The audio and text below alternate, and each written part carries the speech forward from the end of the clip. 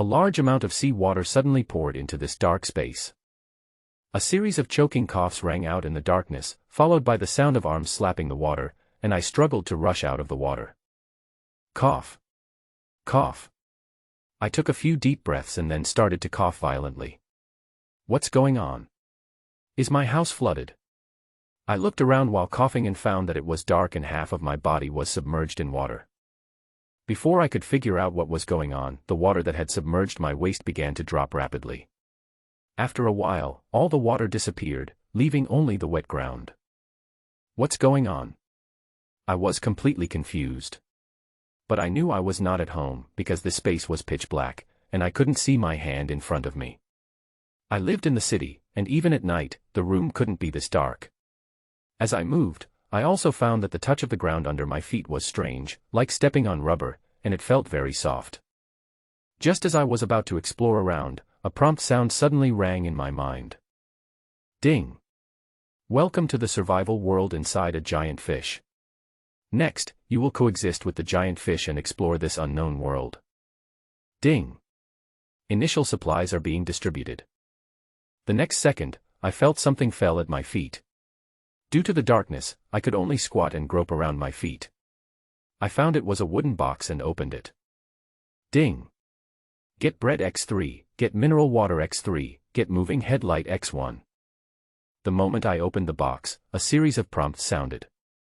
I was slightly stunned, then immediately picked up the moving headlight, and then turned on the headlight, and the dim light shone out, dispelling the darkness in front of me. The light was not strong, and could only illuminate the range of 2 or 3 meters in front of me. However, as the light moved, I could barely see the current environment. All around me was blood-red flesh walls. Just as the system prompt said, I was now in the stomach of a giant fish. I was just slightly surprised and then calmed down.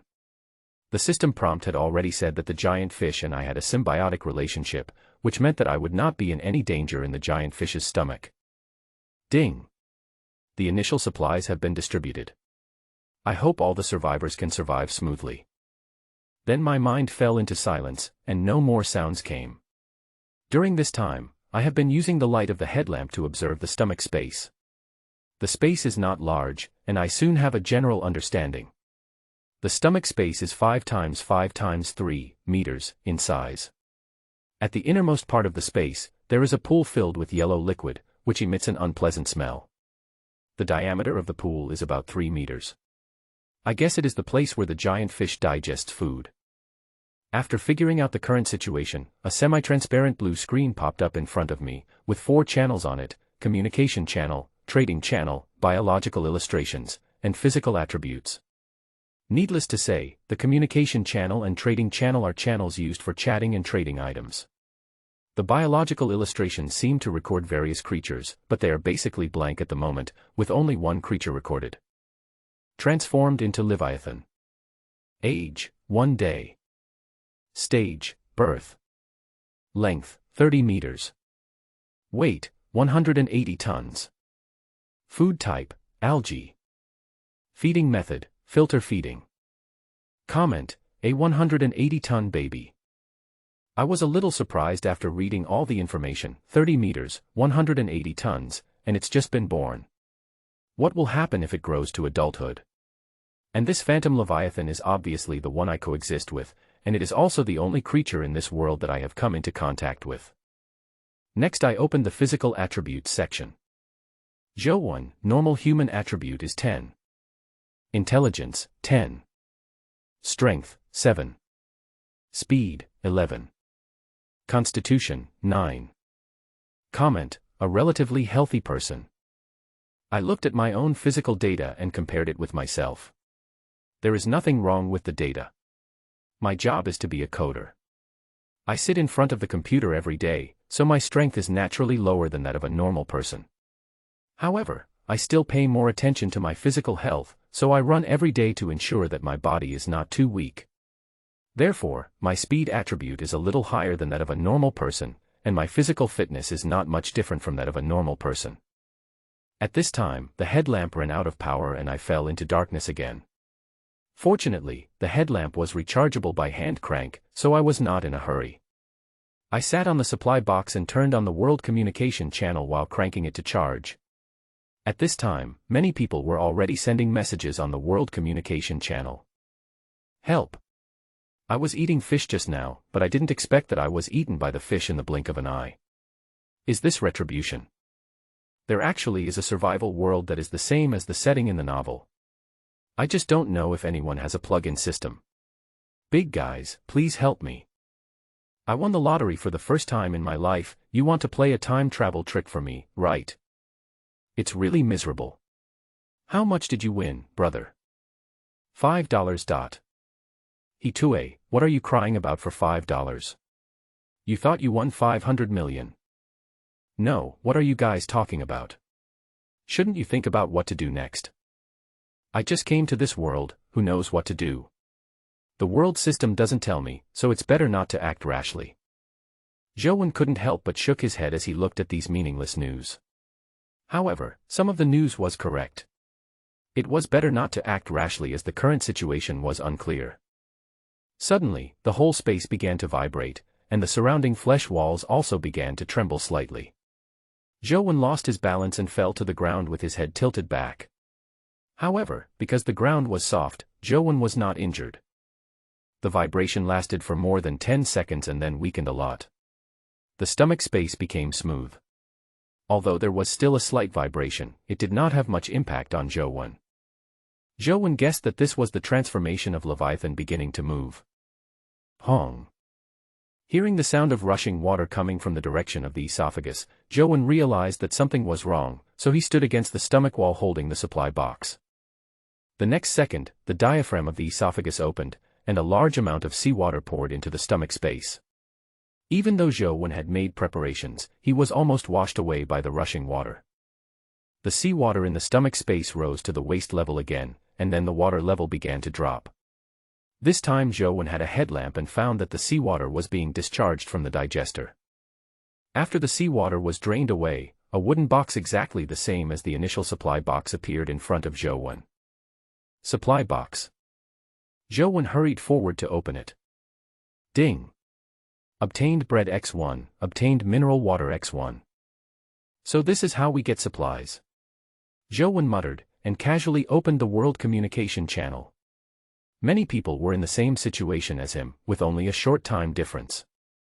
Do I have to wait every day to transform into Leviathan and look for supply boxes? Zhou had a question in his mind. After a while, the sound of flowing water was heard again from the esophagus in the stomach space. This time Zhou Wenxue behaved himself and no longer stood up. Instead, he squatted on the ground to accept the impact of the water flow. When the water level began to rise, he slowly stood up to avoid being submerged. The seawater was drained again, but this time there were no supply boxes, but a large amount of algae appeared.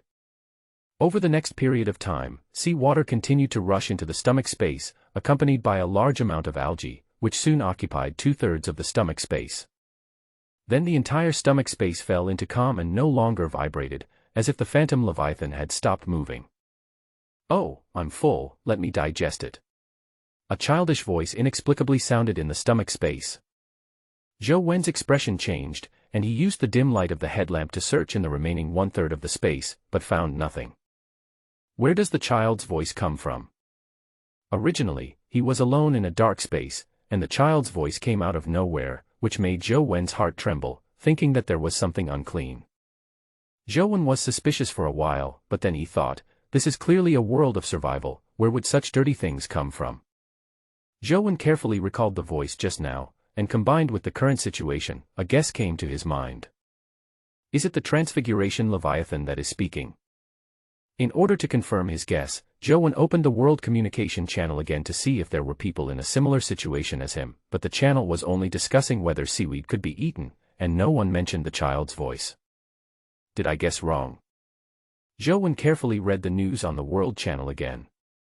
Indeed, no one mentioned it, but he was sure that he was not hallucinating. I can't be the only one who can hear it. Zhou's eyes lit up, which meant that he was a special existence. Could this be my golden finger? I am the protagonist. The more Zhou thought about it, the more excited he became. The more he thought about it, the more he felt that he was different from others. At this moment, he felt that he was the king of this world. But then he calmed down immediately, because after some thought, he found that this ability seemed to be useless. Because he tried to communicate with the Phantom Leviathan, but got no response, which means that he could not command the Phantom Leviathan, but could only hear its voice. In this case, this ability is not of much help to him. Just as Zhou was thinking about how to use this ability, the space in his stomach began to wriggle slowly and rhythmically. The seaweed accumulated in the space in his stomach moved towards the digestive tank little by little as the stomach moved. However, this process was extremely slow. Zhou stared at it for a long time, even charging his headlamp once, and the seaweed only moved a little bit. At this speed, it would take at least 7 or 8 hours to push the seaweed into the digestion tank. This digestion process is too slow. Zhou complained, but suddenly, his expression changed. The Metamorphosis Leviathan stopped moving because it needed to digest food, and the digestion process is very slow and takes a long time. What will happen if I help it digest food faster? When Zhou thought of this, he immediately took action, picked up a large amount of seaweed, walked to the digestion tank in 2 or 3 steps, and threw the seaweed into it. The seaweed quickly sank into the digestion tank. Going back and forth, over and over again, it took Zhou an hour to move all the seaweed in his stomach. Hoo-hoo, why is it so hard to breathe? Zhou breathed in and out in big gulps, but no matter how he adjusted his breathing rhythm, he still felt a little short of breath. At this moment, Zhou realized a problem, that is, where the oxygen in the stomach space came from. If the stomach space does not produce oxygen autonomously, then his behavior of moving seaweed just now obviously accelerated the rate of oxygen consumption. No way, am I trying to kill myself? Zhou felt terrible when he thought of this. As the amount of oxygen he could breathe became less and less, the fear of death lingered in his heart. Too clever is too clever. Zhou regretted his decision so much now. He collapsed on the ground and tried to reduce body movements as much as possible. However, the increasingly thin oxygen made his breathing more and more rapid, and his head felt dizzy due to lack of oxygen. I'm such an idiot. Zhou felt like he was going to die and cursed in his heart. Just when Zhou was about to die from suffocation, the space in his stomach began to vibrate violently, the Phantom Leviathan moved again, and a large amount of sea water poured in. Zhou rushed into the water and began to breathe heavily. As the sea water rushed in, it was also accompanied by fresh air. After taking a few deep breaths of oxygen, Zhou managed to recover. He leaned his body against the stomach wall to rest, relieving the weakness caused by the lack of oxygen. When the sea water receded, Zhou had almost recovered. That was a close call. Zhou sat down on the ground, feeling a little scared. There was only a fine line between life and death. At this time, the headlamp went out. Zhou cranked it to charge it again. When the light came on, a brand new supply box appeared not far away. A new supply box. Zhou stood up and looked for his 2 supply boxes. Due to lack of oxygen and the rush of seawater, he had no time to grab the supply boxes, and now he didn't know where they went. But the supply box in front of him was obviously brand new and had never been opened. Zhou carried the new supply box to his side, then stood up to look for the previous 2 supply boxes. The previous supply boxes were washed not far away by the sea water. Relying on the light, Zhou found them after walking a few steps. He currently has 3 supply boxes. Zhou opened the new supply box. Ding! Obtained wood X10, obtained stone X10, obtained soil X10. They're all materials. Zhou looked at the full box of basic materials and felt a little disappointed. Because he doesn't know how to use these materials, food and water are the most important things at the moment. Next, Zhou had nothing to do, so he opened the World Communication Channel to read the communication messages from other survivors. After checking, he found a problem. That is, the Leviathan of other survivors did not send treasure chests again.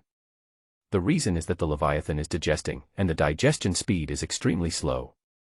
Since the survivors cannot hear the words of the Leviathan, they did not think of the possibility of helping with digestion. It seems that my ability to understand the words of the transformed Leviathan is still quite useful. The other survivors only got 1 supply box from the transmogrified Leviathan, but he already got 2. Moreover, his transmogrified Leviathan is still active, so maybe there will be a third supply box. In this way, his development speed will be 3 times that of other survivors. Of course, Zhou would not tell others that he helped Leviathan digest and obtained extra supply boxes. This was his unique advantage. In this unknown world, you may come into conflict with other survivors in the future. Only by maintaining a development speed that is far ahead of others can you survive safely. You don't have to harm others, but you have to be able to defend yourself against them. Zhou murmured. After a while, the sound of surging sea water was heard again at the entrance of the esophagus. Zhou immediately secured the supply box beside him and waited for the sea water to flush it. I just don't know whether the sea water brought food or supply boxes for the transformed Leviathan this time. Crash crash. The sea water receded, and Zhou immediately shook the headlamp to check. He did not see any seaweed, which meant that this time it was not the transformed Leviathan that was eating, but the supply box. Zhou was delighted and immediately began to search with the help of light, and soon found the new supply box. Can't wait to open it. Ding. Obtained the blueprint for the algae oxygen tank. When Zhou heard the prompt sound in his mind, he was stunned for a moment, and then a burst of ecstasy rose in his heart. Algae oxygen tank, as the name suggests, is used to produce oxygen. Zhou was still worrying about whether he should help Leviathan speed up digestion next time it ate. After all, he was only 1 step away from death due to lack of oxygen before, and he didn't want to happen again. Unexpectedly, the third supply box contained drawings for producing oxygen. Zhou used the drawing directly, and the drawing turned into a blue light and merged into the system interface. A drawing section appeared on the system interface. Open the drawing section. There is only one drawing, which is the drawing of the algae oxygen tank. Algae oxygen tank, construction requirements, 10 stones, seawater, algae. After Zhou finished looking at the materials needed for the blueprint, his face became even happier. He could say that he had all these materials. 10 stones had already been taken out of the material box. As for the seawater and algae, he only needed to wait for the next feeding of the transformed Leviathan to obtain them. Oh, I'm so tired, I'm going to sleep. At this time, the child's voice sounded again. Zhou heard it very clearly this time, and he was completely convinced that he could indeed hear the voice of the transformed Leviathan. As the stomach wall space stopped vibrating, it meant that the phantom Leviathan also stopped moving and should have entered a resting phase. I'm hungry. It's time to find something to eat. The child's voice rang in Zhou head, and Zhou immediately woke up from his sleep. Since it was impossible to tell whether it was day or night in the stomach space, Zhou followed the schedule of the phantom Leviathan. When the phantom Leviathan slept and rested, he also slept and rested, so as to ensure that his schedule was consistent with that of the phantom Leviathan. The space of the stomach wall vibrated violently, and the phantom Leviathan began to move. Because food and water were in short supply, Zhou only ate 1 piece of bread yesterday. When he woke up today, his stomach was growling with hunger. He had no choice but to eat another piece of bread and drink half a bottle of mineral water.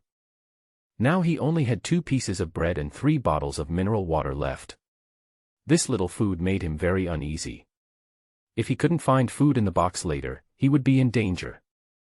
I hope I can find food in the next supply box. Zhou prayed silently in his heart. After a while, the sound of sea water surging was heard from the direction of the esophagus. A large amount of sea water poured in. Zhou, who had experienced sea water washing several times, had experience in resisting the impact of sea water. He protected the supply box with his body to prevent it from being washed away by the sea water. The light from his headlamp illuminated the things brought by the sea water this time. It's seaweed.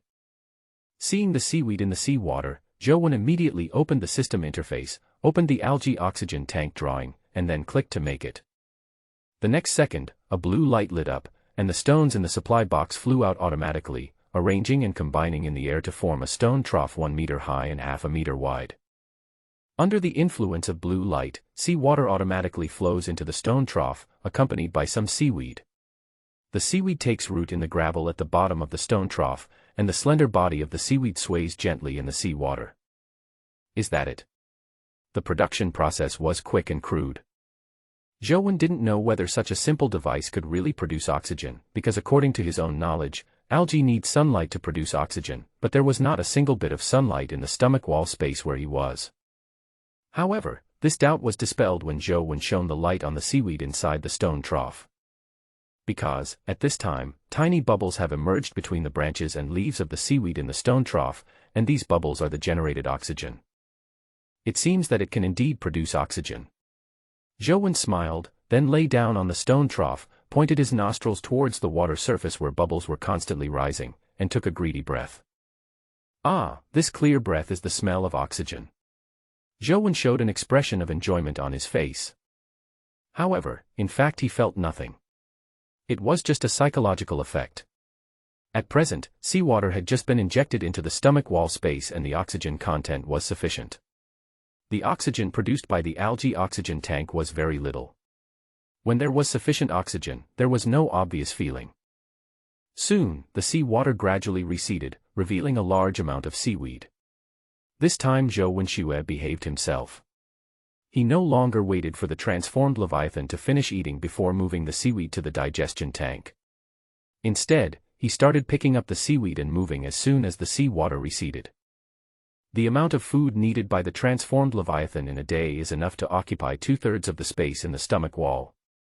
This amount requires eating several times, and each meal will bring new oxygen to the stomach wall space. In this way, as long as he moves fast enough, he won't fall into the crisis of hypoxia like yesterday. Although there was an oxygen-generating device this time, it was not clear whether the oxygen produced was enough for him to breathe. In order to be on the safe side, Zhou used this method he had thought of. This method actually has certain risks, because the transformed Leviathan will then swallow seaweed many times, and Zhou will experience several rounds of seawater impact. If he is accidentally washed into the digestion tank, it will be a big deal. Therefore, Zhou had to act quickly and always pay attention to the sounds coming from the esophagus. Once he heard the sound of seawater, he would immediately move away from the digestive tank. Zhou began to run back and forth. Fortunately, he ran every day before he traveled through time, so his physical strength was still good. After going back and forth more than 10 times, he finally threw all the seaweed he had eaten into the digestion tank. Zhou lay on the algae oxygen tank and breathed deeply. Because there was less seaweed this time, the oxygen in the stomach wall space was still sufficient. After taking deep breaths for a while, the rhythm of his lung contraction slowed down.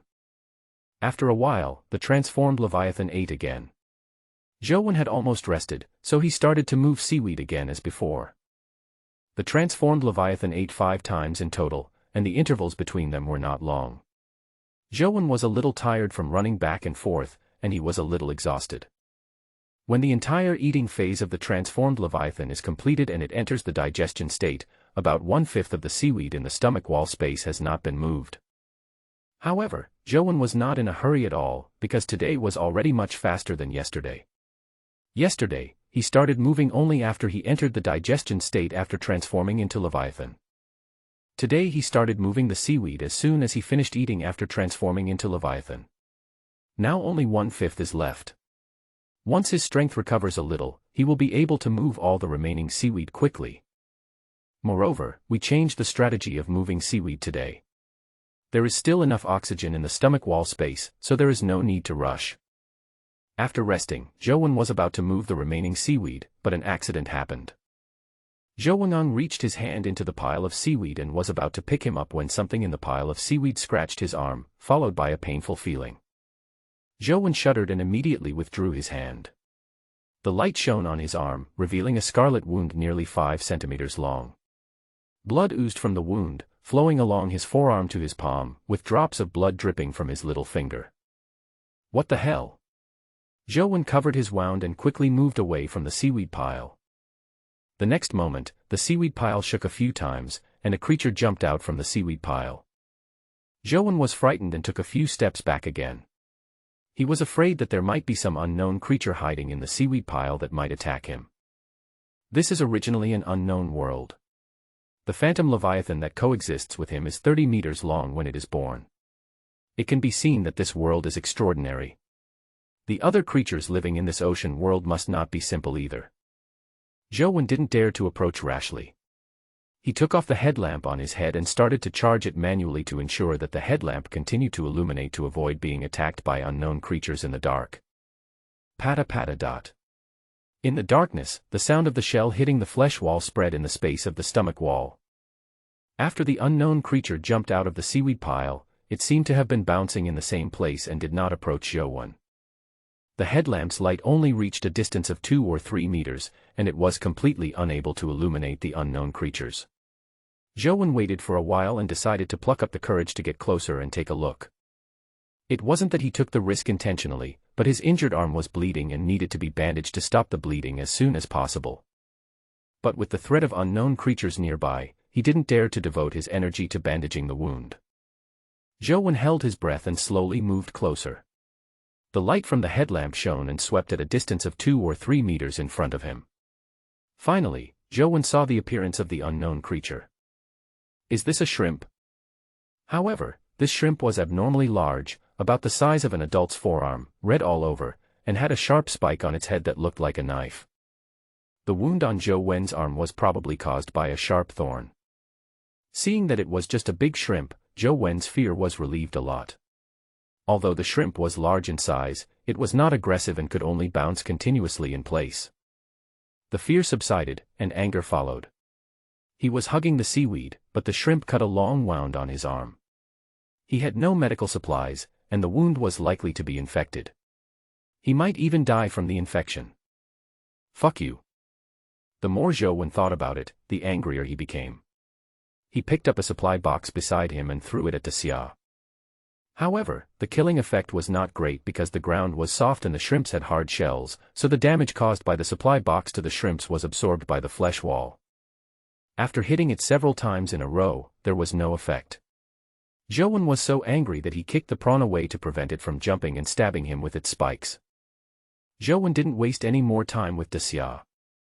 He tore off a strip of cloth from his underwear and began to bandage the wound to stop the bleeding. After treating his wound, Zhou continued to pick up the seaweed, but he would kick it with his feet before picking it up because he had shoes on his feet, so if there were any shrimps hiding in the seaweed, they could be discovered in advance and he would not get hurt again. After more than 10 minutes, all the remaining seaweed was moved away, and no second prawn was encountered during this period. The most important thing has been done, and the next step is to wait for the transformed Leviathan to digest and absorb it. Before transforming into Leviathan, Zhou wanted to get rid of the prawn that had hurt him. In fact, Zhou thought about kicking the prawns directly into the digestion tank with his feet, but he was reluctant to throw away the shells on the prawns and the sharp spikes on their heads. The size of a prawn is about the size of an adult's forearm. If you peel off the shrimp shell completely, it will just cover your forearm. This will provide a certain degree of defense if you encounter any aggressive creatures in the future. The sharp spines on the prawn's head can be used as a knife, which is very good for cutting things. Zhou thought about how to deal with Xia for a while, and then took action immediately. He first opened the lid of an empty supply box, and then put the supply box on Xia to restrict Xia's movements. Then tear off a strip of cloth from your clothes and tie it around the prawn's body. Now you are ready to kill the prawn. The prawns were still jumping around, completely unaware that death was approaching. Zhou held the other end of the cloth strip and began to rotate his body. Under the influence of centrifugal force, the prawns tied to the end of the cloth strip also rotated together. When the rotation force was strong enough, Zhou threw the prawn's body towards the algae oxygen tank. Bang! The shell collided with the stone, a crisp impact was heard, and the sound of the shell shattering was heard. Zhou was delighted and quickly stopped to see if the prawn was dead. The prawns, with their tenacious vitality, did not die, but there were many cracks on their shells, and coupled with the violent impact, they were not far from death. Zhou tried again and swung the prawns again, letting them hit the algae oxygen tank twice in a row. This time the prawns finally died. But then, Zhou was troubled by how to peel the shrimp shells, as he had no tools to cut the shrimp shells. Use their spear to attack their shield. Zhou thought to himself as he looked at the spikes on the prawn's head. Putting the body of the prawn on the supply box, Zhou stepped on the body of the prawn with one foot and on the spikes with the other foot. Then he exerted force suddenly and broke the 7 or 8 centimeter long spikes directly. Zhou picked up the spikes and started cutting the prawn. The carapace on the back was too hard to start with, so he decided to start from the softer belly of the prawn's tail. The process of peeling the prawns was not easy. Although there were sharp spikes as cutting tools, they were not real knives after all. It took Zhou half an hour to peel the shell off the prawn's tail. Phew, it's finally done. Zhou exhaled a breath and sat down on the ground, holding a shrimp tail shell with messy cuts in his hand. Although it didn't look good, it was usable. Wrapping the shrimp shell around your forearm can completely cover it. However, since the prawns were killed by impact, there are many cracks on the shell and it looks tattered, but it still has a certain protective effect. What was left were the shrimp heads and tails. Zhou looked at the crystal-clear shrimp tails and swallowed his saliva. It would be nice if there was fire. Zhou had no habit of eating raw meat, let alone the meat of creatures from an unknown world. He was even more afraid to eat it raw. But can I make a fire here? Zhou looked at the space in the stomach wall and shook his head. Even if he had the tools to make a fire, he couldn't, because the oxygen in the space in the stomach wall was not enough to support the burning of the flame, unless he wanted to die of deprivation of oxygen. At this time, the phantom leviathan that had been digested began to move. Zhou put the remaining shrimp heads and shrimp meat into the empty supply box to prevent them from being washed away by the sea water. Zhou took a look at the simply bandaged wound on his arm. Blood was already seeping through the cloth. He knew that such a simple treatment would not work. So he opened the World Trading Channel of the system interface and began to look for medical supplies that could be used to stop bleeding. 10 pieces of wood in exchange for 1 piece of bread. I have no food left. Please ask the rich boss to exchange some food for me. Stone X10 in exchange for mineral water X1. The initial 3 bottles of mineral water were accidentally washed into the digestion tank by seawater. I haven't drunk water for a day. If the exchange materials are not enough, you can chat privately. Zhou quickly looked through it and found that most of them were exchanging materials for food. Obviously, most people got materials from the first supply box they opened. After searching for a while, Zhou finally found some information about exchanging medical supplies. 1 medical hemostatic bandage in exchange for 3 pieces of bread. Medical supplies are life-saving. First come, first served. 3 pieces of bread, this is too dark. Zhou frowned, but his arm had already begun to bleed, and this was the only medical item that could stop the bleeding, so he had to change it. But Zhou only had 2 pieces of bread, which were not enough for the transaction, so he clicked on the trader's avatar and decided to bargain with him. Friend, your medical hemostatic bandage is too much to exchange for 3 loaves of bread, 1 will do. After a while, the other party replied. That won't do. This is life-saving stuff. Check the trading channel. There are other medical items there. What's wrong, brother? Are you injured? No, it's hard to get hurt in the belly of the transmogrified Leviathan. It's just that I have a strong sense of crisis, so I like to prepare early. When I saw medical supplies in the trading channel, I wanted to save them in advance. Zhou did not tell the other party that he was injured, so as to avoid the other party raising the price.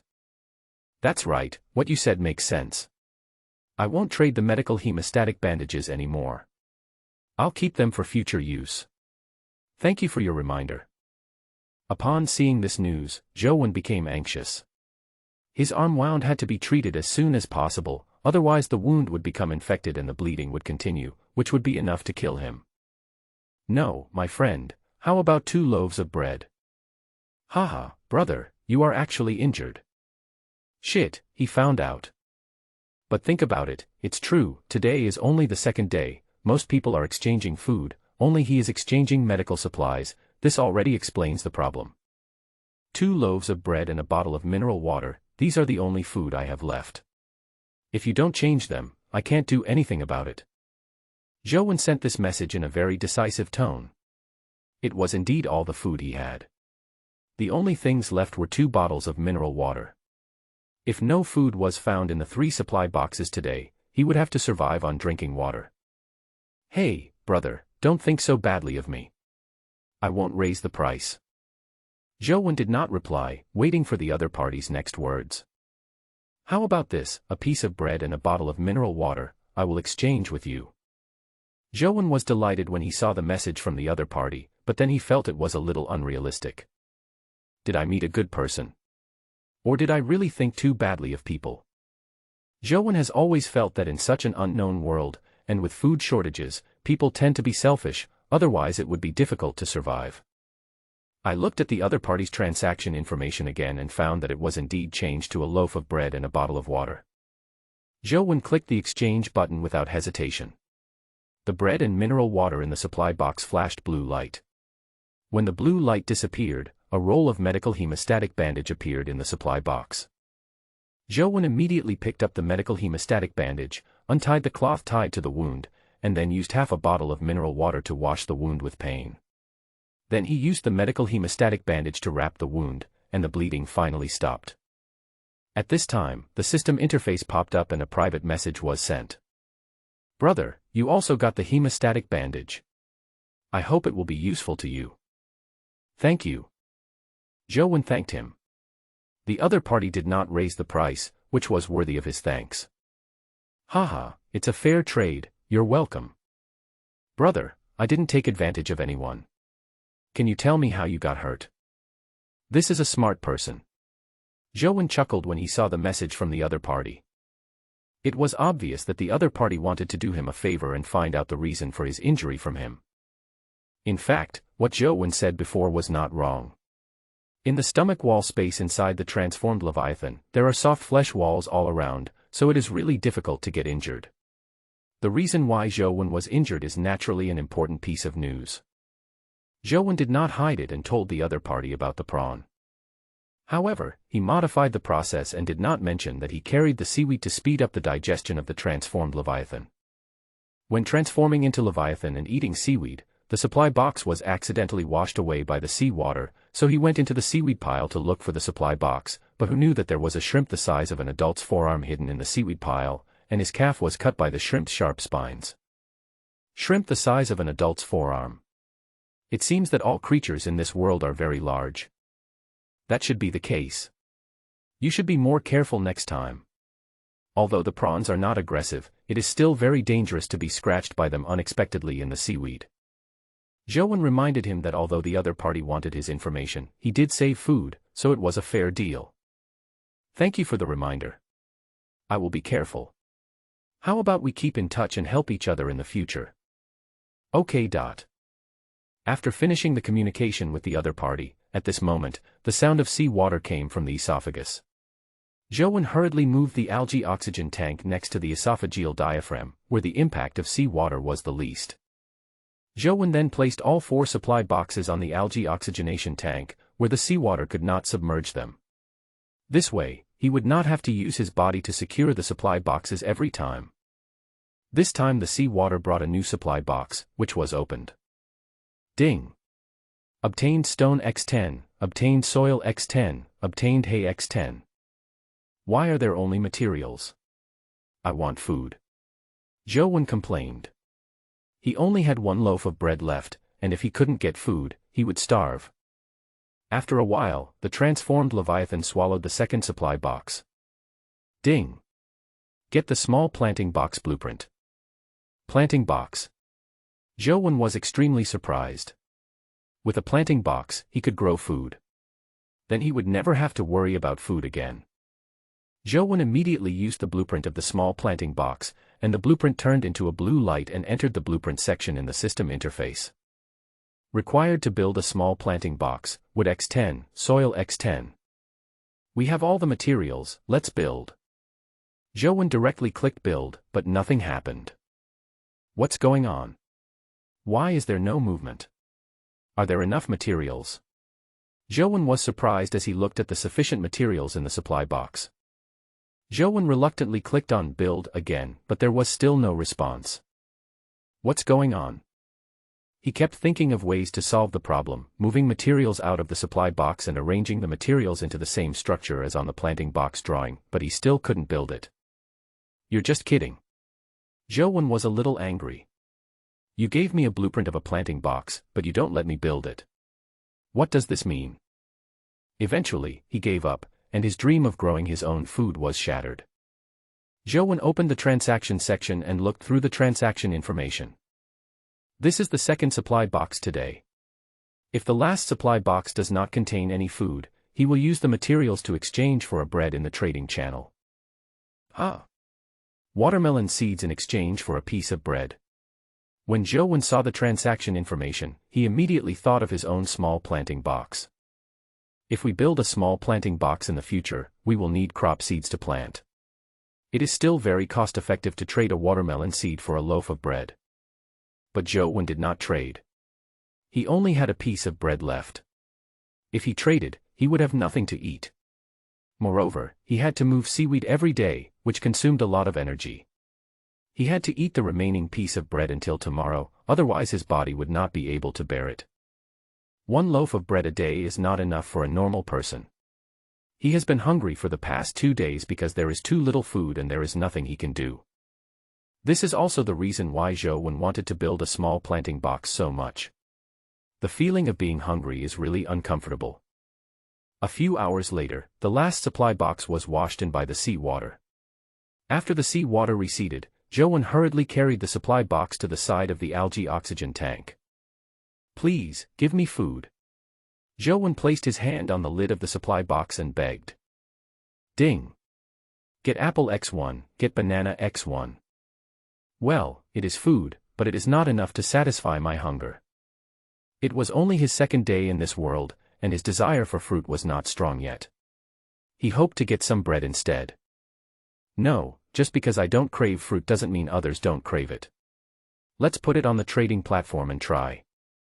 Thinking about this, Joe put the 2 fruits on the trading channel, exchanging 2 fruits for 2 loaves of bread. After a while, the deal was concluded and 2 pieces of fruit were successfully exchanged for 2 loaves of bread. It seems that there are many people who have plenty of food. Joe sighed softly. Now he had 3 loaves of bread and 1.5 bottles of water, which would barely last him until the day after tomorrow. "Oh, I'm tired and I'm going to sleep." The voice of the transformed Leviathan sounded. After hearing this, Joe also prepared to go to sleep, but his whole body was wet and there were water stains on the ground, so it was very uncomfortable to sleep like this, and his injured arm could not touch water.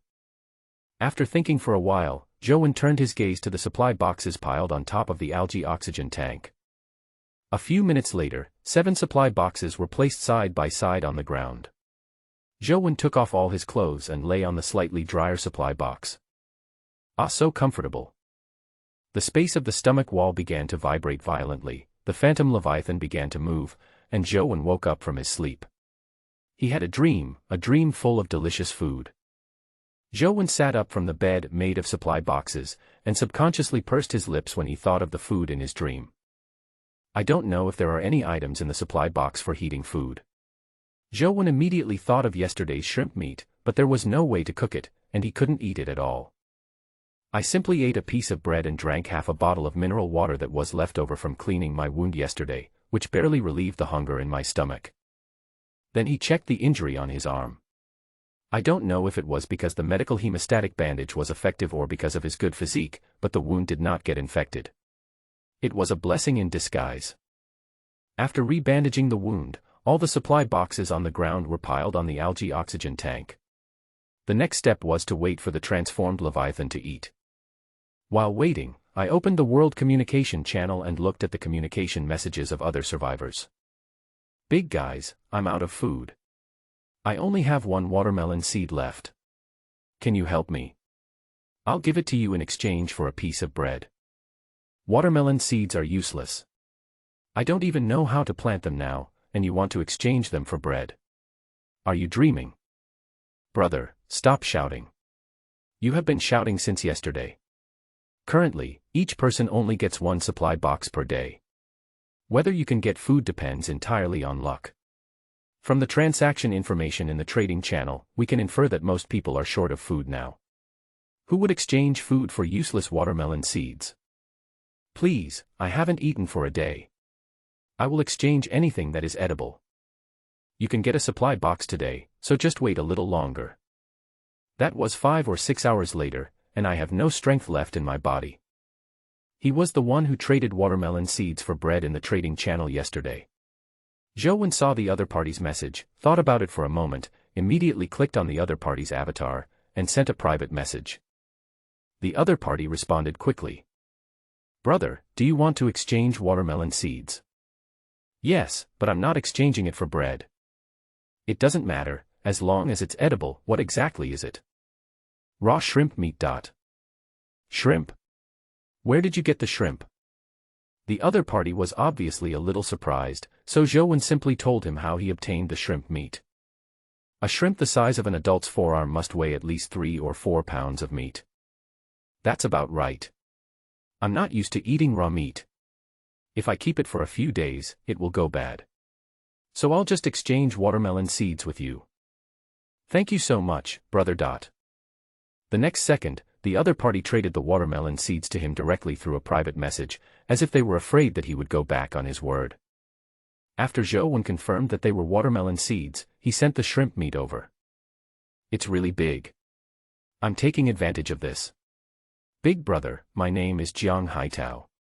If you need my help in the future, I will definitely not hesitate. Next, Zhou and Jiang Haitao exchanged a few polite words and then closed the system interface. Trading shrimp meat with Jiang Haitao for a small watermelon seed seemed like a huge loss to others, because watermelon seeds cannot be planted at present. But for Zhou, who already has a small planting box, this is like a piece of a puzzle. Seeds are an indispensable part of independent production, and he doesn't eat raw shrimp meat, so he thinks it is still a good deal. After a while, the transformed Leviathan began to eat, and Zhou began to carry seaweed continuously, just like yesterday. Because I was attacked by a giant shrimp in the seaweed yesterday, I put a shrimp shell on my forearm today, hollowed out the inside of the shrimp head, and wrapped it around my palm. Before moving the seaweed, use your hands protected by shrimp shells to poke around in it a few times to make sure there are no creatures hiding in the seaweed before you start moving it. Wrapping my arms with shrimp shells did provide some protection, because there were 3 big shrimps hidden in the seaweed pile today. One of them was discovered by Zhou in advance, and the other 2 attacked him, but they were blocked by the shrimp shells on their arms and were not injured. After the seaweed was transported, Zhou began to deal with the 3 prawns, but Zhou did not use the method he used yesterday to kill the prawns. Yesterday's method was too damaging to the shrimp shell, and it was a last resort. But today, with the sharp spikes on the shrimp's head as tools, he can use a method that does not damage the shrimp shell. First, use an empty supply box to secure the prawn, and then use the sharp spikes to pierce the connection between the head and tail of the prawn. This can be said to be the most vulnerable part of the shrimp. Cut the thin layer of shell connecting here, then grab the gap with your hands and pry it hard. The shrimp head and tail will be successfully separated, and the shrimp shell will be preserved intact. It took about half an hour to process all 3 prawns. With the experience of peeling the shrimps yesterday, the shrimp shells today were intact overall, much better than yesterday. There is nothing to do next. Put the shrimp meat and shrimp shells into the supply box and wait for the Leviathan to transform and swallow the supply box. The transformed Leviathan finished digesting and started moving. After a while, the first supply box entered the stomach wall space along with sea water. Ding! Obtain tin shell yellow peach can X1. There are canned yellow peaches. This is good. It has a high sugar content and can provide a lot of energy. Zhou happily put away the supply box. The canned yellow peaches contained both edible yellow peaches and drinkable sugar water. In this world, they could be stored as life-saving food. While Zhou was waiting for the second supply box, Jiang Haitao sent him a message. Brother, do you still have that spiked krill meat? Spiky krill meat. Zhou was slightly stunned, then he immediately realized that it was the prawn meat he traded to Jiang Haitao. How do you know that the giant shrimp is called spiny krill? Zhou asked with some confusion. It's in the illustrated book, I discovered it by accident. Picture book. Zhou immediately opened the illustrated book and found that there was indeed an extra second page. Spiked krill. Body length, 30-40 cm. Weight, 5 to 6 kilograms. Food type, algae. Introduction: the spikes on its head are extremely sharp, its meat is delicious and elastic, and its shell can be used to make protective gear. The illustration of the spiky krill was simple, but it also provided Zhou with some information. No wonder they always hide in seaweed piles. It turns out their food is algae. The food of the transformed Leviathan is also algae. If it swallows it in one gulp, it will more or less bring in a few unlucky spiky krill. No, then why hasn't anyone else encountered this? This question suddenly appeared in Zhou Wen's mind. After some thought, Zhou Wen thought of a possibility. Could it be that I help the Leviathan to digest seaweed faster every time, so it spends much more time active every day than other Leviathans, so it swims to the sea where the spiky krill exist? Zhou Wen guessed. It should be about the same. It seems that I am already far ahead of others. However, this news did not make Zhou Wen happy, and he even felt a little worried. As the Leviathan gets farther and farther away from the sea where it was born, it will encounter more and more marine creatures. If the Leviathan accidentally swallows a 3 or 4 meter long marine creature, he will probably die. Brother, are you still there? Yes, I was just looking at the illustrated guide. Spiky krill meat is good stuff. Eating it can increase your strength.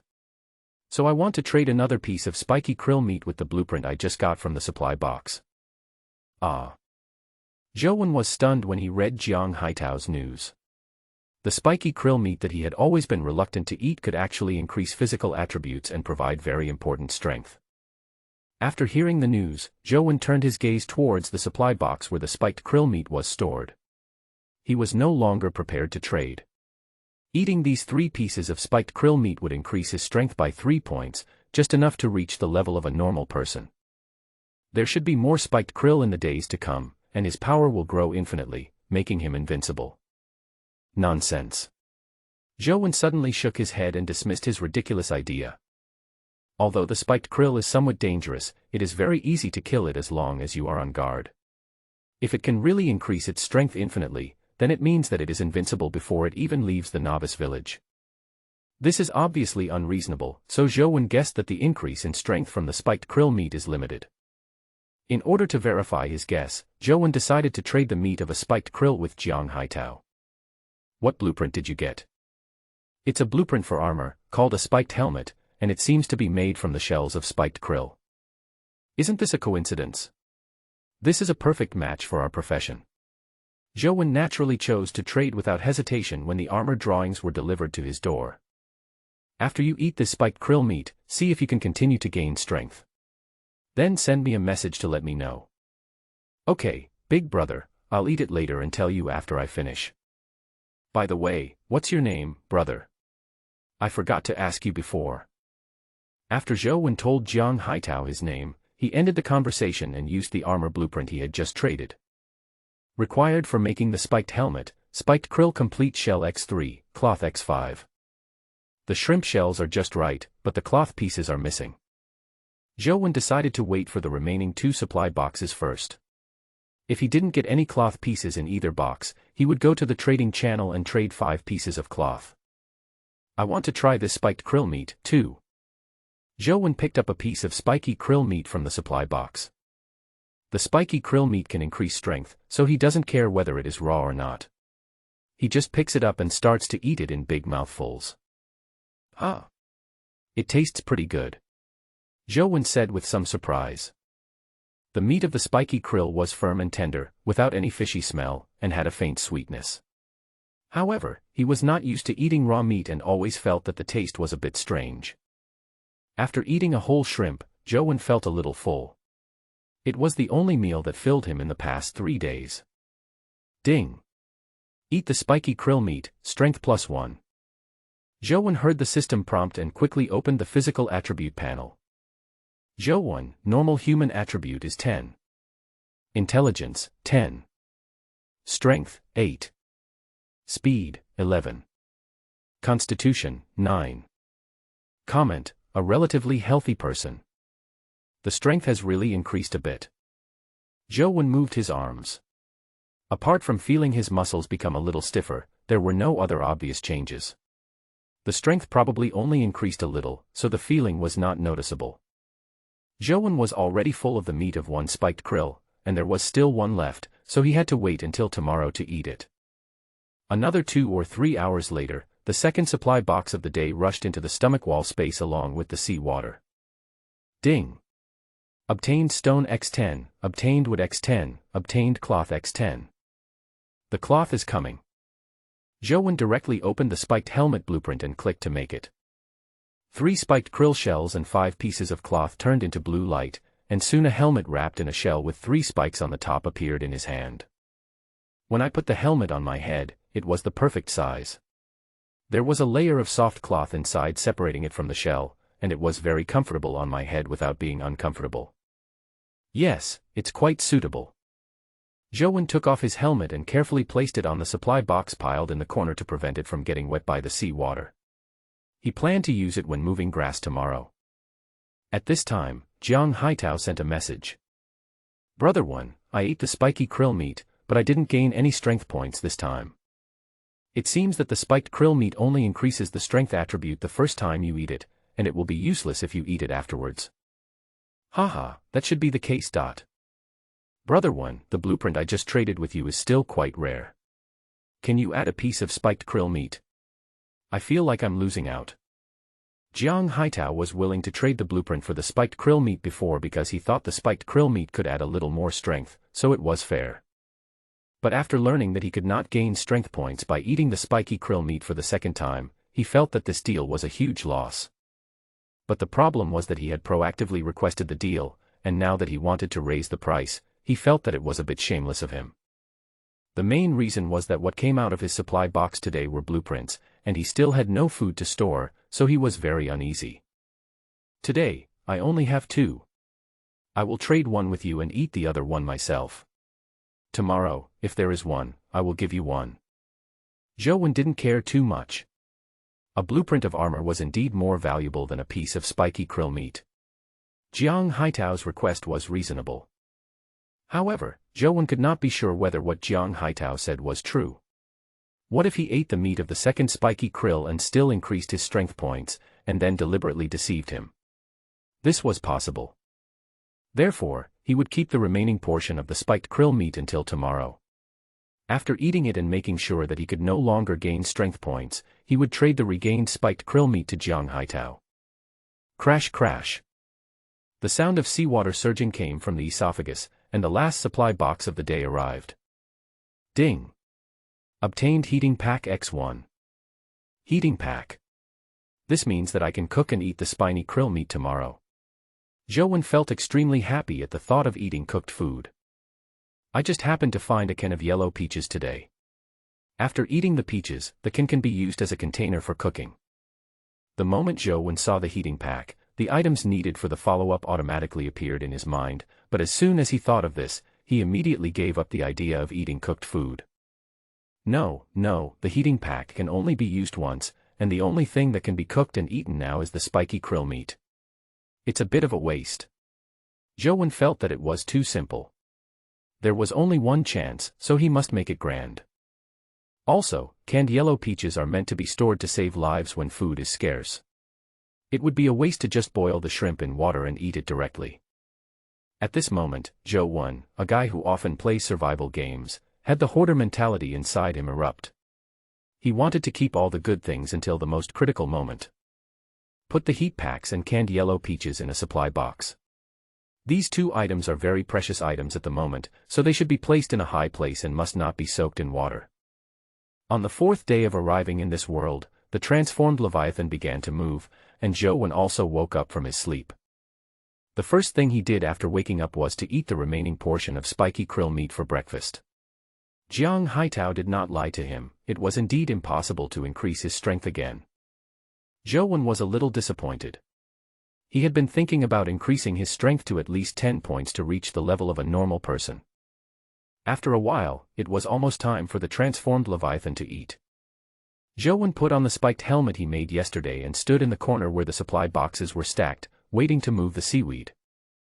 But at this moment, the baby voice of the transformed Leviathan was unexpectedly heard. How annoying. Why are there so many of these things? They're stealing my food. Judging from the tone of this speech, the transformed Leviathan was very angry, as if he had encountered some creature that was competing with him for food. Is it the spiked krill? Joan guessed. He learned from the illustrations yesterday that the spiky krill also feed on algae, and the seaweed that the transformed Leviathan had been eating these days was also a type of algae. It looks like there will be a lot of spiky krill mixed in the seaweed today. Be careful when you move the seaweed later. In the past 2 days, the seaweed was full of spiky krill, but the transformed Leviathan did not speak like it did today, which means that the number of spiky krill in the past 2 days was not large. Today, the number of spiky krill is probably so large that it affects the feeding of the transformed Leviathan. Suddenly, for some unknown reason, the entire stomach wall space began to vibrate violently, the entire space began to tilt, the digestive tank rose sharply, and the entire stomach space almost stood upright. Zhou was caught off guard and fell to the other side, hitting the flesh wall. Fortunately, the flesh wall was soft, and except for feeling a little dizzy due to the shaking of his head, he was not injured. However, the algae oxygen tank placed here had all the seawater spilled out because the stomach space was tilted. There were also 10 boxes of supplies that he had accumulated over the past few days, which were now scattered everywhere. Zhou rushed towards a supply box, which contained the canned yellow peaches and heating packs he obtained yesterday. These 2 precious items could not go wrong. What happened? Zhou held the supply box tightly with both hands, his mind full of confusion and panic. Could it be that the transformed Leviathan was attacked by other creatures? Zhou subconsciously thought in a bad direction. There was no way. This world was unknown to Zhou. Even after these few days, he didn't know what the outside world was like. The unknown would make people feel fear. Although the size of the transformed Leviathan is not small, it is 30 meters long. If it were on Earth, it would be able to dominate the ocean. But this is not Earth. The transformed Leviathan was born not long ago, and there is no guarantee that it will not encounter larger creatures and attack it. Bang! A loud bang like thunder penetrated the body of the phantom Leviathan and entered the space of the stomach wall. The sound was extremely loud, and strong sound waves spread throughout Zhou's body. His internal organs were vibrating, and his head felt like it had suffered a heavy blow, with a splitting headache. Fortunately, this sound only lasted for a moment. It sounded very suddenly and disappeared very quickly. Humph! You're trying to steal my food, so I'll swat them all away with my tail. The voice of the phantom Leviathan sounded at this moment, which made Zhou, who was still dizzy, immediately understand the reason for all the abnormalities just now. Oh my God, it turns out they are slapping shrimps. This made Zhou feel relieved, as long as they were not attacked by other giant fish. It was too noisy. It almost sent me away. The stomach space had now returned to normal. Zhou sat on the ground and said with a wry smile. After resting for a while and feeling less dizzy, Zhou picked up the algae oxygen tank that had fallen to the ground. There was very little sea water left in it, but it was not a big problem because the Leviathan would soon come to eat, so he just had to fill it up with sea water. Zhou also brought back the scattered supply boxes one by one and placed them neatly on the algae oxygen tank. He placed the most precious supply box at the highest point. Crash crash. The familiar sound of surging sea water came from the direction of the esophagus, and the transformed Leviathan began to eat. Seawater poured into the space of the stomach wall. Zhou immediately opened the system interface, found the blueprint of the algae oxygen tank, clicked on repair, and seawater automatically poured into the stone tank. The repair was soon completed. After the sea water receded, Zhou began today's work of transporting seaweed. During the transportation process, Zhou was very careful. He kept digging in the seaweed pile with his arms covered with shrimp shells. After confirming that there were no spiky krill in the pile of seaweed he was moving, he picked it up and moved it to the digestion tank. What is that? Spiked krill. Zhou was digging in the seaweed and then touched something hard. This feeling was somewhat familiar to him, the feeling of touching the shell of a spiky krill. However, after being touched, this spiky krill did not move its tail and remained motionless in the seaweed pile. After pulling aside the seaweed and shining the light of the headlamp over there, it turned out to be a spiny krill. However, this spiny krill was obviously dead. The spikes on its head were broken, its shell was shattered, and even the shrimp meat was exposed. I should be able to pick up a lot of dead shrimps today. Zhou said to himself with a happy smile. The sound of the transformed Leviathan swinging its tail just now almost shocked Zhou to death. You can imagine how powerful it is. Many of the swarms of spiked krill that were hit by this attack were definitely killed or smacked to death. The transformed Leviathan was feeding here again, so there must have been a large number of dead shrimps mixed in the seaweed. Although the spiked krill cannot increase strength points repeatedly, Joan can trade it in exchange for some rare items. Next, Joan began to happily move seaweed and pick up dead spiny krill. After moving all the seaweed for the first round of eating, he obtained a total of 13 dead spiny krill and 2 half-dead spiny krill. Wow! This is only the first round of feeding, and we have already obtained 15 spiked krill. By the end of the feeding, there will be at least 70 or 80. Joan said in surprise as he looked at the pile of spiked krill. But if they are piled up like this, they will be washed away by the sea water during the second round of feeding. Joan began to think about the storage problem, so he looked at the algae oxygen tank in the corner. Why not make an algae oxygen tank? Joan's idea was to connect the 2 algae oxygen generating tanks to the stomach wall in a V shape, and the triangular space in the middle could be used to store the spiny krill. Since we have the materials, there's no harm in having an additional device to produce oxygen. Soon, the second round of feeding began. Joan piled the spiked krill in the corner, and then used his body to block the impact of sea water to protect the 15 spiked krill. Then open the algae oxygen tank blueprint and start building the second algae oxygen tank. The 2 algae oxygenation tanks were arranged in a V shape as planned, just enclosing the 15 spiny krill and blocking the impact of seawater. Okay, the spiky krill harvested later can be temporarily stored here. Joan said happily. But at this moment, out of the corner of his eye, he suddenly saw a black shadow in the sea.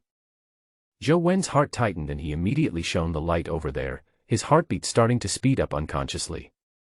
He knew that the shadow was definitely not the spiky krill because the shadow was 3 or 4 meters long. Fortunately, Joan was currently inside a triangular space constructed by 2 algae oxygen tanks, so he didn't have to worry about the shadow attacking him from underwater. Joan stared at the water in front of him, the light from his headlamp sweeping back and forth across the surging water. He took the spike from his waist with his right hand and held it tightly in his hand. Joan just waited quietly, waiting for the sea water to recede. But misfortunes never come alone. At this very tense moment, an accident happened. The headlights were low on battery, and the already dim light became even dimmer and began to flicker. There's no battery at this time, are you kidding me? Joan gritted his teeth and cursed. But now he didn't dare to free his hands to crank the charging, he could only squint his eyes and continue observing the water surface in the flickering light. At this moment, he felt that the time it took for the sea water to recede was too long. Finally, the headlamp ran out of power and the stomach wall space fell into darkness. And a second before the light went out, the expression on Joan's face suddenly changed, because he saw a flesh-colored strip-like creature in the water in front of him, which looked like a snake and a tentacle. Bang! Crash dot! Before Joan could think about what creature was lurking in the water surface in front of him suddenly exploded and some creature rushed out of the water. In the darkness, fear filled Joan's body. He opened his eyes wide, trying to see everything around him, but it was in vain. He could not see anything. The unknown fear was infinitely magnified in the darkness. Crack! Joan's head was hit hard, as if the claws of some creature had grabbed his spiked helmet. The claws seemed to have barbs, squeezing the spiked helmet with great force, making a sound like a sharp object scratching a shell. Joan was so frightened that his soul was about to escape from his body. His entire body was numb from the extreme fear. His right hand, which was holding the spike, couldn't stop shaking and was completely out of his control. Calm down. Calm down. Joan shouted in his heart. Only by calming down could he control his body. At this moment, Joan felt something wrapped around his neck again. The sticky and slippery touch made his scalp numb. What are those things? Tentacles. Because it was pitch black all around, Joan had no idea what was attacking him. In panic, a strange creature with a huge body, 2 claws, and legs covered with tentacles appeared in his mind, and the fear in his heart could not dissipate for a long time. The tentacles on his neck began to shrink, Joan felt breathing become difficult, and his face began to become congested. I'm going to die again. Wait, why did I say again? Joan felt that the feeling of suffocation was extremely familiar. On the first day he came to this world, he almost suffocated to death due to lack of oxygen. Fuck you.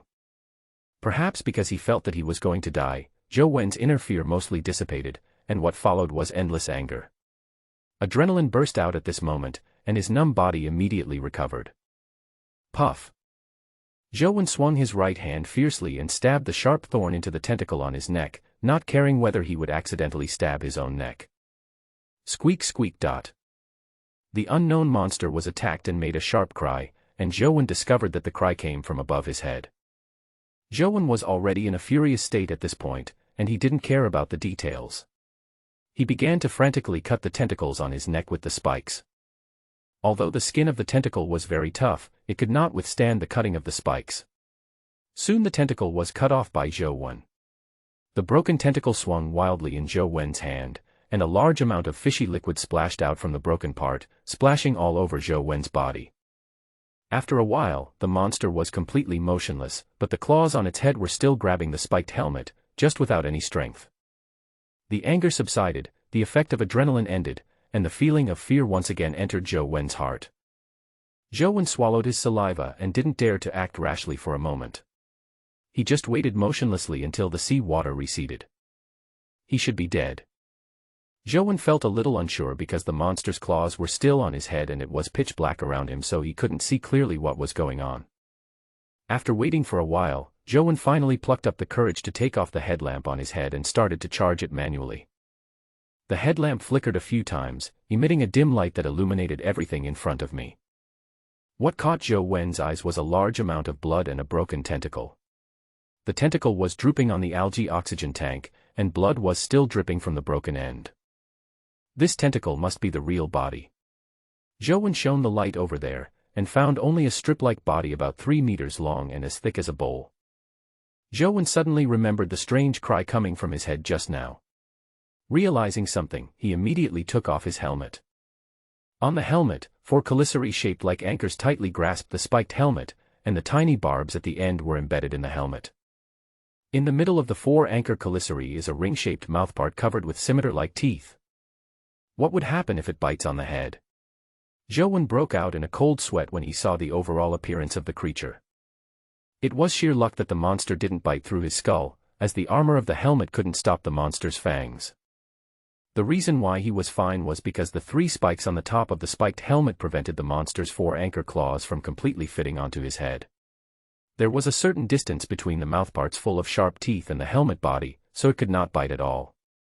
Jiang Haitao saved my life, Zhou said secretly with lingering fear. By the way, the biological encyclopedia should now record the information of this monster. Zhou suddenly remembered the biological encyclopedia, and immediately opened the system interface and found the encyclopedia of this monster. Anchor worm. Body length, 2-3 meters.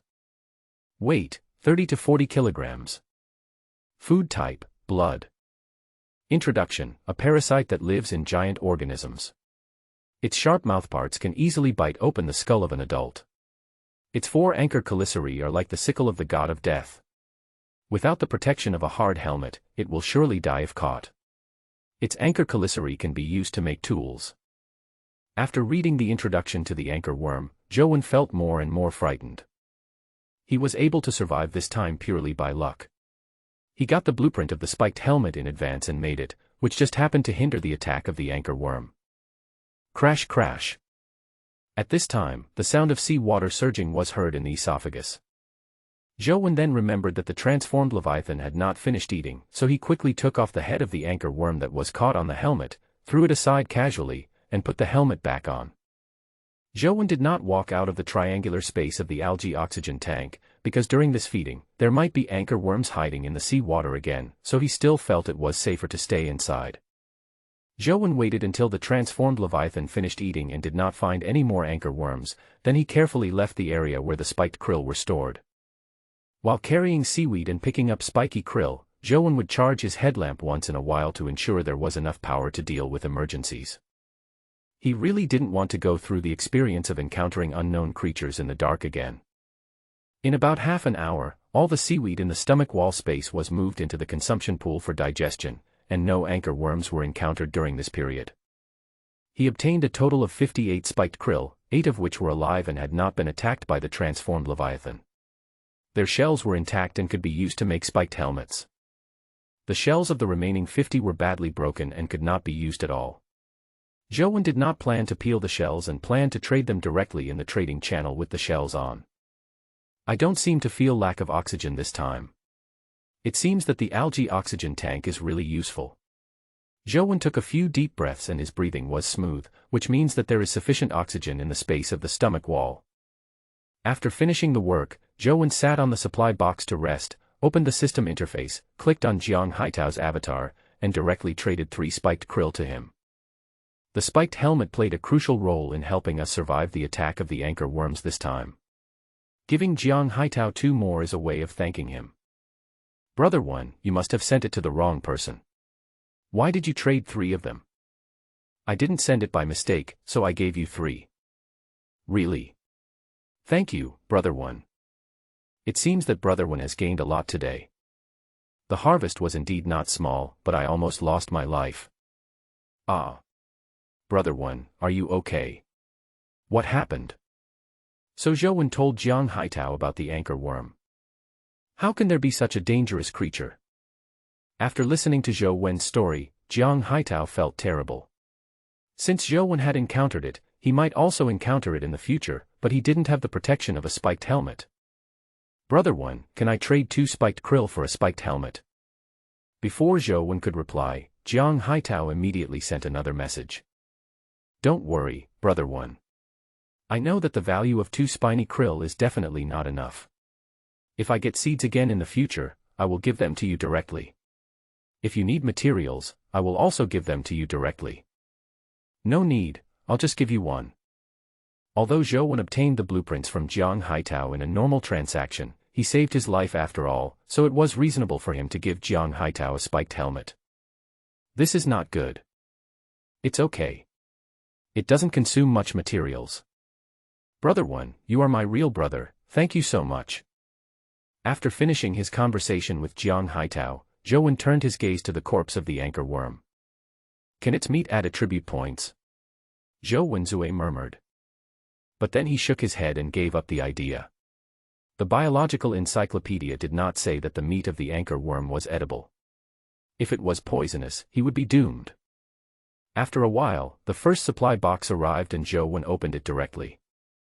Ding! Obtained iron ore X1, obtained copper ore X1, obtained sand X10.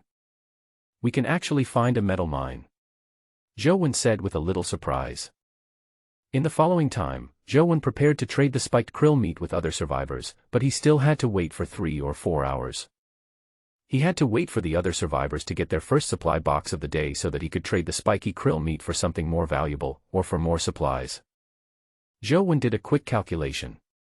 Today was the 4th day, and the other survivors could only get 1 supply box every day. They only had 5 supply boxes in total, and the total amount of supplies was not much. In fact, if you want to maximize your profits, you should wait a few more days. Waiting for 10 days or half a month will definitely allow you to obtain more supplies. However, the spiny krill cannot be stored for such a long time, and he does not have a refrigerator. Those supply boxes can only be used to store things and have no function of preserving freshness at all. Moreover, according to Zhou Wen's guess, someone might encounter spiny krill in the next few days. Because Zhou Wen helped the Phantom Leviathan speed up digestion, the distance the Phantom Leviathan moves every day is 3 to 4 times that of other survivors. Zhou Wen encountered the spiny krill on the 2nd day. According to his guess, someone should have encountered the spiny krill today. Thinking of this, Zhou Wen immediately opened the World Communication Channel to see if anyone was talking about it. Have you ever encountered a prawn that is 20 to 30 centimeters long? Brother, are you hallucinating because you are hungry? Yes, you are obviously starving. If there are really shrimps that big, you won't have to go hungry anymore. I wake up hungry every day now. Don't say any more. I can't stop drooling when I think about how much meat a 20 to 30 centimeter shrimp must have. What are you talking about? I am telling the truth. If what you said is true, then you are lucky and can have a full meal. What a shitty meal. The shrimp had a 7 or 8 centimeter spike on its head, which was very sharp. My pants were cut by its spike. If I hadn't discovered it in advance, my leg would have been cut open. Ah. Are there really shrimps that big? Are you guys kidding me? That shrimp is jumping around not far from me. Then you should find a way to kill it. That's shrimp meat, you can eat it raw. The subsequent communication content was all about how to kill the spiny krill, so Zhou closed the world communication channel. Sure enough, someone has already encountered the spiky krill. Zhou felt a sense of urgency in his heart, because in the next few days, other survivors would encounter spiky krill, and what he had in his hands would be of no value by then. 3 or 4 hours later, the other survivors received their first supply box of the day. Zhou directly divided the 50 spiky krill in his hand into 5 trading methods and put them on the trading channel. The first type of trading blueprint is 1 blueprint for 1 spiky krill, and a total of 10 are traded. The second type of food traded is 1 can of food plus a bread and a bottle of water, traded for 1 spiked krill, a total of 10. The third type of transaction is medical items. 1 medical item is traded for 1 spiked krill, and a total of 10 are traded. The fourth type of transaction is metal ore.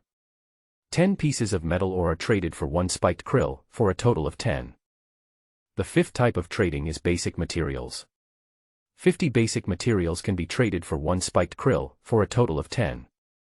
Spiky krill meat for sale, available in the trading channel. Eating spiky krill meat can increase your strength a little. The quantity is limited and first come first served.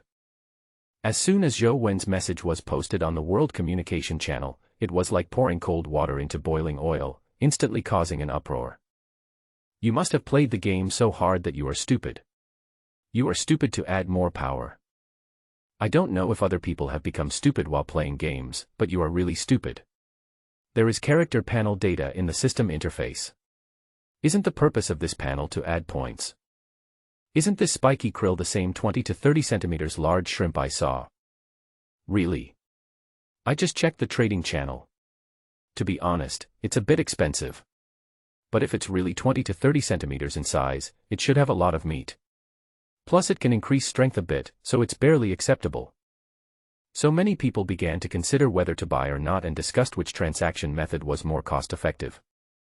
But at this moment, an inappropriate message appeared in the communication channel. No, you really believe it.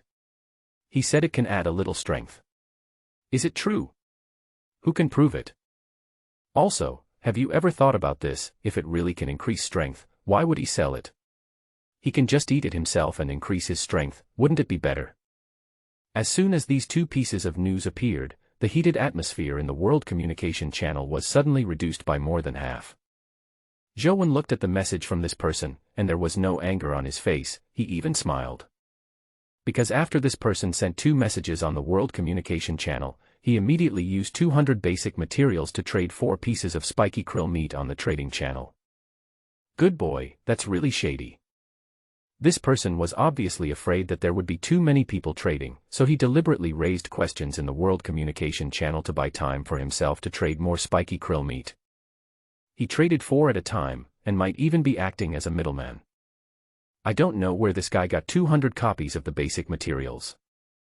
Now other people only have 5 boxes.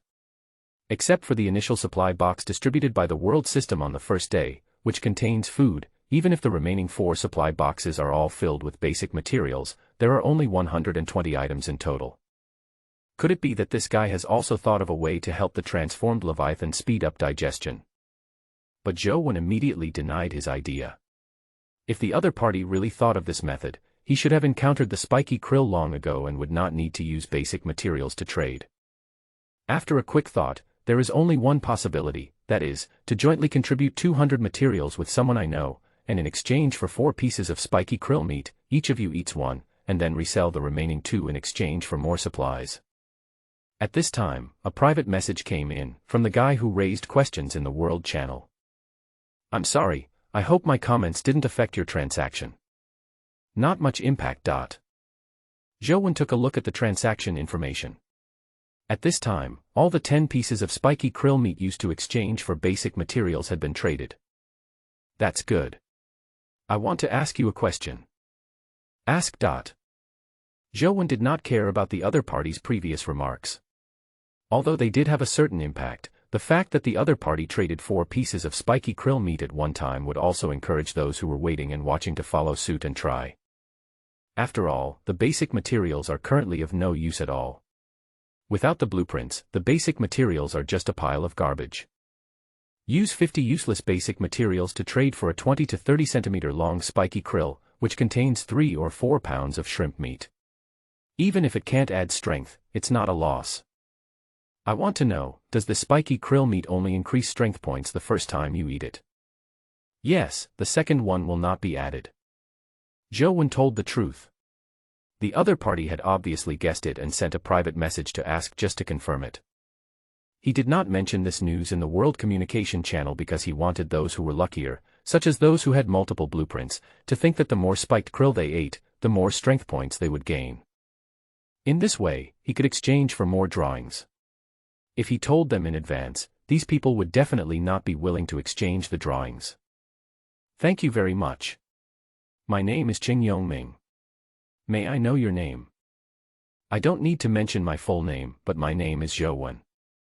Thank you, Brother Zhou, for your generosity. If I get a blueprint in the future, I will definitely trade with Brother Zhou first. After finishing the conversation with Qing Yongming, Zhou took a look at the transaction information. Of the 50 pieces of spiky krill meat he put on the shelf, 43 had already been traded. Zhou took a look at the World Communication Channel. Many people proved that the spiky krill meat could indeed add some strength, which was why the transaction was so quick. The remaining 7 are used for trading drawings. Obviously, the drawings are very scarce, and most people who get the drawings must use them themselves. Only a few keep them for trading. After waiting for 3 hours, the transformed Leviathan was swallowed into the second treasure chest, but still no one wanted to trade the blueprint. Wait until the third supply box today. If no one has exchanged it, we can use it to trade for basic supplies. Zhou said helplessly and opened the second supply box casually. Ding! Obtained mineral water X3. 3 bottles of mineral water are okay, although I'm not short of water now. Zhou took a look at the large amount of supplies he had traded and said with a smile. In the following time, Zhou began to check the materials received from the transaction. Only 3 blueprints were traded: wooden foundation blueprint, iron dagger blueprint, and spiked leg armor blueprint. The blueprint for spiked leg armor. It looks like a set. I wonder if I can put together a complete set. Zhou was stunned for a moment, then said with a smile. Zhou directly used all 3 drawings, and then began to look at the production materials required for the 3 drawings. Wooden foundation blueprint requires 20 pieces of wood. Iron dagger blueprint requires 1 iron ingot and 1 wood. Iron ingot. Where can I find it? Zhou knew that this iron dagger could not be made in a short time. Spiked leg armor blueprint, need spiked krill shell X8, cloth piece X10. I need 8 shrimp shells, but I only have 5 now. I should be able to make them tomorrow. Zhou calculated in his mind. Today he obtained 8 shrimp shells, but used 3 of them to make a spiked helmet for Jiang Haitao, so only 5 are left. After looking at the drawings, the next thing is to exchange food. With 10 cans of food, 10 loaves of bread and 10 bottles of mineral water, Zhou won't have to worry about food for a while. The 10 cans were all canned fruits in tin packaging, including canned yellow peaches, canned coconut meat, canned oranges, etc. Although there were no canned meat, Zhou still happily put away the cans carefully, as these were all good stuff. Zhou took a look at the medical supplies. Wow, 9 of them were medical hemostatic bandages, and the remaining 1 was a box of anti-inflammatory drugs. Although they were mostly bandages, they were also life-saving items. Zhou carefully collected them and placed them in a high place where they would not be exposed to water. There are a total of 100 pieces of metal ores traded, including 50 pieces of iron ore and 50 pieces of copper ore. The last part was the basic materials, a total of 500 pieces. Zhou did not sort them out and planned to wait until night to replace the remaining spiky krill with basic materials and then sort them out together. In the remaining time, Zhou planned to build a wooden foundation to see what it looked like. He now had a lot of basic materials, so he could afford to splurge a little. Open the blueprint and click Build. The moment the wooden foundation was built, a surprised smile appeared on Zhou face. Zhou thought that the wooden foundation was laid directly on the ground, but he didn't expect that it was actually 4 1-meter-long wooden piles supporting a plane 1 meter away from the ground, which was just the right height so that it would not be submerged by sea water. No more soaking in water every day. Zhou shouted with joy. He had been washed several times a day these past few days, and his body was always wet and sticky. The feeling was indescribable. Now, with the wooden foundation, when transforming into Leviathan to eat and swallow the supply boxes, he can stay on the wooden foundation and wait until the sea water recedes before going down to do things. While he was happy, Zhou was also a little worried about whether the wooden foundation was strong enough and whether it would be washed away by the sea water. So Zhou pushed the wooden foundation hard and found that the 4 wooden stakes of the foundation seemed to have grown together with the stomach wall space and could not be pushed at all. I don't know what the principle is, but I don't care. I've done it. Zhou built 6 wooden foundations in a row, each with an area of 1 square meter, and built a 2x3 platform. He moved all the supply boxes to the platform, so he no longer had to worry about the supply boxes being washed away by water. By the way, the small planting boxes couldn't be built before. Was it because there was no foundation? Thinking of this, Zhou's eyes lit up. He felt it was very possible, so he immediately started building a small planting box. Successful. Successful. Ha ha ha. Just as he expected, the small planting box was successfully built on the wooden platform. Zhou was so excited that he danced with joy. He could finally be self-sufficient. Today is a good day. All my dreams come true. Zhou sang happily, then took out the watermelon seeds from the storage box and planted them in a small planting box. Oh, today's harvest is really extraordinary, but I don't know how long it will take for the watermelons to mature. Zhou said with emotion. Zhou had nothing to do next, so he just lay down on the dry wooden platform to rest, waiting for the 3rd supply box. 3 hours later, the 3rd supply box arrived. Zhou sat on the wooden platform and waited for the sea water to recede before jumping down and opening the supply box. Ding! Obtained the Transmogrified Leviathan Accelerated Growth Food Guide, 1/10. An illustrated guide to foods that accelerate growth. As the name suggests, Zhou roughly guessed the purpose of this illustration. It should be that the illustration records the types of food that can accelerate the growth of the transformed Leviathan. However, there is only one fragment at present, which has no effect for the time being, so he carefully put it away. Zhou took a look at the trading channel and found that no one was using blueprints to trade spiked krill, so he directly replaced the trading items with basic materials. In just a few minutes, the last 7 pieces of spiky krill meat were all traded. 17 spiky krill were exchanged for 850 basic materials, including 200 each of stone, wood, and soil, 100 each of sand and hay, and 50 pieces of cloth. The wooden foundation just now used 120 pieces of wood, and the small planter box used 10 pieces of wood and 10 pieces of soil. Now all of Zhou's basic supplies are 90 pieces of wood, 210 pieces of stone, 210 pieces of soil, 110 pieces of sand, 110 pieces of hay, and 50 pieces of cloth. The wood consumption is huge. I will have to trade more wood in the future. Zhou thought to himself. The phantom Leviathan stopped moving, indicating that it was time to go to bed. Zhou only ate 1 piece of bread today. Now that food was sufficient, he decided to eat a can of food to improve his life. Crack! Pull open the ring of the can and uncover the tin lid, and a sweet smell, accompanied by the fragrance of yellow peaches, floats into your nose. Zhou put his nose close to it and took a deep breath with a look of enjoyment on his face. Then he couldn't wait to drink a big mouthful of the sweet soup. For a moment, the long-lost sweetness filled his mouth and swept through his taste buds. Ah, it's so good to be alive. Zhou had never thought that he would make such an exclamation because of a can of food. There were no chopsticks at hand, so Zhou wiped his hands on his body, picked out half a whole yellow peach from the jar, and slowly put it into his mouth. The plump yellow peach flesh occupies the entire mouth. As you chew it, the yellow peach flavor becomes more intense. The long-lasting sweetness is mixed with a little sourness. It can be said to be sweet and sour, delicious and endless aftertaste. Soon, Zhou finished eating the yellow peaches and drank the soup. He looked at the empty tin can and licked his lips. He felt a little unsatisfied, but he didn't plan to eat any more. Zhou put away the tin can, lay down on the wooden platform, and soon fell into a deep sleep. He had a beautiful dream in which a watermelon was ripe and he ate it in big bites. Another day began, and Joe was awakened by the vibration in his stomach space as usual. This was the most comfortable sleep he had had in the 5 days since he came into this world. He slept on a dry wooden platform, completely isolated from any contact with the wet ground. The first thing Joe did when he woke up was to go to the small planting box to see if the watermelon seeds had sprouted. The result disappointed him. After a night, the watermelon seeds did not react at all. The growth rate of this watermelon can't be the same as the growth rate of watermelons on Earth, Joe said to himself with disappointment. He had thought that in this world, watermelons would grow much faster. After all, this was a world of survival, food was scarce, and crops grew too slowly. People would starve to death before the crops matured.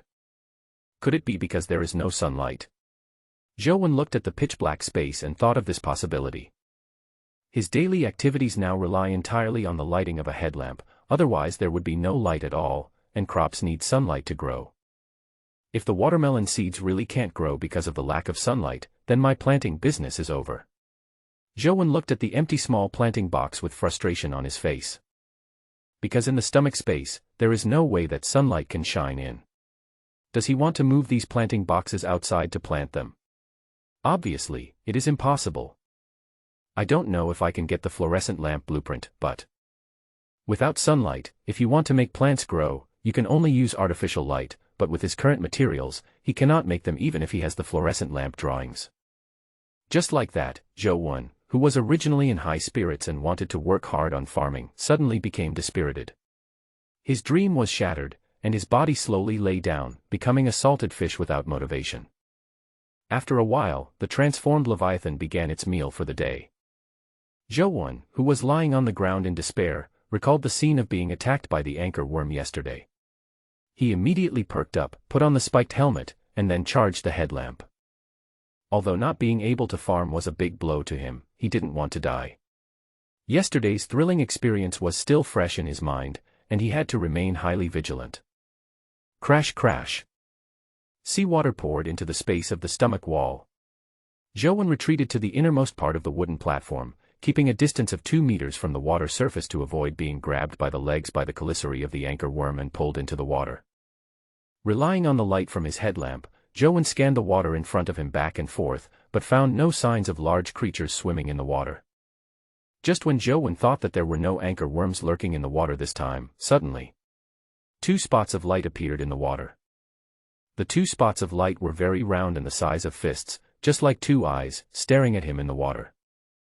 Joe was so frightened that he broke out in a cold sweat. He quickly squatted down with his back pressed against the stomach wall, putting himself in a blind spot from the aquatic creatures. What the hell is this thing? Joe cursed in his heart, and subconsciously used his hands to fix the spiked helmet on his head. Only after confirming that it was put on did he feel relieved. Joe did not act rashly. He planned to wait until the sea water receded before going to see the situation. The creatures in this world are all marine creatures. The presence or absence of water is completely different things. Moreover, without the sea water blocking the vision, he can also know how big these 2 creatures with eyes as big as fists are, and whether he has the ability to deal with them. The time waiting for the sea water to recede was extremely long. Joe's forehead was covered with sweat. There was nothing he could do. He was too nervous. His body remained in a half-squatting position. As long as the monster in the water attacked him, he would immediately dodge. Finally, the sea water receded completely. Joe plucked up his courage, tiptoed to the edge of the wooden platform, and shone the headlamp over there. Under the light, the terrifying giant creature that Joe imagined in his mind did not appear. The eyes that glowed in the water before were actually 2 glowing spherical objects. What is this? Joe was puzzled, but seeing that the 2 glowing balls did not show any aggressiveness, he jumped off the wooden platform and walked to about 2 or 3 meters away from the glowing balls. Are these 2 light bulbs? The 2 balls emitted white light, but the brightness was not high, even weaker than his headlamp, and the illumination distance was only about 1 meter. Joe approached cautiously, then used the end of the spike in his hand to move the glowing ball. The glowing sphere rolled over a few times, and its glowing body gradually dimmed. Then Zhou saw the pinhole-like mouthparts at the bottom of the sphere and 4 tentacles used for suction. Zhou subconsciously took a few steps back to prevent the glowing ball from having any means of attack. But the glowing ball didn't seem to be interested in him. Its 4 tentacles moved, straightened its body, and attached itself to the stomach wall. Then its dim body began to emit white light again. What kind of creature is this? Suddenly, Zhou remembered the biological atlas, so he immediately opened the system interface. Heliopsis. Body length, 10 centimeters. Weight, 1 kilogram. Food type, blood. Comment, a bioluminescent parasite that is not very aggressive and could perhaps be used for lighting. Another parasite, but this one is much cuter than the anchor worm. Zhou muttered to himself as he looked at the 2 glowing heliophthalmus. According to the information provided by the Biological Encyclopedia, the size of the heliophthalmus is 10 centimeters, but the 2 in front are only 6 or 7 centimeters, so they should not have reached adulthood yet. Weight. Heliosize. Could it be that it can provide sunlight for watermelon seeds? Zhou suddenly realized the key and became excited. He took off his clothes, wrapped the clothes around his palms, and picked up the heliophthalmus from the ground. Unable to suck blood, the light on the body of the Helix coccidia dimmed, and its 4 short tentacles kept dancing. Its pinhole-shaped mouthparts also searched around as if looking for blood. After a while, it seemed that it found that it could not touch the stomach wall, so the Helix coccidia retracted its needle-shaped mouthparts into its body, and its 4 short tentacles also retracted in, completely turning into a ball. It's pretty cute. Zhou climbed up the wooden platform with the heliophthalmus and came to the small planting box. This small planting box was right close to the stomach wall, so Zhou placed the heliophthalmus close to the stomach wall. As if it had sensed the presence of food, the helix worm stretched out 4 tentacles, attached themselves to the stomach wall, and then pierced its pinhole mouthparts into the stomach wall. As it sucked blood, the helix worm's body glowed again, illuminating the entire small planting box. I hope it works. Zhou prayed silently in his heart. Afterwards, Zhou caught another heliophthalmus and placed it on the stomach wall next to the small planting box. The 2 lights overlapped, providing more light. After a while, the transformed Leviathan entered the digestion state, and Zhou had moved all the seaweed he had eaten into the digestion tank. It was very peaceful today and we didn't encounter any aggressive creatures like anchor worms. There were only 5 spiked krill today, so Zhou killed and shelled them directly, then traded the meat of the 5 remaining spiked krill from yesterday in exchange for 250 basic materials. While transporting seaweed, Zhou discovered another Heliotropism coccidia. Now there were 3 Heliotropism coccidia in total. Zhou let them all provide sunlight for the watermelon seeds, hoping that the watermelon seeds would germinate quickly. While waiting for the transformed Leviathan to be digested, Zhou opened the World Communication Channel to learn about the situation of other survivors. Just as Zhou guessed, a large number of survivors discovered the spiky krill today. The survivors who traded supplies with Zhou for the spiky krill yesterday were now very regretful. They felt that they had exchanged a large amount of supplies for something that they could have obtained in the first place. Some people even approached Zhou in the World Channel to ask for an explanation and wanted him to return the traded supplies. Zhou naturally would not return it, and found a plausible reason. I didn't know you could also encounter spiny krill. When I encountered spiny krill, you didn't. It's reasonable for me to sell spiny krill, and there's no reason to return the supplies. Even after he said this, those people still kept asking Zhou to return the supplies, but Zhou ignored them. Yesterday, many people came to him to trade spiked krill, but only a few came to him to return the supplies, which shows that most people think the transaction is reasonable. He didn't send this message to those people who wanted to return the supplies, but to the people in the World Channel, to give a reasonable explanation so that other survivors would not think that he was a profiteer, which would make it difficult for him to do business in the future. Soon, no one in the World Channel paid attention to those clowns who were looking for trouble, because after coming into contact with the spiky krill, many people found that it was very difficult to kill the spiky krill. The shell of the spiny krill is very strong, and there is a sharp spike on its head. If you are not careful, you may be scratched by the spike. It is difficult to kill the spiny krill without weapons. So, someone thought of looking for Zhou, who sold a large number of spiny krill yesterday. Boss, you sold 50 spiked krill yesterday. Can you tell me how you killed the spiked krill? Yes, please, sir, tell us. Joan did not hide anything and told them how he killed the spiky krill for the first time, and asked them to use the spikes on the spiky krill's head as tools to peel the shells of the spiky krill. This method is not a difficult secret. As long as you think about it more, you can come up with it. Joan simply told everyone to gain the favor of other survivors.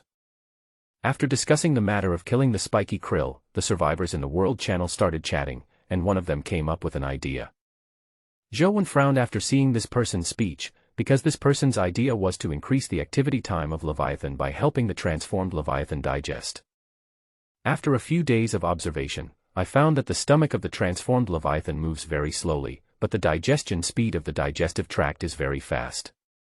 The process of transporting seaweed into the digestion tank through stomach peristalsis is very long, so I have a guess. If we carry these seaweeds ourselves and throw them into the digestion tank, can we directly skip the process of stomach peristalsis to transport food and speed up the digestion speed of the transformed Leviathan? This will allow the transmogrified Leviathan to have more activity time. Will this extra activity time bring us extra supply boxes? This person's conjecture immediately attracted the attention of everyone in the World Channel. That makes sense. Sure enough, there are differences between people. I never noticed it. It just so happens that the transformed Leviathan just ate a while ago, so I can give it a try. Someone thought this conjecture made sense and decided to give it a try, but was stopped by another person. Don't try it yet. This conjecture does make sense, but there is a very serious problem. What's the problem? Oxygen content. Many people should have experienced that when the Leviathan digests and starts to move, they feel shortness of breath. This feeling of shortness of breath will disappear only when the Leviathan swallows the supply box. Is there? It seems to be true. Some survivors thought about it carefully and realized that it was indeed true. This shows that the oxygen content in the stomach wall space can only support static breathing, and is not enough to support the dynamic behavior of moving seaweed. The guess made by that friend does make sense, but if the oxygen content is not resolved, don't try it casually, otherwise you may die from lack of oxygen. Joan looked at the two men's comments and felt a sense of crisis. His advantage over other survivors now was that he could speed up the digestion of the transformed Leviathan by carrying seaweed, thereby obtaining extra supply boxes. This has now been discovered and the danger of insufficient oxygen has been raised. It won't be long before someone comes up with the same idea as him, and then his lead will be gone. It's over, I'm going to be caught up. Joan was a little worried, but for a moment he couldn't think of a way to stay ahead. Just as Joan was constantly thinking of a solution, the first supply box of the day was brought in by the sea. Ding! Obtained Steel Armor Leviathan Bug Extermination Coupon X1. This is. The Steel Armor Leviathan Insect Repellent Coupon is about the size of a $100 bill and is golden in color, as if it were made of gold. When Joan picked up the Steel Armor Leviathan Insect Removal Coupon, a prompt sounded in his mind. Steel Armor Leviathan Deworming Coupon. After using, you can enter the body of an adult Steel Armor Leviathan and eliminate all parasites in the stomach wall space. After completing the task, you can return and take back all the items obtained in the stomach wall space of the Steel Armor Leviathan. It looks like a ticket to a copy of a game. Through the prompt sound in his mind, Joan knew the function of the Steel Armor Leviathan Insect Removal Coupon, and he would also get some good things. However, Joan was not in a hurry to use it. The prompt sound had made it very clear that he needed to enter the stomach wall space of the Steel Armor Leviathan to eliminate the parasites. But with his current strength and equipment, it was difficult for him to deal with a single anchor worm, let alone a large number of parasites. The Metamorphosis Leviathan was only 4 days old when it was already infested with aggressive parasites such as the anchor worm. Joan felt his scalp tingling just thinking about the number of parasites in the body of an adult armored Leviathan. After putting away the pest control coupon, Joan continued to watch the discussions of other survivors on the World Communication Channel. The problem of lack of oxygen should be solved. As long as we can get the blueprint of the item that produces oxygen, the idea of transporting seaweed can be implemented. Someone proposed a solution to the lack of oxygen.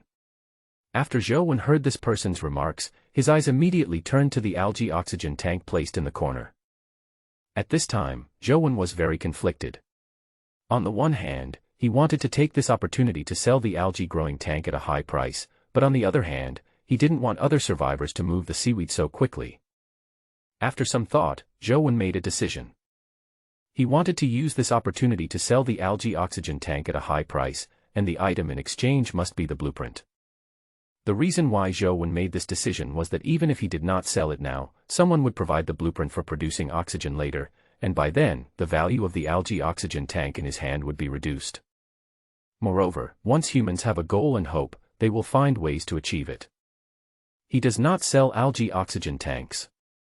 When other survivors know that they can get extra supply boxes by carrying seaweed, someone will definitely come up with the same method of carrying seaweed as Zhou. Because Zhou's method of transporting seaweed while the transformed Leviathan was eating was not a difficult method to think of. They can't think of it now, mainly because of the inertia of thinking at the beginning. At first, they only thought that there was only one supply box a day, and never thought about carrying seaweed to speed up the digestion speed of the transformed Leviathan. But now someone has proposed the idea of obtaining more supply boxes. Under the trend of interests, some smart people will definitely break the previous inertial thinking and think of ways to prevent suffocation. Zhou also had another purpose in selling the algae oxygen tank, which was to make them give up thinking. With the algae oxygen tank, they naturally would not have to worry about the problem of suffocation. However, in order to make everyone stop thinking about the solution to the suffocation problem, most people need to be able to trade for the algae oxygen tank. In this way, he can't offer a high price, and his plan to obtain the blueprint will be ruined. Or, the first one can be sold at a low price, and repeated purchases can only be exchanged with drawings. Zhou quickly thought of this solution. The oxygen content produced by the algae oxygen tank is not high. If there is only one unit, it is not enough to solve the problem of hypoxia. As long as the frequency of exercise is too high and the oxygen is consumed too quickly, there will still be a risk of suffocation. In this way, some survivors will want a second machine to completely solve the suffocation problem, and the reward is 3 supply boxes every day. With such a big reward, it is naturally worthwhile to exchange the blueprint for a second machine. Thinking of this, Zhou immediately took action and sent a message to the World Communication Channel. It seems that I am lucky. When I opened the supply box yesterday, I happened to get a blueprint for an algae oxygen tank. I thought it was useless, but I didn't expect it to be so useful. Boss, is this true? This luck is too good to be true. Brother, are you selling the blueprints? You can name your price. Good fellow, you want the blueprint right away. Only a fool would sell it to you. Brother, make it and sell it to me. The price is negotiable. Just as Zhou thought, everyone started to ask him about the trading price of the algae oxygen tanks, and no one discussed the problem of hypoxia anymore. Zhou was not in a hurry to sell the algae oxygen tanks. He wanted to carry out a wave of hunger marketing first. Don't worry, I don't plan to sell it today. After all, I don't know the oxygen content produced by the algae oxygen tank, so I will try the effect for 2 days and sell it the day after tomorrow. Although Zhou said this, there will definitely be people who will come to him privately to buy the algae oxygen tank. There will always be some people who are unwilling to lag behind, so he just proposed the condition of exchanging the blueprints. Sure enough, not long after Zhou finished the communication, someone sent him a private message, wanting to buy one in advance. Zhou was delighted, but he sounded very embarrassed.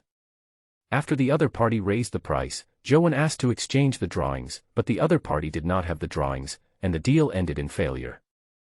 However, Zhou didn't feel sorry at all, as he knew that more than one person had privately chatted with him today. In the next few hours, tens of thousands of people sent him private messages.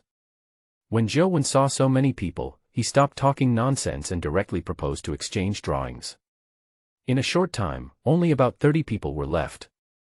Among more than 30 people, 8 were willing to exchange drawings. Haha, 8 drawings. Zhou laughed happily, although the drawings were not in his hands yet. The transmogrified Leviathan has finished eating today, and it is impossible to create an algae oxygen tank without seaweed, so the trading can only start tomorrow. At this time, the second supply box of the day was brought in by the sea water. Ding! Obtained sweet potato seeds X1. It's actually sweet potato seeds. Great, ha ha ha. Zhou was already in a very happy mood because he was about to get 8 drawings. Now that he got another kind of seed, he was even happier. A small planting box was immediately made and placed within the range of the solar coccidioid's light.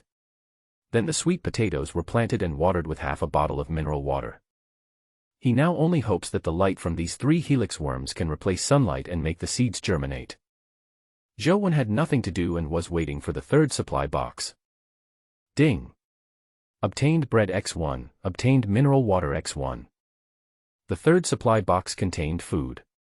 Zhou was hungry, so he took the food and started eating. He still had enough food, so there was no need to go hungry. Just as Zhou was eating, a private message came. Hello, my name is Chen Xin. I am the one who proposed the idea of transporting seaweed in the World Communication Channel. I want to trade an algae oxygen tank with you, is that okay? After reading Chen Xin's message, Zhou knew that she was the one who ended his leading advantage. His happy mood disappeared in an instant. How dare you come to me to trade? Zhou was so angry that he laughed. Sorry, no trading today. Zhou did not show his anger, but just made a normal refusal. Chen Xin was a smart man and he didn't want the other party to see any clues. I will trade with you a blueprint. Chen Xin did not give up and took out his biggest bargaining chip. Even if you show me the blueprint, I can't trade with you. I have already used up all the materials to make the algae oxygen tank, and I don't have any extra materials to make it. Zhou continued to decline, saying that he should have agreed if the other party had provided the blueprint, but the other party had destroyed his leading position, and he didn't want the other party to obtain the algae oxygen tank in advance and get ahead of other survivors. How many have you made? If the quantity is large, you can sell one to me. I only have 2. I use them myself and cannot sell them. Then what are the manufacturing materials? I can provide the materials. Requires seaweed. Zhou thought about it and told the other party the most important materials of the algae oxygen tank, because at this time, all the transformed leviathans had been digested and no one had any seaweed at all. Can I sell you one? After all, I was the one who came up with the idea of moving seaweed, and I helped you. Besides, this blueprint of mine is a weapon blueprint, and it is very valuable. You will definitely not lose out. Seeing what Chen Xin said, Zhou frowned slightly, because what the other party said made sense. From an outsider's perspective, Chen Xin has indeed made a great contribution to all survivors. It is reasonable to trade her an algae oxygen tank, not to mention that the other party also traded with drawings. I know you want to take this opportunity to get ahead of others, but in this unknown world, it is not a good thing for one person to get ahead. The further you go, the closer the danger is to you.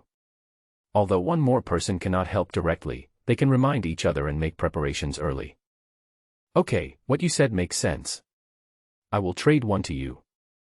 Zhou was convinced by Chen Xin because he was indeed the first one to encounter mortal danger, on the 4th day, and if he didn't have the spiked helmet, he would be dead now.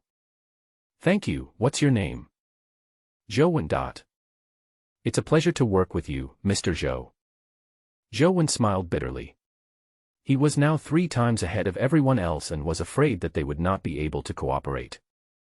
Then, Zhou traded the blueprint of an algae oxygenation tank with Chen Xin. After receiving the blueprint, Zhou was stunned for a moment.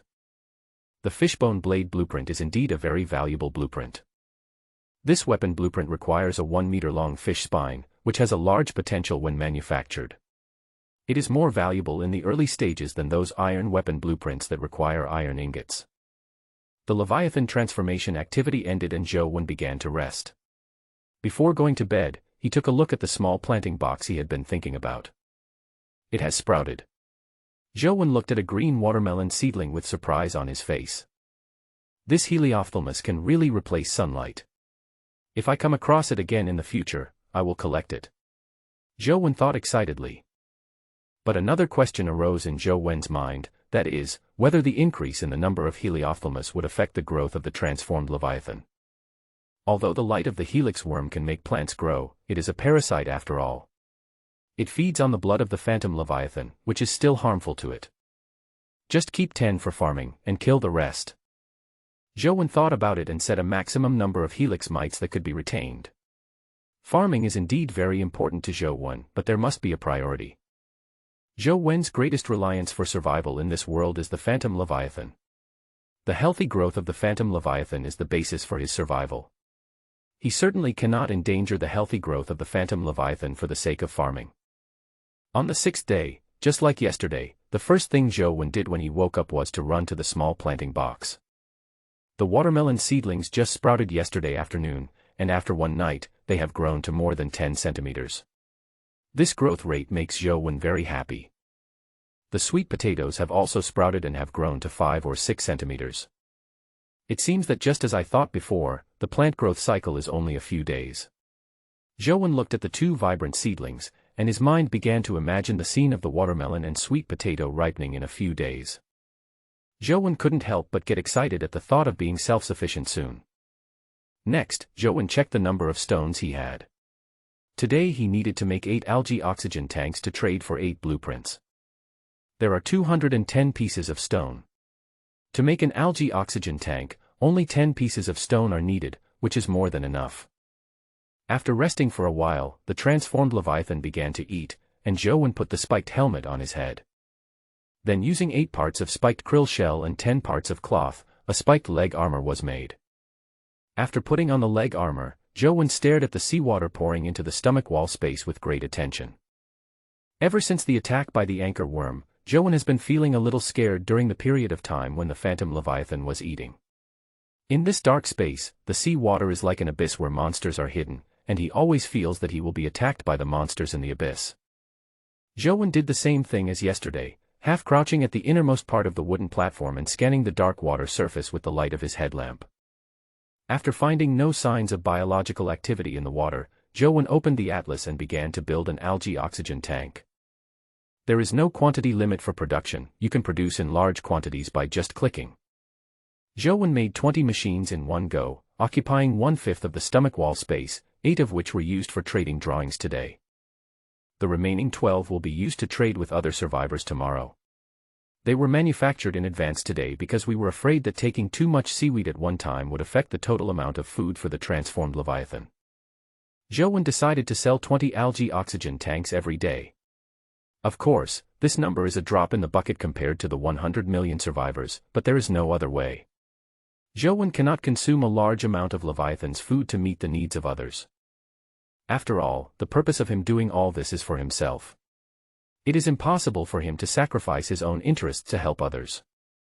As soon as the transformed Leviathan finished eating, Zhou Wen received several private messages from the 8 survivors who were willing to trade with the blueprints yesterday. Zhou Wen had manufactured 20 algae oxygen tanks long ago just for this moment, so naturally he did not hesitate at all and went straight to the transaction. Soon, Zhou Wen had 8 more drawings in his hand and he took a rough look at them. The 8 blueprints are spiked belt, spiked boots, spiked wrist guards, spiked crotch guards, shit scoop, wooden shield, wooden bed, and compost bucket. Seeing that 4 out of the 8 drawings belonged to the spiked suit, Zhou Wen smiled. All 8 drawings were used at once, and the drawings turned into blue light and entered the World Channel interface. Open the drawing interface to view the materials required for the manufacture of these drawings. Spiked belt blueprint, need spiked krill shell X3, cloth piece X5. Spiked boots blueprint, need spiked krill shell X4, cloth piece X10. Spiked wrist guard blueprint, need spiked krill shell X4, cloth piece X10. Spiked crotch guard blueprint, requires spiked krill shell X6, cloth piece X10. Zhou Wen frowned when he saw that the spiked wristband required 4 shrimp shells. He already had a shrimp shell on each of his forearms, which was equivalent to a wristband and was much cheaper than the materials needed for the spiked wristband. Forget it. What I made is indeed too crude. Zhou Wen glanced at the shrimp shell on his forearm that was simply tied with a cloth strip. It could only withstand minor attacks and would probably fall apart if it was hit a little harder. After complaining, Zhou Wen continued to look at the remaining 4 drawings. Dung shovel blueprint, requires 5 pieces of wood. Dung scoop, my goodness, where do you want me to scoop the shit? When Zhou Wen saw the drawing of the excrement shovel, he found it funny. He thought this drawing was the most useless drawing because he had not built a toilet yet and there was no excrement to shovel. Wooden shield blueprint, requires 5 pieces of wood. This is protective gear. Good, good. Now I have more confidence in using the insecticide coupons. Zhou looked at the shield blueprint. The manufacturing materials were very simple. He nodded with satisfaction. Wooden bed blueprint, requires 10 pieces of wood. Zhou did not have any comment on this wooden bed drawing because at present, there is actually no difference between sleeping on a wooden bed or on a wooden platform. The purpose of making it is just to pretend to have a home. Compost bucket blueprint, requires 10 pieces of wood. Hey, can the compost bucket be used to make fertilizer? Fertilizer is crucial to his farming business, and not many materials are needed, so Zhou directly clicks to make it. After consuming 10 pieces of wood, a wooden barrel 1 meter high and 1 meter in diameter appeared in front of Zhou. There was also a lid on the barrel for sealing. Zhou looked at the big wooden barrel with joy, imagining the scene of fertilizer being used to fertilize crops after it was produced. But after tinkering with it for a while, Zhou was in trouble again because he didn't know the specific steps to make fertilizer. He only knew that making fertilizer required feces or some dead branches and leaves, but he didn't have these materials at the moment. After racking his brains for a while, Zhou couldn't think of a solution, so he had to give up temporarily and start moving seaweed. The process of transporting seaweed today went smoothly. We did not encounter any attacking creatures, nor did we discover any new creatures. We obtained a total of 8 spiny krill, which is a good harvest. Now, Zhou has obtained a total of 6 spiked equipment blueprints. He has previously made a spiked helmet and spiked leg armor. To make the remaining 4 parts, he needs a total of 17 shrimp shells. I got 8 shrimp shells today, plus the 2 left over from yesterday, a total of 10 shrimp shells, 7 more left. Zhou directly used 10 shrimp shells to make the spiked crotch guard and spiked boots. There is nothing much to say about spiked boots. They are just a pair of boots with spikes on them, and they have a certain weight when worn on the feet. The spiked crotch guard is more like a skirt armor than a crotch guard. It covers the entire front and back of the thigh root, completely protecting the vital parts. It is a very important equipment. Zhou had only been wearing a spiked helmet and spiked leg armor before, and he didn't feel the weight of the spiked armor. But now that he had put on the spiked crotch guard and spiked boots together, he suddenly felt his body was a little heavy. This is trouble. Zhou has already realized the problem. Now he was only wearing 4 pieces of spiked armor, and he already felt heavy. If he added the remaining 2 spiked belts and spiked wrist guards, it would only be heavier. Of course, wearing these equipment would not make him unable to move, but it would consume a lot of energy. However, he has not yet collected all the spiked suits, and there is also a very important breastplate blueprint that he has not yet obtained. Zhou did a simple calculation and found that 1 portion of spiked krill shell was about 2 kilograms, and to make all the spiked suits in his hands, he would need 28 portions of spiked krill shells, which is 56 kilograms. Wow, 112 pounds. Zhou calculated the weight and was shocked. You know, this weight does not include the breastplate. If the breastplate is included, it would probably be around 150 kilograms. Zhou weighs only about 130 pounds, and this set of spiked equipment weighs more than his body weight, so there is no way he can wear it. It seems that there is a strength limit for wearing this set of spiked armor. Zhou opened the body data panel and looked at his pitiful 8 points of strength. He felt that the hope of using the insect removal coupons was far away. Zhou roughly guessed that in order to wear a full set of spiked armor and move freely, the strength must reach at least 15 points, or even 20 points. But he only has 8 points of strength now, which is at least 7 points short. But he has no idea how to make up for this 7 points of strength. Does it mean I can only wait and eat new creatures that can increase my strength? Zhou felt a headache when he thought of this. The difference of 7 points in strength is not so easy to make up. Even if he could encounter new creatures that increase strength, it would be unlikely to increase 7 points at once. He had been in this world for 6 days and had only encountered the spiked krill, a creature that increased strength points. Therefore, it is impossible to increase the strength to 15 points in a short period of time. This made Zhou very frustrated. Now other survivors in the World Channel already knew that they could get extra treasure chests by moving seaweed, so his advantage was gone. Although his transformed Leviathan can always swim farther than other survivors, the survivor's development speed depends largely on what can be found in the supply box. It is entirely a matter of luck. When everyone received the same number of supply boxes, Joe didn't think he would be the luckiest person. He must find a way to stay ahead of other survivors as soon as possible. The Steel Armor Leviathan Pest Control coupon is a copy, and he should be able to obtain some currently rare materials, which will at least allow him to stay ahead of others in development. No. Joe had been thinking about how to maintain his current advantage. Suddenly he realized something and quickly opened the character attribute panel. The basic attribute of a normal person is 10 points. Joe looked at the prompt in brackets next to the character attribute panel, his eyes lit up. In fact, his strength was not up to the level of a normal person. So I can increase my strength points through exercise. This is indeed a way to increase strength. However, increasing strength through exercise cannot be achieved in a day or two. It requires long-term strength training. At least there is a goal. It is better than waiting for new creatures to increase strength. The character attribute panel has 4 values: intelligence, strength, physique, and speed. This means that after eating the creatures in this world, these 4 values will be increased. No matter how lucky you are, it is impossible to always encounter creatures that increase your strength. In order to increase strength through exercise, Joe did push-ups while waiting for the supply box. Joe set a goal for himself to do 100 push-ups today. He knew his body couldn't do too many at one time, so he planned to do 20 first. However, after just 5 moves, he heard a strange sound coming from his elbow, as if his elbow was under pressure that it shouldn't be under. In the end, I used up almost all my strength and managed to do 10 not-so-standard push-ups. How come my body is so weak? Joe couldn't quite believe it.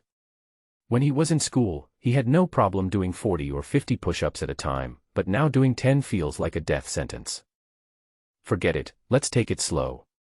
Joe knew that building strength couldn't be rushed, and as long as he persisted, he would naturally make progress.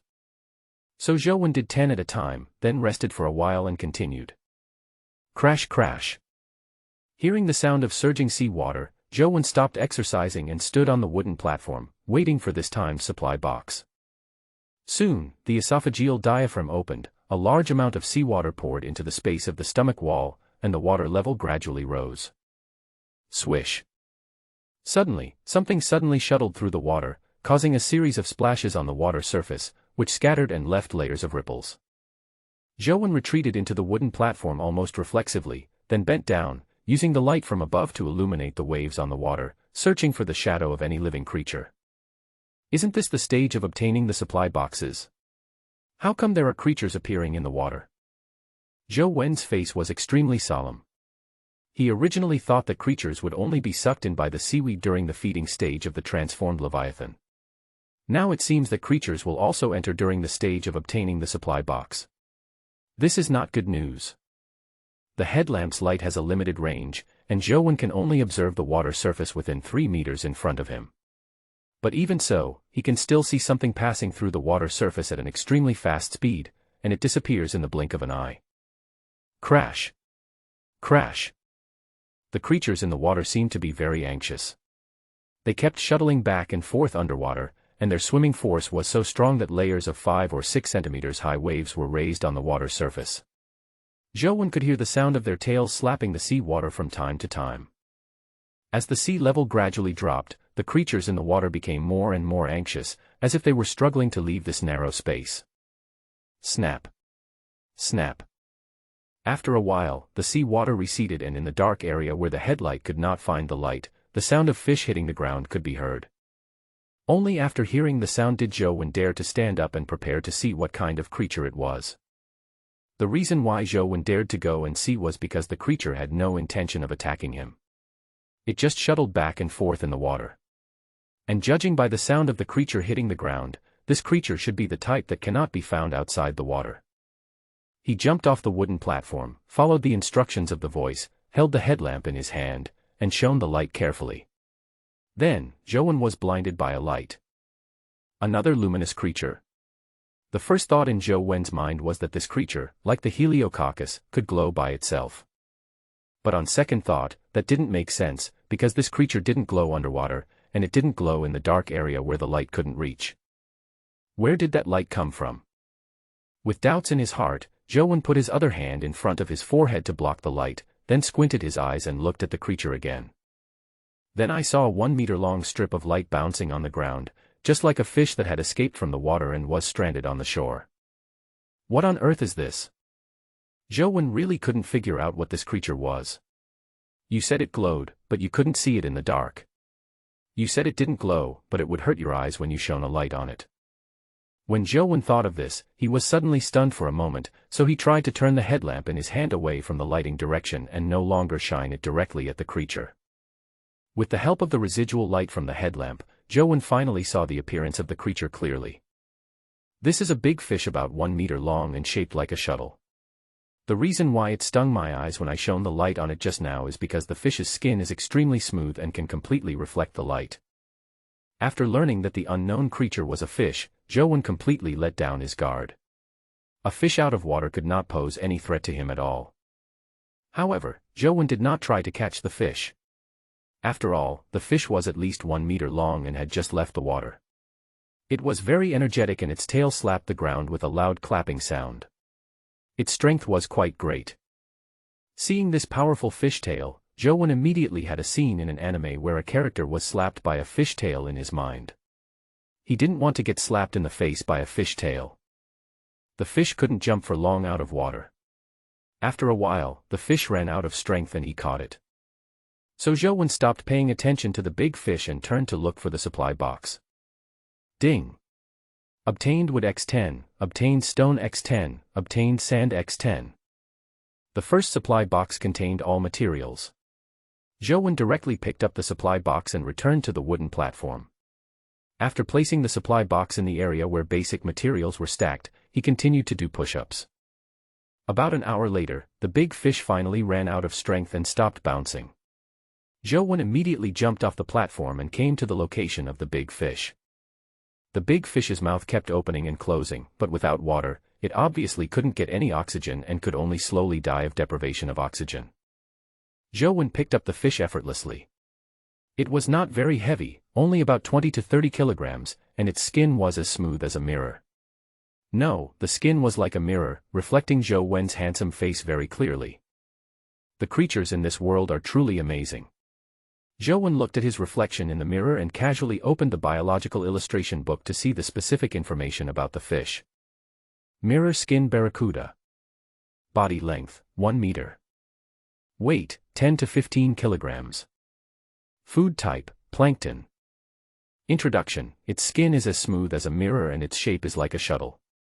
It moves very fast in the water, just like an arrow shot from a bow. If you are accidentally hit, you may get bruises at the very least and damage your internal organs at the worst. Its meat is firm and chewy, and its skin can be used to make diving suits. This fish is not a good one either. After reading the introduction, Jowen was glad that he had made a wooden platform early on and stayed away from the water surface. Otherwise, the mirror barracuda would be running around underwater, and it would be very painful if it hit him accidentally. If it hit his crotch, his life would be over. After reading the basic information of the mirror skin barracuda, Jowen learned that the mirror skin barracuda is edible, which means that eating the meat of the mirror skin barracuda will most likely increase attribute points. This made Jowen feel a little uneasy. What he needed most now was to increase his strength attribute. He really hoped that the mirror skin barracuda could give him strength points. So Jowen placed the mirror skin barracuda on the wooden platform and pretended to worship it, muttering something under his breath. Power, power, give me power. He murmured to the end, then suddenly raised his arms, looked up at the sky, and shouted loudly, like a cultist. After doing all this, Jowen began to process the mirror barracuda with sharp spines. At this time, the mirror barracuda was dead because it had been out of the sea for too long and could not breathe oxygen. Jowen did not need to find a way to kill it and could just skin it. But looking at the fish skin that was as smooth as a mirror, Jowen really didn't know how to start for a moment. He had never killed a fish before and was afraid that he might ruin the flawless mirror surface. After thinking about it, Jowen thought of 2 ways to skin the fish. The first was to cut the skin from the belly of the fish, just like killing a normal fish. The second method is to cut a circle around the fish skin behind the fish head and then peel off the skin. This method can best preserve the integrity of the fish skin. In the end, Jowen chose the first option. As for why, it was simple, he didn't have the skills nor the right tools. Although Zhou had never killed a fish, he had seen it before. Fish skin is not easy to peel. The second method was too difficult for him now. So Zhou started to peel the fish skin using the first method. The skin of the mirror barracuda is very tough, almost as tough as the body of the anchor worm, but it is incomparable to the shell of the spiky krill. Zhou can still cut it open with his spikes. Zhou cut the fish skin slowly and carefully. After all, fish skin can be used to make diving suits. Although he didn't know what the diving suits were used for now, he stockpiled the materials for making them in the future. It took Zhou about half an hour to cut open the belly of the mirror barracuda, and the next step was to skin it. However, to Zhou's surprise, the skin of the mirror skin barracuda was not as difficult to peel off as he had imagined. Although it still took some effort, it only took 10 minutes to peel off the entire fish skin. Not bad, not bad. Zhou was in a good mood and spread out the fish skin, which was like a mirror. Looking at his clear face in the mirror, he nodded with satisfaction. After putting the fish skin into the supply box, Zhou turned his attention to the meat of the mirror skin barracuda. The next step was to eat the meat to see what attributes it could increase. Zhou cut off a piece of fish meat. The fish meat was very special. It was crystal clear and similar to the spiky krill meat, but more transparent than the translucent spiky krill meat.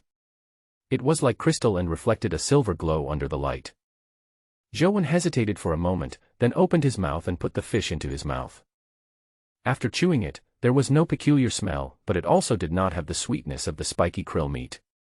It was bland, and the fish meat was too firm, as if you were eating tasteless pig skin. In short, it was not very delicious. But in order to increase attribute points, Zhou still gritted his teeth and ate piece by piece. After eating 1/3 of the whole fish, the system prompt sound finally rang. Finally it rang. I can hardly eat any more. Zhou complained in his heart. Although the mirror barracuda is 1 meter long, it is not big in size, and the width of the fish body is only about 10 centimeters.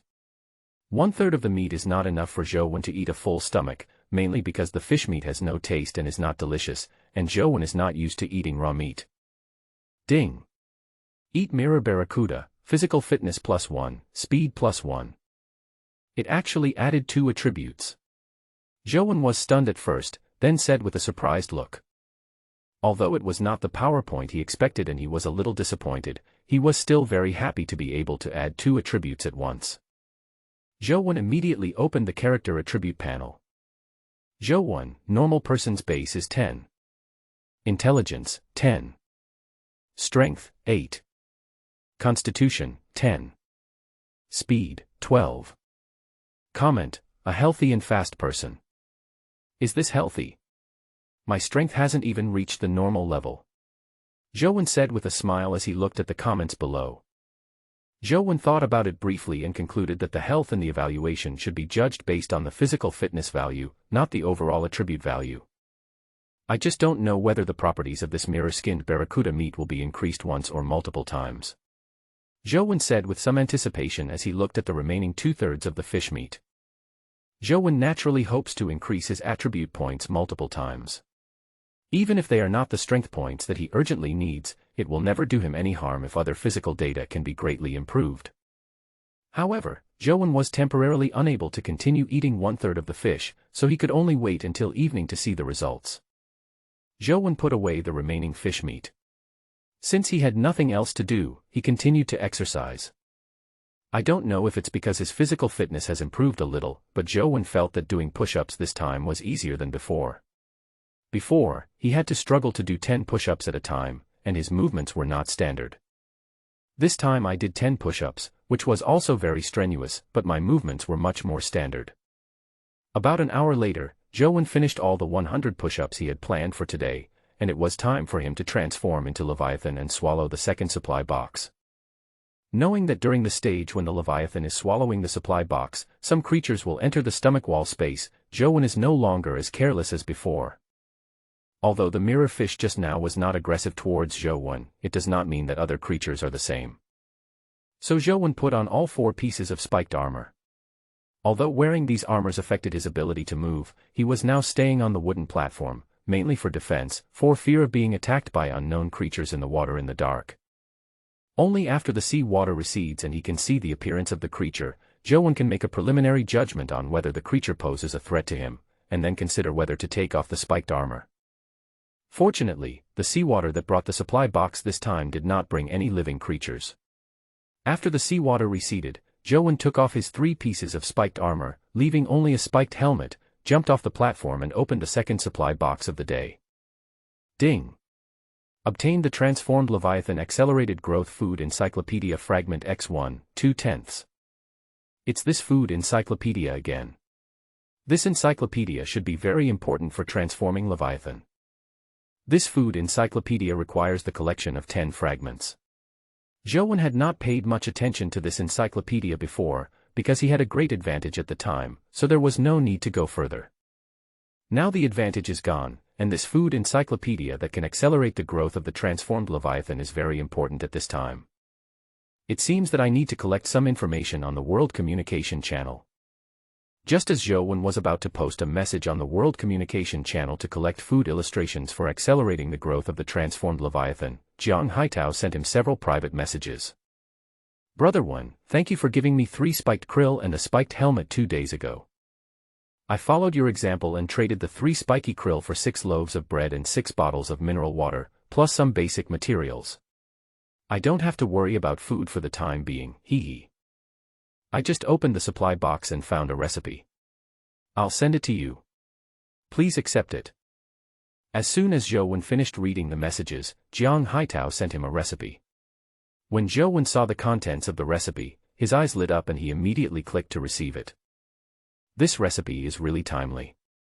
Joan couldn't hide the smile on his face, because this recipe was a recipe for making fertilizer. Low-level fertilizer recipe, made in a compost bucket, requires 5 hay and 5 transformed Leviathan feces. When Joan saw the materials needed to make low-level fertilizer, the smile on his face froze. He had the compost bucket and hay, but where could he find the feces to transform into Leviathan?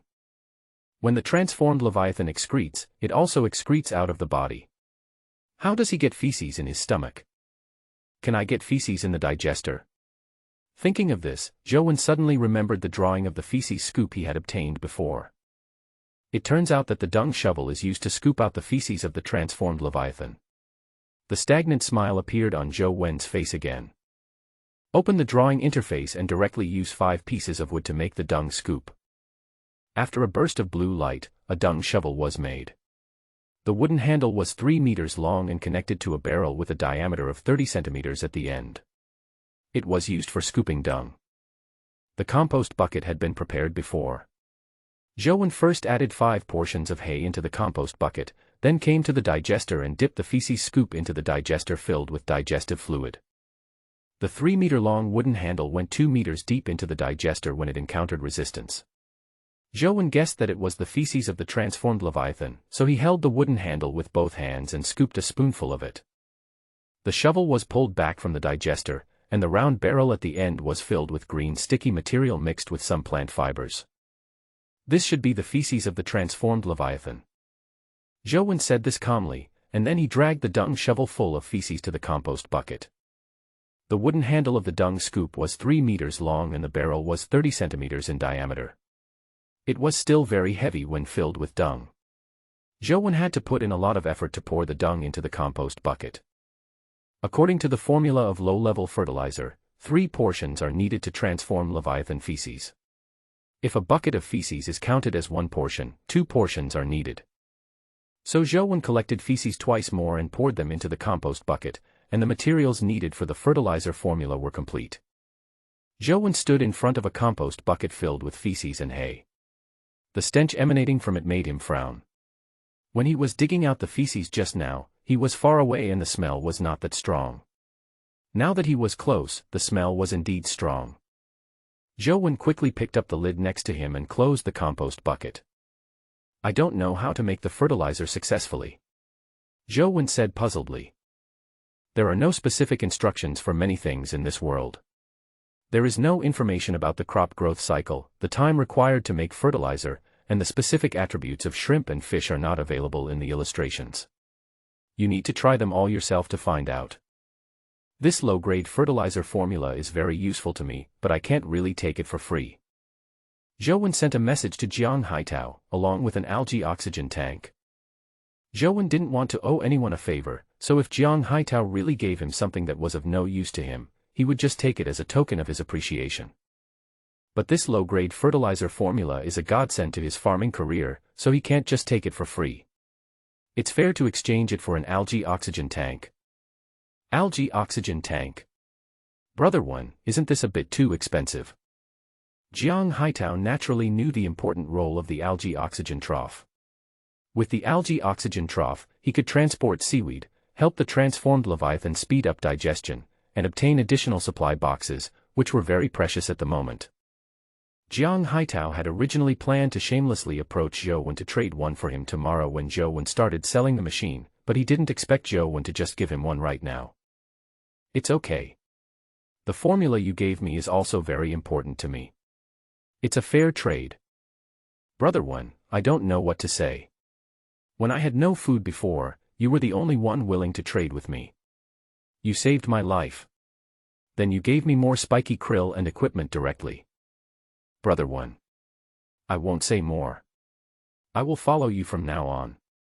I will give you all the blueprints I get. I only ask Brother One to let me hold your thigh.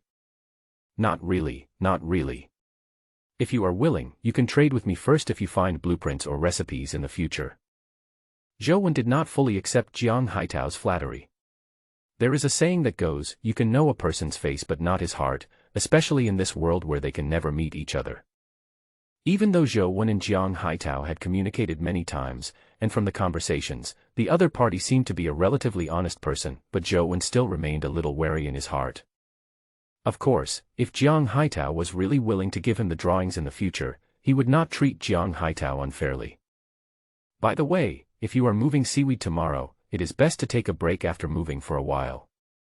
The oxygen produced by an algae oxygen tank may not be enough to sustain your continuous activities.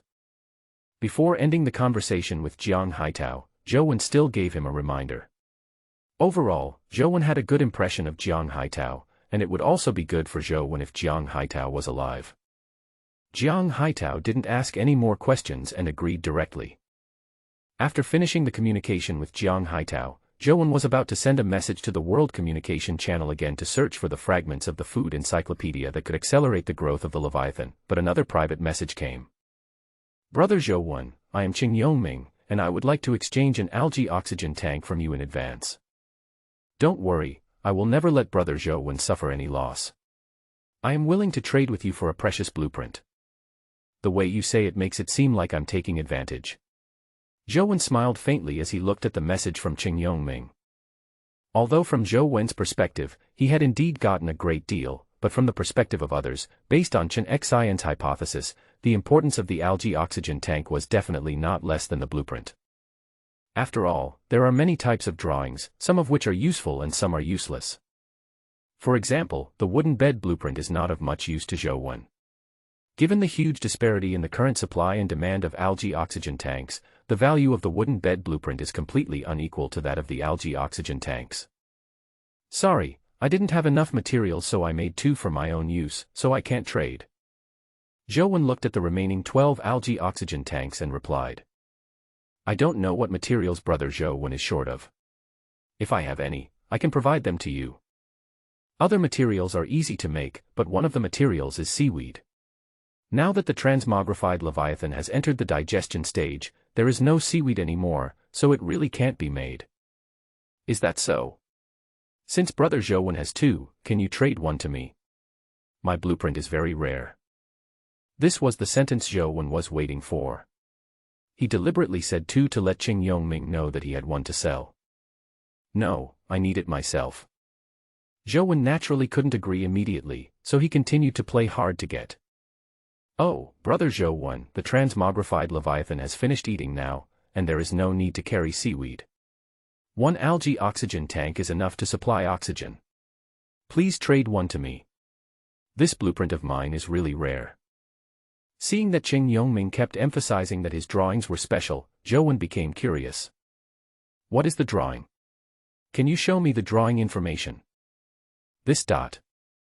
Forget it then. Since you don't even want to show me the information about the blueprints, and you still say your blueprints are rare, then if they are rare, you should just keep them for yourself.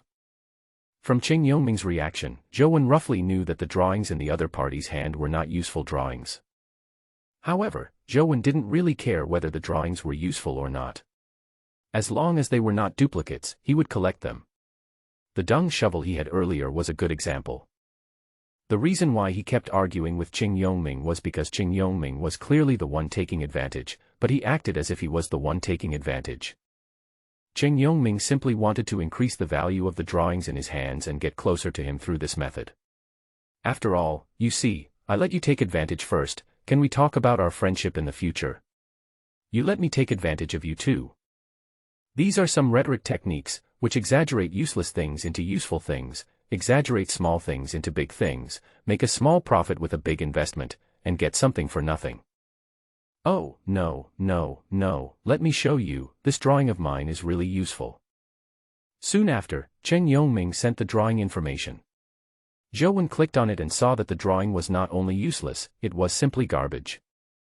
Drawing of the seaweed planting box. Zhou Wen was speechless. Seaweed still needed to be planted.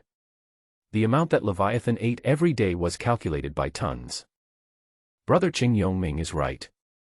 This drawing is indeed very special. You should keep it for yourself.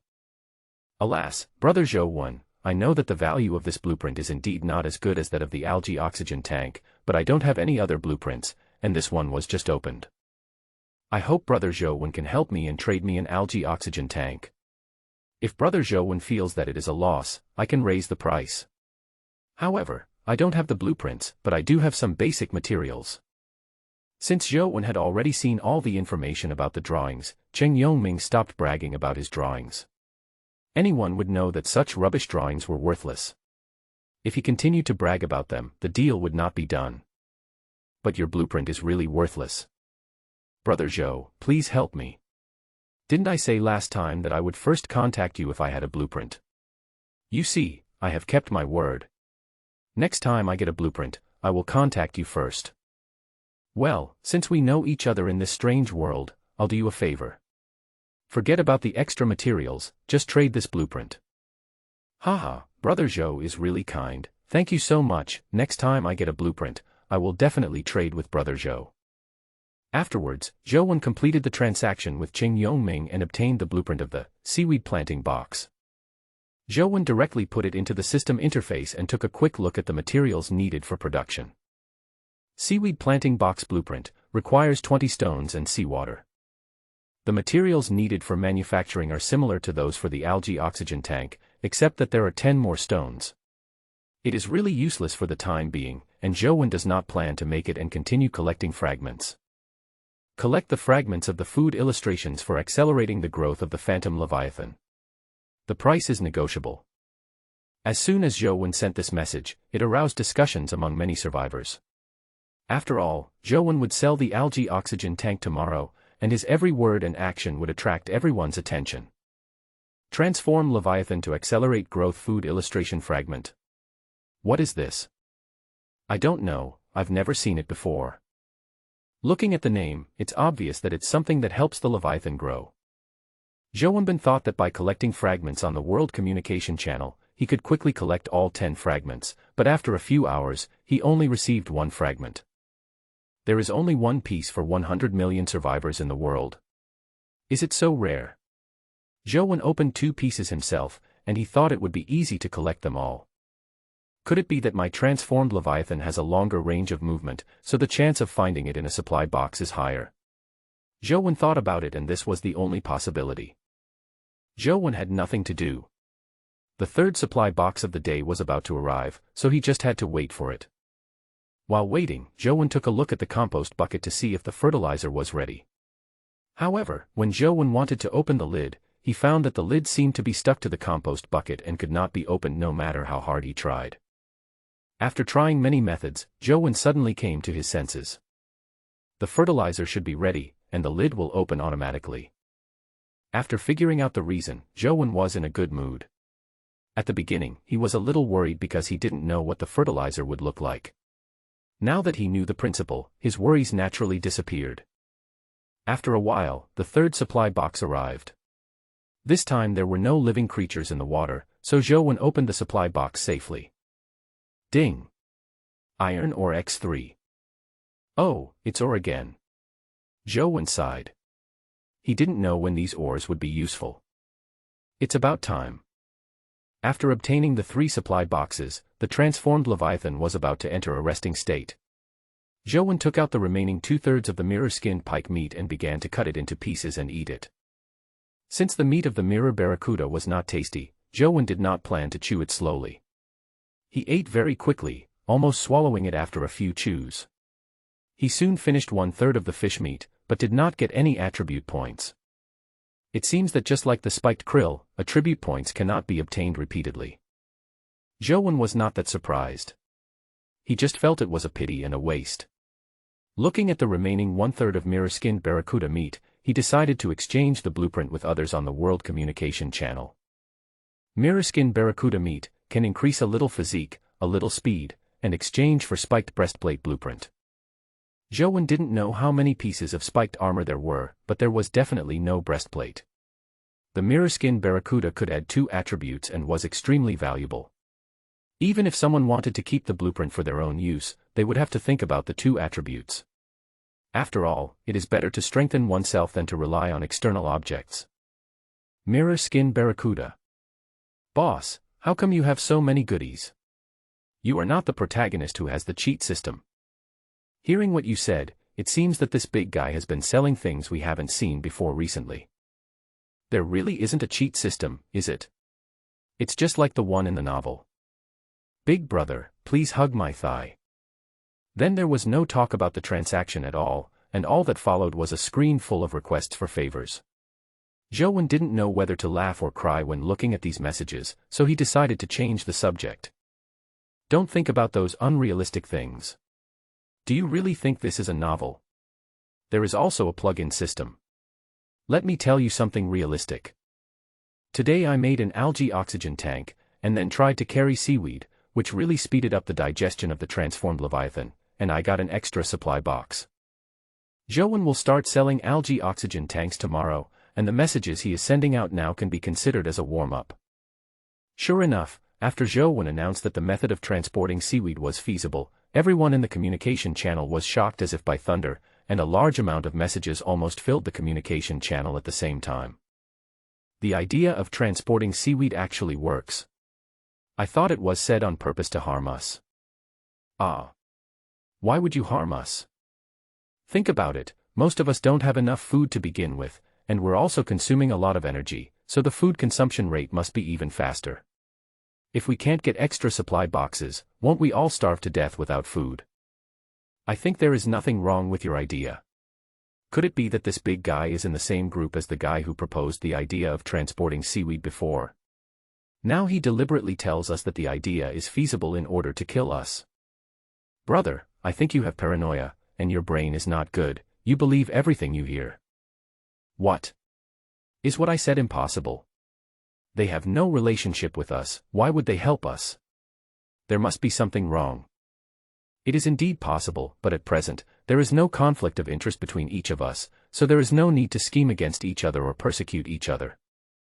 Who knows, maybe they are all psychopaths. I think you are a bit psychopathic. Zhou just felt a headache. It was originally good news, but these people turned it into a conspiracy theory. He was too lazy to continue reading. The message had already been sent, and the transformed Leviathan had entered a resting state. Zhou prepared to go to bed. Zhou had just laid down on the wooden platform when a private message came in. The other party wanted to trade mirror-skinned barracuda meat. Haha, I finally got the blueprint for the spiked breastplate. Zhou laughed happily. This blueprint is the most important part of the entire set of spiked armor. It can protect the entire upper body, and the upper body has the most vital parts. Without the protection of armor, Zhou always feels chilly and insecure. I suddenly thought that I had gained quite a lot today. I got 12 blueprints in total, and a fertilizer formula. Zhou lay directly on the wooden platform, face up, opened the drawing interface, and looked through all the drawings he had obtained in the past few days. The fishbone blade blueprint is correct. Zhou exclaimed, stood up suddenly from the platform, walked to the area where the supply boxes were piled up, and took out a silver fish bone from one of the supply boxes. This was the fish bone of the mirror skin barracuda. This fish bone is exactly 1 meter long. It can be used to make a fish bone blade. Zhou had a smile on his face. After so many days, he finally had a real weapon. Make. Open the drawing interface and click Make directly. A burst of blue light wrapped around the silver fish bone. After more than 10 seconds, the blue light dissipated, revealing a knife that was entirely silver, with a fish tail bone as the handle, a fish spine as the blade, and a fish skull as the blade head. The blade head was slightly wider and the blade was slightly narrower. It was a knife that was very suitable for chopping. Swish. Swish. Zhou held the knife and swung it back and forth twice, doing it very skillfully. Haha, please call me the Silver Swordsman. At this moment, Zhou middle school soul erupted. He kept making all kinds of cool moves with the knife, and then said some flirty words. Fortunately, there was no one else in the stomach space, otherwise he would be embarrassed to death. After playing with the fishbone knife for a while, Zhou put it away with satisfaction, and then went to take a look at the watermelon seedlings and sweet potato seedlings. After a day of growth, both seedlings had begun to climb vines. It's growing very fast. Zhou said with a smile, and went to the compost bucket again, trying to open the lid, but still couldn't open it. Let's see tomorrow. Today's harvest was already considerable. Zhou was in a very good mood and there was no rush to make the fertilizer. There was no conversation that night. When Zhou woke up, it was already the 7th day.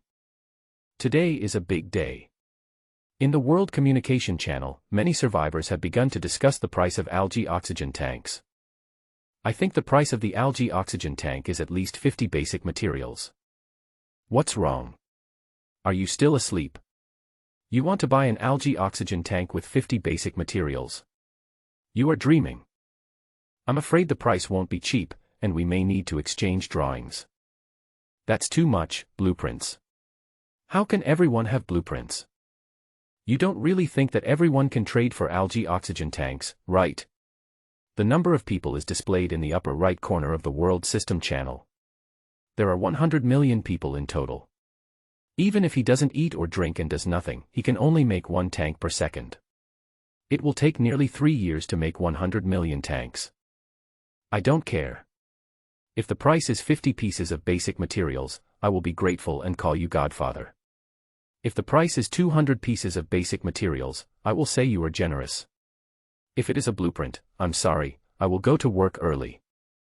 Haha, that's right. Zhou looked at the messages, smiled faintly, and closed the World Communication Channel. He was not worried at all that other survivors would scold him, because he was not planning to sell the algae oxygen tank at a high price. The big guys had already made the decision. Now that the transformed Leviathan had just become active, there was still some time before it entered the feeding stage. Zhou first took a look at the melon vines and sweet potato vines. One night seemed to have lasted a lot longer. I wonder if the fertilizer is ready. Zhou came to the compost bucket and reached out to try to open the lid. This time the lid was opened easily. As soon as he opened it, clumps of dark green feces flew out of the compost bucket. Zhou was startled and dodged quickly. Then a prompt sound rang in his mind. Ding! Obtained low-level fertilizer X10. After use, it can shorten the growth time of crops by 10%. Each crop can only be used once. Hearing the prompt in his mind, Zhou face lit up with joy. He looked at the lumps of fertilizer shaped like cow dung scattered on the platform, picked them up nonchalantly, and put them into the empty supply box. This is a good thing. Although it only shortens the time by 10%, it's not very beautiful, but it's better than nothing. After putting all 8 fertilizer balls into the supply box, Zhou put the box away, then picked up 2 balls on the ground and walked to the small planting box. A portion of fertilizer is about the size of a fist, dark green in color, feels like mud, and has a foul smell, but because of the processing, the smell is no longer as pungent as before. Zhou didn't know how to use it specifically, so he tried putting the fertilizer ball into the soil of a small planting box. As soon as the fertilizer ball touched the soil, it melted into a thick green liquid like a snowball touching a flame, and seeped directly into the soil. This should be the successful fertilization. It's quite convenient. Joan smiled happily and used a ball of fertilizer. Then I took 2 bottles of mineral water and poured them into 2 small planting boxes. The watermelons were planted on the 4th day, and the sweet potatoes were planted on the 5th day. When they were planted, they were only watered with half a bottle of water. Today is the 7th day, and the watermelon vines and sweet potato vines have grown. Half a bottle of water is definitely not enough, so I have to use a full bottle. It seems that there is not enough fresh water. Joan looked at the 2 empty plastic bottles in his hand, then turned his head and took a look at the remaining 7 bottles of mineral water. Now Joan is not worried about the problem of drinking water. If it really doesn't work, he can use the algae oxygen tank to replace mineral water. But if he always uses mineral water to irrigate crops, it will be difficult to expand the scale of his farming, because mineral water can currently only be obtained by opening supply boxes, and it also depends on luck. This means that mineral water cannot be obtained through large-scale transactions. After all, fresh water cannot be produced by ourselves at present, and fresh water is closely related to life. Everyone will give priority to storing some fresh water, and only trade the surplus. Forget it, that's too far-fetched. I don't have any extra space to make a small planting box right now.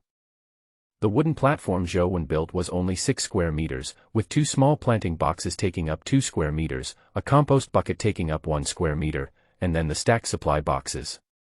The rest was his sleeping space. The algae oxygen tank is made of stone, so there is no need to worry about it being washed away by seawater, so it is placed below. The feces shovel does not take up much space and is placed horizontally on the platform close to the stomach wall. So at the moment, even if he wants to plant more crops, there is no space for him to do so. As for adding a wooden platform, that is definitely not possible. The space in the stomach wall is not large. If he expands the area of the wooden platform, it will affect the eating of the transformed Leviathan. 180-ton baby, you need to grow up quickly. Joan murmured as he opened the biological atlas in the world system and turned to the first page. He wanted to see if the transformed Leviathan had grown up after so many days. Age, 7 days. Stage, birth. Length, 35 meters. Weight, 200 tons. Food type, algae. Feeding method, filter feeding. Comment, a 200-ton baby. It has grown to 5 meters. The growth rate is quite fast, about 1 meter a day. It just started today, so it definitely cannot be counted as 1 day. In 6 days, it has grown 5 meters. This growth rate is simply beyond common sense. Growth rate is also important, but the food fragments needed to accelerate the growth of Leviathan are too scarce. Joan only had 3 fragments in his hand, and it would be difficult to collect them all in a short period of time. After the algae oxygen tanks have been sold for a few days, and some people can open 3 supply boxes a day, there should be more fragments by then. Joan said calmly, and the sound of surging sea water came from the esophagus, and the transformed Leviathan had entered the eating stage. Joan quickly put on 4 pieces of spiked armor and held a 1-meter-long fishbone knife in his hand to prevent possible dangers. Splash splash, sea water rushed into the stomach wall space rapidly. Joan came to the small planting box and used the light emitted by the Helix coccidia here and the light from his own headlamp to expand his field of vision in this dark space as much as possible. Joan half knelt on the ground, contracted his chest and abdomen, and held the fishbone knife across his chest to protect his unarmed upper body. After waiting for a while and seeing no signs of any living creatures swimming in the water, Joan breathed a sigh of relief. He opened the system drawing interface and began to make the algae oxygen tank, but found that there were only 10 pieces of stone left. There were only 210 pieces of stone originally, and 20 algae oxygen tanks were made yesterday, so only 10 pieces of stone were left. Joan was not in a hurry. He took out 10 portions of spiky krill meat from the supply box, and then went to the trading channel to trade the stones. Now because many survivors have encountered spiky krill, the value of spiky krill meat has dropped a lot. However, after all, it weighs 3 or 4 pounds of meat and has a certain value as food. It is no problem to trade 20 pieces of stone for each piece of spiky krill meat. Soon, Joan obtained 200 pieces of stone through the transaction, plus the 10 pieces of stone he had, and made 21 units in one go. Together with the 9 units left over from yesterday, he made a total of 30 units. After the algae oxygen tanks for sale today were manufactured, 1/3 of the stomach wall space had been occupied. Joan had to sell these algae oxygen tanks before the transformation Leviathan ate for the second time. After the sea water receded and Joan was completely sure that no aggressive creatures were involved in this meal, he began to send messages on the World Communication Channel. Everyone must have been waiting for a long time, so I won't waste any more time. I will start selling algae oxygen tanks now, 20 units per day. Why only 20 units? Yeah, this is too little, right? I knew from the beginning that not everyone could trade in algae oxygen tanks. I thought I could sell 100 units a day, but I didn't expect to sell only 20. Are you intentionally selling so little in order to raise the price? I think he just wants to be the first and sells too much. He is afraid that we will surpass him, so he sells so little. After Joan informed the survivors in the World Communication Channel of the total amount sold every day, they were shocked because the number was too small. Everyone calmed down. I didn't intentionally sell so few, but I really can't increase the quantity. Algae oxygen tank. As the name suggests, it requires algae to manufacture. The seaweed that the Leviathan eats is one of the materials. If I produce a large amount, it will consume a lot of seaweed, which will affect the growth of the transformed Leviathan. In this world, the transformed Leviathan is the foundation of our existence. I want to ask you, if it were you, would you be willing to do it? After Joan asked this, a large number of survivors who requested to increase the number stopped sending messages. Of course, there were still some extremely selfish people who still asked Joan to increase the number. Joan simply ignored these people. After all, he was the one who manufactured the algae oxygen trough and he had the initiative. If everyone forced him to manufacture it in large quantities and damaged his interests, he would just not sell it and no one would be able to get the algae oxygen trough. I know you are in a hurry, and I understand your feelings. Although I cannot provide you with enough quantity, I will definitely give you a suitable price. What is the price? I hope that the boss will consider that we are all suffering in this world and not charge too high a price.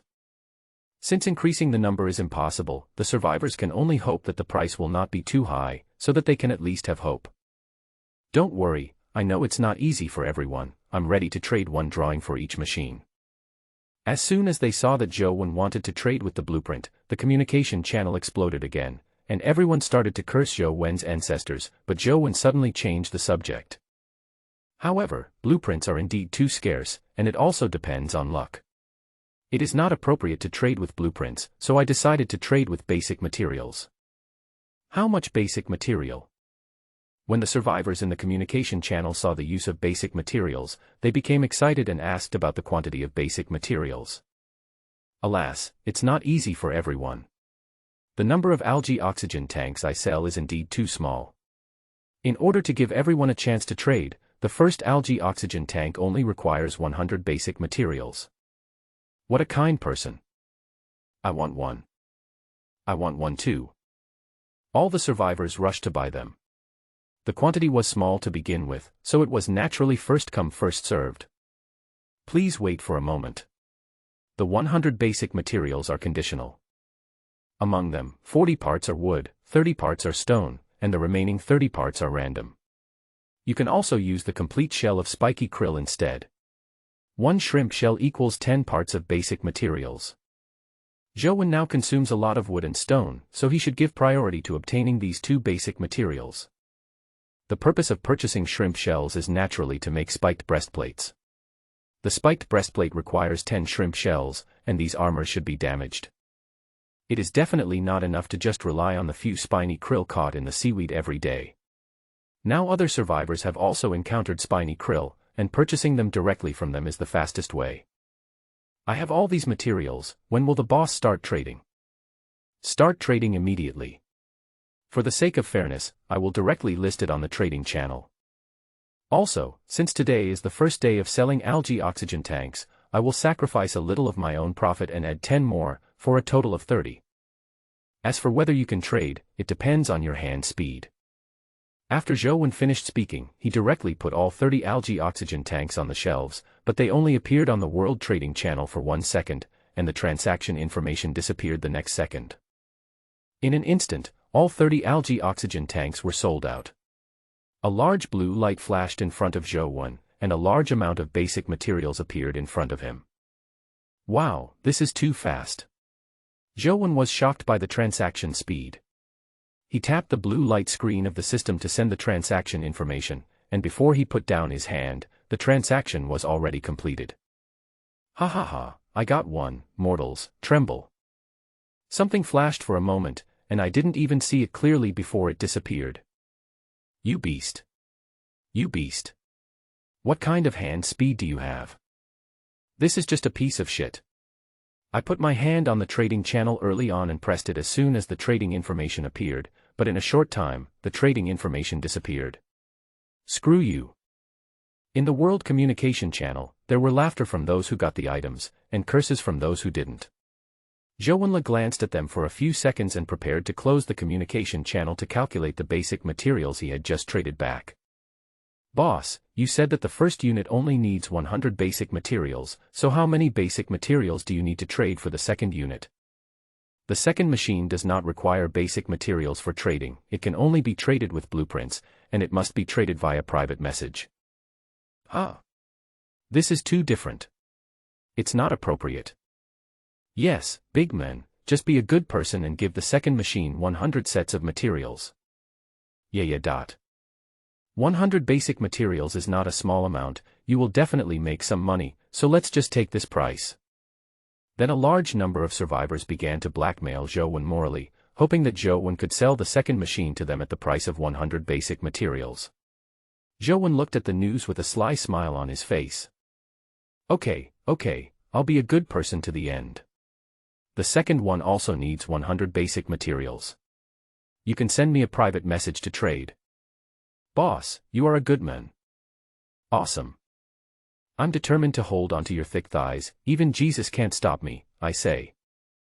There was jubilation in the World Communication Channel, as everyone was happy that they could get a second algae oxygen tank at a cheap price, but Zhou sent another message right after.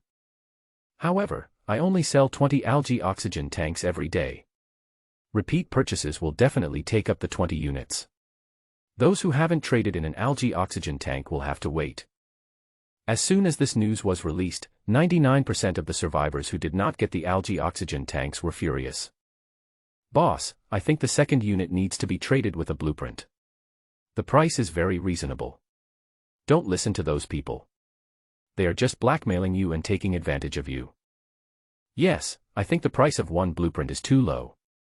The function of the algae oxygen tank is to obtain an additional supply box. The second one should be priced at 2 blueprints to be reasonable. Those people are so selfish, they just want to take advantage of the boss every day.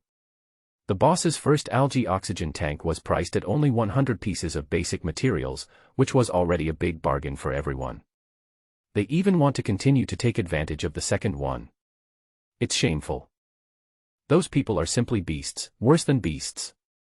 Because of Zhou message, the people who got the first algae oxygen tank and those who didn't started arguing on the World Communication Channel. Zhou just watched them arguing quietly, with the corners of his mouth curled up, turning into a crooked-mouthed god of war.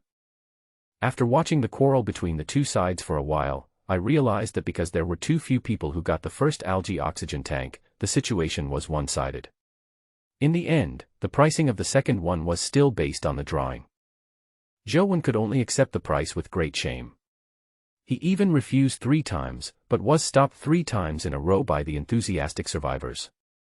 In the end, he had no choice but to accept it.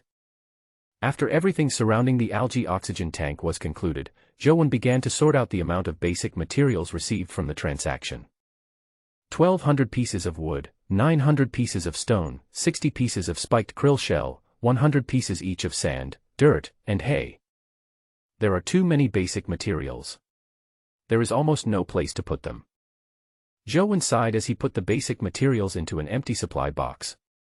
One supply box could hold 100 pieces of basic materials. Zhou collected 3 supply boxes every day, and after 6 days, plus the initial supply box, there were a total of 19 supply boxes. In the end, it was impossible to store all the materials in the supply boxes. Because the stones would not be washed away by the sea water, Joe simply stopped collecting the stones. Instead, he collected the other materials and piled the stones in the corner. Of course, the stones are only temporarily placed in the corner because they take up too much space.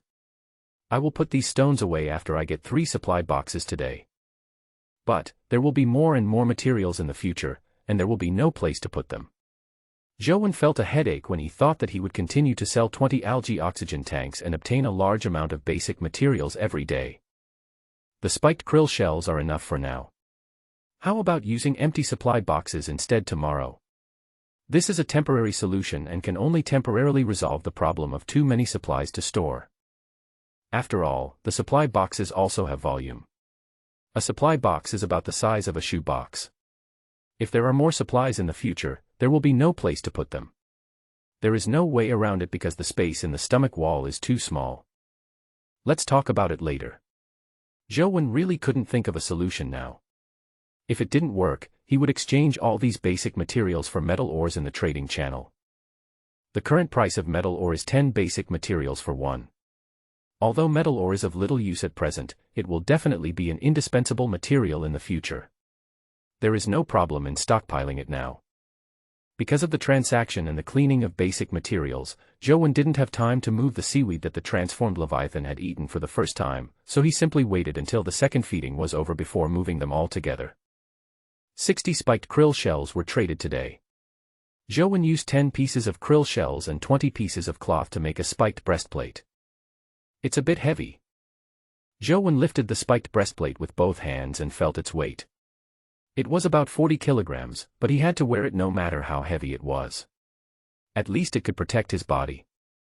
After putting on the spiked breastplate completely, he felt his body was extremely heavy, and just standing there made him feel very tired. He now has a total of 5 pieces of equipment on him, including a spiked helmet, a spiked breastplate, a spiked crotch guard, spiked leg armor, and spiked boots, with a total weight of 124 kilograms.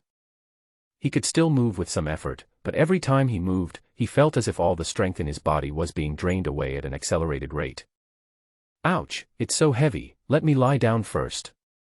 Joe lay directly on the wooden platform to save energy. He would stand up and squat again when the second meal started. A few minutes later, the transformed Leviathan began to eat for the second time. Joe wanted to do sit-ups, but his upper body was too heavy.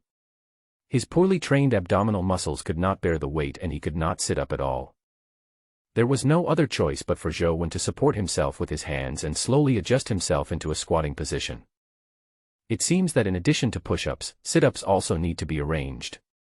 Joe held the fishbone knife in his hand, thinking secretly in his heart. At this time, the esophageal diaphragm opened and the turbulent sea water poured into the space of the stomach wall. Joe began to be very alert and scanned the water surface following the light of the headlamp. Suddenly, the still flowing water surface suddenly surged, and a flesh-colored strip of body that frightened Joe appeared under the light. Anchor worm. Joe's heart trembled and fear appeared on his face.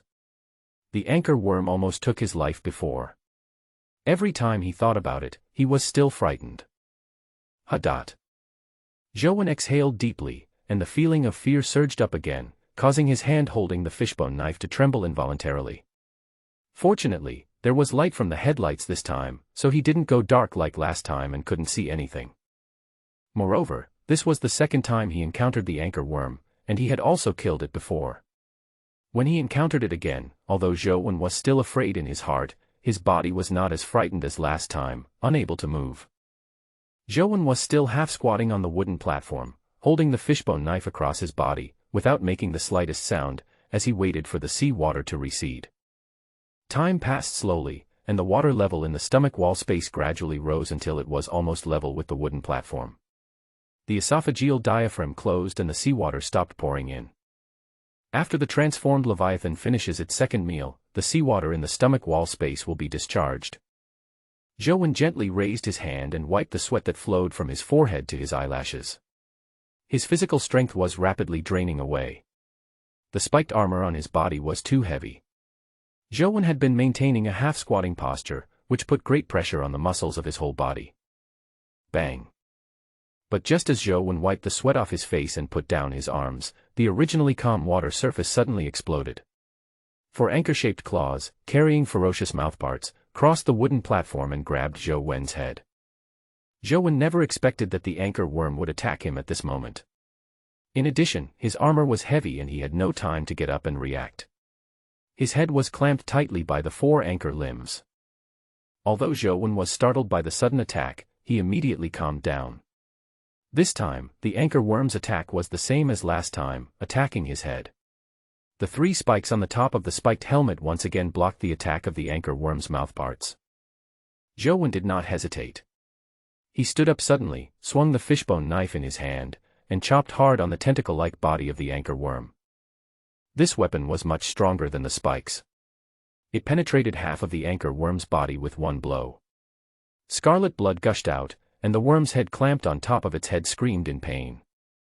Zhou remained unmoved and swung the fishbone knife again, ready to completely cut off the body of the anchor worm.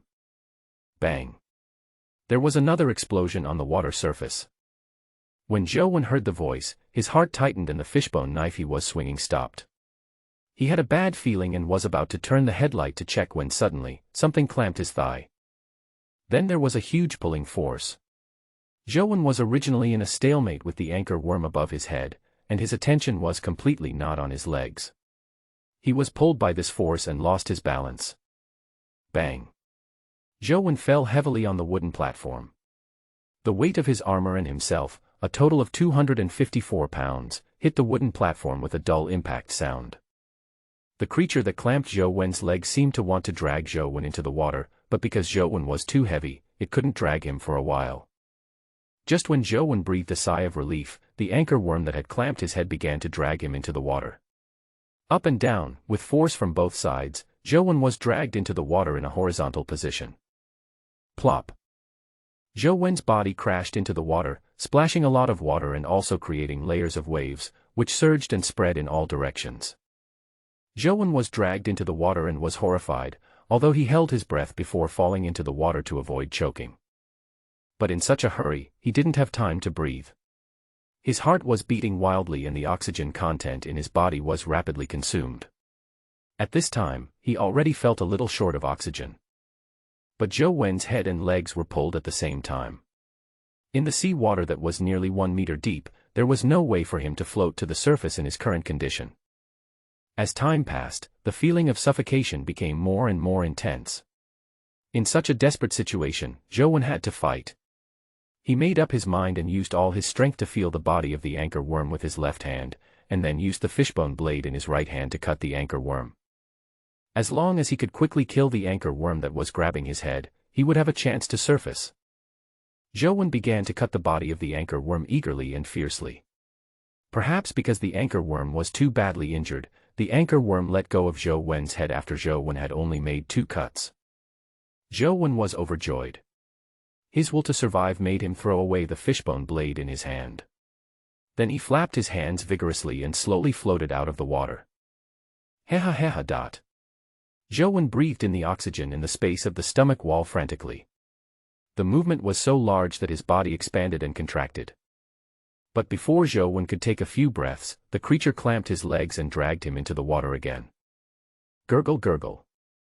Zhou Wen was dragged into the water unexpectedly and gulped down several mouthfuls of sea water. The water choking his lungs made him extremely uncomfortable. He flapped his arms and struggled desperately to get out of the water, but he was dragged into the water again as soon as he coughed. Zhou Wen rose and fell in the water, flapping his arms constantly to float to the surface. Fortunately, the creature that clamped Zhou Wen's thighs did not seem to be very strong and could not drag Zhou Wen continuously. After dragging him for a distance underwater, it stopped for a while. This also gave Zhou Wen a chance to catch his breath, and Zhou Wen also realized that the thing clamping his thigh should also be an anchor worm. Zhou Wen breathed a sigh of relief knowing this. Now, as long as the other anchor worm did not attack him, he would hold out against the anchor worm that was clamping his thigh for a while. As long as the sea water receded, it would be time for him to counterattack. In fact, with the spiked armor he is wearing now, the anchor worm cannot hurt him at all. It is not because the armor is so hard, but because the armor is covered with spikes, which restrain the anchor worm tightly. But underwater, unable to breathe, he really had no choice.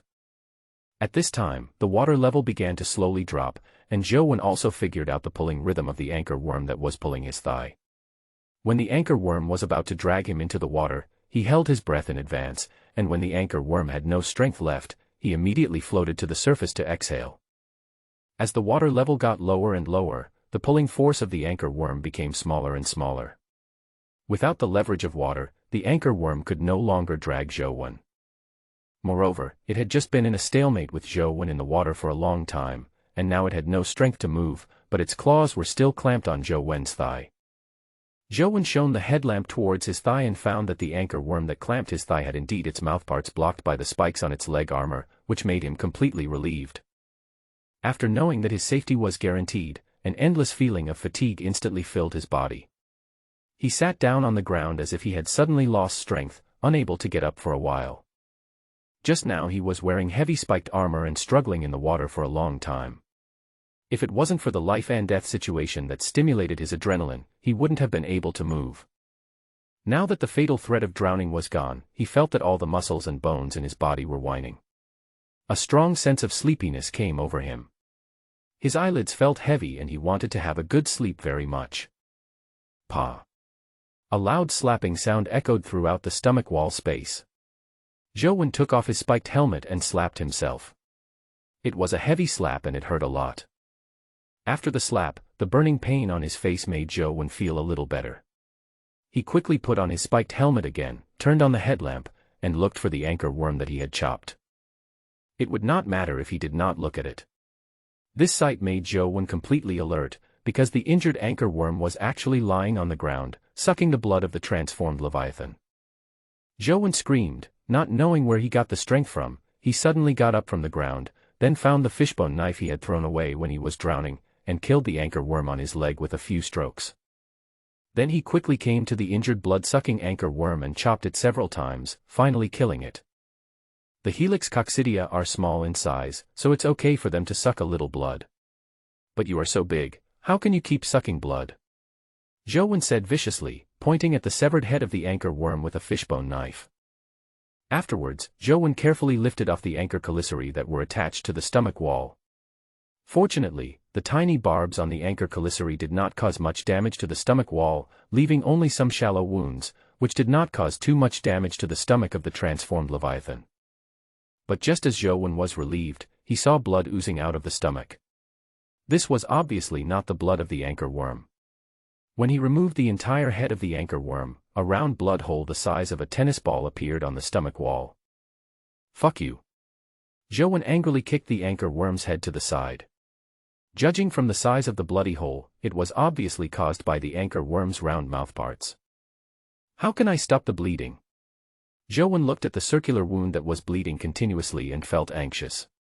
Needless to say, the importance of transforming Leviathan to him was very important, and there must not be any problems. But he didn't have any tools to stop the bleeding, and the medical hemostatic bandage couldn't stretch the stomach wall. That's right.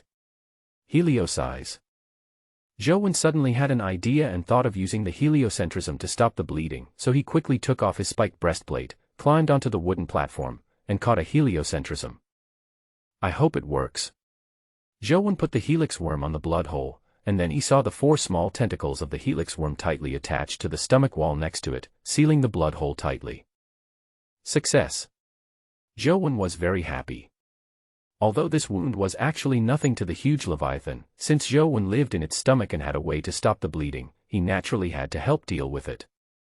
All crises were resolved, and the overwhelming fatigue came again, but he still couldn't rest now because the eating phase of the transformed Leviathan had not yet ended. Zhou used up the last of his strength to carry the spiked breastplate onto the wooden platform and put it on. No matter what, protective gear must be worn. Although this spiked armor is heavy, the importance of the spiked armor is self-evident as Zhou was not injured when facing the attack of 2 anchor worms and even killed the anchor worms. Zhou also made a decision, that is, when Leviathan was eating, he would no longer observe the water surface unnecessarily.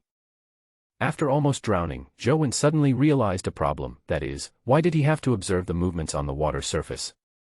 This was totally unnecessary. During the time when seawater was pouring into the stomach space and receding, he could just hide and wait until the seawater receded to observe whether there were any living creatures entering the stomach space. In this way, without seawater, even if Zhou Wen was attacked by creatures, he would not be pulled into the sea and then struggle in the sea. As for where it is hiding, it is naturally behind the algae oxygen tank made of stone. When he encountered anchor worms in the water before, he stood behind the algae oxygenation tank, which blocked the possibility of underwater attack by the anchor worms.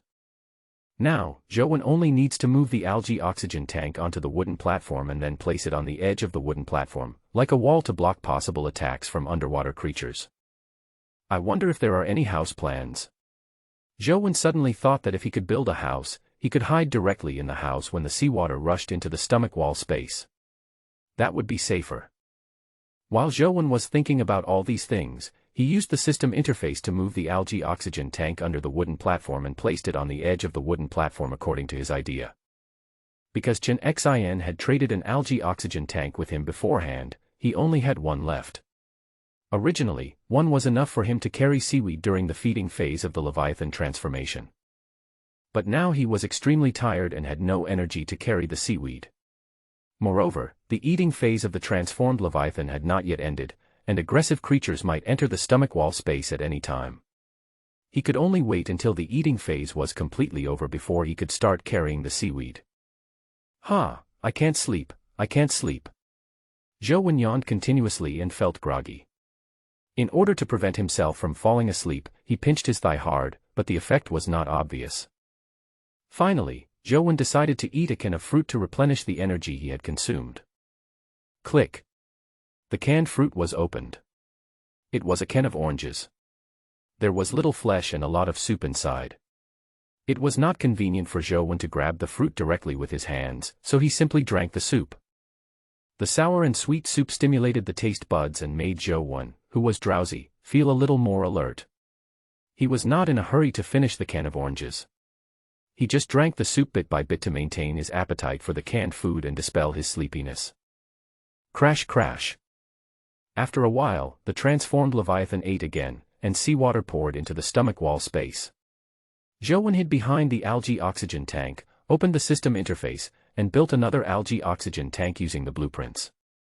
2 algae oxygen tanks were placed side by side on the edge of the wooden platform, and Zhou Wen's sleeping space on the wooden platform was severely compressed. Originally, Zhou Wen only had 2 square meters of sleeping space on the 6 square meter wooden platform. Now with the 2 algae oxygen tanks placed, there is only 1 square meter left, which is really cramped. Next, Zhou Wen didn't care what was in the water anymore and hid behind the algae oxygenation tank to eat canned oranges.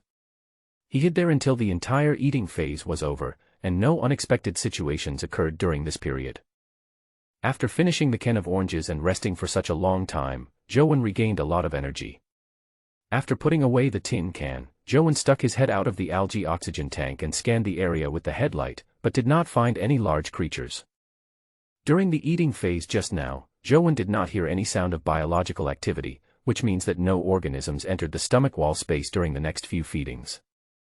However, for safety reasons, Zhou Wen jumped off the wooden platform wearing spiked armor, then walked back and forth in the seaweed pile several times. After further confirming that there were no aggressive creatures hidden in the seaweed pile, he took off the heavy spiked armor and began to move the seaweed. 2 hours later, Zhou Wen finally finished moving all the seaweed. It took a long time to move the seaweed today. There was no other way because he had been dragged into the water by 2 anchor worms and had consumed too much energy in the water. He also had no time to rest properly and his body was always in a state of fatigue. Finally, I can have a good rest. Zhou Wen lay on the remaining half-meter wide and 2-meter long wooden platform, and his whole body was in a relaxed state. Next, he had about 3 hours of rest time, but he didn't dare to sleep. Without an alarm clock, he couldn't force himself to wake up after 3 hours. About 3 hours later, it would be time for the transformed Leviathan to swallow the supply box. However, even now, the supply box stage was no longer safe. If he encountered dangerous creatures and he fell asleep, he would not know how he died. In order to prevent himself from falling asleep, Zhou Wen simply opened the world communication channel to see what others were talking about. Geneva. Money back. Are you worthy of us? What's going on? Zhou was a little confused. As soon as he opened the world communication channel, he found that many people were scolding him. After taking a quick look at the messages they sent, Zhou finally understood why they were scolding him.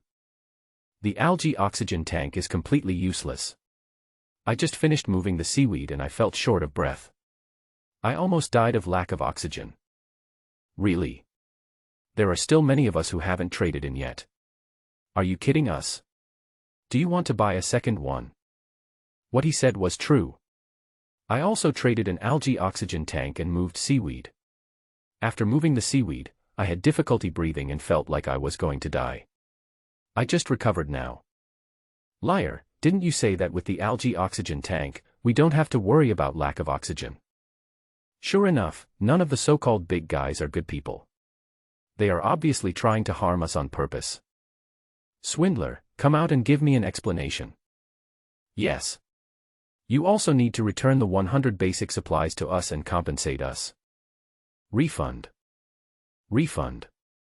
There's something wrong with him. He's really spoiled. After reading their messages, Zhou just felt that he was being scolded for no reason.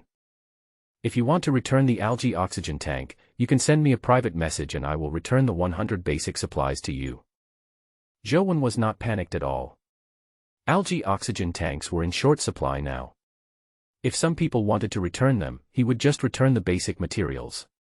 He did not believe that everyone was a fool. 10 people came to him to return the algae oxygen tanks. Zhou returned 100 sets of basic materials to them without any complaints, and then put these 10 people on the blacklist of purchasing algae oxygen tanks. 10 algae oxygen tanks are back on the shelves, each with 100 basic materials. Be quick or you will miss out. Zhou put the trading channel back on the list, and then sent a message on the world communication channel.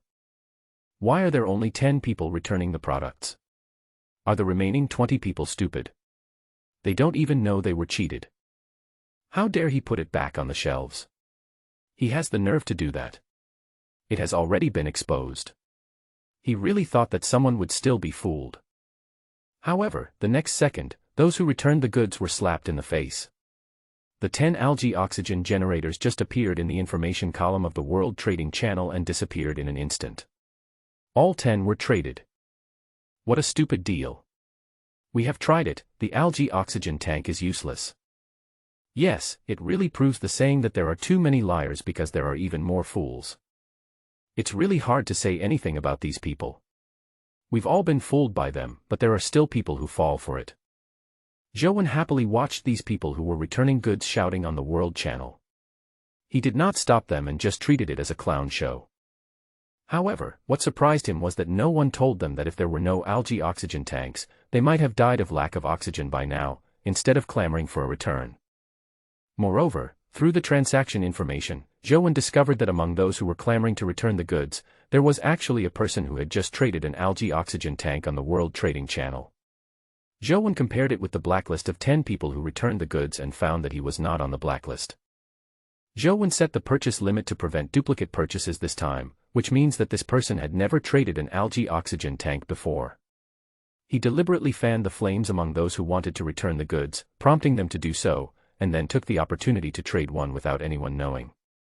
Oh my God, this world is full of deception and lies. Zhou just watched the messages on the communication channel and waited for the first supply box of the day. Nearly 3 hours had passed, and Zhou body had almost recovered. After waiting for the sea water to recede, he found that no creatures came in with the supply box, so he jumped off the wooden platform and opened the supply box. Ding! Obtained bread X1, obtained mineral water X1. What he got were food and water. Zhou was not interested in it, so he just put them away and returned to the wooden platform to continue waiting for the second supply box. While waiting for the second supply box, Zhou received a private message. After opening it, he found that it was from Chen Xin. Mr. Zhou, I want to trade something with you. The second algae oxygen tank needs to be traded with a blueprint. Zhou could probably guess what Chen Xin wanted to trade, so he just told her the price. But I also traded my first machine with a blueprint, right? You can't say that. It was you who wanted to get the algae oxygen tank in advance and voluntarily traded the blueprint. It wasn't me who proposed it. Of course, I'm not a profiteer. Although your first algae oxygen tank was traded for the blueprint because you wanted to get it in advance, it doesn't count as your first one. You can still trade for one in the trading channel with 100 basic materials. Mr. Zhou, you are such a kind person. Chen Xin couldn't help but say something sarcastic, because what Zhou Wen said seemed very grand, but it was complete nonsense. Only 20 units were sold every day. Even if she could trade, how could she compete with 100 million people? After all, if she wanted to trade the second unit directly from Zhou Wen, she still needed the blueprints. Alas, I don't dare to call myself a good person. I am just a little soft-hearted and I see that everyone has a hard time. Of course Zhou Wen knew that Chen Xin was playing tricks on him, but he didn't care. Anyway, he had the initiative. If you are willing to trade, then trade. If not, forget it. Forget it, I won't joke with Mr. Zhou anymore. Actually, I came to see Mr. Zhou this time because I got a good thing and I thought Mr. Zhou might need it, so I came to ask. As soon as Chen Xin sent the message, an item information appeared, and Zhou Wen clicked it in confusion. Golden silk fruit, golden silk seaweed seeds, strength +5 after consumption. Hiss. Zhou Wen took a breath after reading the information. Increasing 5 points of strength was exactly what he urgently needed. Where did you get it? According to the description, it can increase strength by 5 points. It seems pretty good and has a high value. How about trading it for an algae oxygen tank?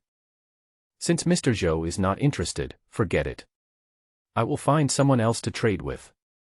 Hey, if you're not satisfied, we can talk about it. Just tell me what you want. Zhou Wen originally wanted to pretend that he didn't care and lower the price, but Chen Xin was obviously not a fool, so he simply didn't waste any words and asked Chen Xin to name a price. I want 20 algae oxygen tanks, a set of spiked krill shell equipment, and my fishbone blade blueprint. Take your golden silk fruit with you and leave happily. Zhou Wen was so angry that he laughed. You came here in bulk, and asked for 20 algae oxygen tanks, then a set of spiked armor, and finally you even wanted to take back the fishbone blade blueprint. You are so shameless and your mouth is wide open. The 18 algae oxygen tanks, a set of spiked krill shell equipment, and my fishbone blade blueprint. Miss Chen, I won't argue with you anymore. We are all smart people. Although I am not a good person, the transactions in the past were fair. This should be the reason why you are willing to come to me for a transaction. I won't let you suffer a loss. 10 algae oxygen tanks and spike armor are no problem. I can make you a fishbone blade, but I can't give you the blueprint. If you need the blueprint, you know the value of the algae oxygen tank, so you can trade the blueprint yourself. This is my sincerity. If you are still not satisfied, then find someone else. I see Mr. Zhou's sincerity, but the value of my blueprint is still very high. Since Mr. Zhou is unwilling to trade the blueprint, I want something else. Miss Chen, you think you are very smart, so you treat others as fools. The blueprint of the fishbone blade is not yours, but mine. You voluntarily traded with me before, but now you regret it and want to raise the price. That won't work. Mr. Zhou misunderstood. I didn't mean to raise the price. I just felt that the conditions Mr. Zhou proposed were a little short of the mark, so I hoped Mr. Zhou could raise the price a little more. What else do you want? The golden silk fruit is indeed very important to Zhou Wen. As long as Chen Xin doesn't ask for an exorbitant price, he can still make concessions. I wonder what other drawings of items Mr. Zhou has. Can you tell me so I can see if there is anything I need? I told you, it's impossible to trade blueprints. I don't want the blueprints, I just want to see the items made from the blueprints to see if there are any that I need. After reading Chen Xin's message, Zhou Wen, who was originally a little impatient, suddenly frowned. This is to explore my family background. Blueprints are used to build or manufacture items. Knowing all the blueprints of a person can roughly infer the person's level of development. Zhou Wen, who holds the blueprints of the algae oxygen tank, is definitely the fastest growing person in the world. It is impossible to tell you the types of drawings, so let me give you two more important things. What is it? Chen Xin knew that her little thoughts had been seen through, so she stopped talking and became curious about the important things Zhou Wen mentioned. The wooden platform is 1 meter high and 1 square meter in area. I'll give you 2. You won't have to soak in the sea water anymore. You can also sleep on it instead of sleeping on the wet ground. After reading Zhou Wen's introduction, Chen Xian's eyes lit up. This was indeed a very important and good thing. There is currently no danger in the stomach of the Metamorphosis Leviathan. It can even be said to be very safe. Except for being careful with the spiky krill when moving seaweed, there is basically no danger. In the absence of danger and with the food problem initially solved, the final goal is to achieve a comfortable level of life. Spending half of your body in sea water and sleeping on the wet ground every day is definitely not comfortable, and the wooden platform is the key to solving all of this. Mr. Zhou is very sincere, happy transaction. Hee, how would you like to trade, Ms. Chen? Listed in the trading channel. How about private transactions? Mr. Zhou probably doesn't have 10 extra algae oxygen tanks at the moment, right? Indeed not. What I mean is that I hope Miss Chen can trade the golden silk fruit to me in advance. As for the traded items, I will make up for them all later. Mr. Zhou joked. I'm not kidding. I know Miss Chen is afraid that I will not keep my word, but from my dealings with other people these days, you should be able to see that I am very honest. This golden silk fruit is very important to me. The sooner I can get it, the better. I will trade you a set of spiked armor and 2 wooden platforms first. I will make up the rest as soon as possible. Is it possible to make the fishbone blade at present? The material used to make the fishbone blade is a 1-meter-long fish spine. You should know how rare it is. Chen Xian pondered for a moment about Zhou Wen's request to make the transaction in advance, and finally decided to agree. In fact, she had been observing Zhou Wen for a while. Although he had the temperament of a profiteer, the transactions were still fair. If you add 2 more algae oxygen tanks, I will agree to trade you the golden silk fruit in advance. Yes, 12 in total. Afterwards, Zhou Wen immediately made the spiked breastplate, spiked leg armor, spiked boots, spiked crotch guard, spiked wrist guard, spiked helmet, and spiked belt, consuming a total of 38 shrimp shells. 7 pieces of spiked equipment, 2 wooden platforms, and a trade request were sent, successfully trading the golden silk fruit in Chen Xian's hand. I hope Mr. Zhou can abide by the agreement. Don't worry, people need credibility to achieve mutual benefit, I understand this. After finishing the transaction with Chen Xian, Zhou Wen looked at the golden silk fruit in his hand excitedly, with an ecstatic look on his face. The reason why Zhou Wen was so happy was not because the golden silk fruit could increase strength by 5 points, but because the introduction of the golden silk fruit mentioned that the golden silk fruit was the seed of golden silk seaweed. When Zhou Wen saw this introduction, he was so excited that he could hardly suppress it. However, in order to prevent the smart Chen Xian from noticing anything unusual, he still dragged on with Chen Xian until now. It seems that the blueprints found in the supply box are all useful, but the time has not come yet. Zhou Wen sighed, opened the system interface, turned to the drawing interface and looked at the seaweed planting box, drawing, his smile widened. Build. Zhou Wen started building without hesitation. The manufacturing material of the seaweed planting box is 20 pieces of stone. Zhou Wen looked at the stones piled up in the corner. He now has no shortage of stones. Then the world system did not respond. Zhou Wen looked at the blueprint of the seaweed planting box again. Well, seawater was still needed, so he could only wait until the second supply box arrived before it could be built. Zhou Wen carefully put away the golden silk fruit. Although Chen Xian did not say how she obtained the golden silk fruit, according to the introduction of the golden silk fruit is the seed of golden silk seaweed, which means that Chen Xian encountered golden silk seaweed. Chen Xian previously only had 1 algae oxygenation tank, and the speed of transporting seaweed was relatively slow. Based on the time when Chen Xian approached him for the transaction, it was almost some time after he had finished transporting the seaweed. In other words, the golden seaweed was not obtained from the supply box, but was a special variety of seaweed that Chen Xian happened to encounter. Sure enough, when it comes to luck, I'm a nobody.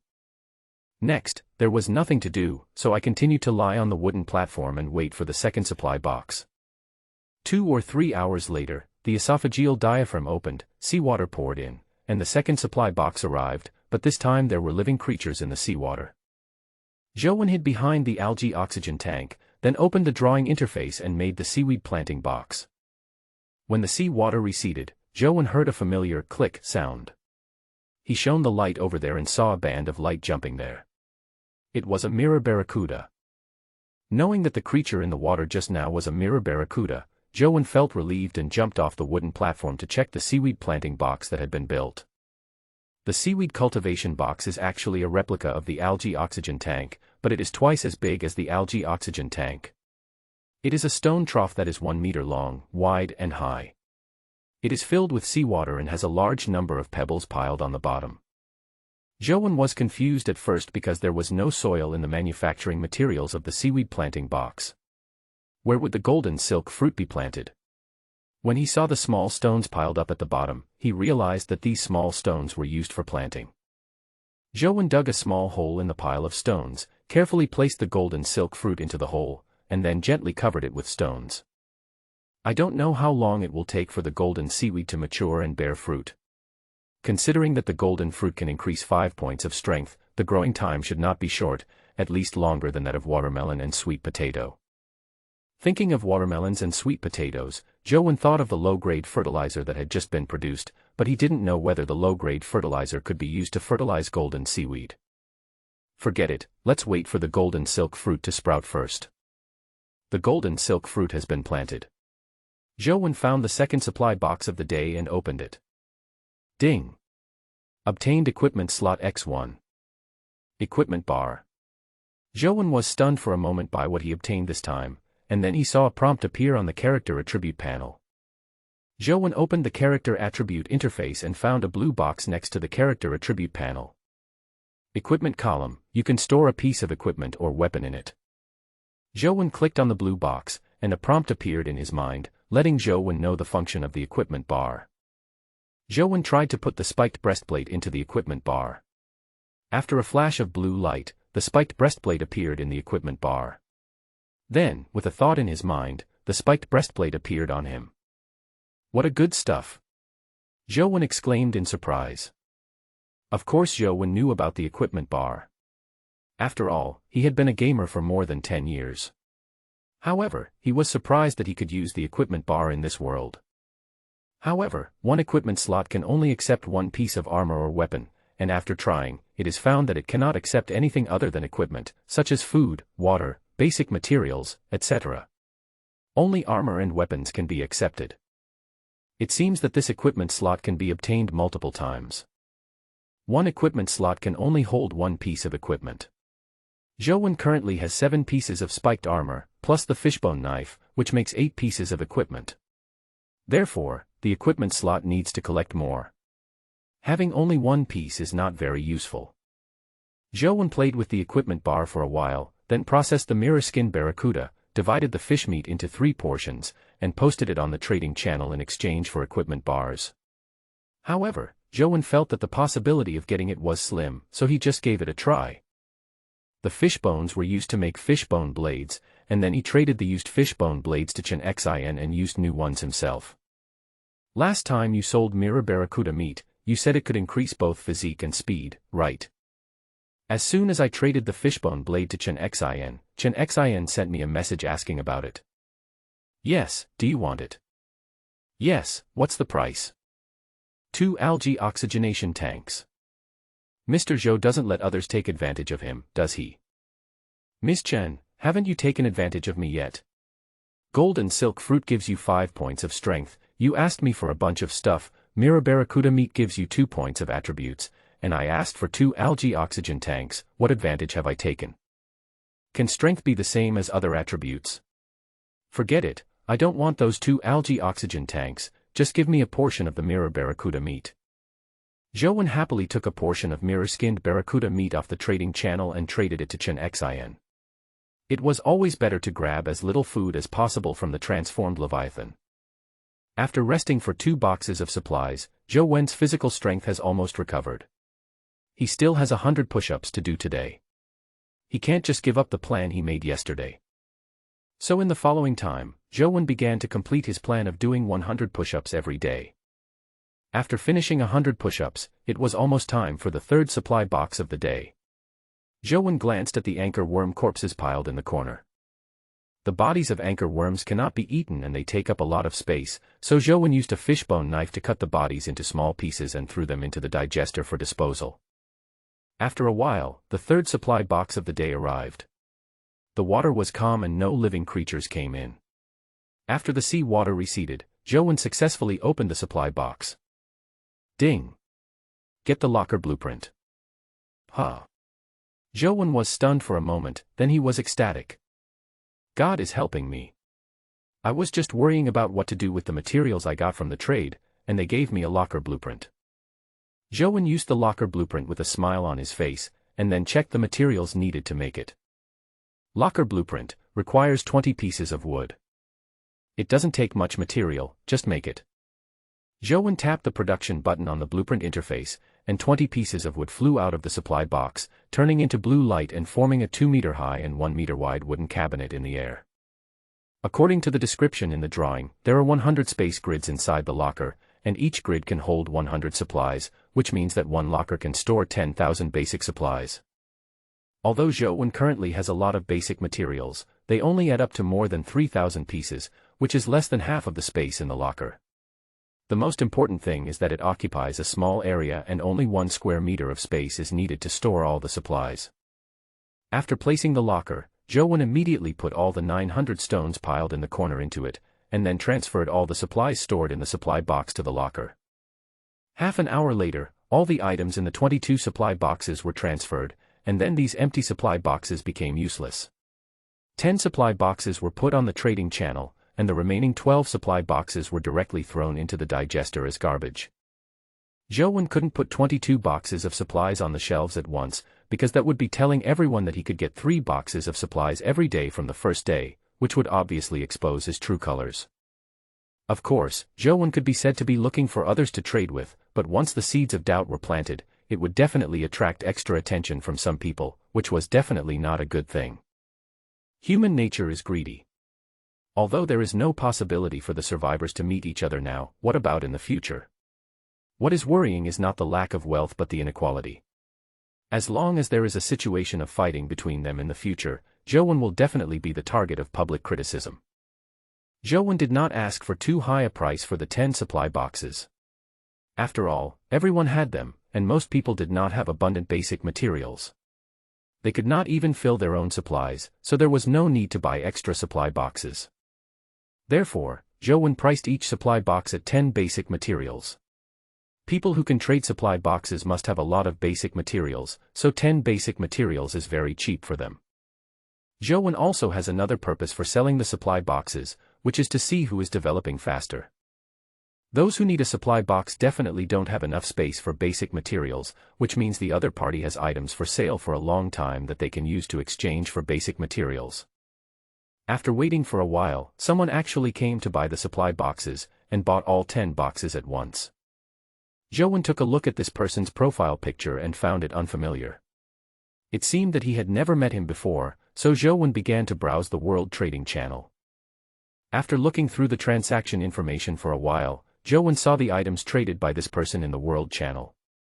Trade 10 basic materials for filtered fresh water. Filtered fresh water. Zhou's eyes widened slightly when he saw the news that the other party was selling fresh water. This was definitely a good business that would last forever. Why wasn't I the one who got the method to filter fresh water? Zhou felt a little jealous, but as he read the introduction of filtering fresh water, his jealousy disappeared immediately.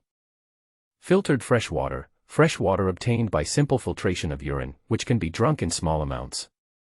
Okay, I thought it was seawater filtration, but it turns out to be urine filtration, and it's a simple filtration at that.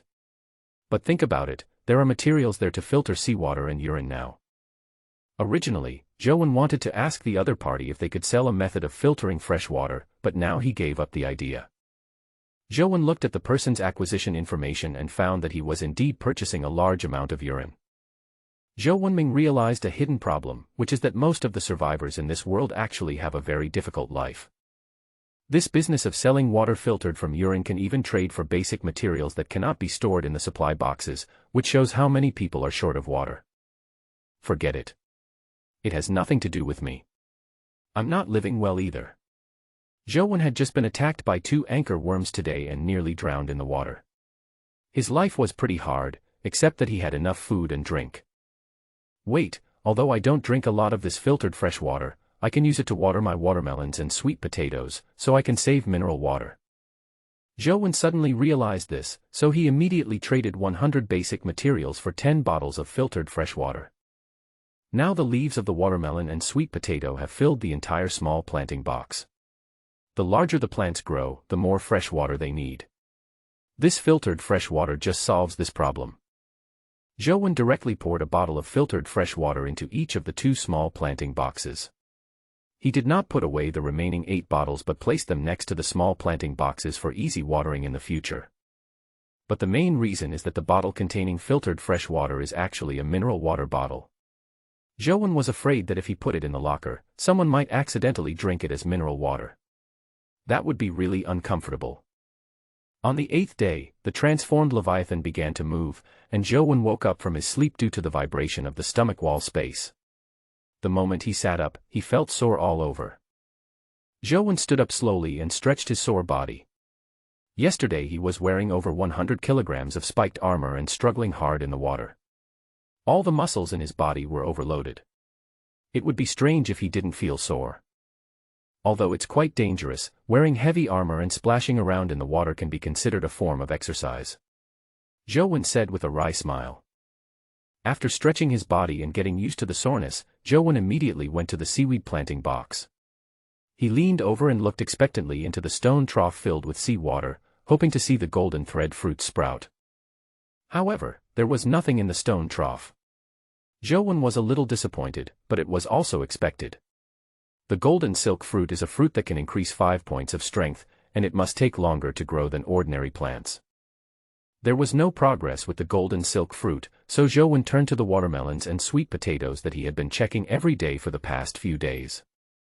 After a night of survival, the watermelon and sweet potato vines have filled the small plantings, and a touch of yellow has been dotted among the green. It's blooming. Joe saw a hint of yellow on the watermelon vine and immediately squatted down. He used his hands to push aside the leaves that were blocking the vine and saw a small yellow flower with 5 petals. It's blooming so soon. It looks like it won't be long before we can eat watermelon. Joe said expectantly with a smile on his face. After looking at the small yellow flowers of the watermelon, Joe reached out and dug through the vines and leaves of the sweet potato, but did not find any sweet potato flowers. Sweet potatoes are planted on the 5th day, 1 day later than watermelons. They should bloom tomorrow, but it is also possible that the sweet potatoes will not bloom. Joe thought for a while and speculated. As for the issue of pollination required for these crops to bear fruit, Joe simply ignored it. The watermelon's growth time of several months was directly compressed to a few days, and the pollination process must have been omitted. After checking his crops, Joe happily ate a piece of bread and half a bottle of water, which was considered breakfast. Now Joe has 2 meals a day, 1 in the morning and 1 in the afternoon. He does not eat at noon. After all, he needs to move seaweed in the morning, and there is usually nothing to do at noon or even later, and he does not consume physical energy, so there is no need to eat. Joe currently has a lot of basic materials and has no shortage of food.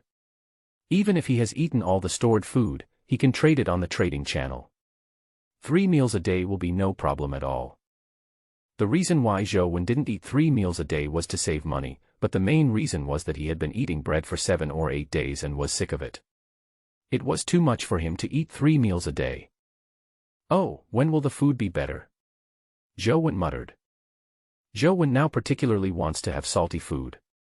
Over the past few days, both the human body's need for salt and the taste bud's desire for salty taste have made him recall the delicious food he had eaten from time to time. Slurp. Joe's mouth was already watering when he thought of those delicious foods. Humans are really insatiable creatures. Joe suddenly thought of the past few days when he was hungry every day. At that time, he just hoped to have enough to eat every day. Now that he can have enough to eat, he began to think about how to eat well. At this time, the sound of sea water surging in the esophagus interrupted Joe's fantasy, and the transformed Leviathan began to eat. Joe quickly hid behind the algae oxygen tank, put on the spiked helmet with one hand, and then used the equipment bar to put the spiked leg armor into the equipment bar. With a thought, the spiked leg armor appeared directly on his legs, eliminating the need for wearing. The remaining spiked crotch guards and spiked boots are all worn in the same way, and the remaining spiked breastplates are temporarily stored in the equipment bar. The spiked breastplate is the heaviest, so Zhou decided not to wear it for the time being to save energy. When he encounters danger, as long as he thinks about it, the spiked breastplate in the equipment bar will instantly appear on his body to protect his upper body. Zhou held the fishbone knife tightly in his hand and listened to the movement in the water with his ears erect. After making sure there was no movement, Zhou opened the drawing interface and began to make 20 algae oxygen tanks. During the production process, Zhou opened the world communication channel and found that many people were already sending messages asking him to quickly put the algae oxygen tank on the shelves. No, what's wrong with you guys? Didn't we say yesterday that the algae oxygen tank is useless? Yes, you guys are really eager to be fooled. A bunch of fools. Several people who returned products yesterday saw that there were still a large number of people in the communication channel begging for the algae oxygen tank to be put on the shelves, so they quickly sent messages to stop it. However, no one paid attention to their messages, and the messages they sent were soon drowned out by the large number of messages seeking algae oxygen tanks. 20 algae oxygen tanks have been put on the shelves. After 20 algae oxygen tanks were manufactured, Zhou immediately put them on the shelves. There was no other way because they took up too much space and affected the eating of the transformed Leviathan. The moment it was put on the shelves, it was sold out again. The same amount of basic materials as yesterday were traded back, and Zhou directly put them all into the locker. Today Zhou traded spiked krill shells again. He had almost used up the spiked armor he made for Chen Xian yesterday, so he traded some more and stored them for emergency use. After storing the basic materials returned from the transaction, Zhou made 2 more algae oxygen tanks and sent them to Chen Xian, who then sent a message back. Why only 2? 10, you're not going to give them to me over 5 days, are you? Chen Xian originally thought that Zhou would give her 5 machines a day, divided over 2 days, but it turned out that there were only 2 machines, divided over 5 days. But so many things can happen in this world in 5 days. By then, if someone develops a device that can produce oxygen, the value of the algae oxygen tank will not be as great as it is now. I can't use up too much of the food from the transmogrified Leviathan. You need seaweed, right? I'll give it to you directly. You just make all the remaining 8. Okay, wait a minute, I'll calculate how much it will cost. Zhou waited for the sea water to recede, then extended a mirror made of mirror skin barracuda skin and a headlamp out of the algae oxygenation tank, and used the reflection of the mirror to check if there were any aggressive creatures outside. Zhou thought of this method when he was dealing with the mirror barracuda yesterday. If he had to stick his head out to check every time to see if there were any living creatures outside, it would be too risky in case he encountered an extremely aggressive creature. It would be much better to use mirror skin barracuda skin as a mirror to reflect the outside scene and survey the situation outside. Although it may seem a bit over the top, it is still the same. In this unknown world, it is definitely better to be careful. After making sure there were no large creatures outside, Zhou slowly stood up and looked at the amount of seaweed in the algae oxygen tank. The blueprints for the algae oxygenation tanks did not mention the specific amount of seaweed required. After all, there was too much seaweed and it was not needed at all. 10 pieces of seaweed, how do you count this? Does it count as 10 portions? Zhou counted the number of seaweeds in the algae oxygenation tank. The 10 pieces of seaweed were arranged in 2 rows in the algae oxygenation tank, with 5 pieces in each row neatly arranged. Okay, I figured it out. We need 500 copies. Mr. Zhou, do you think I'm a fool? I have an algae oxygen tank, so I don't need 500 copies no matter how you calculate it. Miss Chen, you are so smart, how could I treat you as a fool? The 500 copies are to compensate for the other materials consumed. That's not right. It seems that what we are trading is 10 algae oxygen tanks, not asking you to help me make 10 algae oxygen tanks. Mr. Zhou, are you deliberately changing the concept? Okay, I made a mistake. Let's just say 400. I won't count the 100 copies of the compensation materials. 200 portions of seaweed, send the remaining 8 algae oxygen tanks over, thank you. A few minutes later, Joan looked at the 200 pieces of seaweed he had traded for, a thoughtful look on his face, and then an idea came into his mind. He thought of a way to get 4 supply boxes every day, which was to trade basic materials for seaweed, thus directly saving the Leviathan's eating time. Moreover, by eliminating the need for eating time, no aggressive creatures will enter the stomach wall space, thus avoiding many dangers. Just as Joan was thinking about the feasibility of this plan, he saw a spiky krill jumping in the seaweed pile out of the corner of his eye. Jump off the wooden platform and quickly process the spiked krill, separating the shrimp shell and shrimp meat and putting them into the locker. Forget it. Joan gave up the plan of purchasing seaweed and skipping the feeding stage of Leviathan. While handling the spiky krill, Joan suddenly realized that although the feeding stage could bring dangers, it could also bring benefits.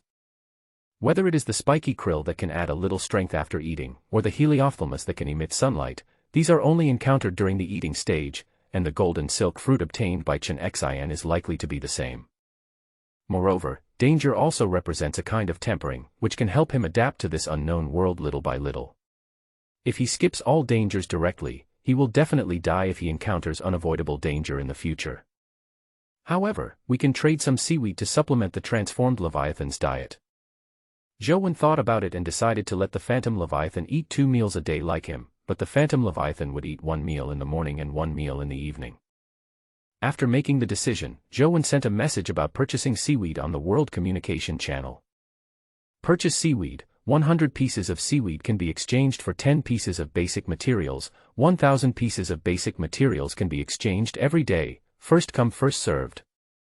Joan can now obtain more than 2,000 basic materials every day, and take out 1,000 of them to trade for seaweed, which can just relieve the storage pressure. What are you doing, sir? Why are you exchanging basic materials for worthless seaweed? Big brother, this is a big thank you. What kind of Thanksgiving reward? It should be that there are too many basic materials and there is no place to put them, so I use them to exchange for seaweed. That's true. If you calculate carefully, you can get more than 2,000 basic materials every day. A supply box can only hold 100 pieces. There is really no place to put them. Oh my God, I'm so envious. The big guys are already worried about the large amount of basic materials, while I'm still praying for food and water in the supply box. Why is the gap between people so big? Who says it's not true? I only get 1 supply box every day. If you're unlucky, you get a metal ore, which you can't even exchange for a piece of bread. I don't know when I'll be able to trade for the algae oxygen tank. Before, 10 basic materials could be exchanged for a piece of bread, but now the price of bread and mineral water has increased to 20 materials. These beastly profiteers. The price increase of bread and mineral water has little to do with people. The main reason is that the basic materials are consumed too slowly and the quantity is increasing. However, bread and mineral water are always consumed, which causes the basic materials to depreciate relative to food and water. In the final analysis, it is because the blueprints are too scarce, and a useful blueprint can make a person rich instantly, and then he will buy the blueprints at a high price, resulting in most of the blueprints being concentrated in the hands of one person, who then controls the output and reaps the benefits of everyone. Who are you talking about? Joan was originally looking at the messages from these people and thought that what they said made sense, and then he saw this one, which was obviously about him. What do you mean? You are obviously talking about a big boss. Boss, I want to report this person and put him on the blacklist of those who trade algae oxygen tanks. I will let him curse you in secret. This young man did everything he could to increase his chances of grabbing the algae oxygen tank. The boss is actually quite nice. He is giving back to everyone now.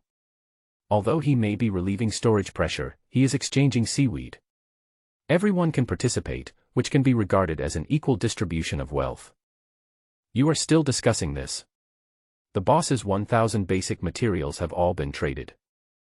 In order to store the 10,000 pieces of seaweed received from the trade, Joan made another locker and used the 1 square meter of space that he had just vacated to place the second locker, leaving the living space back to its original state.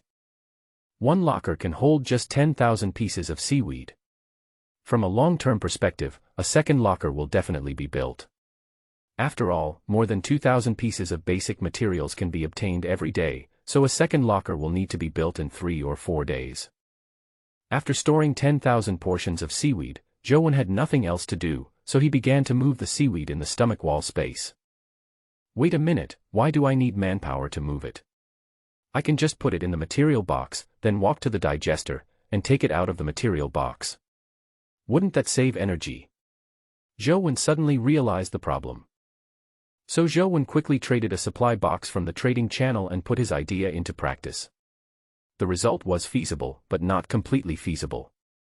Seaweed can indeed be put into the supply box, but it is not like putting it on the trading channel, where a mental item will turn into blue light and be included in the trading channel. You still need to put it into the supply box yourself. Nothing. Zhou directly threw the supply box onto the wooden platform and continued to move it by manpower.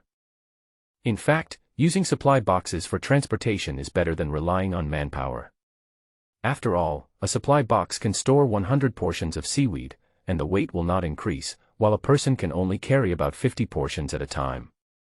The reason why Zhou did not use it was because the process of putting the seaweed into the supply box, then picking up the supply box, and then taking the seaweed out when it reached the digester, the time for these 3 extra steps was enough for him to carry the seaweed back and forth 3 times. Of course, just because it is useless now doesn't mean it will be useless in the future. Right now the transformed Leviathan is still small, and the space in its stomach wall is also small. As it grows, the space in its stomach wall will become larger and larger. At that time, the distance to the digestion tank will be longer, and it can be transported in a supply box. After moving the seaweed, Zhou returned to the wooden platform. Suddenly, he thought of a question. Today is the 8th day, and I encountered the anchor worm on the 4th day. Zhou encountered the anchor worm on the 4th day, but his progress was actually 3 times that of the others. It was preliminarily judged that the others would encounter the anchor worm on the 12th day. On the 6th day, 8 people received algae oxygen tanks from him. According to their double progress, the 8th day was equivalent to the 10th day. Tomorrow and the day after tomorrow, they would almost encounter anchor worms. It would not be a big deal if these 8 people were killed by the anchor worms, because they had privately traded the algae oxygen troughs with Zhou, but everyone knew about the algae oxygen troughs that had been traded since yesterday. In other words, the first people to encounter anchor worms are those who have traded algae career slots. Under unknown circumstances, from the perspective of other survivors, the cause of these deaths will definitely be attributed to him. In a situation where everyone was in danger, no one would believe him even if Zhou explained the reason. So he had to make some preparations in advance, at least to prevent all those who traded the algae oxygen tanks from dying. The most direct way, of course, is to inform everyone on the World Communication Channel that he was attacked by anchor worms, and then attach the information of anchor worms in the biological encyclopedia. This is to tell everyone that he was the first to be attacked by the anchor worm, and to make all survivors realize that in addition to the non-aggressive spiky krill, there are other more dangerous creatures in this world.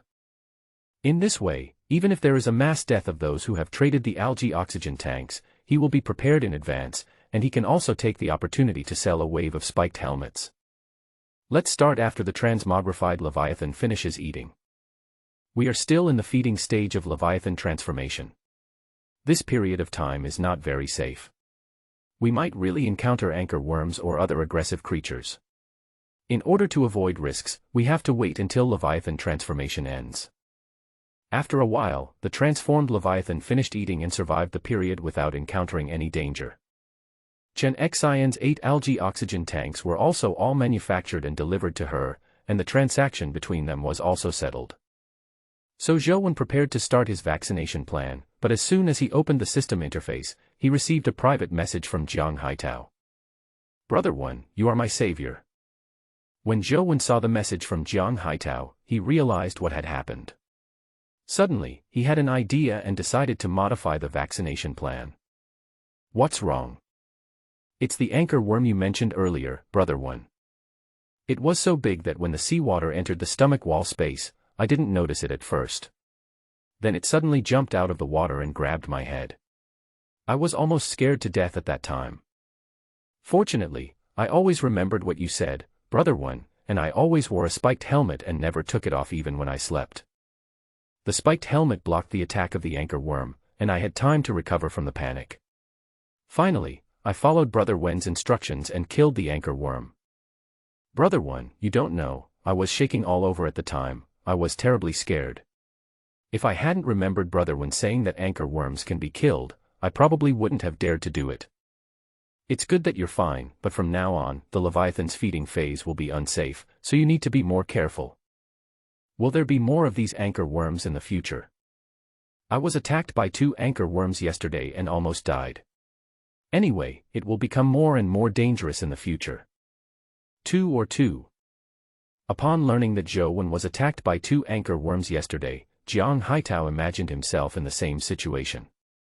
He felt his heart trembling and his whole body numb. That situation would mean certain death for him. Brother One, do you have anything to defend against attacks by anchor worms? Yes, but you may not be able to afford it. It's not that Zhou Wen didn't want to help Jiang Haitao, but the only way to resist multiple anchor worms was to wear a full set of spike armor. However, no matter how kind he was, he couldn't give a full set of spike armor to Jiang Haitao for free. Brother One, what do I need to buy it? I want to see if there is any way to get together. At least 2 drawings. Zhou Wen's price was already very reasonable. A set of spiked armor had 7 pieces in total, and it was also life-saving protective gear, with a strong restraining effect on anchor worms. The price of 4 blueprints is very reasonable. If you are a bit more unscrupulous, you can offer 1 blueprint for 1 piece of spiked armor. There will definitely be some wealthier survivors willing to trade. When Jiang Haitao saw the price of the 2 drawings, he fell silent. How could he afford 2 drawings? His current living conditions were only slightly better than those survivors who had no food to eat. After all, he had an algae oxygen tank given by Zhou Wen, which allowed him to obtain 2 supply boxes a day. Even if he was unlucky enough to get 2 iron ores, he could still exchange them for a loaf of bread. Well, if you do me a favor, I'll give you a reward and convert it into protective gear. Really? I'll do whatever it takes. Jiang Haitao was very surprised and agreed without hesitation, regardless of what Zhou Wen wanted him to do. In fact, after so many contacts, he knew Zhou Wen's character and he would definitely not let him do anything too dangerous. Okay, just say in the World Communication Channel that you encountered the anchor worm, and attach an illustration of the anchor worm. After Zhou Wen learned that Jiang Haitao encountered the anchor worm, he decided to let him tell everyone about the anchor worm on his behalf. Zhou Wen is currently very famous among all the survivors. It can be said that no one can compare with him, but being too famous is not a good thing. By watching the news on the World Communication Channel these days, Zhou Wen knows that there are many smart people. You can be lucky, but you can't be lucky all the time. If you are ahead of others in everything, after a long time, some people will definitely suspect that there is something wrong with Zhou Wen. Based on bold guesses from those survival novels, they will definitely think that Zhou Wen is cheating. Of course, the situation is not as serious as Zhou Wen thought. His current lead is more reasonable. Just like what the person said before, he is lucky to get a good blueprint and obtain a large amount of resources in an instant, and then he has a gap with most people. However, Zhou Wen never thought that he was so powerful or smarter than others. Compared to standing in front of everyone's eyes, he preferred to hide behind the scenes and be a nobody.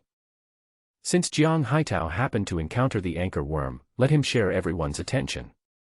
It is also a good opportunity to test whether Jiang Haitao is trustworthy. Following Zhou Wen's instructions, Jiang Haitao sent the news about the anchor worm to the World Communication Channel. At this time, people in the World Communication Channel were still arguing about whether the price of a blueprint for 2 algae oxygenation tanks was reasonable. Zhou Wen took a look and found that it was Chen Xin who was selling algae oxygen tanks. In order to be competitive, she sold the algae oxygen tanks for 1 drawing and 2 algae oxygen tanks. This pricing seems to be only 100 basic materials cheaper than the total price of Zhou Wen's 2 algae oxygen tanks, but it is actually much better. Because the restrictions on trading 2 algae oxygen tanks from Zhou Wen are too difficult, and you have to compete with nearly 100 million people for those 20 algae oxygen tanks. Even if you have the blueprint, you have to grab one first and then trade with the blueprint to get 2 algae oxygen tanks. Chen Xin's pricing is not only competitive, but also reasonable, at least more reasonable than Zhou Wen's. However, Zhou Wen's goal in selling the algae oxygen tank was not to allow other survivors to quickly obtain 2 algae oxygen tanks and then get 3 supply boxes every day. The two people's goals were different. However, After Jiang Haitao sent the message, this news related to one's own life naturally attracted everyone's attention immediately. 3 meters long. It can easily bite open a human skull. Isn't this too exaggerated? It must be fake. You think you are on Earth? Isn't it normal for this world to have such large and dangerous creatures? Brother, how did you survive? Can you tell us? Brother, how did you survive? Can you tell us? After looking at the illustration of the anchor worm, all the survivors felt a sense of crisis. Although they are not living well now, at least they were not in any danger before. We saw people being attacked by anchor worms, and based on the evaluation of the anchor worms, we can know that the anchor worms seem to specifically attack humans. All the survivors in the communication channel were eager to ask how Jiang Haitao survived. I was lucky to survive. The anchor worm was lurking in the sea water at the time, but I didn't notice it at first. Then it was suddenly attacked and its head was grabbed. You don't know, the moment my head was grabbed, my mind went blank and I didn't know what was going on. When I found out it was a monster I had never seen before, I was so scared that I was numb and couldn't move at all. As you know, the stomach wall space is completely dark, and the only light source is the headlamp on my head. I was attacked by surprise, and the light from the headlamp couldn't clearly show the full picture of the monster. I felt that I was doomed at that moment. At this moment, a revolving lantern appeared in my mind, and the past flashed one by one. I still remember that it was a hot summer day. She and I hid from the scorching sun under the shade of a tree. The sound of cicadas continued for a long time, and a breeze blew through her black hair. The survivors on the World Communication Channel were all confused. They wanted to know how Jiang Haitao survived, but Jiang Haitao actually recalled his past and talked for more than an hour. Zhou Wen was also confused. He did ask Jiang Haitao to describe in detail the situation when he was attacked by the anchor worms, and add some of his own feelings. Zhou Wen's goal is to let other survivors experience the horror of the anchor worm more personally, so that he can sell the spiked armor at a high price. But who would have known that Jiang Haitao would go off topic halfway through his speech and no one knew where he was going? This is the first scene that flashed through my mind at that time. Next, I will talk about the second scene, which is brother, we can talk about your second act later. Shouldn't you tell me how you survived after having your head grabbed by the anchor worm? The survivors on the World Communication Channel really didn't want to take the risk of interrupting Jiang Haitao's memories. After all, Jiang Haitao was the only one who had encountered the anchor worm and survived. They were really afraid of interrupting Jiang Haitao's reminiscing about the past and making him unhappy, so he would just stop talking. There was nothing they could do about it. But when they saw that Jiang Haitao's first act of recollection had ended, they thought he was finally getting to the point, but Jiang Haitao actually had a second act to tell. This time they really couldn't stand it anymore and had to interrupt. Oh, yes, I haven't had a good time in this world these few days. I was immersed in the past memories without realizing it. I survived thanks to a blueprint I got earlier, the spiked helmet blueprint. The spiked helmet is a piece of armor. The 3 spikes on the top of the head can just isolate the mouthparts of the anchor worm, preventing the anchor worm from attacking the helmet itself. It can be said to be a perfect countermeasure for the anchor worm. The survivors on the World Channel breathed a sigh of relief when they heard that the spiked helmet could perfectly restrain the anchor worm. After all, according to Jiang Haitao's previous account, he was ambushed by an anchor worm, and was so frightened that his whole body was numb and he couldn't move. In other words, Jiang Haitao was powerless to resist for a while, but now Jiang Haitao is still alive, which just proves that the spiked helmet does have a certain inhibitory effect on anchor worms. Brother, are you selling your spiked helmet blueprint? I really don't understand why there are always people like you who ask others to sell blueprints right away. I don't understand why there are always people like you who jump out to stop it. What does my transaction with this brother have to do with you? I just can't stand people like you who treat others as fools. The 2 people started arguing directly in the World Communication Channel. The others ignored them and started asking Jiang Haitao about the price of the spiked helmet. Jiang Haitao didn't waste any words and directly told him the price Zhou Wen told him. A spiked helmet and a blueprint. As soon as this price was announced, the survivors, who had already breathed a sigh of relief, became uneasy again and asked Jiang Haitao to lower the price. Brother, isn't your price too high? You see, the algae oxygen tank only needs 100 basic materials. It's a life-saving thing. Can you make it cheaper? What boss? What a bullshit boss. Who is he? He just rose to fame with a good blueprint. He is nothing to me. You also know that the spiked helmet is a life-saving item. A blueprint is not as valuable as your own life. If you are willing to trade, then trade. If you are not willing, forget it. I am not forcing you. The survivors on the World Channel were all stunned. After reading previous news about Jiang Haitao, they seemed like this person was quite easy to talk to. How come he suddenly became so vicious? His true colors have been revealed. This was of course not Jiang Haitao's true colors being revealed, but Zhou Wen's order. The comparison could highlight the good points of the big boss. You still have the nerve to say that the boss rose to fame with a good blueprint, but aren't you the same now? Yes, although the number of algae oxygen tanks sold is not large, the price can be said to be affordable for everyone. Who do you think you are? Jiang Haitao's disdainful words towards the boss directly aroused the dissatisfaction of the survivors. Since Jiang Haitao was unwilling to show favoritism and set the price of the spiked helmet so high, there was no need for them to be polite and they began to criticize him. Brother One, what should I do? Jiang Haitao looked at the people in the World Channel scolding him. He was completely panicked and couldn't help but ask Zhou Wen. Don't panic, they can still crawl out from the World Channel to attack you. Zhou Wen chuckled. Since Jiang Haitao had become a bad guy, he naturally had to act like a good guy, so he began to edit messages on the World Communication Channel. My friend, the title of Big Brother is just a nickname, and I don't want to be a big brother, but your price is indeed a bit high. How about this? If this friend is willing to lower the price, I will give you an algae oxygen tank for free, and it will not be counted as a repeat purchase. How about that? One algae oxygen tank is worth 100 basic materials. It's really generous of you to give me one. Haha, since this friend doesn't need an algae oxygen tank, I'll put him on the list of people who are not allowed to buy it. It is impossible to lower the price, but I can add one more item, a wooden shield, and trade 2 pieces of armor for 1 blueprint. This is my bottom line. If you still want to force me to lower the price, I can just buy the algae oxygen tank from someone else. Wasn't there someone just now trading 2 algae oxygen tanks with 1 blueprint? I'll buy it from her. After hearing what Jiang Haitao said, a group of people ran to scold Chen Xin and asked Chen Xin not to sell the algae oxygen tank to Jiang Haitao. Chen Xin was also annoyed. It was simply an unprovoked disaster. Zhou Wen stopped talking, which was considered as his agreement. However, the survivors were still not satisfied with the price. After all, the blueprints were too rare.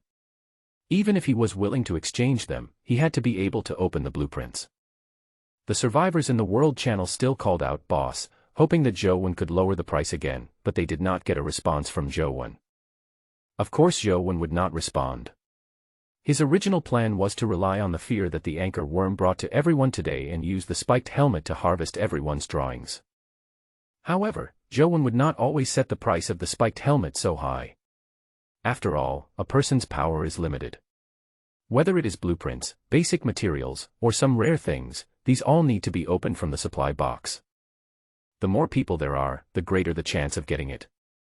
Zhou Wen can rely on his own advantages to harvest more from them, so Zhou Wen only uses the blueprint to trade the price of the spiked helmet for today. Tomorrow he will find a reason to lower the price so that most people can afford it. Does anyone want to trade spiked helmets now? I can exempt the materials for the first 10 people, but you will have to pay for the materials for subsequent trades. In the eyes of others, Jiang Haitao is simply an evil capitalist who is stingy. He even has to pay for the materials for trading the spiked helmet out of his own pocket. He is really evil-hearted. There was another round of complaints in the World Channel, and everyone looked for Zhou Wen, hoping that they could suppress Jiang Haitao. He was so cruel and crazy, he was simply not a human being. But Zhou Wen remained silent. They were not scolding Jiang Haitao, they were clearly scolding him. Anyway, he would not lower the price unless he collected a wave of drawings today. Everyone, don't panic. Since this guy is unwilling to lower the price, you can come to me to trade the spiked helmet. Just when Zhou Wen was happily waiting to receive the drawings, a piece of news directly disrupted his plans. No way, there is someone else who has the blueprints for the spiked helmet. The smile on Zhou Wen's face instantly collapsed. This was beyond his expectation, but if he thought about it, it was normal for duplicate blueprints to appear. With a population of 100 million, it is impossible for there to be only one of each type of blueprint. In that case, someone like Zhou Wen who obtains a high-value blueprint can use his advantages to get most of the blueprints in the early stage, and then become the only one who dominates the market in the end. Does anyone have the blueprint for the spiked helmet? That's great. I'm just afraid that one company will monopolize the market. I wonder what the price of the spiked helmet is, brother. Brother, I hope the price can be cheaper. It would be best if I can order 100 sets of basic materials like the big boss. Finally I got the chance. What a big boss, is he worthy? He has a mountain of gold, but he actually listened to these idiots and set the price of the algae oxygen tank at 100 pieces of basic materials. It's ridiculous. The person who was speaking was a middle-aged man of medium build, wearing a pair of gold-rimmed glasses and a suit. His name was Zhao Teng, and he was the owner of Tengfei Business Group, one of the Fortune 500 companies. However, although he was dressed appropriately, it was obvious that he had not had a good life in the first few days since he came to this world. He had an unshaven beard and messy hair, and looked very disheveled. But at this moment, he looked at the spiked helmet in his hand, with an unusually bright smile on his face. Everyone is joking. The big boss priced it at 100 because he doesn't care about these basic materials. But I am just an ordinary person who has no food to eat like everyone else. At the price of 100, I can't even make enough money for the materials. Of course, I won't be like some black-hearted capitalists and set a high price for the blueprint transaction. In this way, 500 basic materials, plus 10 food or mineral water. If the basic materials are not enough, you can also use metal ores or some rare items to exchange. Compared with Jiang Haitao, Zhao Teng's price can be said to be very reasonable, but for most survivors, the price is still very high. Big brother, can you lower the price a little bit? This price is still a bit high. How many people can come up with 500 basic materials at once?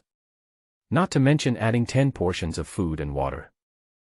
Oh, my dear, there is really no way to lower the price, but I also understand your difficulties, so I will give you a good solution. You can form a small group on your own initiative, and then the group can pool their money together to buy a spiked helmet, and whoever encounters an anchor worm can use it. What kind of a good idea is this? If they encounter each other at the same time, won't only one person survive? It's not calculated that way. The probability of encountering them at the same time is very small. Think about the black-hearted capitalist just now. He encountered it today, but do you think anyone else has encountered it? This shows that not everyone can encounter anchor worms. It still depends on luck. And, speaking of that, even if we met at the same time, at least one person would be able to survive. If we didn't form a small group, the whole army would be wiped out. In the end, my method still worked. After listening to Zhao Teng's analysis, the survivors on the World Channel found that Zhao Teng's method of forming small groups was indeed useful, so they immediately began to implement it and looked for companions who were willing to form groups on the World Communication Channel. Zhou Wen frowned. After reading what Zhao Teng said, he felt that this guy was not simple. What he said about forming a small group was indeed a good idea. Not only can it squeeze out the last bit of money from the survivors who are already having a hard time, but it can also give them some benefits. However, once various small groups begin to form, the situation in which the strong become stronger and the weak become weaker will be exacerbated, and the world will be directly divided into 3 levels, upper, middle, and lower. Because for a group to be formed, everyone must have similar assets. Those with assets much lower than their own will definitely not be allowed to join. After all, those with the least assets also enjoy the right to use the spiked helmet. Why? However, Zhou Wen didn't have the energy to care about these things now, because he was busy asking Jiang Haitao to frantically purchase spiked krill shells on the World Trading Channel. Zhou Wen directly transferred 1,000 pieces of basic materials to Jiang Haitao, and then asked him to purchase the spiked krill shells at the price of 20 pieces of basic materials. The default price of the spiked krill shell is now 10 basic materials.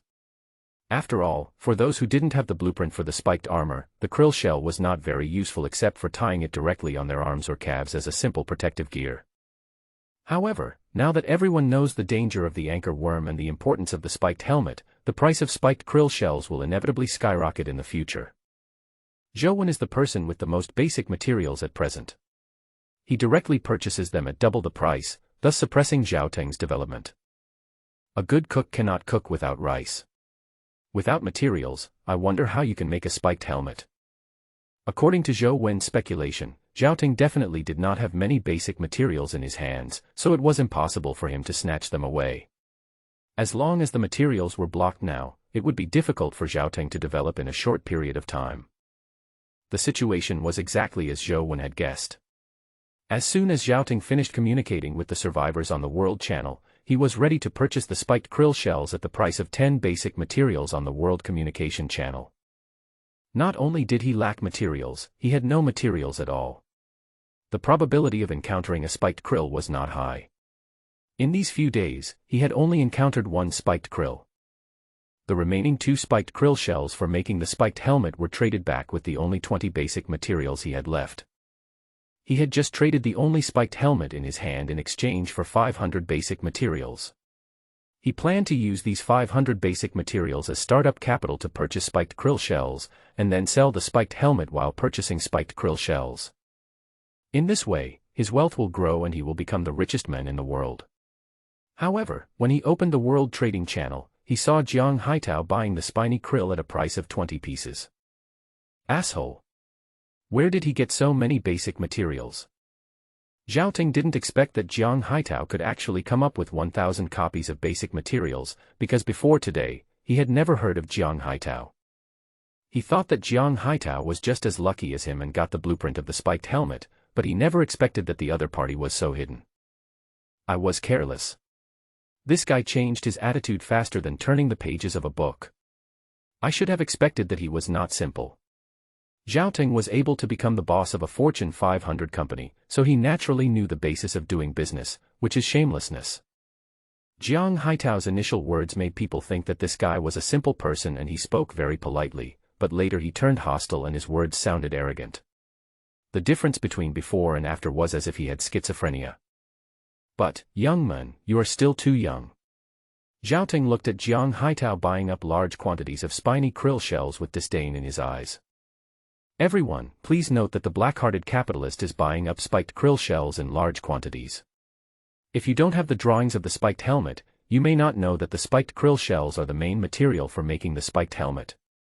Please don't sell it to him, otherwise I won't have the materials to make spiked helmets for you. Then, you can only trade with blueprints. After Zhao Teng posted the message on the World Channel, he smiled faintly. There was no way Jiang Haitao could defeat him because Jiang Haitao had aroused the indignation of the survivors before. He stands on the side of all the survivors. Of course, the most important reason is that his spiked helmet is cheap.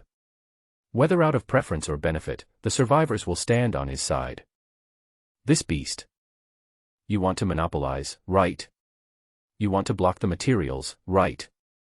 What an idiot. He is not the only one who has the blueprints. He is also trying to monopolize and block the materials. What does he think of us? Don't sell the spiked krill shells to that idiot. On the World Communication Channel, there was another round of criticism against Jiang Haitao. Zhao Teng smiled even more and was in a very happy mood. Dear brothers and sisters, please stop scolding me. I was wrong. I'm sorry. I was just dizzy. I'm really sorry everyone, because this is the first time I've received so much attention, so I was a little bit carried away. To express my apology, I decided to learn from the big guys.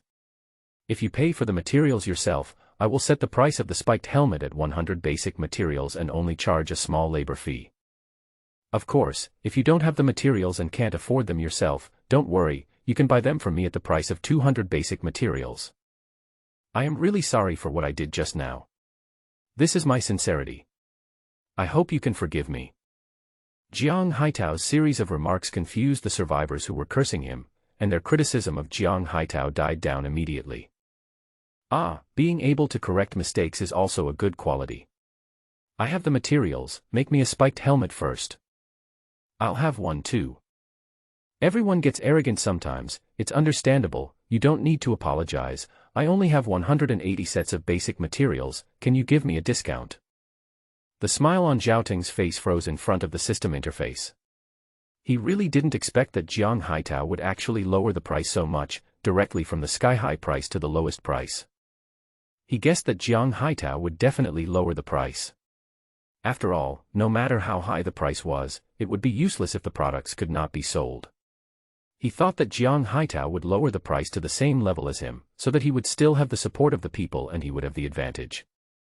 But Jiang Haitao directly overturned the table, which was a complete attempt to suppress him, and he had no way to lower the price to 200 basic materials, because with the increase in the price of spiked krill shells, the cost might exceed 200. He could only follow Jiang Haitao's example and charge 100 basic materials as a labor fee, letting the survivors pay for the materials themselves, but this would put him at a disadvantage compared to Jiang Haitao. By the way, in addition to the spiked helmet, I also sell wooden shields, which also cost 100 basic materials. Although it is not as good as the spiked helmet, it is at least a defensive equipment. Jiang Haitao sent another message, which completely destroyed Zhao Ting's idea of competing with Jiang Haitao. Jiang Haitao sells the spiked helmet at the price of 200 pieces of basic materials, and he will definitely lose money in the end. This gives Zhao Ting a chance to wait until Jiang Haitao's assets are lost, and then raise the price, so that he can also make some money. But the wooden shield made up for the shortfall, and he had no chance at all. However, as a veteran in business, the ability to bend and stretch is a real skill, and he is still not at the end of his rope. My name is Zhao Ting, what's your surname, brother? My name is Jiang Haitao, what can I do for you? Are you here to trade the spiked helmet? No, I am the other one who has the blueprint for the spiked helmet. Oh, then what do you want to see me for? It's like this. I came here to apologize for saying bad things about brother Jiang before. I'm really sorry. It's okay. I don't mind. Jiang Haitao really didn't care. After all, he was just following Zhou Wen's orders. He didn't have any feelings about what Zhao Ting said about the black-hearted capitalist. It would be more accurate to say that he was talking about Zhou Wen rather than about him. Haha, brother Jiang is such a generous person. In fact, I came to brother Jiang not only to apologize, but also to cooperate with you. Cooperate? Yes, you see, we are fighting among ourselves and driving the price of the spiked helmet down to such a low level, which is not good for us. And now, we are the only two who have the spiked helmet blueprint. As long as we work together, we can raise the price to whatever we want. Those survivors can't do anything about it. This way, both of us can make money. If you don't cooperate, get out. Zhao Ting was completely dumbfounded. They were talking fine before, but why did he suddenly start speaking ill of him later? Later, Zhao Ting chatted privately with Jiang Haitao several times, and all his replies were "get lost," which almost made him angry to death. What a psychopath, you really think you're so great. I have the blueprints of a spiked helmet, are you afraid that you won't be able to find an investor? Zhao Ting's dream of getting rich by selling spiked helmets was shattered. He could only rely on the help of others. After all, he had the blueprint of the spiked helmet, and there would definitely be people willing to cooperate with him to occupy the market first. As for losing money, he could only worry about it later. His goal, of course, is to become the big boss with the most basic materials by selling algae oxygen tanks. At this time, it was Zhou Wen's turn to be confused. Zhao Ting went around in circles and finally found him, the men behind the scenes. However, Zhou Wen agreed to cooperate with Zhao Ting because he apologized to Jiang Haitao through Zhao Ting, then proposed cooperation, and came to him again after failure, which shows that Zhao Ting is a very good businessman. Even if Zhou Wen doesn't agree, he will go find someone else, and then it will be difficult to control him. At least now it's under his nose. As soon as Zhou Wen agreed to cooperate with Zhao Ting wanted 1,000 basic supplies, but was directly rejected by Zhou Wen. In this world, when it is difficult for people to meet each other, the level of mutual trust is very low. If they are deceived, they will not be able to find the other party, so Zhou Wen could not agree to Zhao Ting's request. What kind of cooperation do you want to have? Zhao Ting naturally knew the reason why Zhou Wen refused. He asked for 1,000 basic supplies at once just to give it a try. If this big boss turned out to be a fool, he would make a fortune. If you take a spiked helmet order, I will give you a corresponding material order. This won't work. You have to stock up on spiky krill shells early, or the price will go up later. Then I will stock up, and you can just be in charge of production. In the end, the cooperation between the two was finalized in the way that Zhou Wen would stockpile materials, Zhao Ting would produce, and all profits would belong to Zhou Wen. After all, there was a high possibility of losing money in the end, and Zhou Wen would bear the consequences then. This method is beneficial to Zhou Wen. With the materials in his hands, he can also know how many spiked helmets Zhao Ting has made, and use this to calculate the profit. With the excuse of cooperating with Zhao Ting, Zhou Wen could also hoard the spiky krill shells openly. Zhou Wen directly took out 2,000 basic materials and purchased the spiked krill shells at the price of 20 basic materials on the World Exchange Channel.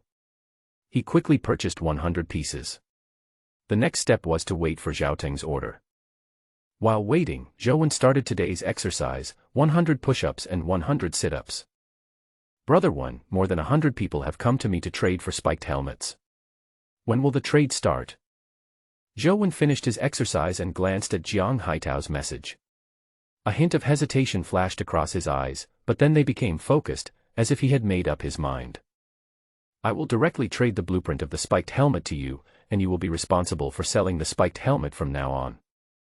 Since we want to test whether Jiang Haitao is trustworthy, we naturally have to spend a lot of money, and now is the most appropriate time. The spiked helmet blueprint was originally traded to him by Jiang Haitao, and now that Jiang Haitao has learned the importance of the spiked helmet, whether he would want to keep the spiked helmet blueprint for himself is Zhou Wen's test.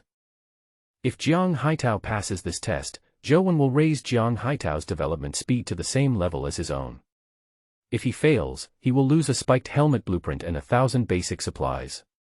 If he can see through a person, the loss of these is nothing, and it is better than being betrayed. No, this won't work. I'll just give you the materials, and you can just make them and give them to me to sell. You can't give me the drawings. I don't have that much time to make a spiked helmet. I have other things to do. You can take the blueprint and return it to me before going to bed. After Zhou Wen finished speaking, he extracted the drawing of the spiked helmet from the drawing interface and sent it to Jiang Haitao. Brother Wen, this blueprint is so precious now, are you sure to give it to me? If I don't return it, you will suffer a great loss, Brother Wen, won't you? Since we came to this world, I am most familiar with you. I am very good at judging people. I believe you. Take it. Thank you for your trust, Brother Wen. You are so kind to me. Jiang Haitao finally accepted the spiked helmet blueprint. Zhou Wen did not mention that this blueprint was originally traded to him by Jiang Haitao, because human nature cannot stand the test. If he said it, it would probably make Jiang Haitao feel that the blueprint originally belonged to him, but he did not understand its value, so Zhou Wen traded it away at a cheap price. This would obviously arouse Jiang Haitao's greed. I hope you won't let me down. Zhou Wen murmured. After a while, the first supply box of the day arrived. After waiting for the sea water to recede and making sure there was no danger, Zhou Wen jumped off the wooden platform and opened the supply box. Ding! Obtained gold ore X1. Gold ore. Zhou Wen took out an irregularly shaped bright yellow stone from the supply box. When the light from his headlamp shone on it, golden spots like stars flickered on the surface of the stone. It looks nice, but it's useless now. Zhou Wen sighed and put the gold ore into the locker. Boss, I have received a total of 50 orders for spiked helmets. Do you think you can send me 150 spiked krill shells? Then you have to send me 5,000 sets of basic materials first. Otherwise, what if you refuse to pay me after I send you the spiky krill shell? Ah. But I don't have that much basic material. Where can I get 5,000 copies of basic material? I will give you as many spiked krill shells as you have basic materials, otherwise, no deal. Damn it, it's so hard to cheat him. Zhao Ting cursed viciously. He originally thought he could make some money from Zhou Wen, but he didn't expect the other party to be so cautious. Then I can only wait until I have stored some basic supplies. Zhao Ting actually had 800 basic materials. He first used his 500 basic materials to buy 25 spiked krill shells, then made 8 spiked helmets and traded them to obtain 800 basic materials. Currently, the price of the spiked krill shell is still 20 basic materials, and it has not risen to a price that exceeds the cost. He still has a profit, so he naturally won't work for Zhou for nothing. This Xiaoteng is such a cunning guy. He still hasn't really wanted to cooperate with me. If you want to get something for nothing from me, don't blame me for cheating you. Putting Xiaoteng's matter aside for the time being, Zhou continued to exercise. A few hours later, the second box of supplies of the day arrived. There was also a mirror skin barracuda accompanying it, which was quickly processed. The mirror skin was left behind, and the fish meat was put on 2 trading equipment bars, one was put into the locker, and then the supply box was opened. Ding! Obtained instant noodles X1. Instant noodles. Zhou Wen's expression froze for a moment, then he was ecstatic. Zhou Wen took out the instant noodles and found that it was a pack of braised beef noodles. At this moment, his mouth began to drool unconsciously. Today I was wondering if I could get some salty food, but I didn't expect to get braised beef noodles. This isn't braised beef noodles, this is braised beef hot pot. Zhou Wen quickly took down a portion of mirror-skinned barracuda meat, and discovered that the 2 portions of mirror-skinned barracuda meat that were used for trading equipment yesterday had not been traded. Zhou Wen directly added the portion he put on the shelf today, making a total of 3 portions, and changed the transaction to the fragments of the food encyclopedia for accelerating the growth of the transmogrified Leviathan. Now more and more people are getting algae oxygen tanks, and the probability of getting the fragments of the food encyclopedia for accelerated growth of the transmogrified Leviathan is also increasing, so it is just right to trade them with mirror-skinned pike meat. Zhou Wen took out the 2 empty tin cans that he had stored away before, and then took out the heating pack that he had stored away until now. However, the heating pack that Zhou Wen initially regarded as a treasure can now be traded on the World Trading Channel, so Zhou Wen has no reason to be reluctant to part with it. Zhou Wen used a fishbone knife to cut an empty tin can in half, leaving only half of the base, which was used to hold the heating pack. Another empty tin can is directly put on the half base and used as a hot pot container. After making the simple heating device, Zhou Wen took a bottle of mineral water, poured most of it into the hot pot container, and poured the rest into the heating bag in the base. Soon, the heating pack reacted with the water and began to release heat, heating the mineral water in the hot pot container. Zhou Wen then poured the seasoning for the braised beef noodles into it, and the next step was to wait for the water to boil. While waiting, Zhou Wen was not idle. He took out the mirror barracuda meat and spiny krill meat from the locker and tried to cut the meat into thin slices with a fishbone knife, but failed. Zhou Wen simply didn't have the knife skills to slice the meat into thin slices, and the fishbone knife wasn't suitable for slicing the meat into thin slices. In the end, Zhou Wen chose to cut the meat into shreds, and at most just cook it in the hot pot for a little longer. After a while, a rich aroma filled the stomach wall space, which was the smell of braised beef noodles. Zhou Wen, who once vomited after eating instant noodles, was enjoying it particularly at this moment. He greedily sniffed the fragrance in the air and his mouth began to secrete a lot of saliva. The braised beef soup in the hot pot container has boiled. Looking at the boiling red oil on the surface, Zhou Wen couldn't wait to grab the shredded fish and shrimp with his hands and put them into the boiling braised beef soup. Then he broke off a small portion of the dough and put it in. In this way, he had both the dish and the staple food. Although it was very simple, it was the only time Zhou Wen had hot food in these 8 days. Zhou Wen's eyes were fixed on the food cooking in the braised beef soup, ready to take the food out when it was done, but suddenly he was stunned. He discovered a serious problem. I don't have any fucking chopsticks. Zhou Wenren was dumbfounded. He was only thinking about eating hot pot. He didn't even have any tools to pick up the food, so he forgot about them. At this moment, Zhou Wen looked at the food in the hot pot that was almost overcooked, his brain working frantically. Finally, he thought of using the spikes of the krill to make a pair of chopsticks. There happened to be a sharp thorn left in Zhou Wen's hand. Zhou Wen used a fishbone knife to split the thorn in the middle, and then simply shaved it thinner, and he got the prototype of chopsticks. Although this pair of chopsticks is flat overall and not very convenient to use, it's fine as long as it can be used in the current situation. Zhou Wen took the chopsticks he had just made and quickly picked up the food from the hot pot. There was no bowl to catch it, so Zhou Wen could only use his hands to scoop it up slightly to prevent it from falling on the ground. Finally, he put the food on the chopsticks into his mouth. In an instant, the salty, fragrant, fresh and spicy flavors filled Zhou Wen's mouth. The chewy fish, the elastic shrimp and the soft noodles, all kinds of tastes changed back and forth before chewing, making Zhou extremely satisfied. It's just a little salty, and the noodles are overcooked. Although there were some imperfections, Zhou was already very satisfied. It was good to have a hot meal after so many days, and it was braised beef flavor, which was much better than boiling fish and shrimp directly in plain water. Then, Zhou continued to put the shredded fish and shrimp into the hot pot and enjoyed a delicious meal. This meal took a long time, almost an hour. During this time, the self-heating buns stopped emitting heat, so Zhou traded two from the World Trading Channel to maintain the temperature of the hot pot.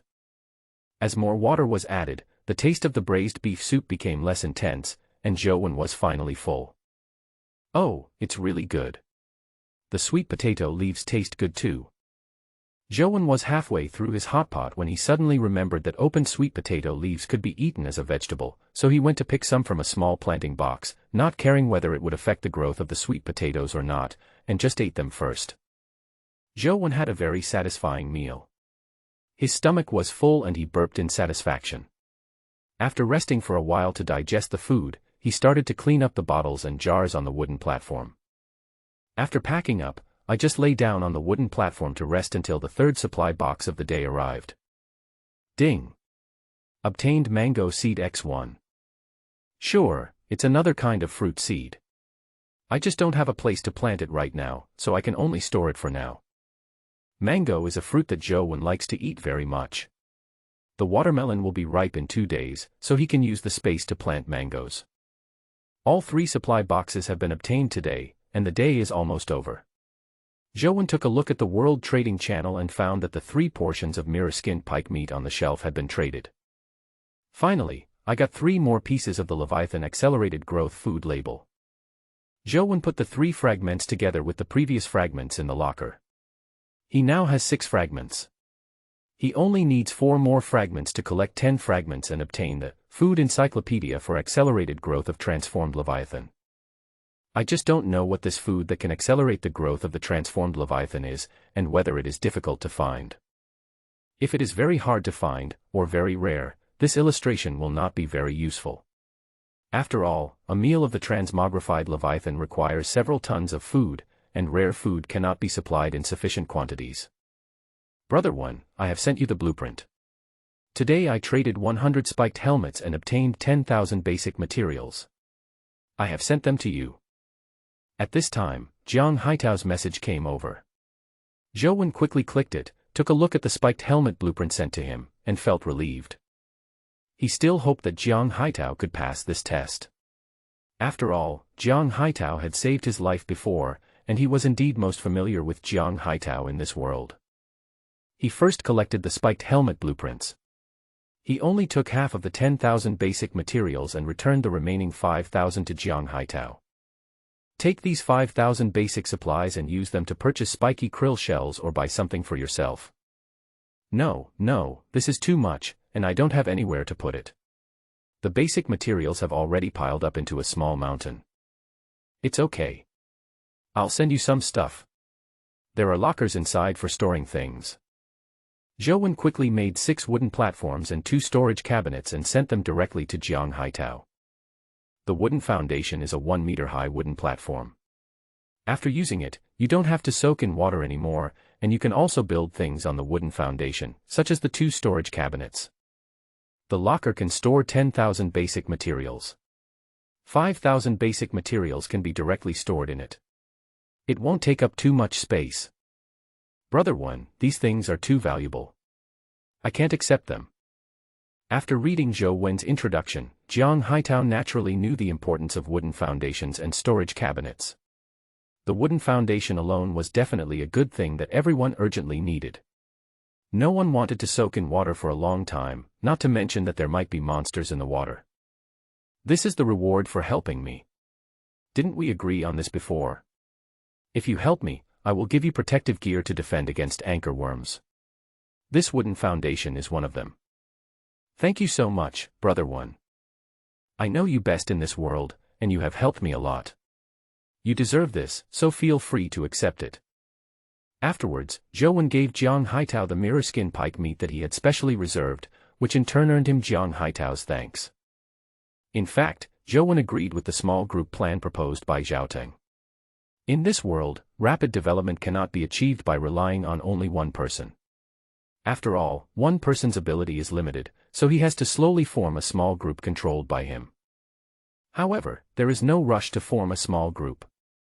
He needs to find trustworthy people to join, which takes time. In the following time, Zhou used the 10,000 pieces of seaweed that he had exchanged for basic materials today to give to the transformed Leviathan as a midnight snack. 10,000 portions of seaweed were not a lot, and Zhou only spent half an hour to move them all into the digestion tank. 10,000 portions of seaweed are actually nothing for the Metamorphosis Leviathan's appetite. However, Zhou did not intend to feed the Metamorphosis Leviathan enough. This was just a small snack to see if it could speed up the growth of the Metamorphosis Leviathan a little. All the work for today has been done. Zhou inspected his crops again. The watermelon flowers have withered now. Under the withered yellow flowers, there is a small watermelon, which is already the size of a ping-pong ball. The watermelons are already ripening so soon. It looks like the watermelons will be almost ripe tomorrow. Zhou guessed happily. Then I looked at the sweet potatoes again. The sweet potatoes had already bloomed, with purple trumpet flowers. I guess they are not far from maturity. Finally, Zhou came to the seaweed planting box and looked inside with some anticipation, but the golden silk fruit still hadn't sprouted, which made him a little worried. Is it because it takes a long time for this golden seaweed to grow? Or is it because of other reasons? It has been almost 2 days since the golden seaweed was planted, but there has been no reaction at all. This made Zhou wonder if his planting method was wrong. Let's go to sleep first. If it doesn't sprout tomorrow, we'll think of a way. The transformed Leviathan had stopped moving and was resting at this time. Zhou didn't think any more about it and went straight to sleep. Nothing happened during the night. When Zhou woke up, it was already the 9th day since he came to this world. As soon as Zhou woke up, he went to the seaweed planting box to check if the golden silk fruit had sprouted, because he had a dream last night that the golden silk fruit had sprouted and golden seaweed seedlings had grown. But the result disappointed Zhou. There was still no change in the golden silk fruit in the seaweed planting box. Zhou could only sigh and turn to look at the watermelons and sweet potatoes. Watermelons and sweet potatoes always brought him joy. After growing overnight, the watermelons had become the size of a fist, and the sweet potato flowers had withered. He must have thought that sweet potatoes had begun to grow in the soil. After checking his crops, Zhou started today's work. He first sent the spiked helmet drawings to Jiang Haitao, and then took a look at the price of spiked krill shells today. After yesterday's large-scale purchases and price increases, the price of spiked krill shells today is 30 basic materials. Zhou continued to let Jiang Haitao purchase a large number of spiked krill shells, and also gave Jiang Haitao the drawings of wooden shields, asking him to start selling wooden shields when the price of spiked krill shells reached 40 basic materials. The next step is to wait for developments. After a while, the transformed Leviathan entered the feeding stage. Zhou hid behind the algae oxygen tank and saw that the number of survivors in the upper right corner of the system interface was still 100 million/100 million. For so many days, no survivor had died. But starting today, the survivors will no longer be as safe as before. Crash crash. The esophageal diaphragm opened and seawater poured into the space of the stomach wall. Zhou immediately withdrew his attention from the system interface, put on the spiked armor, and then focused all his energy on his ears, listening to the movement in the water. After making sure there was no major movement in the water, Zhou once again used the mirror made from the mirror-skinned barracuda to check the situation in the sea. After further confirming that there was no danger, he finally felt relieved. There were no dangerous creatures in the sea water, so Zhou opened the blueprint of the algae oxygen tank and started making it. Today in the World Communication Channel, unlike yesterday, everyone was not waiting for Zhou to put up the algae oxygen tank. Instead, they were discussing the anchor worms, and everyone hoped that they would not encounter them. Zhou didn't care what they were talking about. After all 20 algae oxygen tanks were completed and put on the trading channel, he sent a listing message on the World Communication Channel to remind them to buy them. The transaction speed of the 20 algae oxygen tanks was still rapid. They were sold out in the blink of an eye shortly after they were put on the shelves. At this moment, the number of survivors recorded in the upper right corner of the world system changed, and people began to die. And the death toll continued to increase, from a dozen people to hundreds, and then tens of thousands. For a while, the world's communication channels were silent, and the fear of death lingered in everyone's heart. How come so many people died in this first meal? Zhou Wen frowned deeply as he looked at the tens of thousands of deaths. This was completely different from his previous speculation.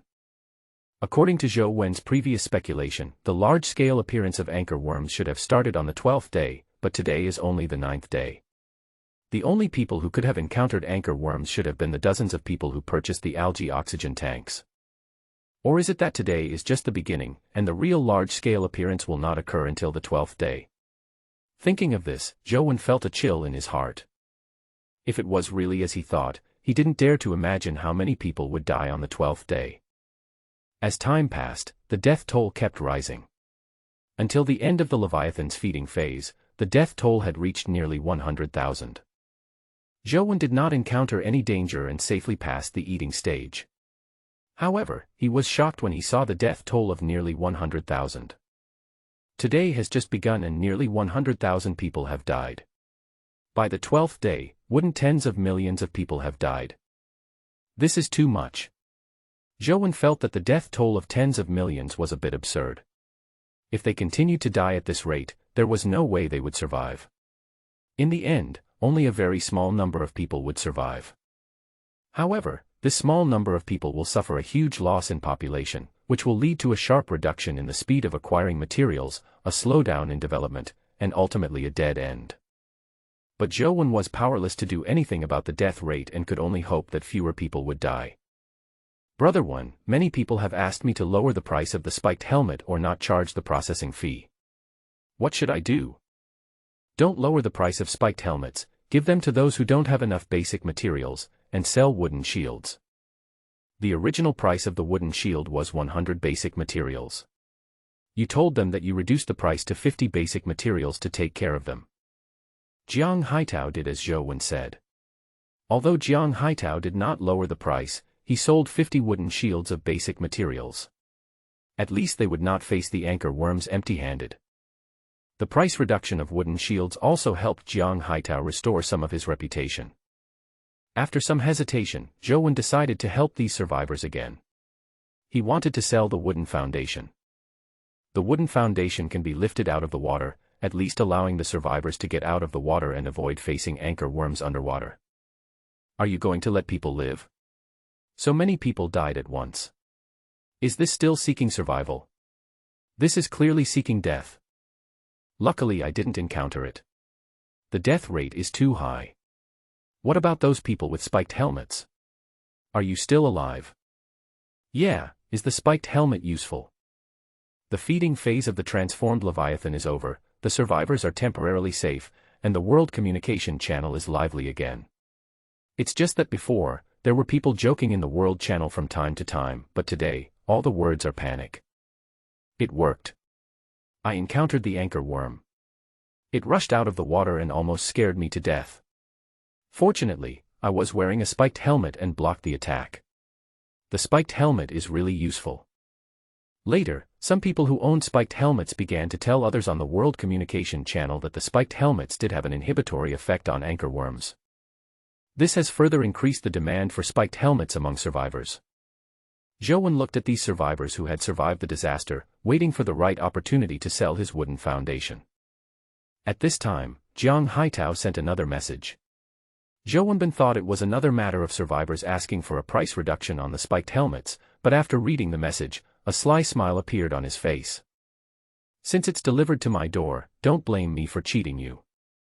It turned out that Zhao Ting saw the increasing demand for spiked helmets, so he shamelessly approached Jiang Haitao for cooperation again, hoping to take this opportunity to raise the price sharply. Brother Jiang, look at those survivors, they are all going crazy just to stay alive. Let's take this opportunity to cooperate and directly set the price to trade a spiked helmet for a blueprint. Didn't you want to set this price before, but that bastard boss stopped you? Now there are a lot of deaths among the survivors, and many people have proved that the spiked helmet has a restraining effect on the anchor worm. Now is a good time to ask for a sky-high price. It's a business opportunity. Don't miss it, Brother Jiang. Wait, it seems that you are the one who stopped me from trading the blueprint for the spiked helmet. Oops, it was indeed my fault yesterday. I apologize to you again. I did something wrong yesterday. But you can't be hard on me, nor can you be hard on this huge amount of basic materials. We both set such a low price now, which is completely cheapening others. Why bother, right? How would you like to cooperate? Haha, Brother Jiang, you are so generous to let bygones be bygones. I will just follow your original price, 1 spiked helmet and 1 blueprint. I can take this opportunity to reap the blueprints in the hands of those idiots. How do you think? Are you kidding me? How dare you set this price? Aren't you afraid of being scolded to death by the survivors? Let them curse, it won't save you any money. No matter how much those idiots curse, they will still come to us to trade for the spiked helmets. It's ridiculous. Let them curse, and then we will continue to raise the price, and finally make them beg us to trade. Jiang Haitao felt angry when he saw Zhao Ting's words without any bottom line. This was simply taking advantage of someone's misfortune. I agree to cooperate, but I don't want to stand in front of a group of people and be scolded this time. Since you are the one who wants to cooperate with me, I will show my sincerity first. You announce the price increase first, and then I will follow suit. When Zhao Ting saw that Jiang Haitao had agreed to cooperate, a look of ecstasy immediately appeared on his face, but when he saw the requirements that followed, he hesitated for a moment. Hey, does it matter whether I announce it first or you announce it first? Humph. There must be a difference. When I announced that I would trade the spiked helmet with the blueprint, you sold the spiked helmet at a low price and then brought those survivors to call me a black-hearted capitalist. What? You're not treating me like a fool and want to do it again, are you? Haha, of course not. Let me announce first that I hope Brother Jiang will not miss this rare opportunity. That's natural. I won't have a problem with drawings even if I have a problem with anyone. Immediately afterwards, Zhao Ting announced that he would raise the price of the spiked helmet to the price of a blueprint. This piece of news was like a fuse, which caused the already terrified and depressed survivors to explode instantly. Everyone began to curse Zhao Ting, and the curses were as harsh as they could be. But Zhao Ting didn't care about the cursing. He just hoped that Jiang Haitao would announce the price increase as soon as possible so that he could really put his mind at ease. In Zhao Ting's eyes, Jiang Haitao has some mental problems, as if he has split personality. Although this opportunity can make them a fortune, everyone knows to put aside their conflicts and collect the drawings first. But Jiang Haitao has a bit of a split personality, so he can't make common sense. He is very worried that Jiang Haitao will suddenly give up cooperation and continue to maintain the current price. Although he could still earn some basic materials by maintaining the current price, basic materials were just basic materials after all, and the only things that could allow him to live a better life were blueprints. No matter how many basic materials he had, it would be difficult to exchange for a blueprint. Finally, after a few minutes of inner torment, Jiang Haitao also announced a price increase, which made Zhao Ting breathe a sigh of relief. It's a pleasure to work with you, Brother Jiang. It's a pleasure to cooperate with you, haha. The survivors were completely furious. They had just watched the death toll soar before their own eyes, and the only thing that could save their lives, the spiked helmet, had now been priced to an exorbitant level by 2 unscrupulous businessmen. This was simply trying to kill them. You two better not let me meet you, otherwise I will kill you. Beasts. 2 beasts. You are not human at all. How can there be 2 scums like you among humans? All the survivors who did not trade for the spiked helmet looked at a drawing showing the price of trading for a spiked helmet. The fear and terror they had felt before disappeared and were replaced by endless anger. It was at this moment that Zhou Wen sent a message. These 2 guys are nothing, especially Zhao Ting. He lowered the price of the spiked helmet before, and I thought he was a good person. Later, because the price of the spiked helmet dropped too low, he came to me and wanted to cooperate with me to fight against the black-hearted capitalists. I agreed at the time and gave him 1,000 copies of basic supplies to purchase materials. I didn't expect that you would betray me and choose to cooperate with the black-hearted capitalists, raising the price of the spiked helmet to a sky-high level. It's simply worthless. Return the 1,000 basic supplies you cheated from me. Zhou Wen already had a very good impression among the survivors. Now that they were provoked by Zhou Wen, they simply forgot about Jiang Haitao, and all of them were filled with righteous indignation and angrily scolded Zhao Teng. When did I ever ask you for 1,000 basic supplies? Stop talking nonsense. What do you mean? Are you going to default on your debt now? What are you refusing to pay? I didn't even ask you for 1,000 basic supplies. I think you are deliberately trying to extort money from me, right? You. Okay, if you don't want to return the 1,000 basic supplies, that's fine, but for the sake of the 1,000 supplies, shouldn't you lower the price of the spiked helmet a bit? Who can afford such a high price for a blueprint? You. Don't be a good guy there. Just because these idiots call you a boss, do you really think you are a boss? You are just a pig that can fly with the help of a blueprint. Why are you pretending? Now, I will tell you all that I will follow this big brother and only sell 100 spiked helmets every day, and the highest bidder wins. If you want me to lift the sales restrictions, then let your big boss also lift the restrictions on algae oxygen tanks, and let me see how kind this so-called big boss is. Or how hypocritical it is, haha. This Zhao Teng is really difficult to deal with. Zhou Wen originally wanted to trick Zhao Teng, but he didn't expect that he was outmaneuvered by him. Fortunately, he had a countermeasure. How ridiculous. Algae oxygen tanks cannot be mass-produced. I have already explained the reason before. You want to continue raising the price, and you are using me as an excuse. But don't worry, although I can't increase the number of algae oxygen tanks, I traded a blueprint before, and the items made from this blueprint can be of some help to everyone. Zhou Wen took out new items at this moment, giving all the survivors a glimmer of hope. What is this, sir? Can it really help against anchor worms? The survivors were happy but also a little worried, because looking at Zhao Teng's attitude, it was almost impossible to lower the price of the spiked helmet. They could only hope that the boss's stuff would be useful. My item is called a wooden foundation.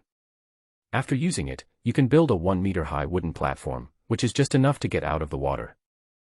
Although the effect is not particularly great, at least you don't have to worry about anchor worms attacking from underwater. After listening to Zhou Wen's explanation of the role of the wooden foundation, the survivors were a little disappointed. The wooden foundation was far inferior to the spiked helmet. However, thinking back on it, the fear of the anchor worm lingered in my mind while the Leviathan was feeding, and my lower body was immersed in the dark and cold sea water. The uneasiness and fear still make me shudder when I think about it now. In the dark space of the stomach wall, beneath the water surface where the headlights cannot detect, it seems as if countless monsters are hiding. What is the price of this wooden foundation? Hope it's cheaper. Most of us don't have much basic supplies. After thinking about it for a while, the survivors realized the importance of the wooden foundation, so they began to ask about the price, hoping it would be cheaper. Zhou Wen was not planning to set a high price. After all, the purpose of selling the wooden foundation was to help survivors. I know everyone is facing a life-threatening situation, and this wooden foundation can only play a limited role, but I have no other choice but to try my best to help everyone, so I will only charge the cost price, 30 pieces of wood. The material needed to make a wooden foundation is 20 pieces of wood, but Zhou Wen only charged 30 pieces of wood, which is really the cost price. However, the value of the wooden foundation far exceeds 30 pieces of basic wood. However, Zhou Wen would not sacrifice his own interests just to help others.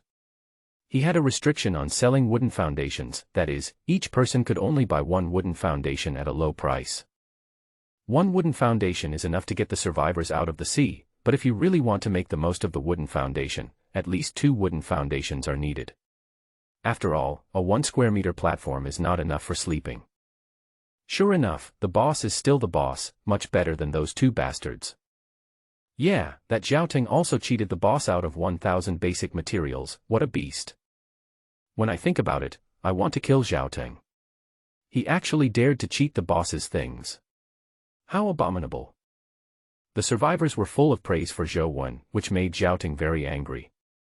In this situation, the survivors had already benefited from Zhou Wen, so there was no point in him saying anything now. After Zhou Wen finished communicating with the survivors, he took out all the wood, made 500 wooden foundations, and put them directly on the World Trading Channel for the survivors to buy. He would continue to make the foundations with the wood he traded back. This back and forth kept Zhou Wen very busy. Just when the survivors were busy trading wooden foundations, another explosive news came on the World Communication Channel. Jiang Haitao turned against them and directly lowered the price of the spiked helmet to 100 basic materials. At this time, the price of the spiked krill shell had risen to 40 basic materials, so the spiked helmet was sold at a loss. Jiang Haitao's reputation suddenly turned around, from a black-hearted capitalist to Brother Jiang.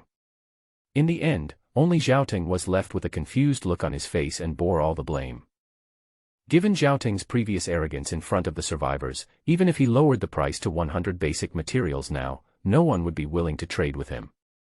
In addition, he also cheated Zhou Wen out of 1,000 basic supplies, and his reputation was already ruined. Even if he went to find other people to cooperate with, no one would believe him anymore. All of this was Zhou Wen's plan to completely get rid of Zhaoting, and it was implemented very successfully. It was impossible for Zhaoting to rise again for the time being.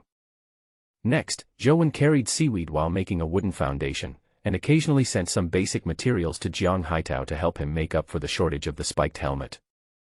But at this moment, Chen Xin sent him a private message. "Mr. Zhou, what are you acting from? What's the meaning? Mr. Zhou, you should also have the blueprint for the spiked helmet, right? I don't understand what you are saying.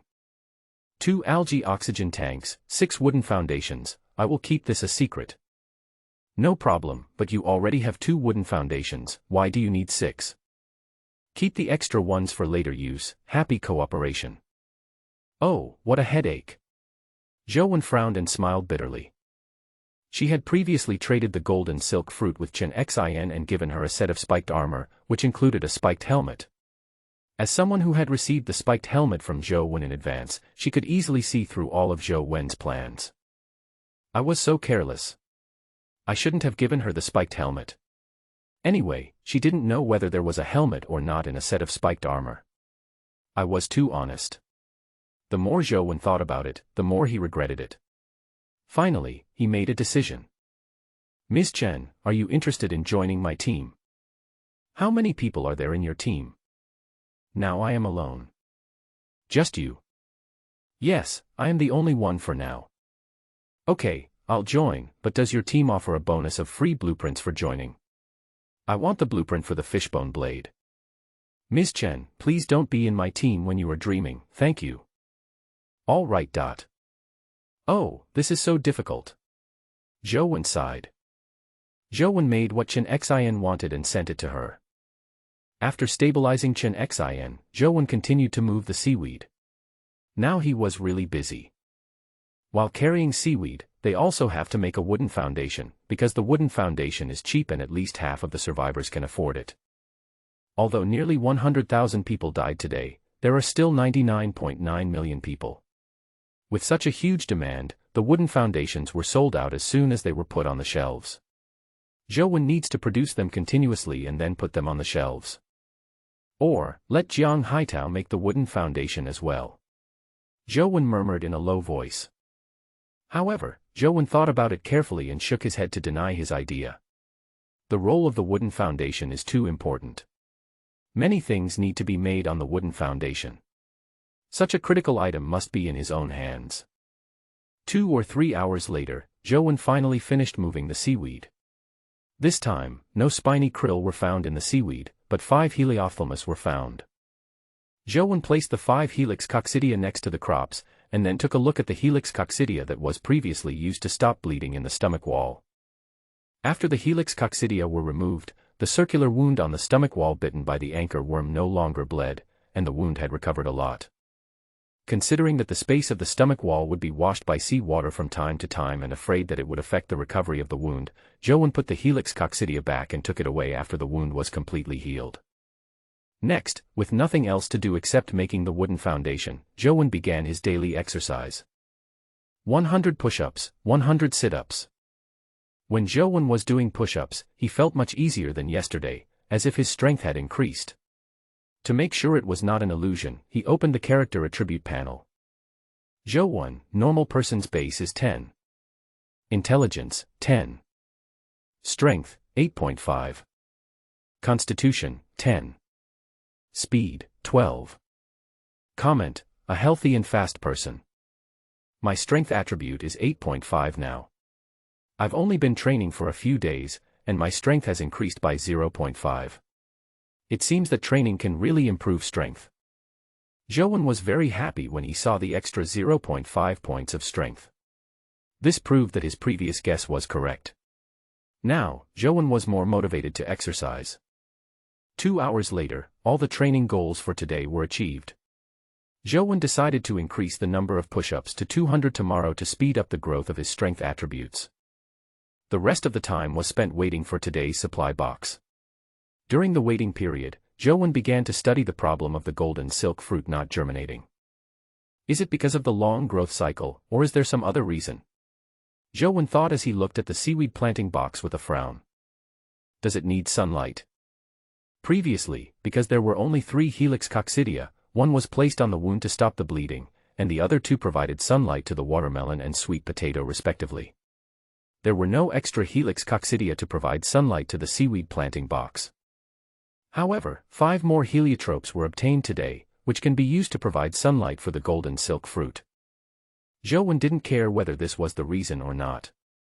He decided to give it a try and caught 2 helix coccidia and placed them on the stomach wall next to the seaweed planting box. I hope it works. Zhou looked at the seaweed planting box illuminated by the solar cocci and said with hope in his heart. After doing all this, Zhou prepared to return to the wooden platform to wait for the incoming supply box, but just as he was about to climb onto the wooden platform, he suddenly paused. Golden thread fruit, golden thread seaweed, don't they need gold elements to grow? When Zhou thought of the word gold in golden seaweed, he subconsciously thought of the gold ore he obtained yesterday. So he took immediate action, took the gold ore out of the locker and put it into the seaweed planting box. Now Zhou is desperate and is trying every possible means, not caring whether it will work or not. He will just try whatever method he can think of. What if he is right? Zhou was still worried that 1 piece of gold ore was not enough, so he searched for information about gold ore on the World Trading Channel, ready to trade some, but no one had put it on the market on the trading channel. Zhou thought about it and felt that gold ore should be a relatively rare ore now. Few people could find it, or maybe even none. However, he still planned to try to buy it, purchasing it on the World Trading Channel at the price of 100 pieces of wood for 1 piece of gold ore. Because of the trade in wooden foundations, Zhou now has an unlimited amount of wood, and a mere 100 pieces of wood are simply a drop in the bucket. Moreover, the current trading price of wood is no longer equivalent to that of several other basic materials because Zhou trades a large amount of wooden foundations. Now 100 pieces of wood are equivalent to 200 pieces of other basic materials. 2 hours later, the gold ore was indeed scarce, and after such a long time of sending out the purchase information, only 2 pieces were purchased. Zhou placed 2 pieces of gold ore around the golden silk fruit, hoping that the golden silk fruit would sprout quickly as he expected. No, it has been more than 4 hours since the digestion was completed. Where is today's supply box? Zhou suddenly realized a serious problem. In the past, the transformed Leviathan would swallow the first supply box of the day more than 3 hours after digestion was completed. The time was almost fixed, but today it took more than an hour. Just now, Zhou was paying attention to the acquisition of gold ore and ignored this issue for a while. What's going on? Zhou was really panicked. The supply box was the source of supplies for every survivor. Once a problem occurred, the severity of the problem could be imagined. Did I take too long to move the seaweed today? Zhou began to review everything that happened today, hoping to find something different from the past. But after thinking about it carefully, everything was normal and there was nothing different. Because he really needed to make the wooden foundation today, he was delayed a little in moving the seaweed, but the delay was not long. After all, making items is just a matter of thought and not much time is wasted. Unable to find the cause in himself, Zhou opened the biological atlas and checked the information of the Phantom Leviathan, hoping to find the problem from the data of the Phantom Leviathan. Transformed into Leviathan. Age, 9 days. Stage, birth. Length, 38 meters. Weight, 220 tons. Food type, algae. Feeding method, filter feeding.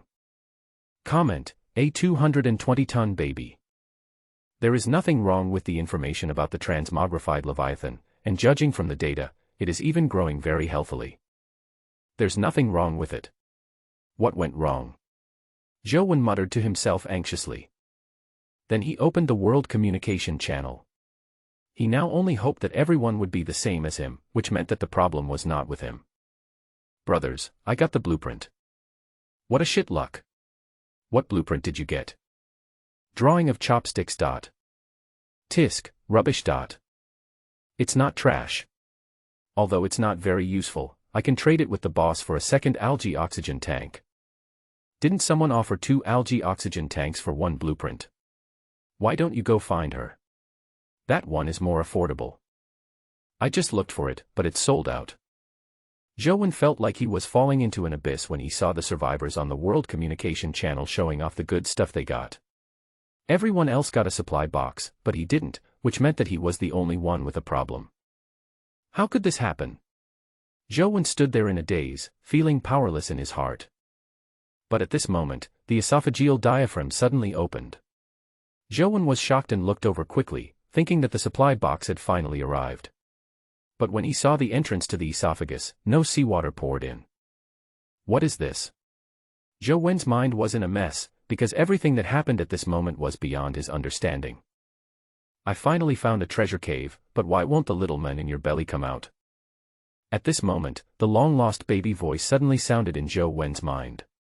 He was slightly stunned, and then immediately reacted.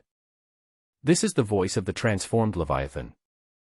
After hearing what the Phantom Leviathan said, Zhou's mind raced, and he immediately realized that the Phantom Leviathan wanted him to leave the stomach wall space and enter a treasure cave.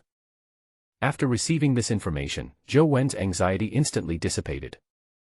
Fortunately, as long as there is no problem with the Leviathan transformation, it's fine. The previous situation that was beyond Zhou's cognition really made him at a loss. But then a feeling of nervousness arose in his heart, and the voice of the transformed Leviathan clearly stated that he should leave the stomach wall space. But Zhou has been in this world for 9 days, and this is the first time he has encountered an event that requires him to leave the stomach wall space. The outside world is full of unknowns to him, and going out is obviously very dangerous when he knows nothing. After much hesitation, Zhou decided to go out and explore the treasure cave. Since it was called a treasure cave, there must be good things hidden in it. So Zhou first asked Jiang Haitao to make a wooden shield for him, and then he put on a spiked armor, holding a fishbone knife in his hand, and slowly entered the esophagus. The esophagus was pitch black. Zhou used the light from his headlamp to observe around the esophagus wall. The diameter was about 1.5 meters, and Zhou needed to bend over to pass through. In order to prevent the spikes on his spiked armor from injuring the esophagus of the transformed Leviathan, Zhou returned to the stomach wall space, put his spiked armor into the supply box, and then re-entered the esophagus while holding the supply box. Zhou crouched down and walked forward a little bit at a time with the help of the light from his headlamp. Because the ground was very slippery, Zhou walked very carefully. After walking about 7 or 8 meters, he successfully left the esophagus. The space ahead suddenly became clear, but it was also pitch black. The light from the headlamp shone into this dark space, as if it was swallowed up and had no effect. However, Zhou was not afraid, because he knew that he was in the mouth of the Phantom Leviathan. In this world, the safest place is inside the body of the Phantom Leviathan, so Zhou does not need to worry about any dangerous creatures hiding in the darkness. However, the next step was to leave the transformed Leviathan and enter the treasure cave. Zhou squatted down, opened the supply box, put on the spiked armor, and temporarily put the heaviest spiked breastplate into the equipment column. After putting on his equipment, Zhou took off his headlamp and charged it by hand to ensure that it would not fail at the critical moment. After making all preparations, Zhou held the shield in his left hand against his chest, held the fishbone knife tightly in his right hand, and began to move forward step by step. After walking 5 or 6 meters, the light from the headlamp shone on a white wall with a texture like a brush. Zhou walked forward and observed it closely. The entire wall was made up of strands of whiskers. He reached out and touched it. The texture was not as soft as a brush, but as tough as bamboo sticks. These should be the whiskers that Leviathan uses to filter food. Zhou didn't know what the teeth of Leviathan looked like, so he could only make a rough guess. If you want to get out, you must first climb over this wall of whiskers and teeth. Fortunately, this wall of whiskers and teeth is not high, only 2 meters, and you can climb up with a slight jump. But considering that the spiked armor on his body was too heavy, and worried about the danger outside, Joan finally chose to wear the spiked helmet and spiked leg armor, and temporarily put the other armor in the supply box. Of course, the most important breastplate should naturally be placed in the equipment column so that you can protect your upper body in time when encountering danger. Joan threw the supply box up with force, then jumped up with both legs, climbed onto the top of the teeth with both hands, and with a sudden force, he climbed up easily. This 1.5 power is not added in vain, Joan said in surprise. If Joan had only 7 points of strength before, it would have taken him a lot of effort to climb up, and it wouldn't be as easy as it is now. The moment he climbed up, Joan put on the spiked breastplate on impulse, and using the light from his headlamp to observe, he found that there was a rock wall in front of him. Not finding any danger, Joan quickly put on his spiked armor and put away his spiked breastplate. Then, holding his shield and the fishbone knife, he walked along the rock wall in front of him, groping for the entrance to the cave on the teeth. After some searching, Joan found a cave on the rock wall with a diameter of only 1 meter. Could this be the entrance to the treasure cave? Joan's heart was beating fast as he looked at the dark and cramped cave. The space inside was too small. He could only crawl forward. If he encountered danger, it would be difficult for him to even turn around. No matter what, the bigger the storm, the more expensive the fish. If you want to survive in this world, you must face the danger. Joan recalled that when he first came to this world, he almost died due to lack of oxygen while moving seaweed. Later he was attacked by anchor worms. In less than 10 days, he experienced life and death several times. There was no way to live a stable life in this world. He became ruthless and threw the supply box into the cave, then went into the cave holding up the wooden shield. The interior of the cave is still made entirely of rock, as if something had been deliberately chiseled out of the rock. Joan was crawling on the ground, with the supply box tied to his back with a cloth strip and the wooden shield placed in front, so that he could withstand the attack if there were any aggressive creatures. After climbing about 10 meters, Joan's forehead was already covered with sweat. Fortunately, I don't have claustrophobia. Joan stopped to rest, looking at the narrow, dark, and gradually damp cave, muttering to himself. After a good rest, he continued to move forward. After advancing for another 10 or so meters, Joan found that something was not right. The cave was getting more and more humid, and water had begun to accumulate on the ground. Joan tilted his head slightly and shone the headlamp forward. All he saw was a shimmering light, which was the water reflecting the light. Fuck you. Joan cursed inwardly and continued to move forward, his body also entering the water. As they continued to move forward, the water level became higher and higher, directly occupying half of the space in the cave. Joan felt even more uncomfortable.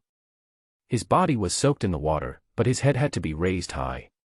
His whole posture was extremely uncomfortable. Snap. Just as Joan was crawling forward in an uncomfortable posture, something fell on his head. Joan was worried that it was something bad, so he quickly touched it with his hand, and then he felt a sticky mass. He took it off and looked at it with the headlamp, and found that his hands were covered with translucent mucus. Joan shook his hands in disgust, trying to get rid of the mucus, but suddenly, something underwater swam over his left arm, scaring him so much that he raised his left arm as if he had been electrocuted. Because the movement of raising the hand was too violent, a large amount of water splashed on the water surface, causing a loud noise, and the sound began to echo continuously in the silent cave. Joan quickly calmed himself down and shone his headlamp at the place where the creature had just swam, wanting to see what it was. However, the water was turbid and the light intensity was not high, so he could not see the underwater situation at all. So Joan turned his headlamp upwards again. The mucus on his head was falling from above. He didn't know how disgusting it was until he saw it. The top of the cave was covered with mucus, which dripped down from time to time. Overall, the mucus was in lines that extended into the cave, as if it had been left by some creature that had crawled past. Seeing this disgusting mucus, Joan prepared himself mentally. He had already come this far and it was impossible for him to go back now. Moreover, the cave was narrow and he had no way to turn back. Holding back his nausea, Joan continued to move forward, but as he went deeper, he saw more and more mucus, even on the underwater ground. This caused Joan to crawl even slower. The water level was already too high, so he had to tilt his head back to crawl with difficulty. Now there was mucus underwater, and his hands and feet were slipping, so he couldn't use any strength at all. Am I here to search for treasure or to suffer? This is too much torture. Zhou encountered several clumps of mucus underwater, his hands and feet slipped, and he fell into the water several times, making him look very embarrassed, so he decided to take a rest. Once it stopped, without the sound of Zhou Wen's flowing water, the cave became silent again. What's that sound? After resting for a while, Zhou Wen's breathing and heartbeat were no longer rapid. Just as he was about to move forward, he suddenly heard a faint sound, as if some creature was crawling slowly on the rock wall. The sound was very soft. Before, his breathing and heartbeat were so loud that they covered up the sound. Now that he had calmed down, the sound became somewhat obvious. Zhou turned his head and used his headlamp to look for the source of the sound. Finally, he saw a flat, soft-bodied creature on the rock wall at the top of the cave. This soft-bodied creature is long and flat in shape. It is transparent so that its internal organs can be seen. It has a pair of small black eyes on its head and is only about 20 centimeters long. The overall appearance of this creature was not terrifying, and it had no intention of attacking Zhou Wen. It just crawled slowly on the rock wall, leaving behind a long trail of mucus. Zhou Wen no longer paid attention to the soft-bodied creature. He did not dare to study the unknown creature for fear of accidents. He had rested enough and decided to move on. But at this moment, ripples appeared on the water surface in front of him. Zhou Wen's heart, which had just calmed down, immediately became hanging. He hadn't taken any action yet. Who caused these ripples? Then, the situation became increasingly wrong. The ripples turned into small waves, each one higher than the last, until they filled the entire cave. Zhou Wen's heart suddenly rose up. Looking at the waves, it was obvious that some large creature was rushing towards him quickly, causing the waves. You have to hold on to the wooden shield. Zhou Wen immediately changed from lying down to squatting, curling up into a ball in this narrow space, holding the wooden shield in front of him. With a thought, the spiked breastplate was put on his body. Zhou Wen took a deep breath, trying not to be too nervous and keep his body mobile. Snap. Snap. Snap. Layer upon layer of waves surged over and hit the wooden shield heavily, splashing a lot of water. Zhou Wen lowered his head slightly and squinted his eyes to prevent the water from splashing into his eyes and affecting his vision. Finally, the water wave filled the entire cave. At the moment the water wave hit the wooden shield, Zhou Wen took a deep breath. The next second, heavy waves hit the wooden shield and almost knocked Zhou Wen down. A large amount of water instantly filled the space where Zhou Wen was, briefly forming an underwater world. The turbulent water quickly passed around him. At this moment, Zhou Wen's heart was in his throat. He knew that the large creature was coming. Boom. A terrifying impact force hit the wooden shield hard. Zhou Wen's arm was not strong enough to block it. Under the impact of this huge force, it hit his chest directly, and his whole body moved backwards more than 1 meter. Zhou Wen's breathing stagnated, his internal organs vibrated, and his brain went blank for a moment, as if he had been hit by a car. Cough, cough, cough. Zhou Wen started coughing violently. The breath he had been holding when he was hit was instantly dispersed. He then breathed subconsciously and choked on a mouthful of water. Fortunately, the accumulated water had receded by now, otherwise Zhou Wen would have drowned.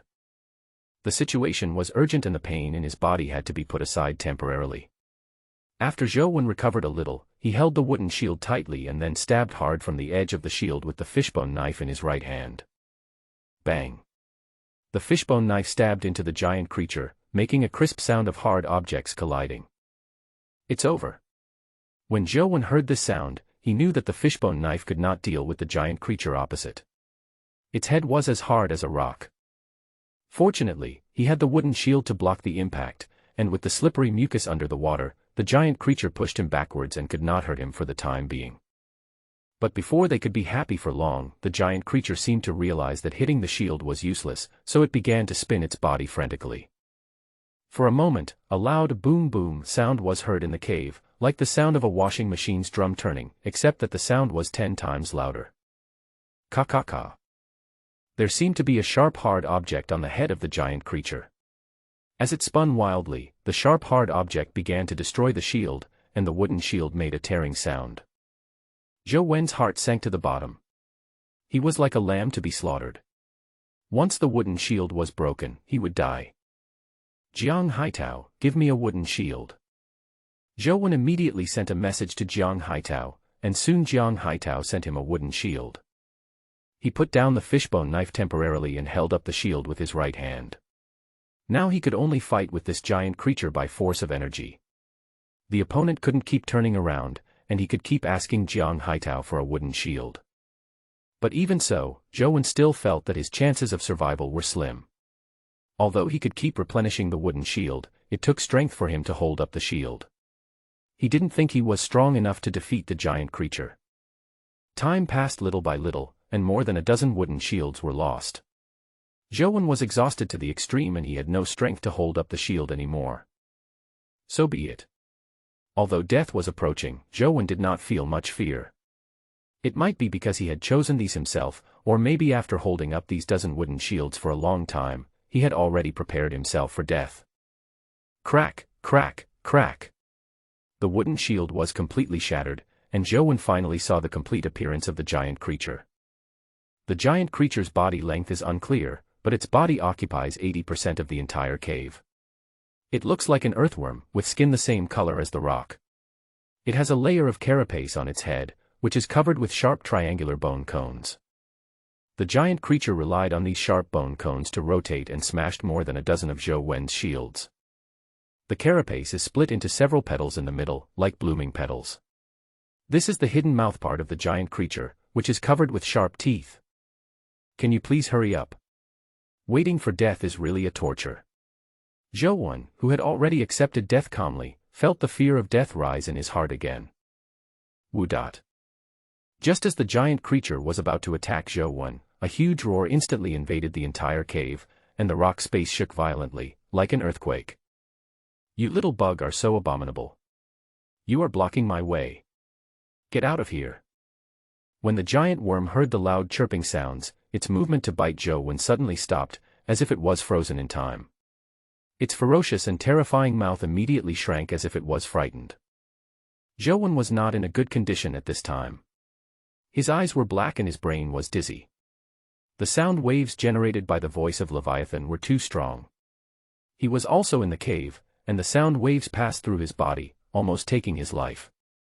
Fortunately, the transformed Leviathan shouted, and although Zhou Wen felt very uncomfortable, he managed to hold on and did not faint. After taking a long break, he looked up at the giant worm in front of him and found that the giant worm's huge body was trembling slightly, as if it had encountered a natural enemy. It froze in place and dared not move. Seeing this, Zhou Wen knew that it was the cry of the phantom Leviathan that scared the giant worm, so he bravely shone the light of his headlamp towards the body of the giant worm, wanting to see its overall appearance. But it was not known whether the light stimulated the giant worm. Just as Zhou Wen turned his head to adjust the direction of the light, the giant worm suddenly shrank its body and retreated directly, soon disappearing without a trace. Zhou Wen was the only one left in the cave again. He couldn't help but find it funny as he watched the giant worm fleeing at a rapid speed. However, it is understandable that although the phantom Leviathan was only less than 10 days old, its body size was already close to 40 meters. The giant worm was indeed huge for Zhou Wen, but for the phantom Leviathan, it was just a small worm. It would be strange if you weren't scared away by the cry of the transformed Leviathan. The death crisis was over, and Zhou Wen breathed a sigh of relief. He leaned casually against the rock wall covered with mucus. He didn't care about the disgusting mucus at this moment. He just wanted to have a good rest. After his nervous heartbeat slowly calmed down, Zhou Wen asked Jiang Haitao for a bottle of water and a piece of bread through the system interface. He suddenly discovered that the system interface was a very good logistics system. As long as you had acquaintances, you could ask them for supplies. Even if you were not in the body of the transformed Leviathan, you could still get the supplies. After slowly finishing his food, Zhou Wen's strength recovered a little. He raised the wooden shield again and continued to crawl forward. At this time, Zhou Wen was no longer as cautious as before when moving forward. Looking at the size of the cave, it was obviously dug by the giant worm just now. But after the cry of the phantom Leviathan, those giant worms should have been scared away.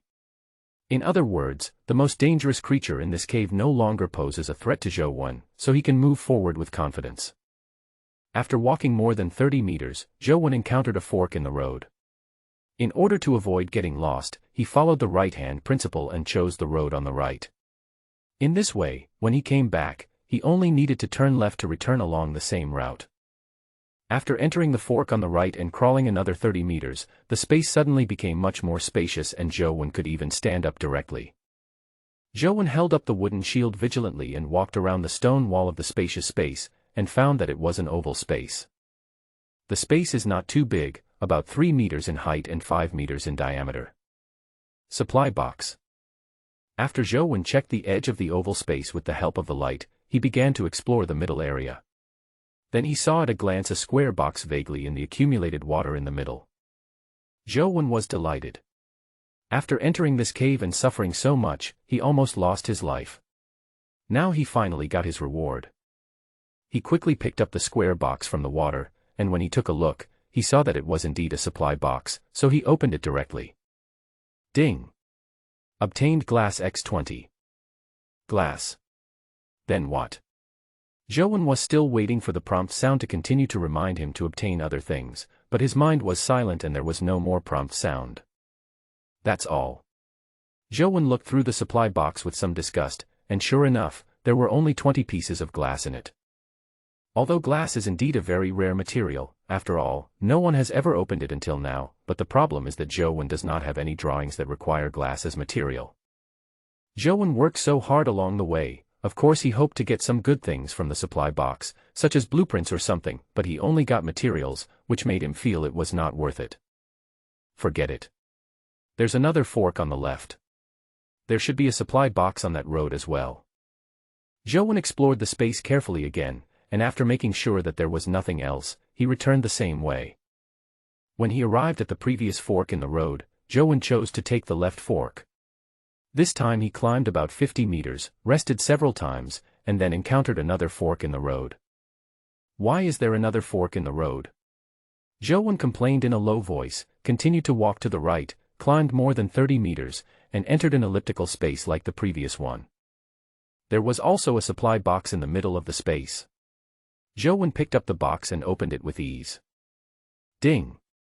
Obtained iron ingot X5. Iron ingot. Zhou was extremely surprised. He had always felt that iron ingots were a distant prospect, because he had always believed that iron ingots needed to be smelted from iron ore. However, the oxygen in the space of the stomach wall was limited, so it was impossible to smelt iron ore at present. But he didn't expect to find it directly in this cave. How could he not be excited? He also had a blueprint for an iron dagger, the material of which required an iron ingot. Zhou quickly closed the supply box and held it tightly with both hands like a thief, fearing that he would lose it accidentally. Just like before, he explored the space again, and after making sure there was nothing there, he returned the same way. But at this time, Zhou had 3 supply boxes on him, and the cave was very narrow, so it was extremely inconvenient to carry 3 supply boxes. Zhou simply took the glass and iron ingots out of their respective supply boxes and put them in the supply box he brought at the beginning, and then sent the 2 empty supply boxes to Jiang Haitao through the system interface. On the other side, Jiang Haitao was holding 2 empty supply boxes sent by Zhou with a confused look on his face. What does this mean, Brother Wen? Zhou didn't have time to care about Jiang Haitao at this moment. Now he finally felt like he was looking for treasure, so he immediately returned along the same path and entered another fork in the road. This branch road was extremely long and almost exhausted Zhou to death. The distance of nearly 200 meters completely wiped out his excitement for treasure hunting. It was truly a torture. Finally, he crawled into a spacious space. As soon as Zhou entered this space, he discovered that this space was different from the previous 2. This space was larger, and the accumulated water inside was very clear. He could directly see the rocky ground with the light from the headlamp. Still using the previous method, Zhou explored along the edge first, and only explored towards the middle after finding nothing. But this time, it's a little different from before. There is a cave at the back of this space, and it seems that we can continue to explore forward through this cave. Zhou ignored the cave for the time being and went to the center of the space to see if there was still a supply box. But this time Zhou was a little surprised. There was indeed a supply box in the center, but it was not in the water. Instead, it was placed on a rock platform, and the edges of the supply box were inlaid with gold edges. Wow! A gold-rimmed supply box. I don't need to think about what's inside. It must be something extraordinary. I hope you can come up with a good blueprint. Please. Zhou had an excited look on his face. He put his hands together and bowed to the air, then placed his hands on the gold-rimmed supply box and slowly opened it. Ding! Obtained the blueprint for the small aquarium, obtained the blueprint for the iron broadsword, and obtained the blueprint for the fishbone armor. 3 drawings. Zhou was so excited when he heard the 3 drawings reminding him continuously in his mind. Zhou immediately took out the 3 drawings and used them directly. The 3 drawings turned into blue light and entered the system interface. Then, he opened the drawing interface to check the materials required for the 3 drawings. Small aquarium blueprint requires 10 stones, 10 glasses, and 10 sands. Iron sword blueprint requires 3 iron ingots and 1 wood. Fishbone armor blueprint requires several large fish bones, 100 pieces of golden seaweed fiber, 50 pieces of shield fish fat, and 100 pieces of silk. Zhou looked at the manufacturing requirements of the 3 blueprints. The first 2 were fine, as he had all the materials and could make them immediately when he returned. Especially the iron broadsword blueprint, which could be said to be the strongest weapon at present. After all, many people now don't have any defense on them. Even Zhou is only wearing armor made of spiked krill shells and holding a knife made of fish bones. The hardness is completely incomparable to iron weapons. As long as Zhou makes the iron sword, his combat effectiveness among the survivors will be absolutely unique and unmatched. But when he saw the last drawing, which showed the materials needed to make the fishbone armor, he felt uneasy, because except for the golden seaweed, he had never seen the other materials before. Large fish bones are easy to deal with, although there are no clear size instructions, but if he encounters a fish that he thinks is large in the future, he can just use the drawings to try to make it, and he will always be able to try it out. However, the prerequisite for using this method is that he needs to collect several other materials. He did know about golden seaweed, but whether he could grow it was still an unknown. Moreover, the fishbone armor required 100 pieces of materials to make it, and this number could only be obtained through planting. He didn't know when he could collect them all. The last 2 materials, shield fish fat and silk, are even more confusing. However, Zhou did not give up on making the fishbone armor because these materials were hard to find. Instead, he became more motivated. It was because the appearance of this armor was so cool. Fishbone armor is different from spike armor. Spiked armor is worn one by one on the body, and the overall appearance is not good looking. For example, the spike helmet has 3 spikes standing on the head, like 3 antennas. The fishbone armor is a complete set for the whole body, and is tightly connected together. It has a simple appearance and a streamlined design that fits the human body.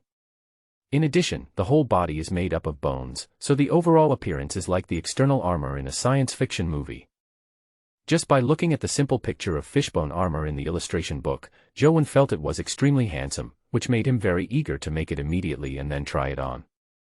Of course, in addition to looking good on the outside, fishbone armor also has much stronger defensive capabilities than spiked armor.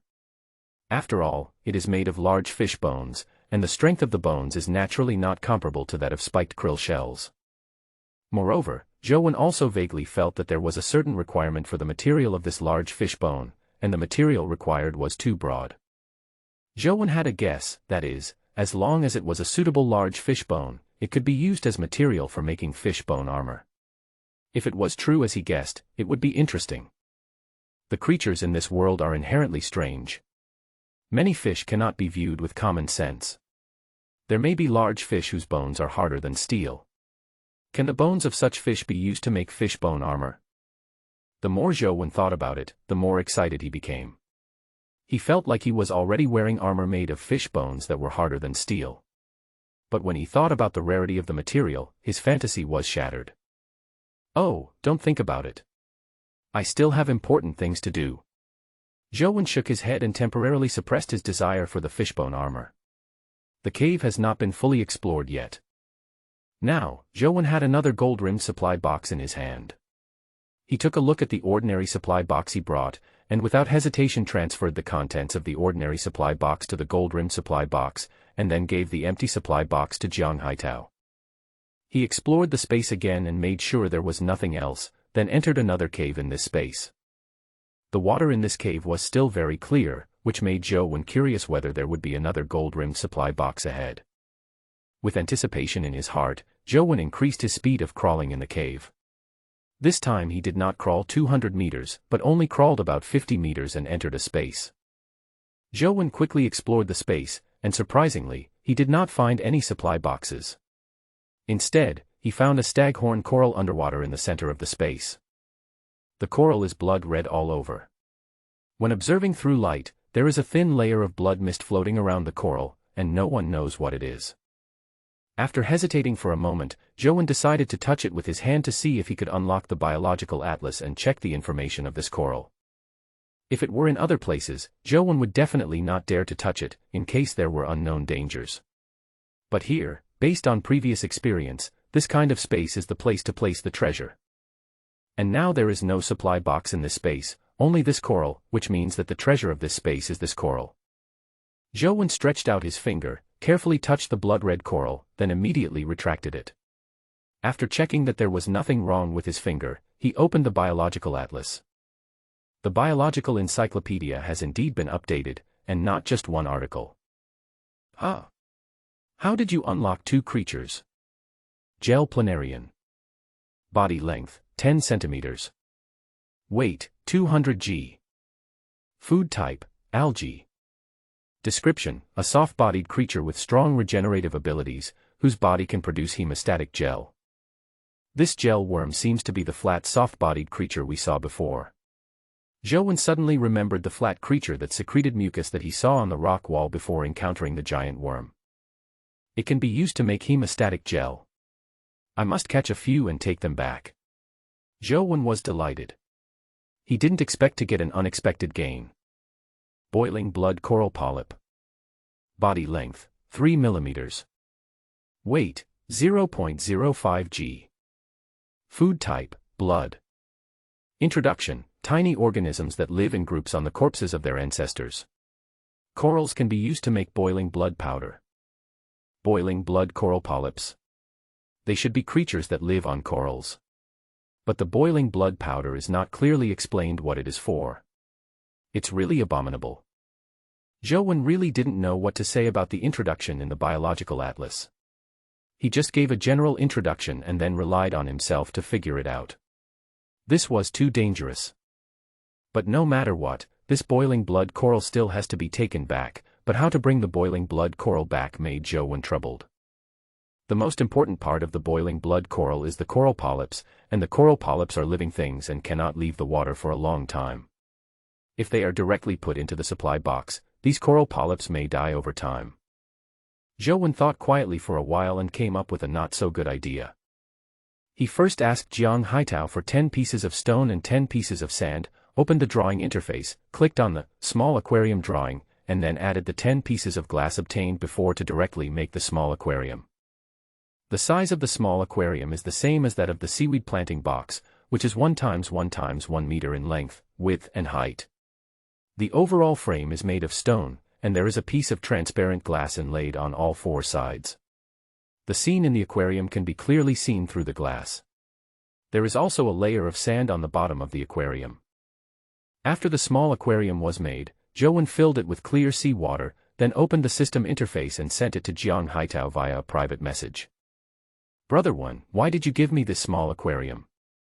Jiang Haitao was really confused by Zhou today. One moment he asked him for a wooden shield, the next moment he asked him for food, and later he kept giving him empty supply boxes, and now a small aquarium.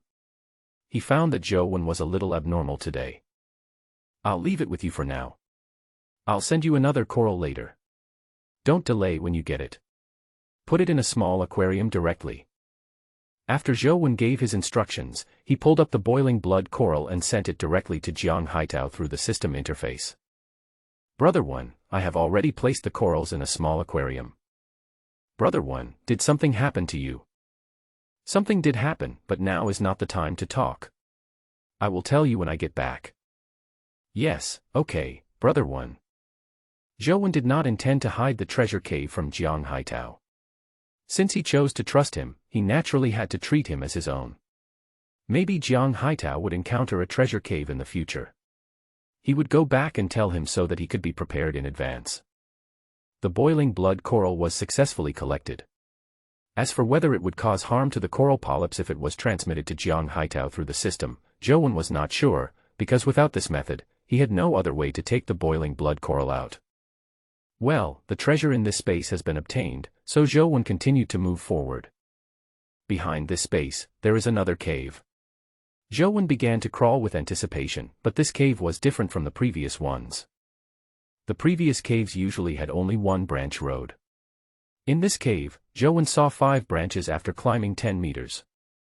As he went further into the cave, there were more and more branches, which could be said to be interconnected.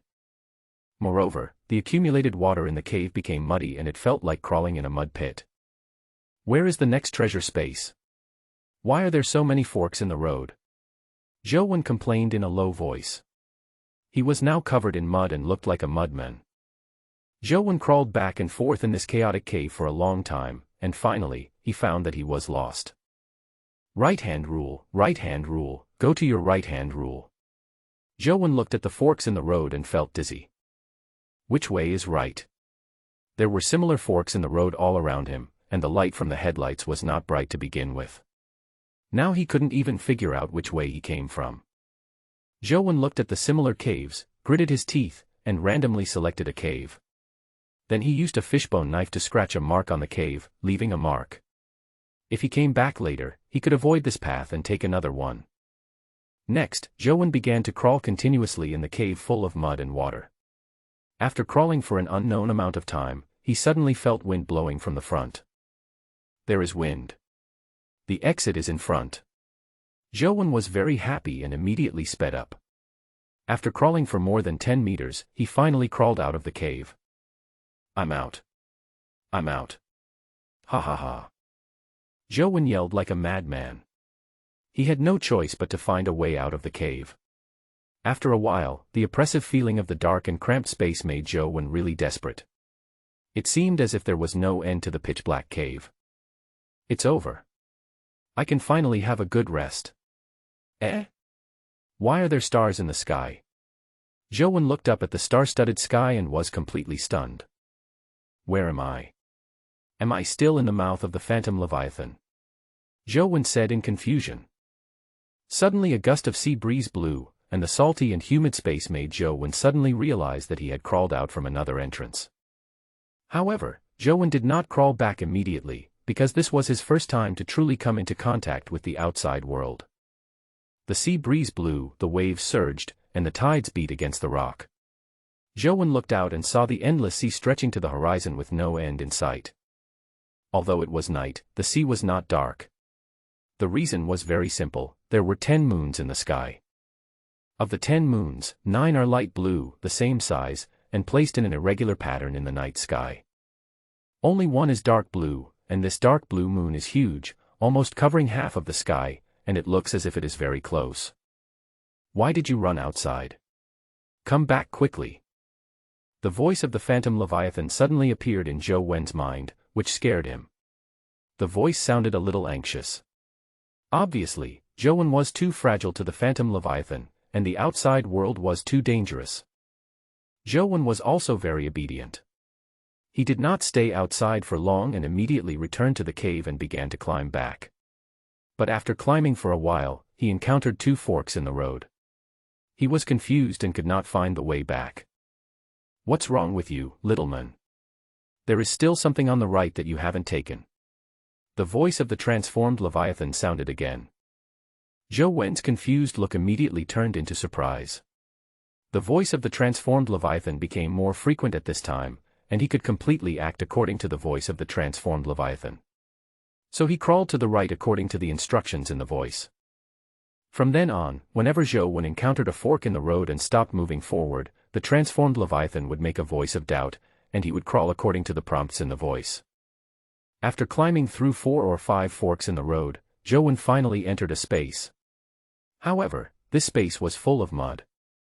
The mud was in the shape of long strips, bent and folded into a pile. Joan suddenly had a bad feeling. Why does this look so much like earthworm feces? Joan picked up a lump of mud and prepared to take a closer look. Ding! Obtained rockworm feces X1. Oh! Shit! Joan threw the mud in his hand away. He didn't need to observe any more, as the prompt sound in his mind had already told him. Although Joan acted very disgusted, in fact, the mud did not have any peculiar smell. As long as you ignore the fact that it is feces, it is actually mud in essence. Joan adjusted his psychological discomfort a little and began to search in this space. According to the voice of the transformed Leviathan, this was where the last treasure was placed. Joan searched for a long time in the muddy space, but there was nothing but mud here.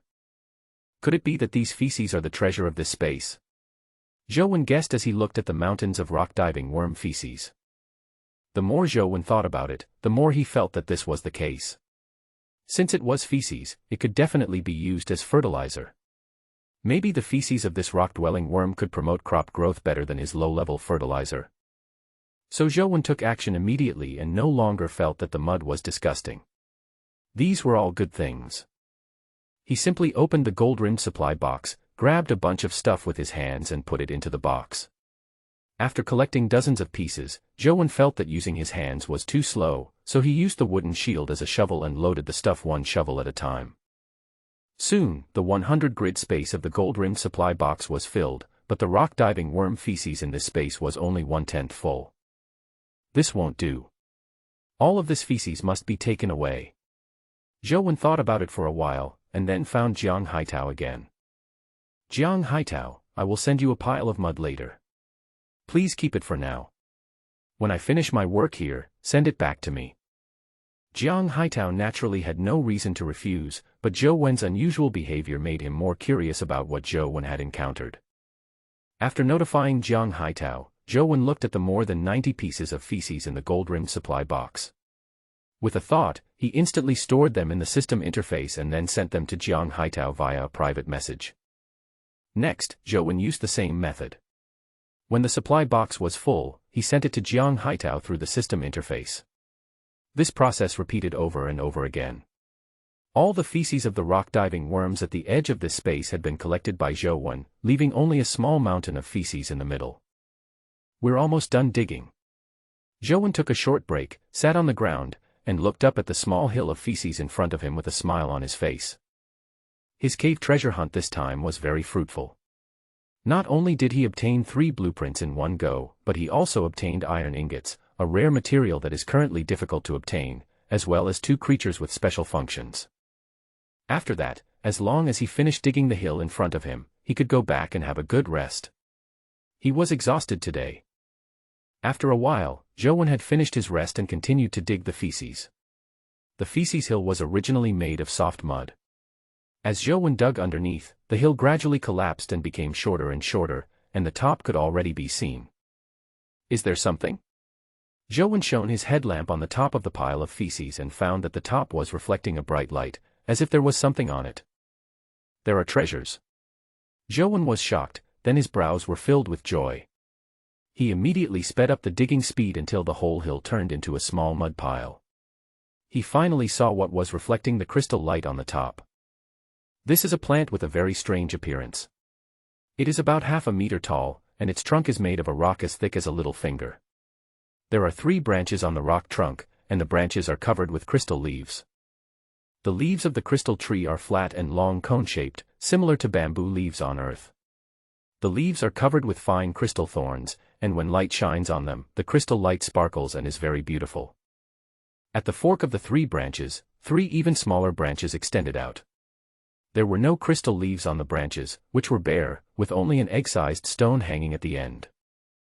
The surface of the stone is rough and not smooth overall, and it looks ordinary. Zhou Wen didn't know what kind of plant this was, so he decided to touch it with his hand. As soon as his hand touched the stone hanging on the end of the branch, the stone fell directly. Zhou Wen was quick-witted and caught the stone with his backhand. The next moment, a prompt sound appeared in his mind. Ding! Obtained rock fruit X1. This stone is actually the fruit of this plant. Joan had previously looked at the 3 irregular stones hanging on the branches of this plant and guessed that the stones were the fruits of this plant, but the fruit was so similar to the stones that he could hardly believe it. Since it's a fruit, it should be edible. Joan thought to himself and opened his mouth to taste the stone fruit. But just as he was about to put the fruit into his mouth, Joan hesitated, asked Jiang Haitao for a bottle of mineral water, and washed the stone fruit with the mineral water. You know, this place is full of rock-dwelling worm feces, and the feces are all soft mud, so it is inevitable that the surface of the stone fruit will be stuck with feces. Although Joan no longer found the feces disgusting, he couldn't eat them. After washing the stone fruit with mineral water, Joan put it directly into his mouth and bit it hard. Crack! The rock fruit didn't move at all and almost broke Zhou Wen's back teeth. Hiss, is this really a fruit? It's too hard. Zhou Wen took a breath of cold air because of the toothache. Looking at the stone fruit with only a shallow tooth mark on the surface, he couldn't help but complain. Is this fruit inedible? Zhou Wen's mind was now full of doubts. There was no way, as he knew too little about this plant. After thinking about it, Zhou Wen felt that the stone fruit should be edible, but it might have a protective shell on the outside, just like a nut. So, Zhou Wen took the stone fruit and came to the edge of the space.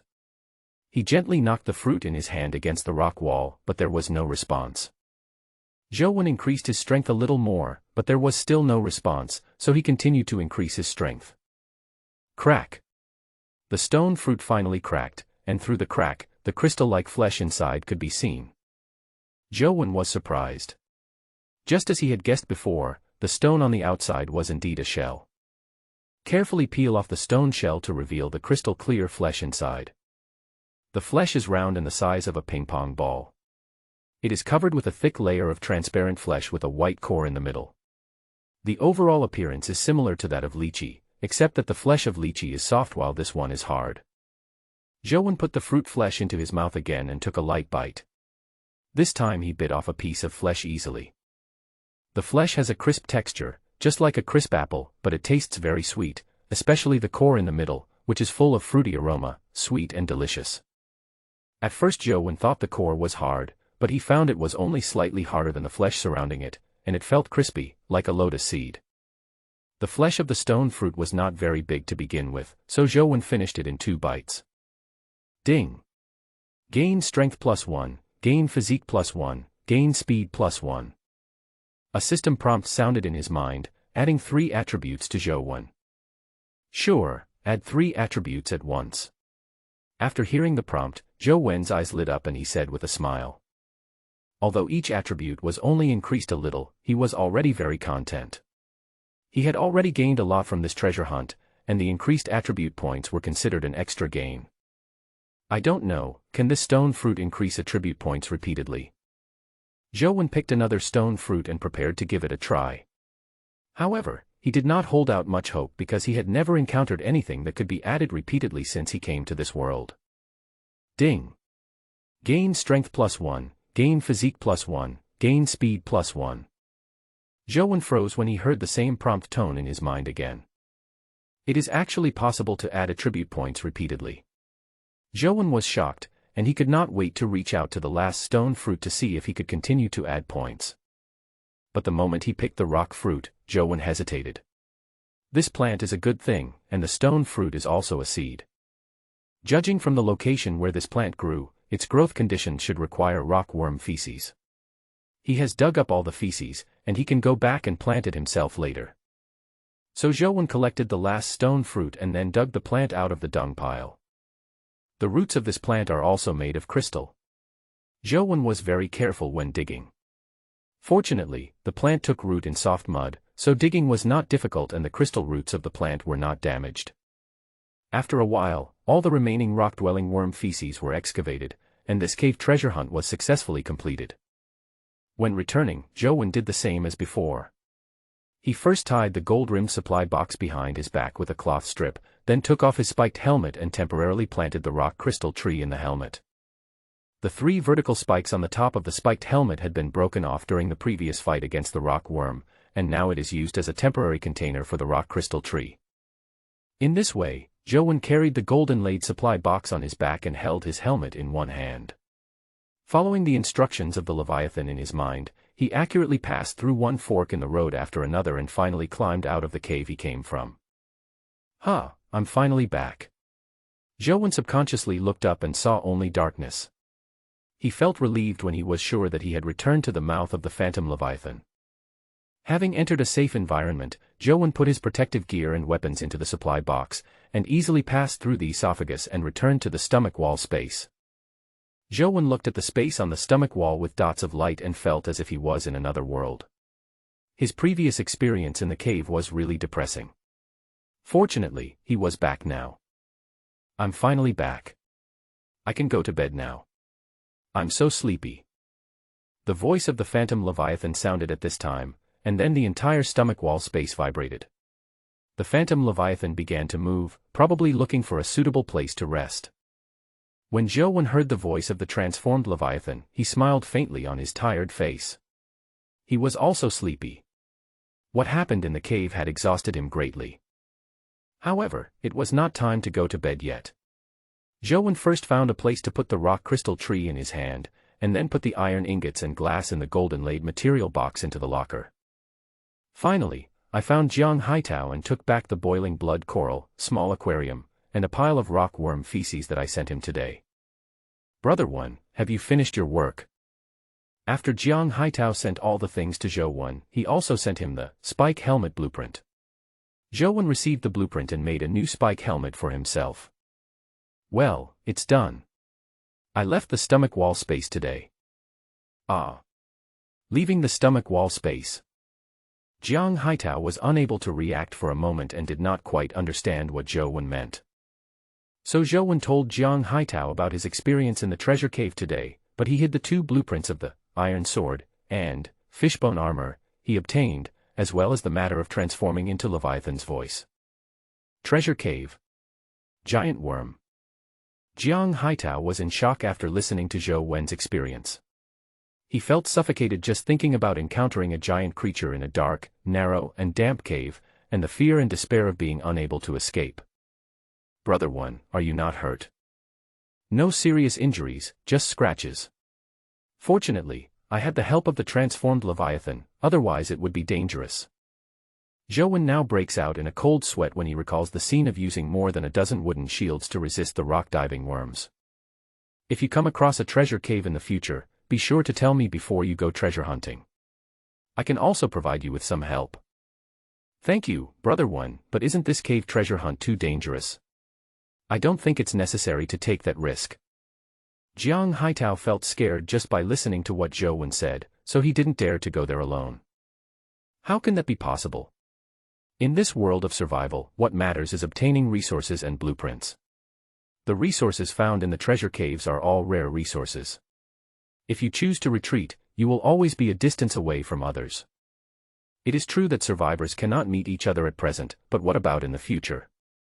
If there is a fight between them, and you fall behind others, I don't need to say much about the consequences. Okay, but Brother One must help me when the time comes. Don't worry, that's natural. Zhou Wen reminded Jiang Haitao not to tell anyone else about the treasure cave, and then ended the conversation.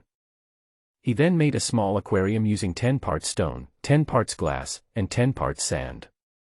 On his way back from the cave, Zhou Wen had not forgotten the gel worms he had seen before. There were a lot of gel worms in the cave with accumulated water, so he caught 10 of them and put them in his clothes.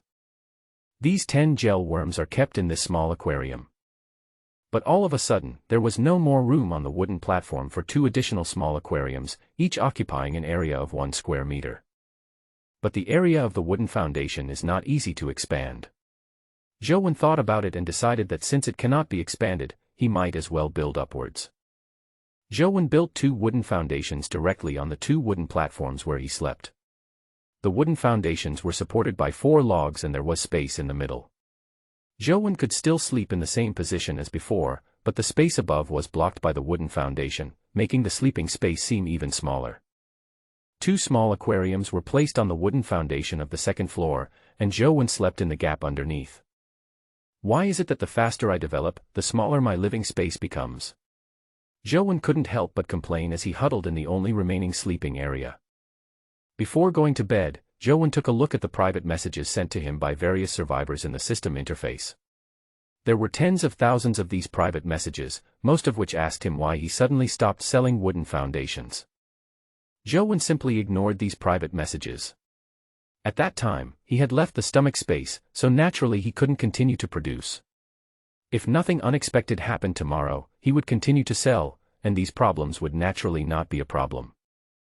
Among them was a private message from someone looking to trade him for a second algae oxygen tank.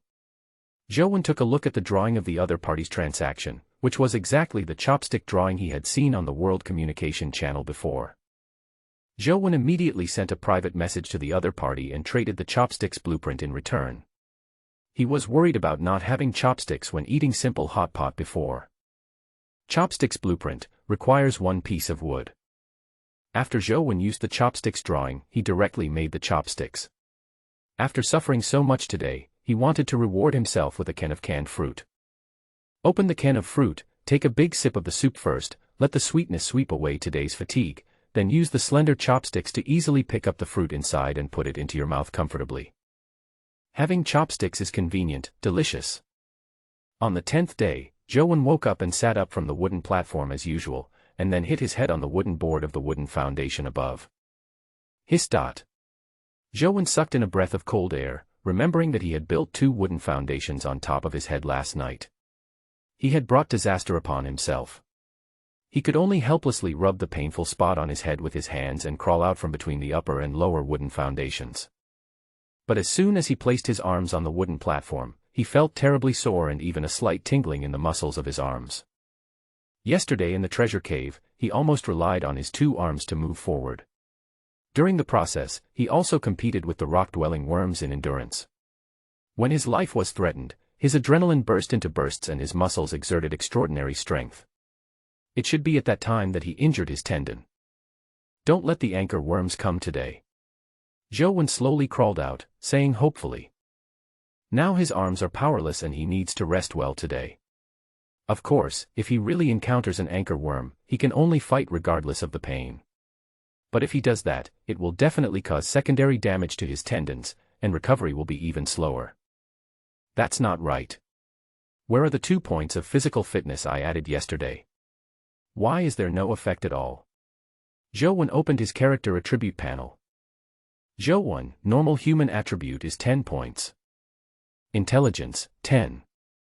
Strength, 10.5. Constitution, 12. Speed, 14. Evaluation, a healthy and extraordinary person. My physical fitness has reached 12 points, which is beyond ordinary people. Why is my recovery from this injury still so slow? Zhou felt that since his physical fitness points had reached 12, there should be some effect. However, Zhou thought too much. Increasing physical fitness can indeed speed up the body's recovery, but with a physical fitness of 12 points, the recovery speed is only a little faster than before. It is impossible to recover from injuries after a good sleep. Moreover, if it weren't for these 12 points of physical condition, he would have had difficulty sitting up from the wooden platform today. However, Zhou was just complaining. After all, the task attribute panel did not provide any information on what specific effects these attribute increases would bring. He was relying entirely on guesswork, and he was not even sure if his guesses were correct. After looking at the physical attributes, Zhou turned his gaze to strength, and then stared at his own 10.5 points of strength in a trance. Previously, he thought of increasing his strength through exercise, and the result confirmed his guess. He really increased his strength by 0.5 points, but that was no more than 10 points of an ordinary person. Now his strength has reached 10.5, which exceeds that of normal people. He feels that it is no longer useful to exercise through push-ups. Forget it, I'll just continue doing push-ups. At least give me that 0.5. Zhou is still in the exploratory stage of exercise. It will not work just by guessing. He can only try slowly and summarize a set of methods to increase strength. After looking at his own attributes, Zhou began to inspect. He first took a look at the boiling blood coral he brought back yesterday. Because the boiling blood coral was transmitted through the system interface, Zhou was a little worried that the coral polyps on the coral would be affected. Zhou took the headlamp in his hand and shone the light carefully on the boiling blood coral in the small aquarium. After observing it for a while, he found that the coral polyps on the coral were still alive, so he felt relieved. But the food of boiling blood coral polyps is blood. Where can we get it? Zhou felt troubled when he thought about feeding the coral polyps. He couldn't possibly feed them with his own blood. Should I let the blood of the phantom Leviathan? Zhou thought about it carefully and felt that letting the blood of the phantom Leviathan was the most appropriate, because the phantom Leviathan was large in size and letting a little blood out would have almost no effect. However, Zhou finally gave up this idea. At least now he would not release the blood of the transformed Leviathan for the boiling blood coral. Because he thought of another way to get blood, which is to kill the anchor worms. If you encounter an anchor worm in the future, you can kill it and bleed it to feed the boiling blood coral polyp.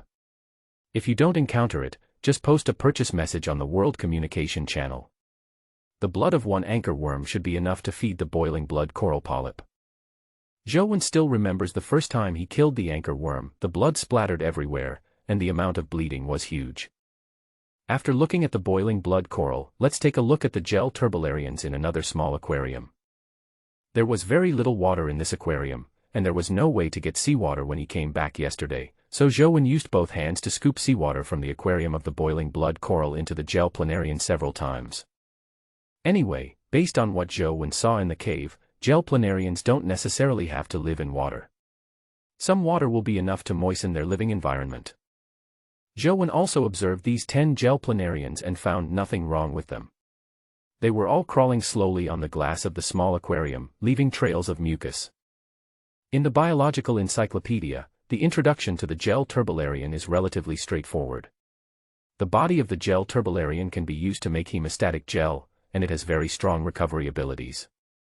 So Zhou decided to test how strong the recovery ability of the gel worm was. He caught one and used a fishbone knife to cut it horizontally in the middle, cutting the gel worm into 2 halves and then put it into a small aquarium. After that, it was just a matter of waiting to see the results. Zhou did not wait and waste time, but went to see the golden silk fruit he had been longing for. As soon as he approached the seaweed planting box, Zhou noticed with his sharp eyes that there was a tiny seaweed only 3 centimeters high growing among the gravel in the water. The seaweed was golden all over and sparkled with golden light under the light. It sprouted. Zhou was extremely excited. He even couldn't believe it for a moment. He was afraid that he was dazzled. He looked again several times. After confirming that there was really a golden seaweed seedling, he was ecstatic. It's no wonder Zhou reacted so strongly. You know, golden seaweed can produce golden fruits, and golden fruits can increase the eater's strength by 5 points, plus the golden seaweed fiber needed for the fishbone armor. It is enough to see how important golden seaweed is to Zhou. Now that the golden fruit has successfully sprouted, how can Zhou not react? Based on the fact that Chen Xin had previously approached Zhou to trade for golden silk fruits, it can be inferred that Chen Xin had obtained at least 2 golden silk fruits, which means that 1 golden silk seaweed can produce at least 2 fruits. Of course, it is also possible that Chen Xin was extremely lucky and encountered 2 golden seaweeds at the same time. However, the probability of this happening was too small, and Zhou thought it was unlikely. Moreover, Zhou had a bold guess, that is, it was possible for the golden seaweed to produce 3 fruits at a time. Because according to his own situation, generally when he encountered something that could increase attribute points, he would eat it repeatedly, and he would only sell it after making sure that it would not continue to increase attributes the second time. Chen Xin should be the same. After eating 2 golden silk fruits and confirming that he could not increase his strength repeatedly, he went to him to trade the last one. Zhou looked at the delicate little seaweed seedling with shining eyes. He was extremely excited when he thought that the golden silk fruit, which had such a huge increase in properties and was extremely rare, would be mass-produced in the future. After calming down, Zhou went to see the rock crystal tree he brought back yesterday. The rock crystal leaf tree is still planted in the damaged spiked helmet. There is no other way. There is really no extra space on the wooden platform to plant the rock crystal leaf tree. Zhou couldn't plant it anywhere other than the wooden platform, because the feces of the rock-diving worms were originally soft mud and could not withstand the erosion of sea water at all. But the rock crystal leaf tree is also a very important plant. The rock fruit it produces can repeatedly increase attributes, and it has 3 attributes. By the way, the watermelons are ripe today. After we pick the watermelons, we can use the empty space to plant rock crystal leaf trees. Everything has to be prioritized. The importance of rock crystal tree is far beyond the reach of crops like watermelon. Joan was also thinking about letting the rock crystal leaf tree produce rock fruit again as soon as possible to see how many times the rock fruit could increase the attribute points. With an anxious mood, Joan came to the area where crops were planted, holding the spiked helmet with rock crystal leaf trees. At first glance, I saw in one of the small planting boxes a large oval watermelon that was larger than a basketball and had deep and shallow wavy stripes on its surface. It was plump and round and lying quietly among the vines and leaves. The originally green vines and leaves were now showing signs of withering. Pa. Joan excitedly stepped forward and gently patted the watermelon with his hand. The watermelon trembled slightly and made a crisp thumping sound. Obviously it was ripe. However, Joan did not pick the watermelon immediately. Seeing that the vines and leaves were gradually withering, he guessed that the watermelon would only be truly ripe after all the vines and leaves had withered. Joan swallowed his saliva. From the feedback from tapping the watermelon just now, he knew that this was definitely a good watermelon with thin skin and thick flesh. Joan temporarily suppressed the urge to eat the melon and looked at the sweet potato beside him. The sweet potatoes grow in the soil, and only the vines and leaves can be seen on the surface. However, these vines and leaves have turned from green to black, and are obviously old. The originally flat land underneath is now slightly raised, which probably shows that the sweet potatoes are quite large. After checking the crops, it was almost time for the transformed Leviathan to eat. Joan found a safe place to put the rock crystal tree in his hand, and then went back to the sleeping area. At this time, he no longer felt that the sleeping area was cramped, but only felt a full sense of security. With a wooden foundation shielding his head and an algae oxygen tank blocking his front, he was like hiding in a very small house, and it was difficult for the danger outside to hurt him. However, safety is safety, and defensive equipment must still be worn. Joan also opened the blueprint interface and found the Iron Broadsword blueprint. Now that there are better weapons and corresponding materials, in order to further improve one's own safety, the fishbone knife is naturally temporarily eliminated. Joan directly clicked on the production button. 3 iron ingots and a piece of wood instantly turned into blue light and combined into a 1-meter-long iron sword in front of him. The iron broadsword has a blade length of 70 centimeters and a handle length of 30 centimeters. It can be held with both hands. The blade is wide in the front and narrow in the back. The blade is wide at the top and narrow at the bottom. There is a certain curvature between the blade and the tip, which is suitable for chopping. It's a bit heavy. Joan held the iron sword in one hand and felt the weight. It should be 10 pounds. For Joan now, this weight is only enough for simple chopping with one hand, and it puts a heavy burden on his wrist. If he wanted to truly use the broadsword, he had to hold it with both hands. However, he had never wielded a broadsword before, so it was a bit awkward for him to swing it with both hands. Looks like I need to practice. Joan held the sword in both hands and tried to swing it a few times, but he felt his arms were a little uncoordinated. There is no way around it. Joan was originally an ordinary person. He had only used kitchen knives before. Now he is naturally not used to holding a big knife with both hands. He can only get used to it through constant practice. Splash splash, the sound of sea water surging came from the esophagus. Joan immediately collected his attention, hid behind the algae oxygen tank, and listened to the movement in the water. He didn't want to encounter anchor worms today. His arm tendons were injured. A simple swing of the knife would be fine, but if he really used force, it would definitely not do any good to the injury. After careful listening and mirror inspection, Joan confirmed that there were no anchor worms in the water. He opened the drawing interface and made 21 algae oxygen tanks. Last night, Joan traded the chopstick blueprint and sold out his algae oxygen tank. Now he has replaced it, and the remaining 20 units are still on the trading channel for the survivors to buy. After a while, it seemed that Joan's wish came true, or maybe he was just lucky, and he still managed to get through today's eating phase safely. However, other survivors were not so lucky. The death toll today was just as Joan had predicted before, gradually rising to more than 500,000. Seeing such a huge death toll, Zhou had no choice but to continue selling wooden foundations to provide the survivors with some additional defense measures. Jiang Haitao was also attacked by an anchor worm, but with the method Zhou taught him to hide behind the algae oxygen tank, Jiang Haitao avoided being dragged into the water like Zhou had done before, waiting safely on the wooden platform for the sea water to recede. Without the sea water, the flexibility of the anchor worm is greatly reduced.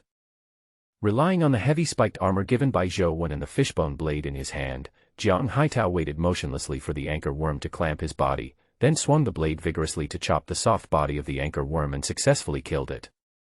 After hearing this, Zhou immediately asked Jiang Haitao to send the anchor worm's body over, and then put the anchor worm's blood into the small aquarium where the boiling blood coral was.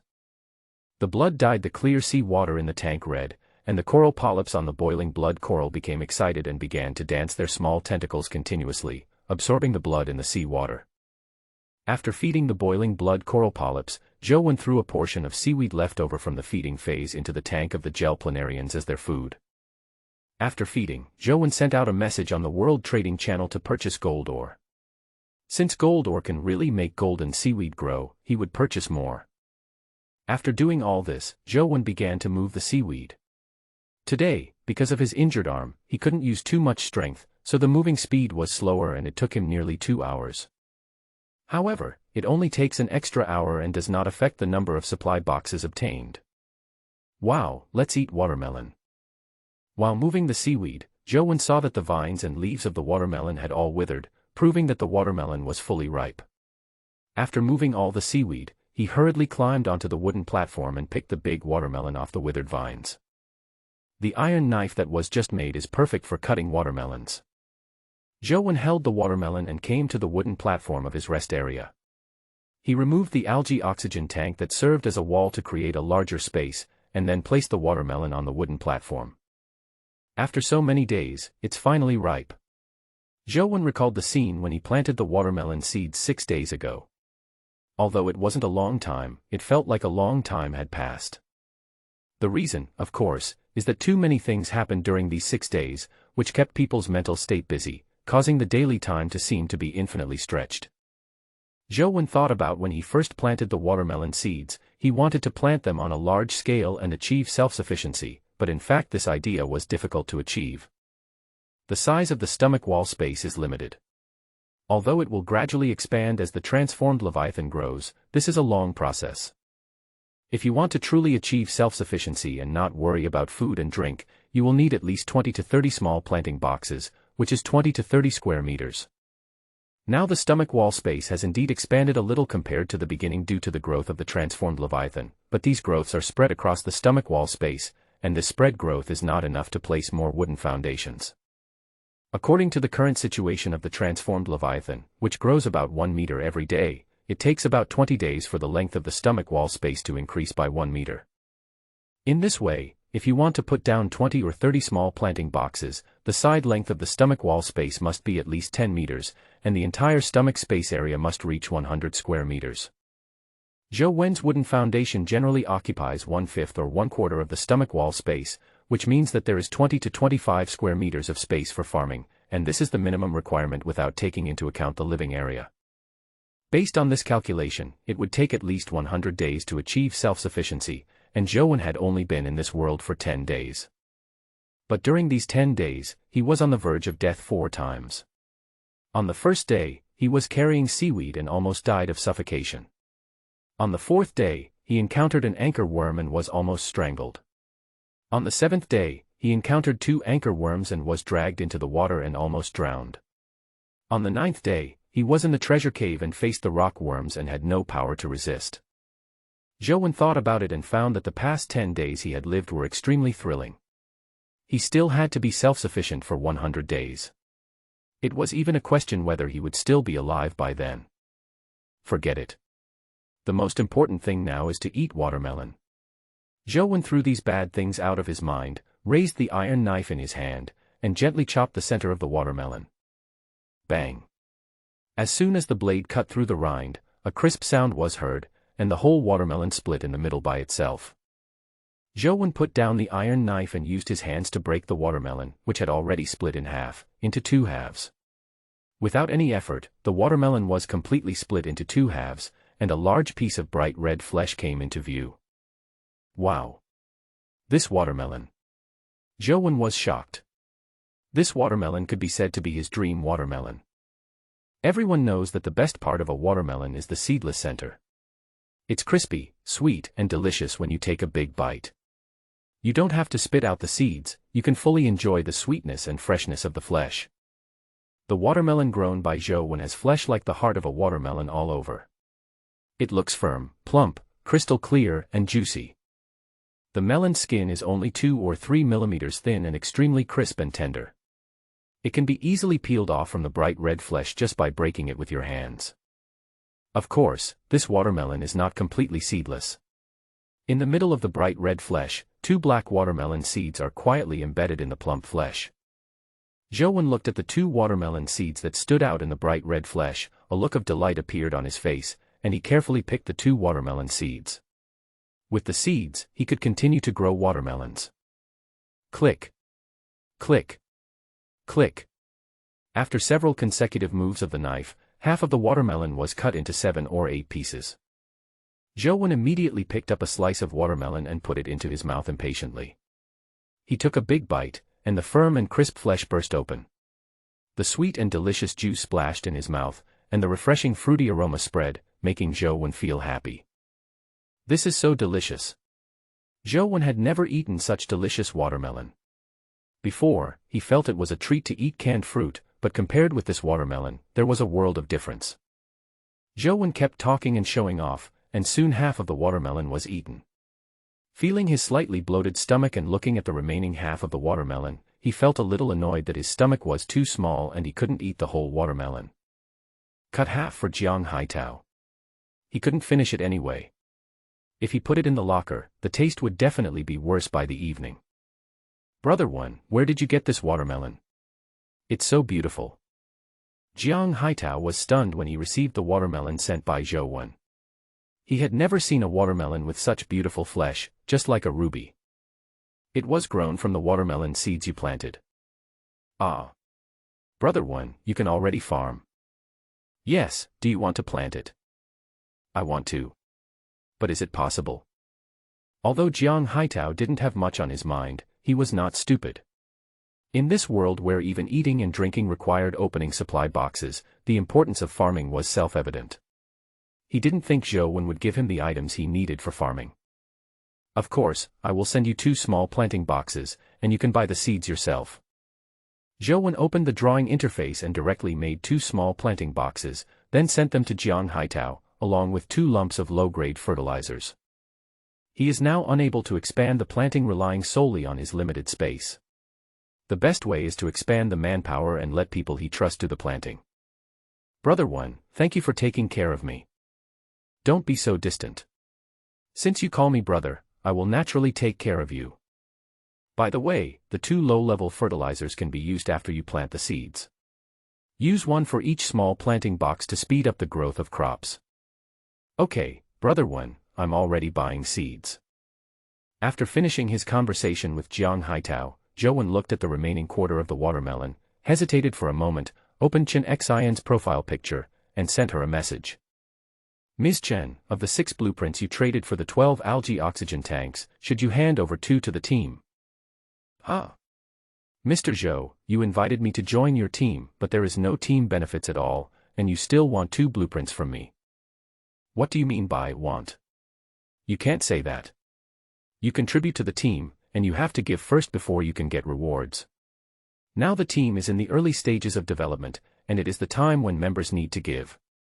Mr. Zhou, stop beating around the bush and tell us your real purpose. Okay, Miss Chen is really a smart person. Send me all 6 drawings. I will choose 2 suitable ones to keep and return 4 to you. You will become a real team member. Zhou One, this request is a bit too much. How can I be sure that you are not cheating me of the blueprints? Trust between people needs to be built up slowly, and when I traded the golden silk fruit with you, Miss Chen, I had already proved my character.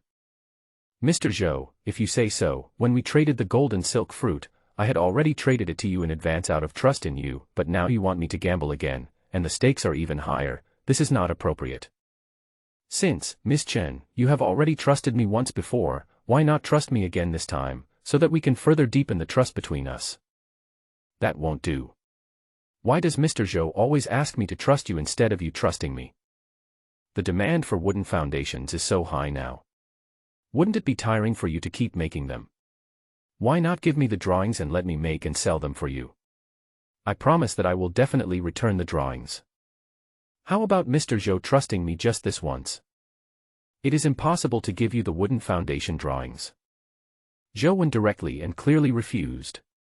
The importance of the wooden foundation was not a matter of trust at all. This blueprint had to be in his own hands for the time being. Unless someone else got the same blueprint, Zhou Wen would not hand it over to anyone else. Mr. Zhou, with your attitude, how can we build trust between us? Ms. Chen, please don't get the priorities wrong. Now that you have joined my team, it is you who needs to gain my trust, not me who needs to trust you. But you were the one who invited me to join in the beginning. I invited you to keep you steady, and you know the reason yourself. However, we have been friends for a long time in this world, so I have decided to really let you join the team. Of course, if Miss Chen feels that my request is too much, she doesn't have to join. I just hope that Miss Chen will keep the secret between us. After reading what Zhou Wenfa said, Chen Xin hesitated. Although she was indeed at a disadvantage in this pledge of trust, she still recognized Zhou Wen's character after so many previous transactions. Moreover, if she didn't join Zhou Wen's team, whose team could she join? Zhou Wen was the one with the most blueprints and materials.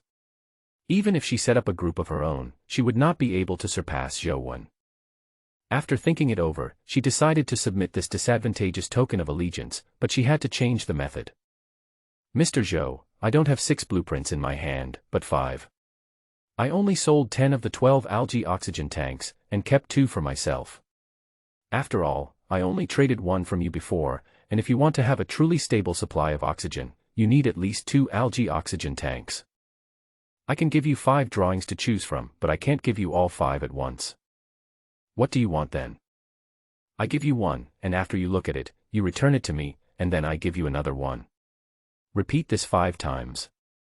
After you have looked at all 5 drawings, tell me the 2 drawings you need, and I will give them to you. Yes, this method is good, and it can fully reflect the mutual trust between us. Chen Xin's method was much better than Zhou Wen's simple and crude method of forcing the other party to trust him. Although the drawings went back and forth between the two and finally returned to Chen Xin's hands, the trust between them was gradually deepening in the process. After getting Zhou Wen's consent, Chen Xin sent him a drawing. When Zhou Wen received the wooden bowl drawing, he didn't know what to say for a moment. Do you think it is valuable? It must be valuable to Zhou Wen, after all, he also has a chopstick drawing, which is just enough to make a set of bowls and chopsticks. But to most people, it is just garbage. After reading it, Zhou Wen sent the drawing back, and Chen Xin sent another drawing. Wooden chair drawing, Zhou Wen took a look at it and sent it back. It was useful to him, but also had no value. Wooden table drawings. What are all these? There are bowls, tables, chairs, and my chopsticks. Are we ready to eat? Zhou Wen was really at a loss for words regarding the drawings that Chen Xin had received. Stone mortar drawing, from the simple image on the drawing, Zhou Wen felt that this was a tool for grinding powder. Boiling blood powder, does it mean using a mortar to grind the boiling blood coral into powder? Zhou Wen immediately speculated. He definitely wanted the stone mortar drawing, but he had to return it to Chen Xin for the time being. Spiked gloves blueprint. Why does the spiked suit also have gloves? Zhou Wen was stunned for a moment and asked in confusion. He thought he had already collected a complete set of spiked armor. However, the value of the spiked gloves is still not great. After all, the defense area they provide is too small. Instead of trading the spiked gloves, survivors might as well trade wooden shields. Shields can also protect the vital parts of the body, which is much more useful than spiked gloves. For someone who owns a complete set of spiked armor, the spiked gloves are just the icing on the cake, and it doesn't make much difference whether you have them or not. Which 2 do you need? Chen Xin asked after Zhou Wen finished reading all the drawings and returned them. Stone mortar and spiked gloves. Since the decision had been made, Chen Xin didn't say much and directly sent the 2 drawings to Zhou Wen. Welcome Chen Xin to join my team. Please make more contributions to the team in the future. After Zhou Wen sent the message, he sent the remaining watermelon to Chen Xin. After receiving the watermelon, Chen Xin was also stunned by its perfection. After taking a bite, he was even more shocked by its sweetness and crispness. How did you get this watermelon? Chen Xin asked the same question as Jiang Haitao. Hey, it tastes good, right? I grew it myself. But if you also want to grow it yourself, then you should make a good contribution to the team. Chen Xin is different from Jiang Haitao. Jiang Haitao is simpler and can be made to do things just by using feelings, but Chen Xin is a smart person and needs to be driven by interests to do things. Therefore, Chen Xin must have a goal, and the small planting box is her goal. When she can get the small planting box is naturally up to Zhou Wen. By the way, how much strength do you have now? Zhou Wen suddenly remembered that Chen Xin had eaten the golden silk fruit, and her strength must have surpassed his. 13 o'clock, why are you asking this? Can you move freely in a full set of spiked armor? Yes, but it will be tiring after a long time. Yes, I understand. Follow the team closely and if you perform well, we will give you a food to boost your strength. Why does it sound to me like this is a lie by an unscrupulous boss? Haha, I'm not an unscrupulous boss. I always do what I say. After finishing the communication with Chen Xin, Zhou Wenjiang just got 2 drawings to use. Stone mortar blueprint, requires 2 stones. Spiked gloves blueprint, need spiked krill shell x2, cloth piece x5. Both items required few materials, so Zhou Wen made them directly. After putting on the spiked gloves, Zhou Wen found that the back of his hand was made entirely of carapace with many short spikes on the surface. The palm was made of the shell on the belly of the spiked krill tail, which made it easy to move his palm. He felt it was pretty good. The stone mortar was naturally used by Zhou Wen to try to make boiling blood coral powder. He wanted to figure out the specific uses of the boiling blood coral powder. Zhou Wen put away the stone mortar for the time being. The watermelon had been eaten, and the small planting box was empty. He first had to transplant the rock crystal tree into the small planting box. However, considering that the rock crystal leaf tree grows directly in the feces of the rock worm in the treasure cave, Zhou Wen did not transplant the rock crystal leaf tree into the soil of the small planting box. Instead, he took out 3 portions of rock worm feces from the locker and spread them directly on the soil layer of the small planting box. He then transplanted the rock crystal tree onto the feces, which was more suitable for the growth environment of the rock crystal tree. In this way, the transplanting is completed. Next, we hope that the rock crystal tree can continue to bear rock fruits. After transplanting the rock crystal tree, Zhou Wen went to look at the golden seaweed seedlings. These 2 plants now have special effects, and he needs to take good care of them. He had purchased gold ore on the World Trading Channel before, and had already traded 5 pieces. Zhou Wen carefully placed the 5 pieces of gold ore around the golden seaweed seedlings, forming a circle to facilitate the golden seaweed seedlings to absorb the gold element. After doing all this, Zhou Wen took out the stone mortar again and came to the small aquarium where the boiling blood coral was. At this time, the seawater in the aquarium, which had been dyed red by the blood of the anchor worms, has become clear again. It is obvious that all the blood in the seawater has been absorbed by the boiling blood coral polyps. Moreover, he didn't know if it was an illusion, but Zhou Wen felt that the boiling blood coral seemed to have become a little bigger overall. It seems that the boiling blood coral grows very fast. Zhou Wen was originally worried that if he cut off a section of boiling blood coral, it would take a long time for the boiling blood coral polyp to recover. Now it seems that his worries were unnecessary. The overall appearance of the boiling blood coral looks like a deer antler. Zhou Wen reached into the small aquarium, found the thinnest and smallest deer antler, and then tried to bend it hard, but it didn't move. So hard. The tiny deer antler that Zhou Wen broke off was only the size of his little finger, and he thought he could break it off easily. Since he couldn't break it off with his hands, he had to use his ultimate weapon.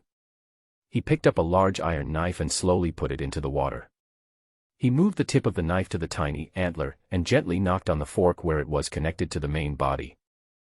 The hardness of the iron knife and the sharpness of the blade were definitely not something the coral could withstand. The tiny coral was directly broken. Zhou quickly retracted the iron knife and took the broken section of coral out of the water. There are more than a dozen boiling blood coral polyps living on this small section of coral, but these coral polyps are connected to the coral body and cannot be separated at all. Zhou naturally doesn't care about these coral polyps. Anyway, there are still many coral polyps in the small aquarium. After reproducing for a period of time, the number will return to normal. Wait a minute, can I knock down a few more boiling blood corals and replant them in the sand?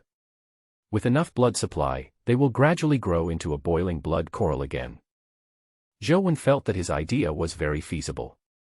The growth of boiling blood coral depends on the calcified corpses of coral polyps. As long as the coral polyps are still alive and have enough food, they will gradually grow. In this way, Zhou boiling blood corals will become more and more, and will be inexhaustible. However, Zhou only had this idea now. The boiling blood coral was not very big at this moment, and it was not time to divide it. He also did not have any extra materials to make a small aquarium, so this idea was not feasible for the time being. Putting the thought behind him, Zhou prepared to start grinding the boiling blood coral powder. The stone mortar consists of two items, the stone mortar for holding objects and the grinding rod for grinding objects. Zhou put a small section of boiling blood coral into the stone mortar, and then began to crush it with the grinding rod. Bang! Bang! Bang! Zhou took the grinding rod and hit the boiling blood coral in the stone bowl several times with a little force. The coral polyps living on the surface of the coral were directly crushed, and fine scarlet blood oozed from the corpses. Zhou frowned slightly, feeling inexplicably cruel in his heart, but his hands did not stop until the coral was completely smashed. The main body of the boiling blood coral is different from the main body of corals on Earth. The main body of corals on Earth is white, while the boiling blood coral is blood red all over. After smashing it, Zhou began to use a mortar and pestle to grind it in circles in the stone mortar. He didn't know to what extent it should be ground, but since the introduction said it would be powder, the finer the better. Ding! Obtained a small portion of boiling blood coral powder X1. Ding! A small portion of boiling blood coral powder. After taking it, your physical fitness will increase by 3, and within 10 minutes, your strength will increase by 5 and your speed will increase by 5. It will also speed up your recovery from injuries. You can only take it once a day. This effect is too incredible. Zhou heartbeat quickened when he heard the description of the boiling blood coral powder in his mind. Zhou had previously thought that the boiling blood coral powder was some kind of poison. After someone ate it, it would cause their blood to boil and cause death. It was no wonder Zhou thought so, because just looking at the name it didn't seem like a good thing, not to mention that the food of the boiling blood coral polyp was blood. But unexpectedly, contrary to his guess, it was actually an item that could increase power in a short period of time, and it increased both strength and speed by 5 points at the same time. These 5 points of increase cannot be underestimated. Zhou is now wearing a full set of spiked armor, and he is already exhausted after moving a few times. Chen Xin had 13 points of strength, and even wearing a full set of spiked armor he still couldn't move for a long time. But once he took the boiling blood coral powder, his strength instantly increased by 5 points, and with 18 points of strength he could move freely within 10 minutes, and at a very fast speed. A life-saving weapon. Zhou smile reached his ears, and he was ready to try the effect of the boiling blood coral himself. He poured the boiling blood coral powder in the stone bowl into his mouth. It was a little dry, so he took a sip of mineral water and swallowed all the powder. Ding! Constitution +3, Strength +5, Speed +5. A reminder of the attribute increase sounded in his mind. The next second, Zhou felt the blood in his body boiling, his skin began to turn slightly red, and an unprecedented sense of power filled his body. Zhou, normal human attributes 10 points. Intelligence, 10. Strength, 15.5. Constitution, 15. Speed, 19. Evaluation, after taking drugs, a person's attributes temporarily surpass those of ordinary people. This evaluation can actually distinguish the attributes of temporary enhancement. Zhou found it quite interesting. After looking at his own attributes, Joe immediately put on a full set of spiked armor, even the spiked gloves, holding a wooden shield in his left hand and an iron sword in his right hand. Even wearing a full set of spiked armor, he could still feel the heaviness of his body, but it was much stronger than when his strength was 10.5. He could now swing his arms freely and effortlessly without being affected by the weight of the spiked wrist guards, and his body movements were more flexible, allowing him to even run quickly in the armor. However, Joe did not feel the speed of 19 points clearly. It might be the weight of the spiked armor that suppressed the speed. So Joe took off the entire set of spiked armor and started running in the stomach wall space. Now, the 19-point speed was fully utilized, and Joe ran very fast as if he had learned Qigong. This speed would definitely break the world record for short-distance running on the Earth. Ding! Strength -5, speed -5. The prompt sounded again. 10 minutes had passed and the amplification effect of the boiling blood coral powder disappeared. Joe seemed to have suddenly wilted. He went from being strong and invincible to being weak and helpless. No wonder it can only be used once a day. It turns out that it has a weakening effect after being amplified. Joe felt like all the energy in his body had been drained. Fortunately, the dangerous feeding stage had passed. Otherwise, in his current state, he wouldn't even have the strength to swing his knife if he encountered an anchor worm. Next, Joe had nothing to do. After picking up the spiked armor that he had just thrown on the ground, he crawled back to the narrow rest area. As soon as he entered the rest area, Joe suddenly found that the pain in his arm tendon had disappeared. He did 2 push-ups with some uncertainty and found that it was indeed better. The recovery effect of the boiling blood coral powder is quite strong. Joe exclaimed in surprise. All in all, the boiling blood coral powder has a very comprehensive amplification effect, strength speed recovery ability, and the first time it is taken, it can permanently increase 3 points of physical fitness. However, it can only be used in critical moments. After all, the body will become weak after the amplification, so it is considered a trump card. I wonder if the hemostatic gel of the gel planarian can also be made using a stone mortar. Joe shrank into the rest area with a listless look on his face, thinking quietly in his mind while recovering his strength and energy. As I was thinking, my eyelids began to droop. The after effects of the boiling blood coral were too strong. But now was not the time to sleep. In more than an hour, the transformed Leviathan would swallow the first supply box of the day. Although the supply box stage is relatively safe these days, we cannot let our guard down. Thinking of this, Joe stood up and took out a can of canned fruit from the locker, and also took out chopsticks. After opening the can of fruit, Joe began to eat it slowly with chopsticks. Because he had just eaten fresh and delicious watermelon not long ago, in comparison, the status of canned fruit in Joe's eyes plummeted. He even felt that the canned fruit pulp tasted terrible and the soup was too sweet and greasy. In short, it was far from watermelon. I'm really not satisfied. Joe laughed at himself. Among the survivors, the majority of them have never eaten canned fruit, but now he feels disgusted with it. Time passed slowly. After more than an hour, a sound of water was heard in the esophagus. Joe ate the canned fruit and rested for another hour. His energy was restored a lot. The esophagus opened, seawater poured into the space in the stomach wall, and the first supply box of the day arrived. Joe put on a suit of spiked armor, entered a state of combat readiness, slowed down his breathing, listened to the movements in the seawater, and then he heard some creatures swimming quickly in the water, making a lot of noise. Mirror skin barracuda. The sound made by the aquatic creatures made Joe feel very familiar. After the sea water receded, he heard the familiar sound of fish jumping. Joe shone a light on it and saw a band of light flying up and down, confirming that it was a mirror barracuda. Joe climbed out of the rest area, first found the supply box and opened it, and then dealt with the mirror skin barracuda until it had lost all its strength to jump. Ding! Gold ore X1. Another piece of gold ore. It seems that my chances of getting these rare ores are quite high now. Joe said as he walked to the seaweed planting box and placed the gold ore near the golden seaweed. Now that I have regained some of my energy, let's go see how the gel planarian that was cut in half is doing. Joe came to the aquarium where the gel worms were raised and found that the seaweed he had thrown in before had been almost eaten, and the number of gel worms had become 11, but 2 of them were half the size of the other gel worms. It's cut in half and becomes 2 strips. Zhou looked a little surprised. This is more than just a strong recovery ability, this is clearly a strong regeneration ability. Zhou exclaimed, then reached out and grabbed a small gel worm and threw it into the stone bowl. He was ready to experiment with his idea. Using a grinding rod to crush the body of the gel turbolarian is a more cruel process than grinding the boiling blood coral polyp.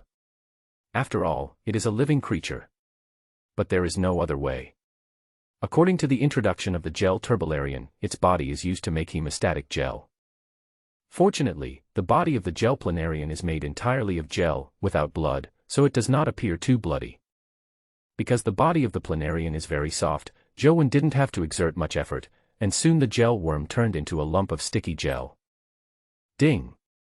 Obtained hemostatic gel X1. Ding! Hemostatic gel. When a wound is bleeding heavily, apply the hemostatic gel on the wound. It can stop bleeding immediately and slightly speed up the healing of the wound. It really works, and it's very effective. Zhou Wen's eyes lit up when he heard the prompt tone, indicating that his previous idea was correct. After listening carefully to the effects of the hemostatic gel, Zhou Wen's face showed joy. The effect of the hemostatic gel was really great. Previously, the anchor worm had bitten a bloody hole in the stomach wall, and blood was gushing out. Zhou had no idea what to do at the time. Fortunately, the size of the helix worm was just right to block the wound, otherwise he could only watch the wound continue to bleed. Now that he has the hemostatic gel, he has a way to treat the phantom leviathan. In the future, if any creature bites the stomach wall space, he can use the hemostatic gel to repair the wound. When Zhou thought about the important role of hemostatic gel in transforming Leviathan, he felt that 10 gel worms were too few. If a large area of wounds appeared in the stomach wall space in the future, these few gel worms would obviously not be enough. So he picked up the iron knife and cut all 9 large ones into 2 halves. Then he took out 2 portions of purchased seaweed from the locker and put them into the small aquarium to increase the number of gel worms. If I had known, I should have caught a few more yesterday. Zhou said with some regret. Currently, Zhou and the stomach wall of the transformed Leviathan were not injured. The hemostatic gel he produced was temporarily useless, so Zhou put it into the locker. The next step was to deal with the mirror barracuda. Zhou already had experience in dealing with 3 fish before, so he was very skilled. With the sharper iron knife, it was even easier to cut the fish meat. The mirror-skinned barracuda meat was divided into 3 parts and put on the trading channel, still for the fragments of the food encyclopedia for accelerating the growth of the transmogrified Leviathan. He has now collected 6 pieces, and only needs 4 pieces to form a complete encyclopedia. Zhou looked at the silver fishbone in his hand and simply made it into a fishbone knife. Then he put it on the trading channel and also used it to trade fragments. There were only 4 pieces missing anyway, so he might as well collect them all at once. It would definitely be a huge loss to use the fishbone knife to trade for fragments, because the fishbone knife is currently the best weapon among all survivors. Although some people have obtained the wooden sword blueprint, how can a wooden sword be compared to a fishbone knife? The sharpness and hardness are completely on 2 different levels. Therefore, it is most appropriate to use the fishbone knife to trade for valuable drawings. However, Zhou is about to collect all the fragments, so he does not consider the gains and losses. As soon as the fishbone knife was put on the shelf, someone started trading it. Zhou immediately obtained a piece of the fragment. Not long after that, 3 portions of mirror skin pike meat were also traded, and 4 pieces of the fragment appeared in his hands. Finally, we are all here. Zhou took out the 6 fragments he had stored previously from the locker and put them together with the 4 fragments in his hand. Ding! Transform Leviathan to accelerate growth. Do you want to synthesize the food encyclopedia fragment, October 10th? Synthesize. A prompt sounded in his mind, and Zhou chose to synthesize without hesitation.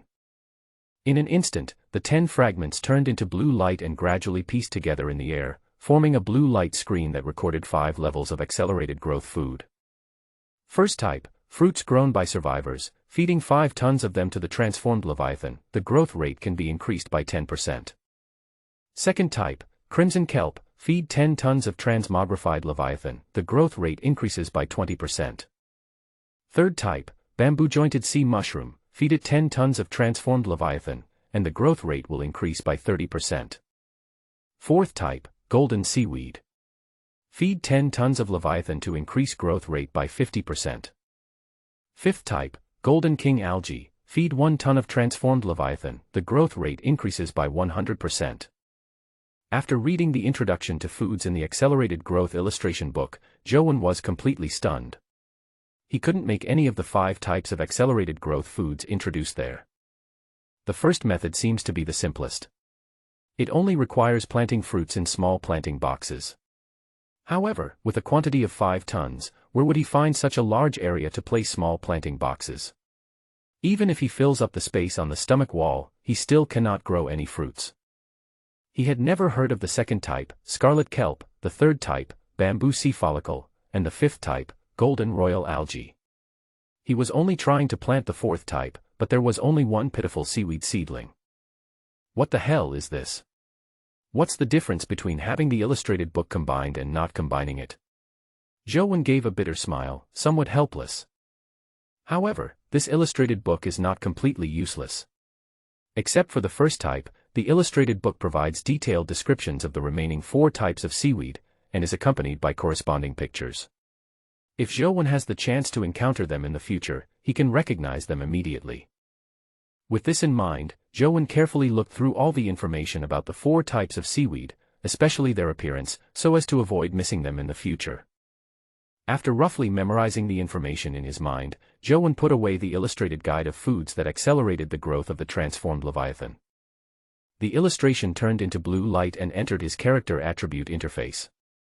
Behind the name, a small square was formed with the word food written on it. Click on it and the accelerated growth food illustration will pop up. It is very convenient. The first one is not completely impossible, but do we have to do it? Joan thought about it briefly and concluded that the first method in the Accelerated Growth Atlas is still very likely to be achieved. It was nothing more than him selling the small planting boxes, and then letting other survivors grow fruits, and he would buy them with basic materials. In this way, with the cultivation of a large number of survivors, 5 tons can be said to be easily achieved.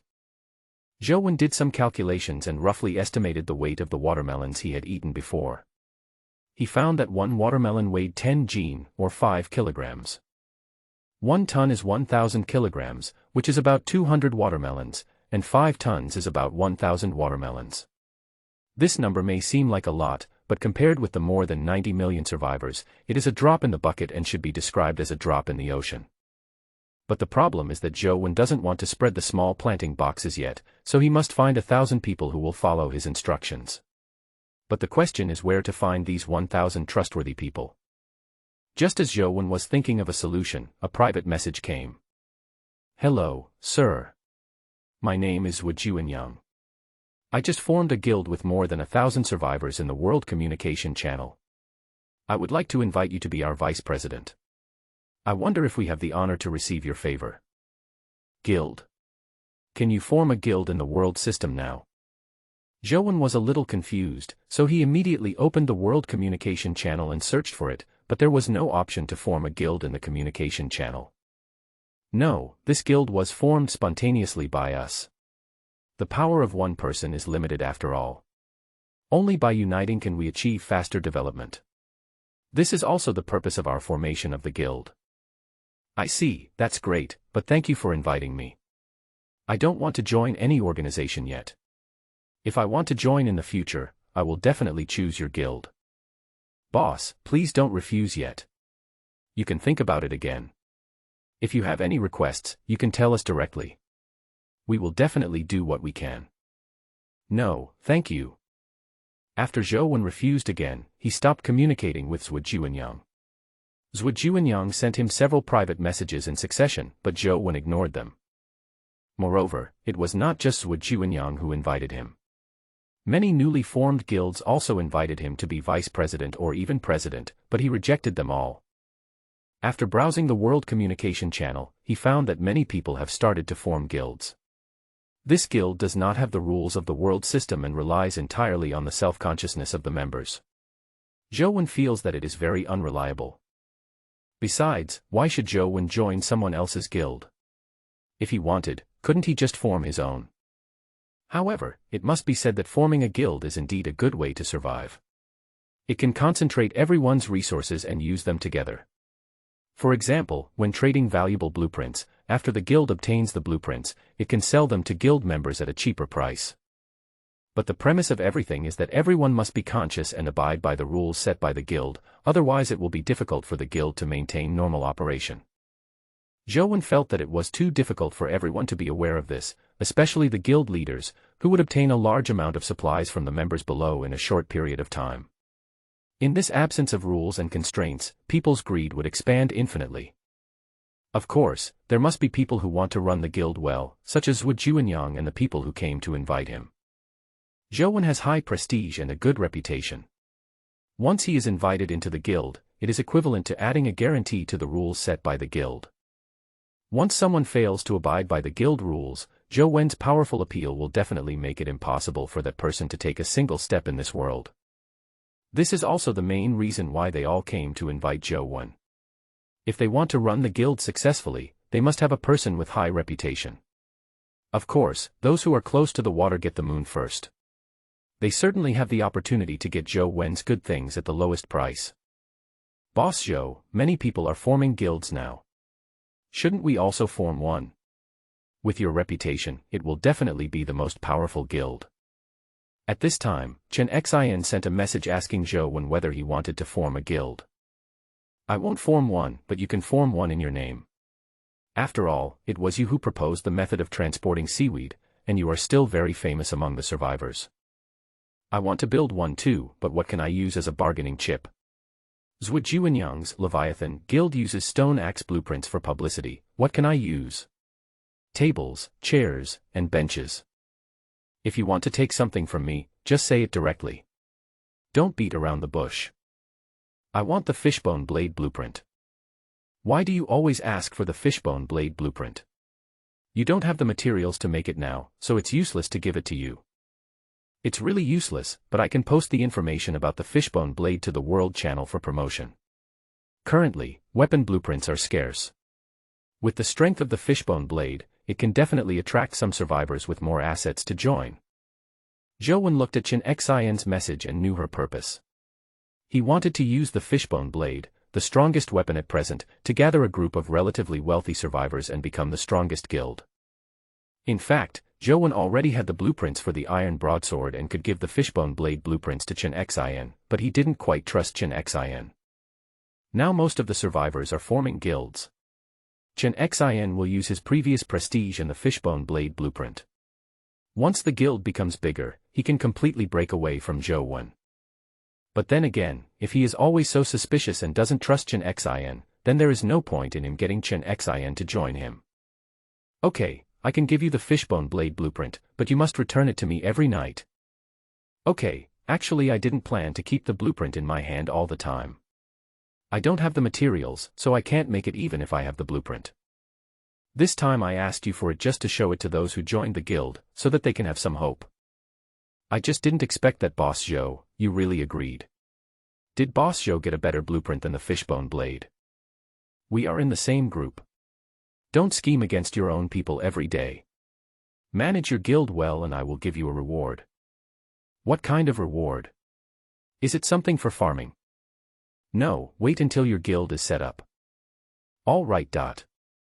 After the conversation, Zhou Wen extracted the fishbone blade drawing from the system interface and sent it to Chen Xian. Like Jiang Haitao, this was also a test, but the stakes were a bit higher. Soon after Chen Xian got the fishbone blade blueprint, he immediately sent the information of the fishbone blade blueprint to the World Communication Channel, and then established the Survivor Guild. The entry requirements for the Survivor Guild are very high, and 300 basic materials must be submitted. But even so, there are still many people rushing to join. First, it is because Chen Xian is already somewhat famous. Second, it is because of the importance of the fishbone blade blueprint. Third, Chen Xian has sold 10 algae oxygen tanks before, and many people think that she has a way to trade algae oxygen tanks privately from Zhou Wen. Because there is no official guild channel in the world system, survivors who join a guild usually need to add a guild name in front of their name in the system communication channel so that they can know at a glance which guild they belong to.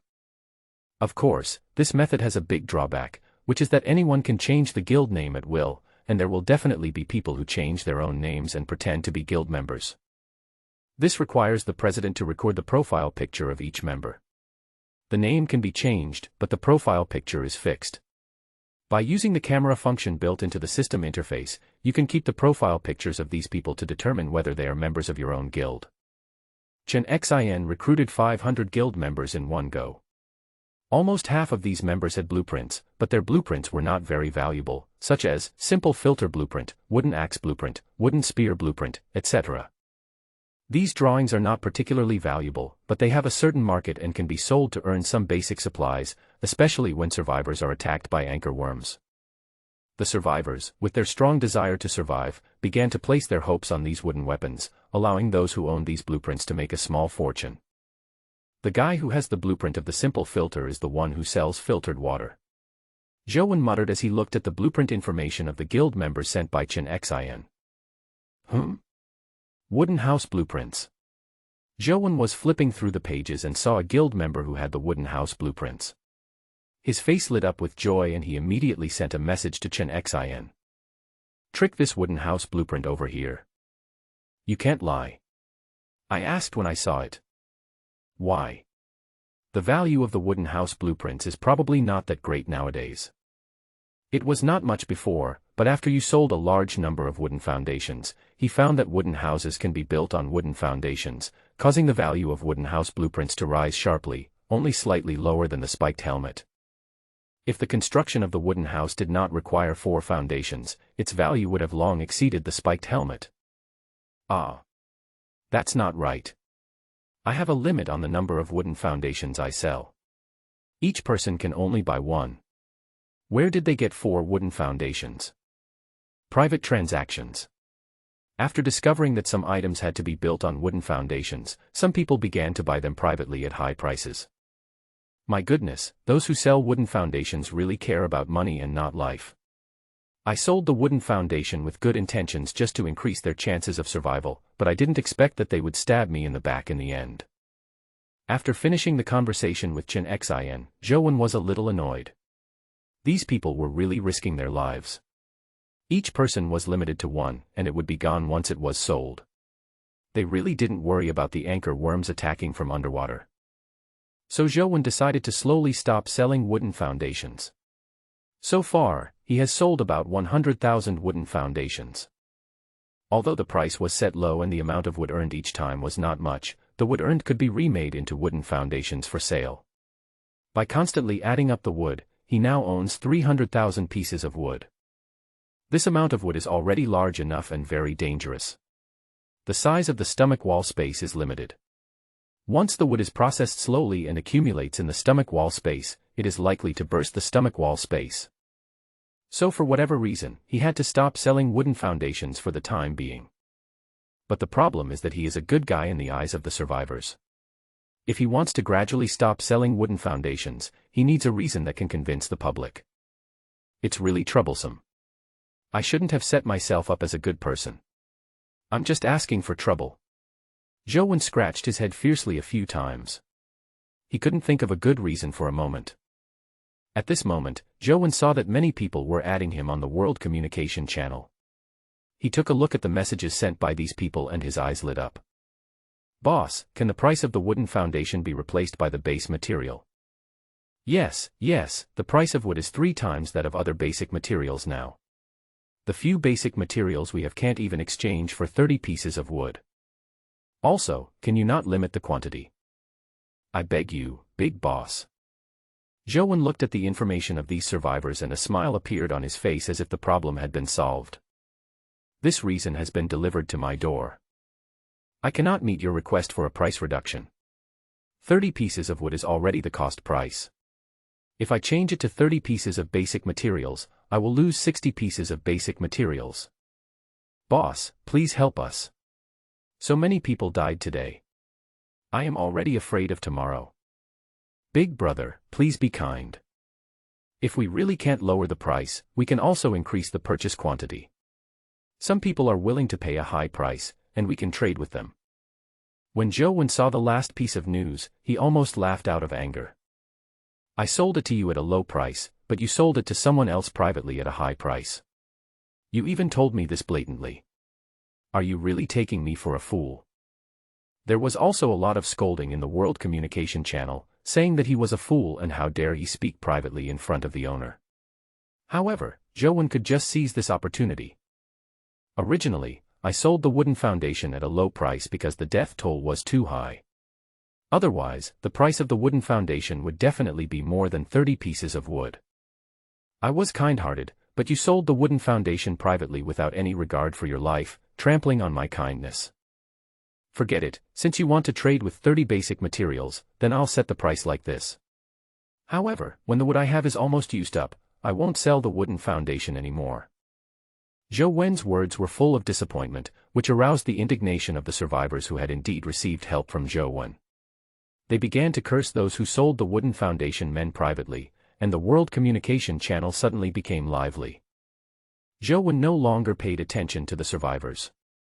As for the nonsense about almost using up all the wood he had, he would never really do it.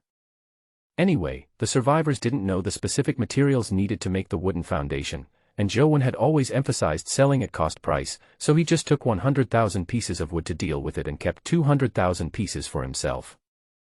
As for the speculation of the specific cost by the increasing number of wooden foundations sold in the past, this is impossible, because Jiang Haitao has been losing money by selling spiked helmets at low prices, so he would take a part of the wood every time to make up for Jiang Haitao's deficit. Okay, it's solved. The suspension of sales of the wooden foundation this time had nothing to do with Zhou Wen. It was entirely the fault of those who sold the wooden foundation privately.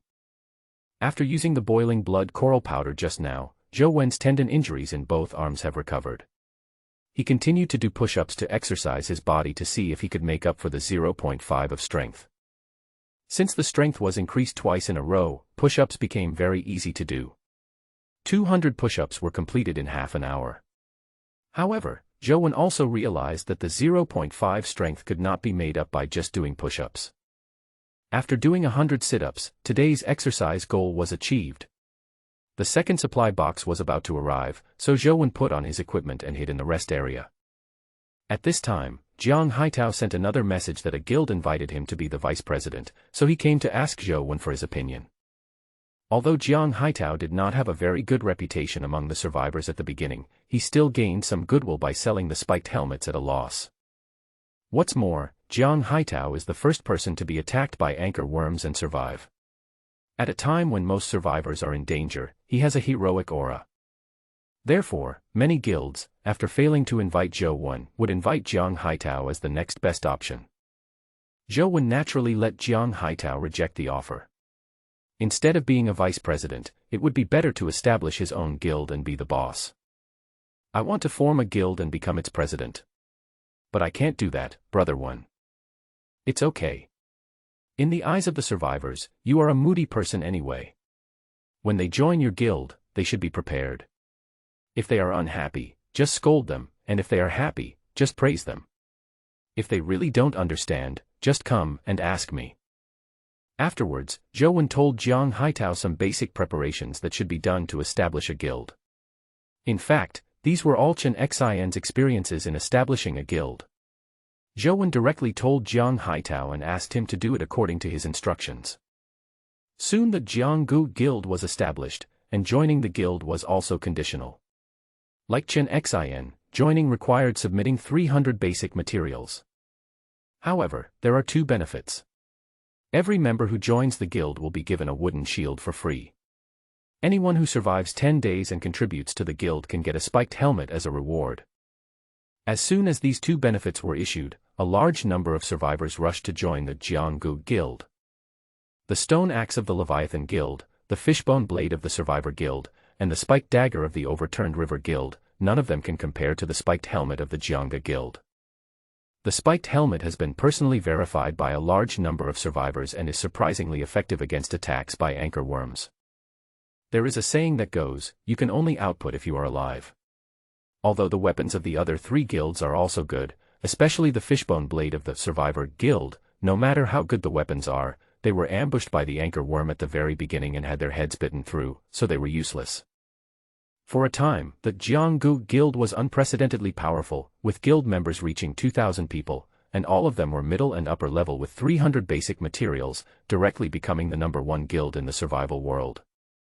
Seeing this situation, Zhou continued to transfer the large amount of timber he had received from the trade of 10,000 wooden foundations to Jiang Haitao, a total of 100,000 pieces. Then he asked Jiang Haitao to use all the 600,000 basic materials he had collected to purchase spiked krill shells. After all, there were too many basic materials, and even if all 6 wooden foundations were placed in a storage cabinet, they would not be able to hold them all. It would be better to replace them with spiked krill shells. The price of the spiked krill shell, which originally contained 40 basic materials, suddenly increased to 50, and there is even a trend of continued increase. Seeing that Jiang Haitao had obtained such a large amount of supplies by relying on the spiked helmet, Zhao immediately publicized the spiked helmet blueprint in his hand and wanted to establish the Tingfei Guild.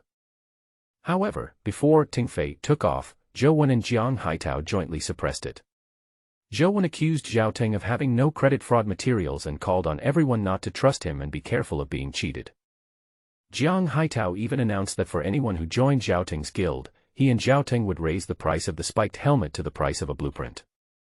There are precedents for all of this.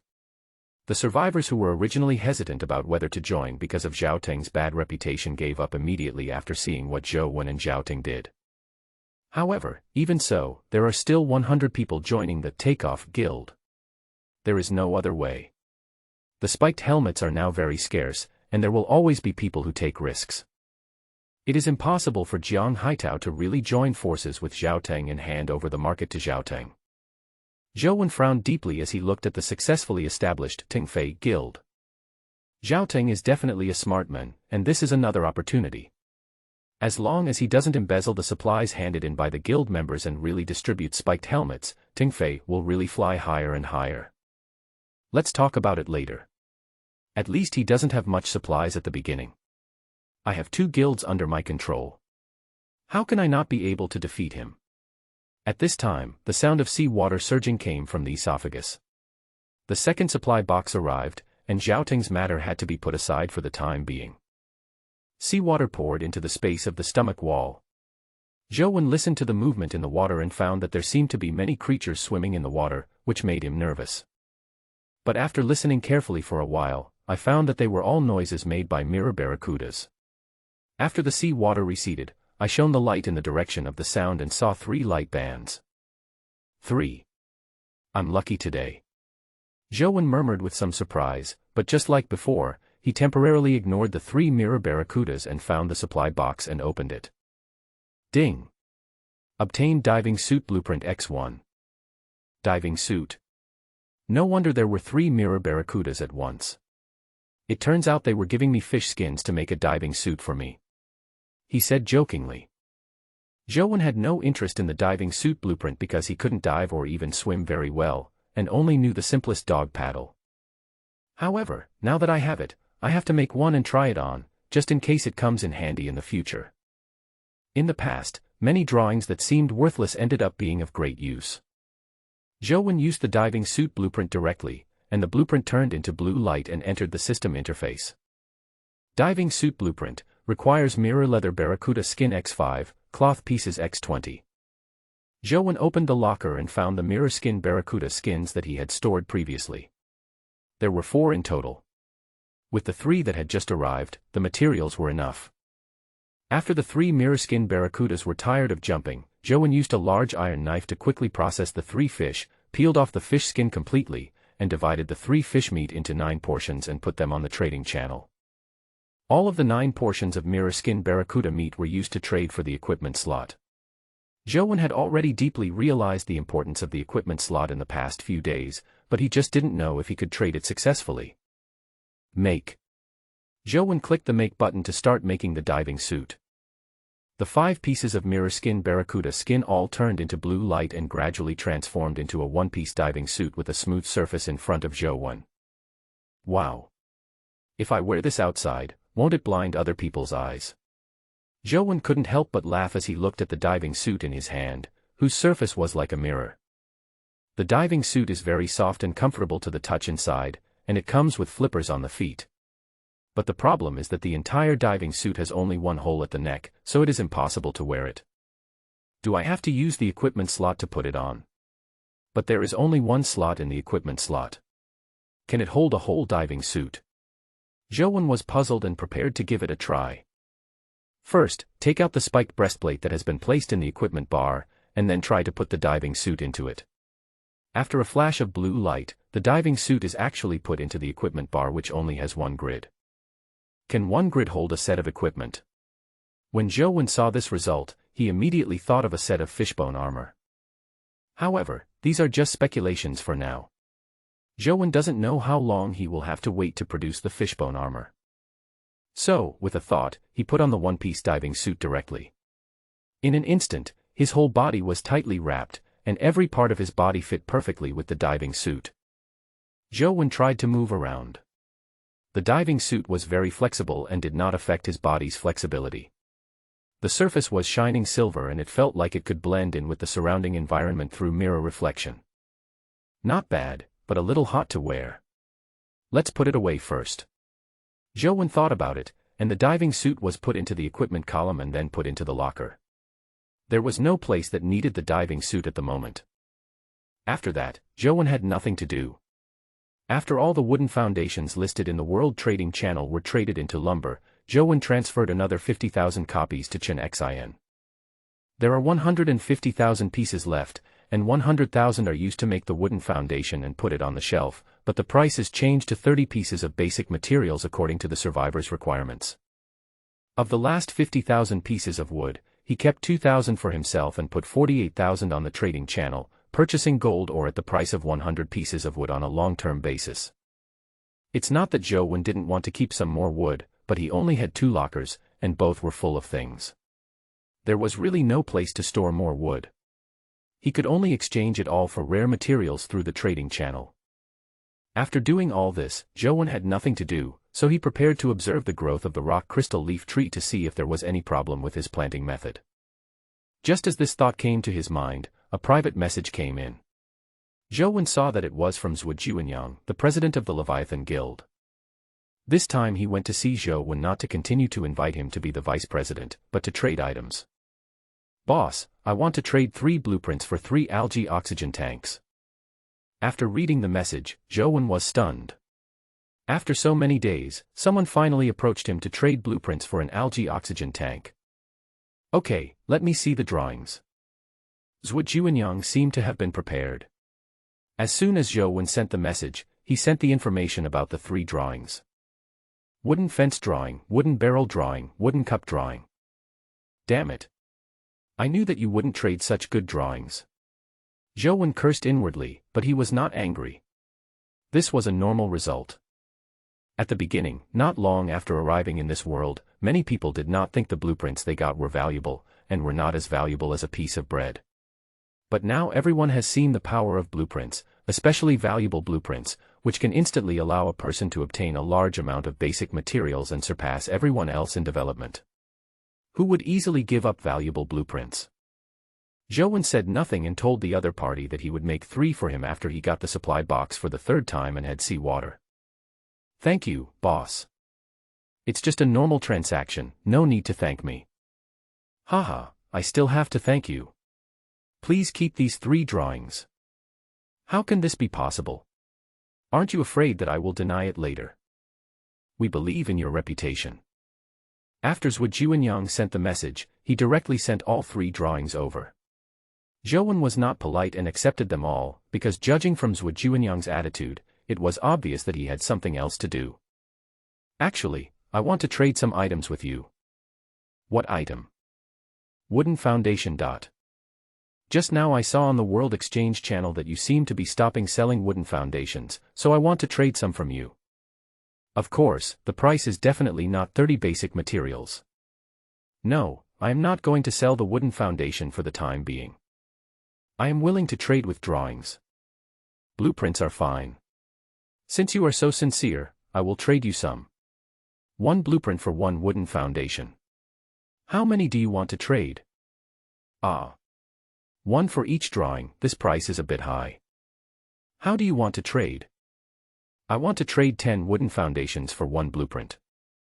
3 algae oxygen tanks. I'll send them to you later. I have other things to do, so I won't talk about them now. 8. 1 blueprint in exchange for 8 wooden foundations. Seeing that Zhou Wen immediately refused and wanted to end the communication, Zhuo Juanyang hurriedly reduced the transaction amount. My third supply box is coming soon. Let me give you the 3 algae oxygen tanks first. Boss, what price do you want to trade at? Can we discuss it? 1 blueprint for 5 wooden foundations, no bargaining. Well, okay, I hope to have long-term cooperation with you in the future. Okay. Afterwards, Zhuo Juanyang sent 4 useless drawings. Zhou Wen made 20 wooden foundations for him at a price of 1 to 5 and sent them to him. With Zhuo Juanyang as a premise, I have a reason to give Jiang Haitao and Chen Xin wooden foundations. Zhou Wen made another 40 wooden foundations, and Jiang Haitao and Chen Xin gave 20 each. These wooden foundations could be used to paint a rosy picture for guild members, giving them reasons to stay in the guild. Now we know the method to accelerate the growth of the transformed Leviathan. The other 4 methods cannot be implemented for the time being, so let's start with the first one. The people who grow fruits are naturally members of Jiang Haitao's guild and Chen Xin's guild. However, their guild was just established today and the members do not have much sense of belonging to the guild yet. It takes a few days of painting a rosy picture to make these guild members feel that only by joining the guild can they survive better, and only by contributing to the guild can they develop faster. Once these ideas are initially formed, small planting boxes can be distributed slowly. After all, small planting boxes are a rare item, and only your guild has them, while other guilds don't. This can increase their identification with the guild. In this way, the 5 tons of fruit that accelerated the growth of the transformed Leviathan were found. Zhou Wen doesn't need to worry about Chen Xin, because she will make empty promises to the guild members. Therefore, he emphasized this to Jiang Haitao. However, it can't be considered empty promises, it's just clear rewards and punishments. For those who are more obedient to the guild's orders, we would pick out a few representatives and reward them with wooden foundations, or some basic supplies, to let others see that as long as they work hard for the guild, they will get benefits. Those who try to take advantage of the situation and disobey orders can simply delete their avatars and kick them out of the guild. There are still many people willing to join anyway. After giving Jiang Haitao a brief explanation, the third supply box of the day arrived. Ding! Obtained sand X10, hay X10, cloth X10. The third supply box contained some basic materials. Zhou Wen took a quick look at it and put it directly into the locker. Next, the transformed Leviathan was about to rest. Zhou Wen put the 10,000 pieces of seaweed he had purchased today into the digestion tank, and then used the 7 drawings he had obtained from Zhuo Juanyang before. Wooden fence blueprint, requires 5 pieces of wood. Wooden barrel blueprint, requires 5 pieces of wood. Wooden cup blueprint, requires 1 piece of wood. Wooden door blueprint, requires 10 pieces of wood. Wooden spoon blueprint, requires 1 piece of wood. Small wooden hammer blueprint, requires wood X2.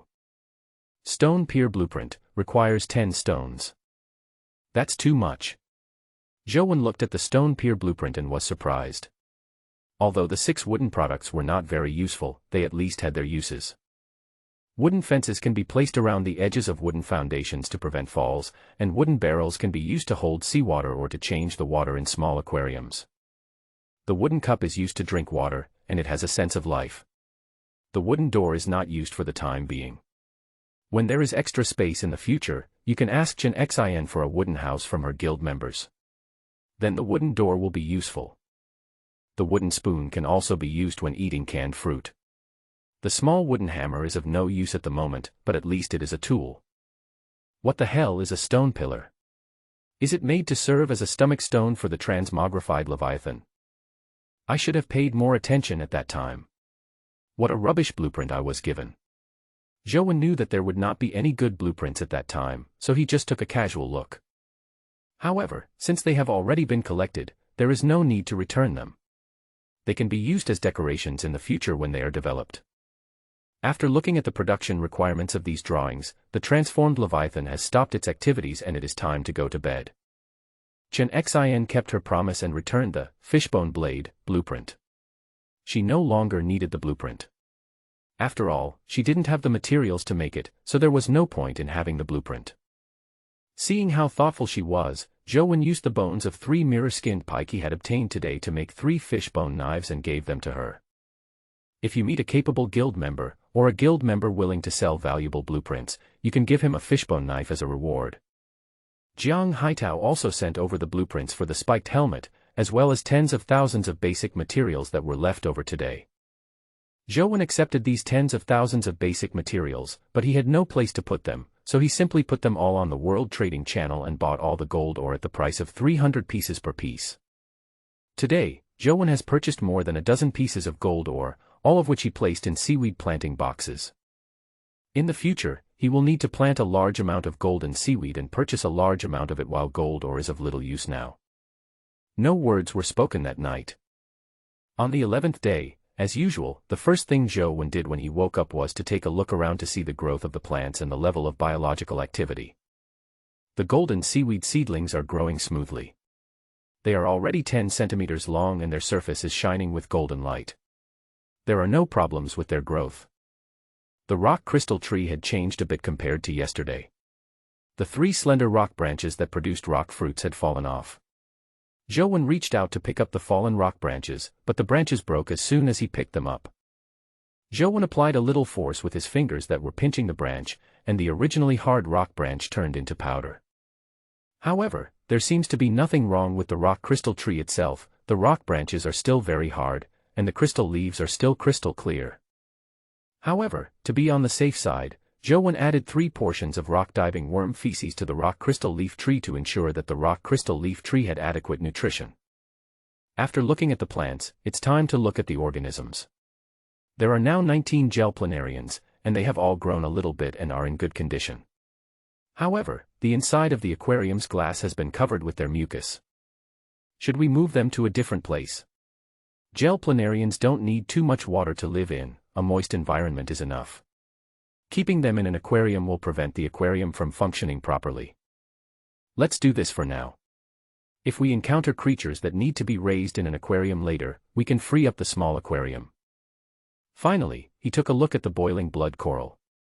The coral polyps on the boiling blood coral looked a little listless, probably because they had no food. It was also possible that the water had not been changed. He would change the water for the boiling blood coral during the feeding stage if there was no danger. After the inspection, Joan sent the drawings of the spiked helmet to Jiang Haitao and asked him to continue selling it. Soon, the transformed Leviathan's feeding phase began. The seawater poured in, and Joan used a mirror to illuminate the water surface. He only saw 2 light balls underwater, which were helix spherules. After making sure there were no anchor worms or other creatures in the water, I crawled out of the resting area. First, 20 algae oxygen tanks were made and put on the shelves, and then a wooden barrel was made with 5 pieces of wood. The water in the boiling blood coral tank was scooped out and then replaced with new sea water. What is that?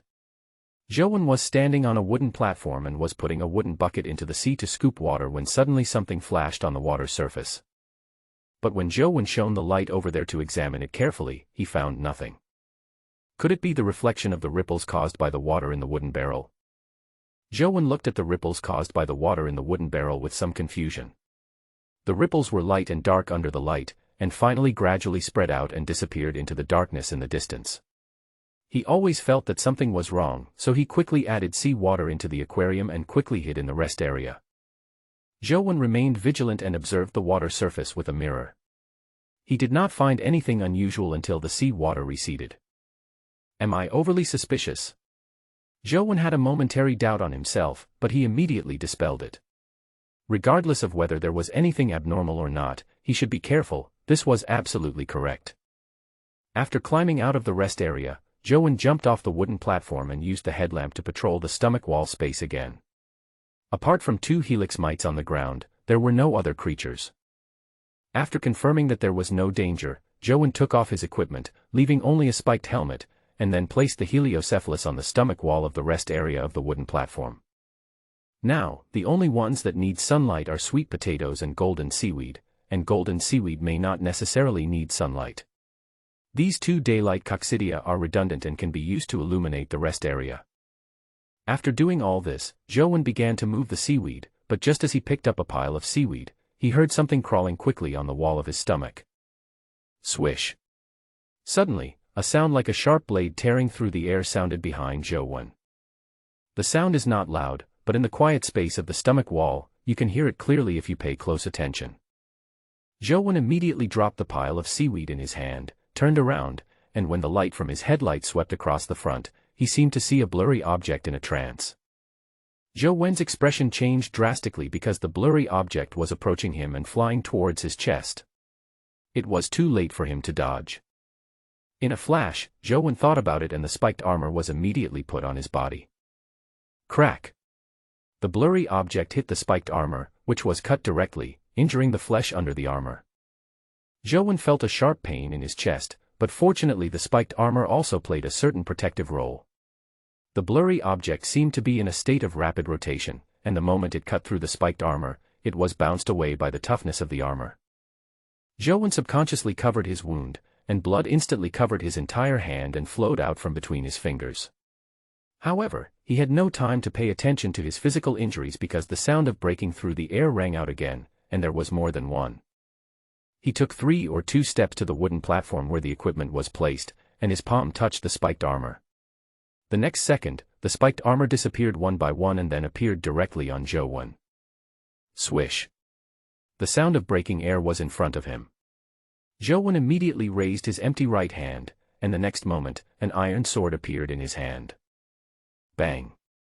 The rapidly rotating blurry object hit the iron sword, sparking a spark. The blurry object was shaken away by the iron sword and flew in an arc into the darkness where the headlights could not reach. There was no time to rejoice.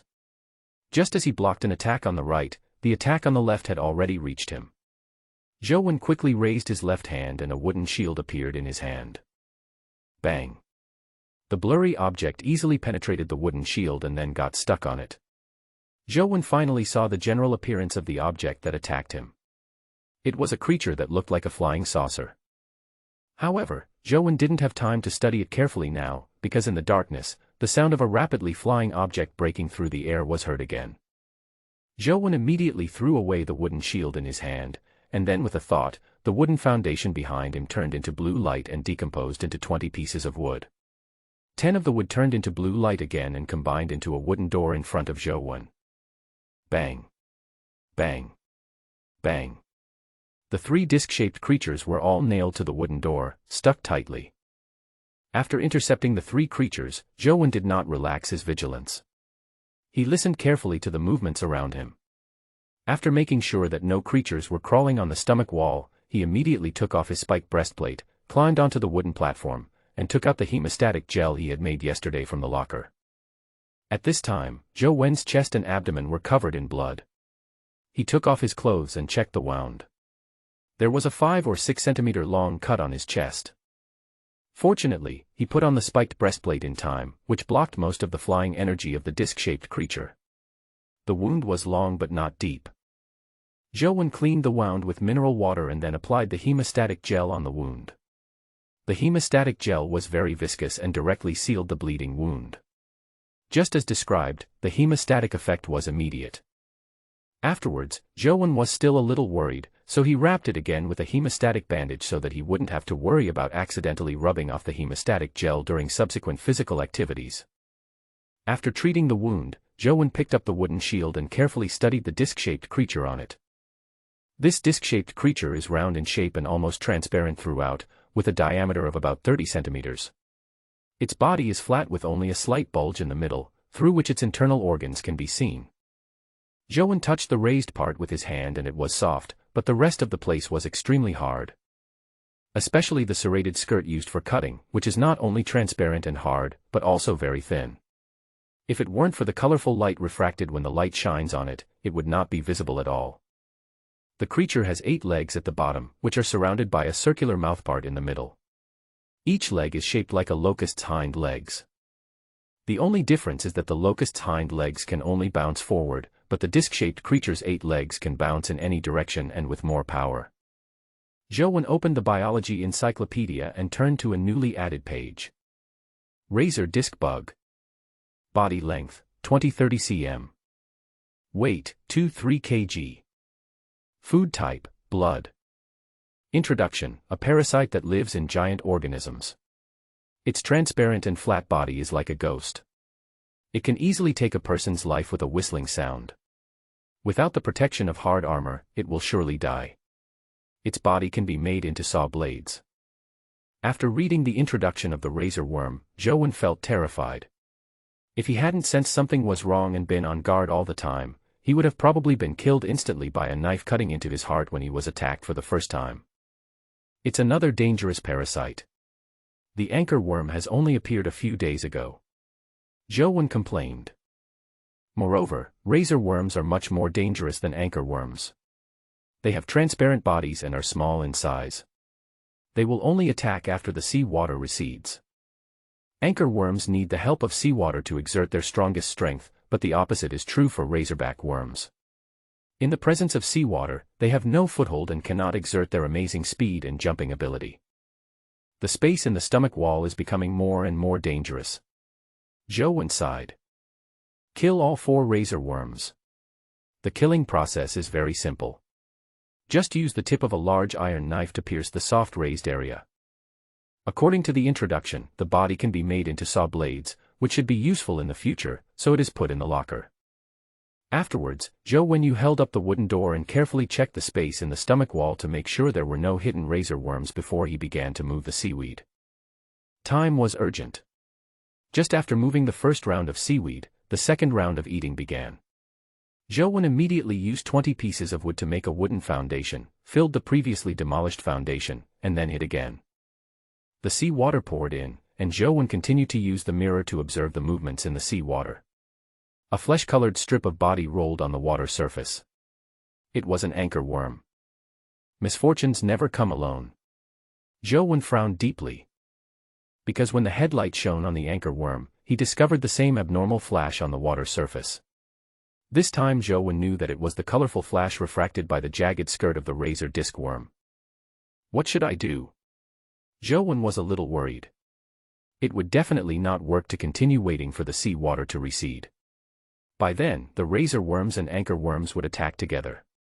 Once his body was restrained by the anchor worms, he would be finished. After a little hesitation, Joan decided to go into the water and kill the anchor worm first while the razor worm was still in the sea. However, before that, he had to determine the exact number of anchor worms. If there were 2 like before, he would have to be extra careful, otherwise he would not be going into the water but into hell. After observing for a while and confirming that there was only 1 fish in the water, and it was right in front of him, Joan, fully armed, moved the algae oxygen tank in front of him with a thought, then burst out with all his strength and pounced into the sea like a hungry tiger. When his palm touched the strip-like body of the anchor worm, he swung the iron sword and chopped it wildly. The sea water splashed everywhere under the powerful swing of Joan's arm. Soon, the water surface turned scarlet. The body of the anchor worm was cut off by Joan, and blood flowed out in large quantities. Joan's attack was too sudden, and the anchor worm's body was chopped off before it could even react. However, because the severed part was not a vital part, the anchor worm continued to struggle and try to escape. How could Joan let it run away? Previously, an injured anchor worm escaped and left a bloody hole in its stomach wall. He didn't want the same thing to happen again. The body of the anchor worm was clamped tightly under Joan's armpit. Because most of its body was broken off, the anchor worm's strength underwater was no longer able to compete with Joan. In the end, it could only scream and struggle in pain before being hacked to death by Joan. Seeing that the anchor worm was no longer moving, Joan recovered from his explosive state. Looking at the scarlet sea water around him, he quickly dragged the body of the anchor worm out of the water. Oh, this blood can't be wasted.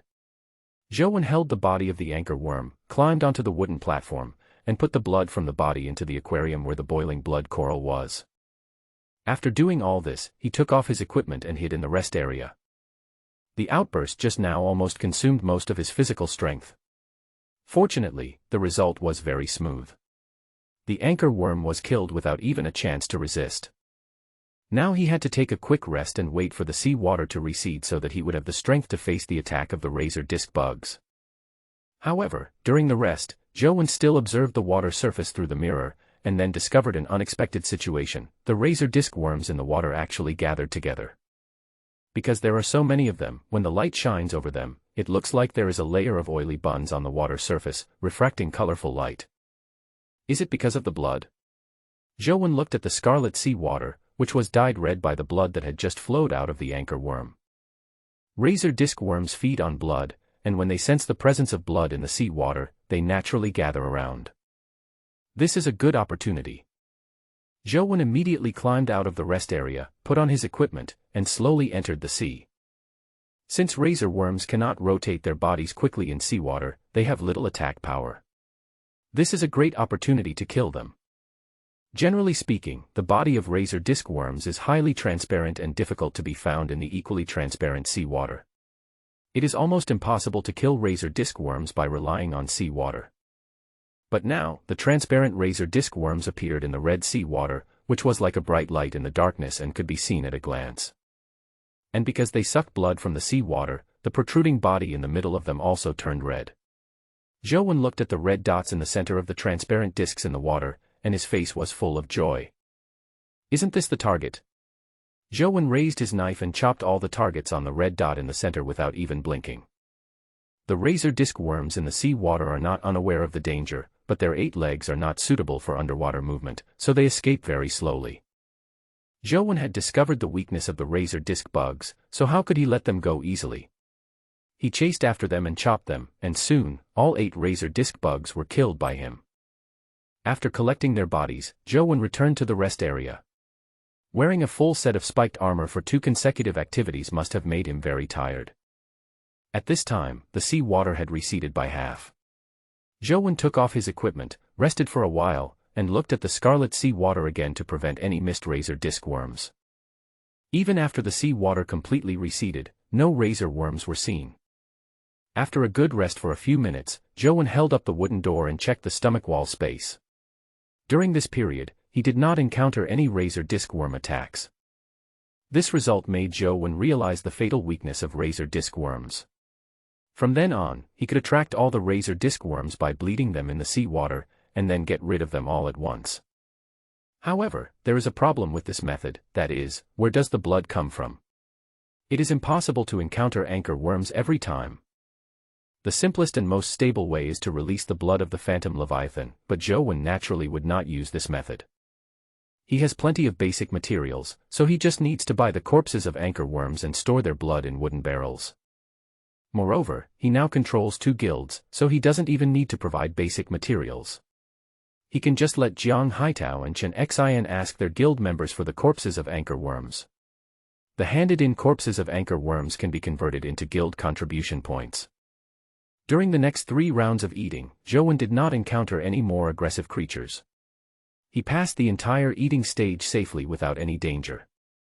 He opened the world system interface and glanced at the upper right corner. The death toll today had increased sharply again, with more than 2 million people dead. Tomorrow is the 12th day. I wonder how many more people will die. Joan became numb looking at the number of deaths every day. He murmured something in a low voice, then found Jiang Haitao and Chen Xin and asked them to collect anchor worms. By the way, I informed them of the information and weaknesses of the razor disc worms, and also sent them the biological atlas, so that they could be more careful. The news about the razor disc worm can also be used as a guild reward to inform those guild members who have made great contributions and are loyal. Don't underestimate the news about razor disc worms. Being prepared and being unprepared are 2 completely different things. If you are prepared and hear the sound of breaking air, you will know the danger and immediately avoid it. If you are lucky, you can survive. If you are not prepared, you will be a sitting duck and will not even know how you died. Chen Xin and Jiang Haitao, following Zhou Wen's instructions, collected 3 anchor worms from the guild members, 1 from the Survivor Guild and 2 from the Jianggu Guild. Although this number is small, it is also normal. Generally, people who encounter anchor worms almost all die, and only a minority of the minority can survive successfully. During the feeding phase, more than 50 people from Chen Xin's guild died, and more than 200 people from Jiang Haitao's guild died. After all, the Jianggu Guild had more members, and more people encountered anchor worms, and the overall quality of the members was not as good as that of the Survivor Guild. There were 2 anchor worms in the Jianggu Guild, one of which was killed by Jiang Haitao. He encountered an anchor worm again today. Zhou accepted the anchor worm corpses sent by the 2 people and put all the blood into the wooden barrel. There was a lot of blood in the bodies of the 3 anchor worms, which directly filled the entire barrel. A wooden cup was made, and a few cups of blood were scooped into the boiling blood coral tank. While the blood was still fresh, it was used as a snack for the boiling blood coral polyps. By tomorrow, the bucket of blood would have definitely clumped together. After feeding the boiling blood coral polyps, Zhou took out 5 pieces of purchased seaweed and put them into the tank of the gel planarians. Just now, he had personally experienced the effect of the hemostatic gel, which was really immediate. This made Zhou deeply realize the importance of the gel planarian. It must be fed and grow quickly before it can be cut in half again and split into more numbers. After doing all this, Zhou checked the wound on his chest. The wound was no longer bleeding, and the hemostatic gel was obviously working. After making sure there was no problem with the wound, he went to the small planting box where sweet potatoes were planted. At this time, the vines and leaves of the sweet potato have completely withered, the soil in the middle is bulging high, and the mature sweet potatoes are buried underneath. Zhou used the spikes of the krill as a digging tool to dig up the raised soil, and then he saw 3 huge sweet potatoes. Without the obstruction of soil, Zhou grabbed the dry vine leaves with both hands and pulled them upwards with force, just like pulling out carrots. 3 huge sweet potatoes were pulled out. The 3 sweet potatoes are about the same size, with the widest part in the middle being the size of an adult's fist. If you weigh them carefully, the total weight of the 3 is about 10 kilograms. Zhou desire for sweet potatoes is not as strong as that for watermelons. It's not that he doesn't like them, but the space in his stomach wall cannot generate fire, so he can't make the ultimate way to eat sweet potatoes, roasted sweet potatoes. Although it tastes good when eaten raw, eating too much will cause indigestion. It cannot be compared with the soft, glutinous and sweet roasted sweet potatoes. However, since they have already been grown, I naturally have to taste them. I simply peeled them with a large iron knife and then washed them with mineral water. Crack! Zhou took a bite of the sweet potato but easily bit off a large piece. So tender and crispy. The crops grown in this world are indeed top-notch. Zhou sighed. As he continued chewing, he could smell the sweet juice secreted by the sweet potato. The texture and taste were better than all the sweet potatoes he had eaten before. He didn't know how delicious it would be if it could be made into baked sweet potatoes. Oh, what a pity. When can we start to make a fire? Zhou looked at the not-so-big space of the stomach wall and felt that the hope of making a fire was too slim. After eating a whole sweet potato, Zhou cut another sweet potato in half and gave half to Jiang Haitao and Chen Xin respectively. Jiang Haitao thanked him and told him that he had also planted 2 watermelon trees, which had already sprouted. He was still thinking about the watermelons he had planted yesterday. Boss Zhou, when will you give me farming supplies? I also want to grow some fruits to eat. The watermelons and sweet potatoes you gave me taste delicious. Bring me the blueprints for the wooden house, and I'll give you farming supplies. Ah. This task is a bit difficult.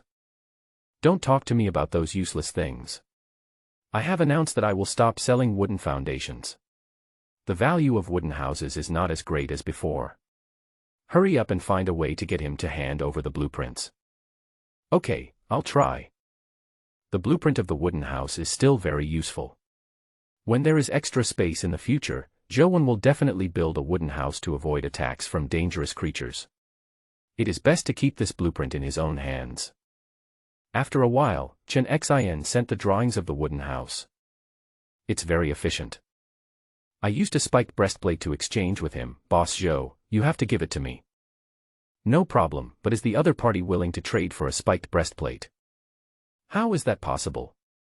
I directly gave him a vision of the future, told him that he had the qualifications to be the vice president, then showed him the information about the golden silk fruit, and gave him the heaviest spiked breastplate, letting him know that a strong iron must be made strong, and attribute points are the kingly way, and everything else is just external things. After a while of fooling around, it was finally handed over. Do you still have golden silk fruit? No, it's just a rosy picture, how much of it is true? Okay, I'll give you the spiked breastplate and 2 small planting boxes, but don't tell anyone about it. After sending the things to Chen Xin, Zhou ended the communication and used the wooden house drawings in his hand.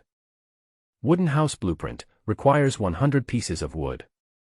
That's a lot of wood. Zhou said casually and closed the drawing interface. The sweet potatoes have been harvested, leaving a small planting box that is perfect for planting the mango seeds that were harvested earlier. In the following time, Zhou continued to exercise, still doing push-ups, but he wore a spiked breastplate and did weight training. He must make up for that 0.5 strength, otherwise it would look uncomfortable. 3 hours later, he achieved his goal of 200 push-ups in a sweat. He felt his arms trembling slightly, proving that the exercise was effective. At this time, the sound of surging sea water came from the direction of the esophagus, and the first supply box of the day arrived. Ding! Obtained wood X10, soil X10, stone X10. These were all basic materials. After Zhou put them away, he continued to wait for the second supply box. Ding! Obtained iron ore X1, copper ore X1. The third supply box also contained some basic materials, but I didn't get anything good. There wasn't a single mirror barracuda in the sea water. Apart from a blueprint for a wooden house, I didn't gain much today. In the remaining time, Zhou took out the compost bucket and used a feces scoop to scoop out the feces of the transformed Leviathan several times to make low-level fertilizer. Of the 10 portions of low-grade fertilizer made earlier, he used 3 himself, Jiang Haitao used 2, and Chen Xin used 2, leaving 3. 2 days later, Zhou was ready to let the members of the 2 guilds start planting fruits and prepare more low-level fertilizers so that they could be distributed together with the small planting boxes. Ding! The transformed Leviathan has traveled 10,000 nautical miles and is about to leave the Sea of Birth. The protection phase has ended.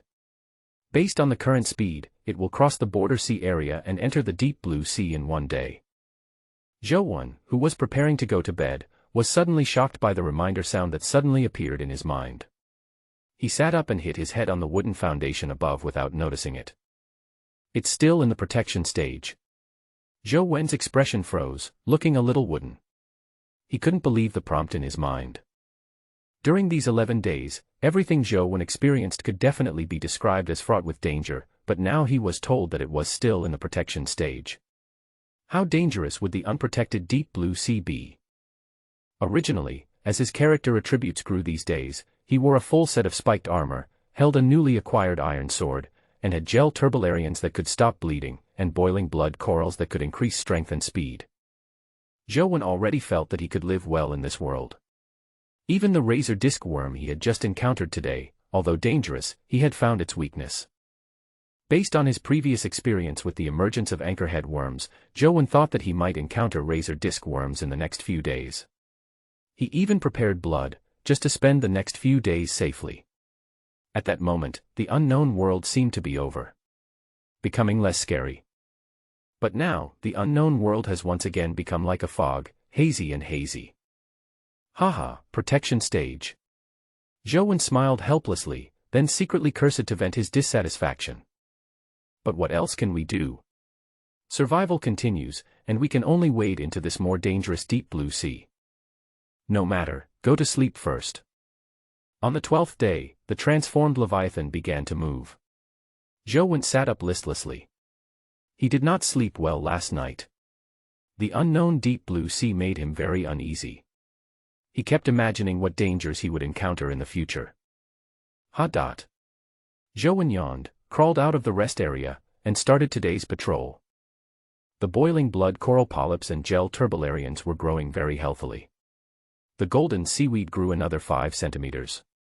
Tiny branches grew again at the 3 forked positions of the rock crystal tree, and a small rock flower bud grew at the end of the branch. The rock crystal tree is growing so fast. It looks like it will bloom soon.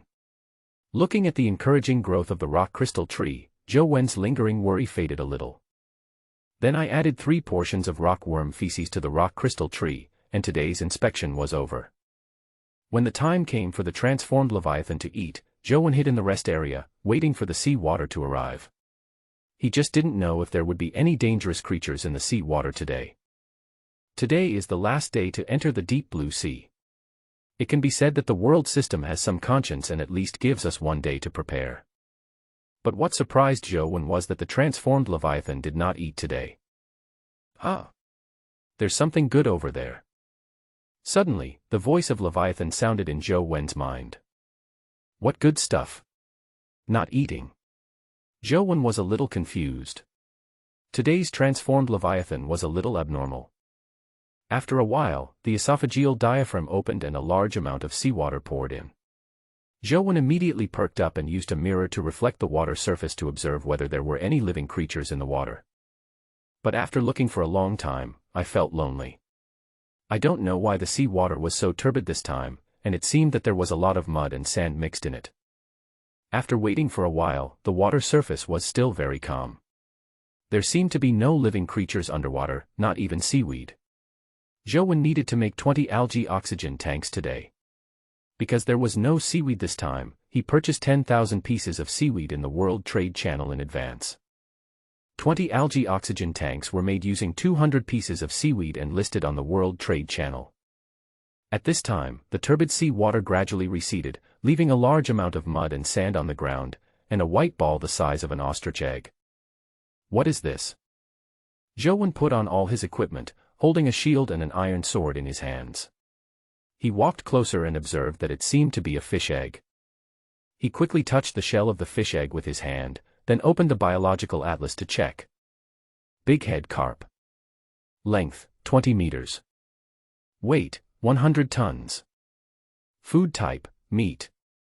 Introduction: a fish that likes to hide in the sand and use food scraps as bait to hunt. It has a certain IQ, delicious edible meat, and its teeth can be used to make weapons. What I touched were fish eggs, but what they introduced were adult fish.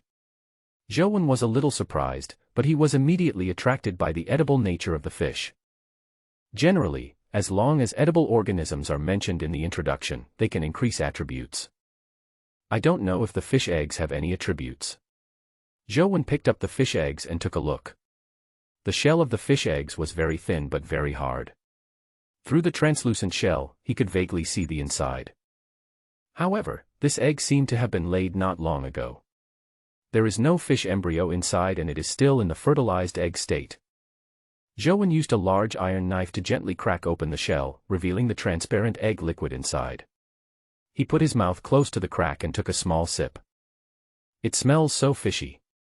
An unprecedented fishy smell rushed to Zhou's head, and he almost vomited it out, but in the end he forced himself to hold it back and swallowed it down. Can this fish egg add any attribute? If not, then all my suffering would have been in vain. Zhou felt the fishy smell in his mouth and tried his best to suppress the churning in his stomach.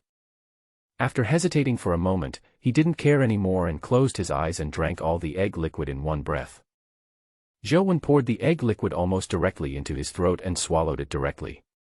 He was not willing to let the egg liquid stay in his mouth for a moment because it was too fishy. Ding! Eating bighead carp eggs increases intelligence by 1. The moment the prompt sound appeared, Zhou's brain suddenly felt unprecedented clarity. The vague memories that had once been very long ago could now be recalled clearly, as if they had just happened not long ago. This feeling is so magical. Can 1 point of intelligence lead to such a big improvement? Zhou felt as if he had the ability to remember everything he saw. Moreover, he didn't know if it was an illusion, but he felt that he had better control over his body. For example, he could easily draw a square with his left hand and a circle with his right hand in martial arts TV dramas. Ah! There's something good again. The voice of the transformed Leviathan sounded again. Are there more good things? Will there be a large supply before leaving the Sea of Birth?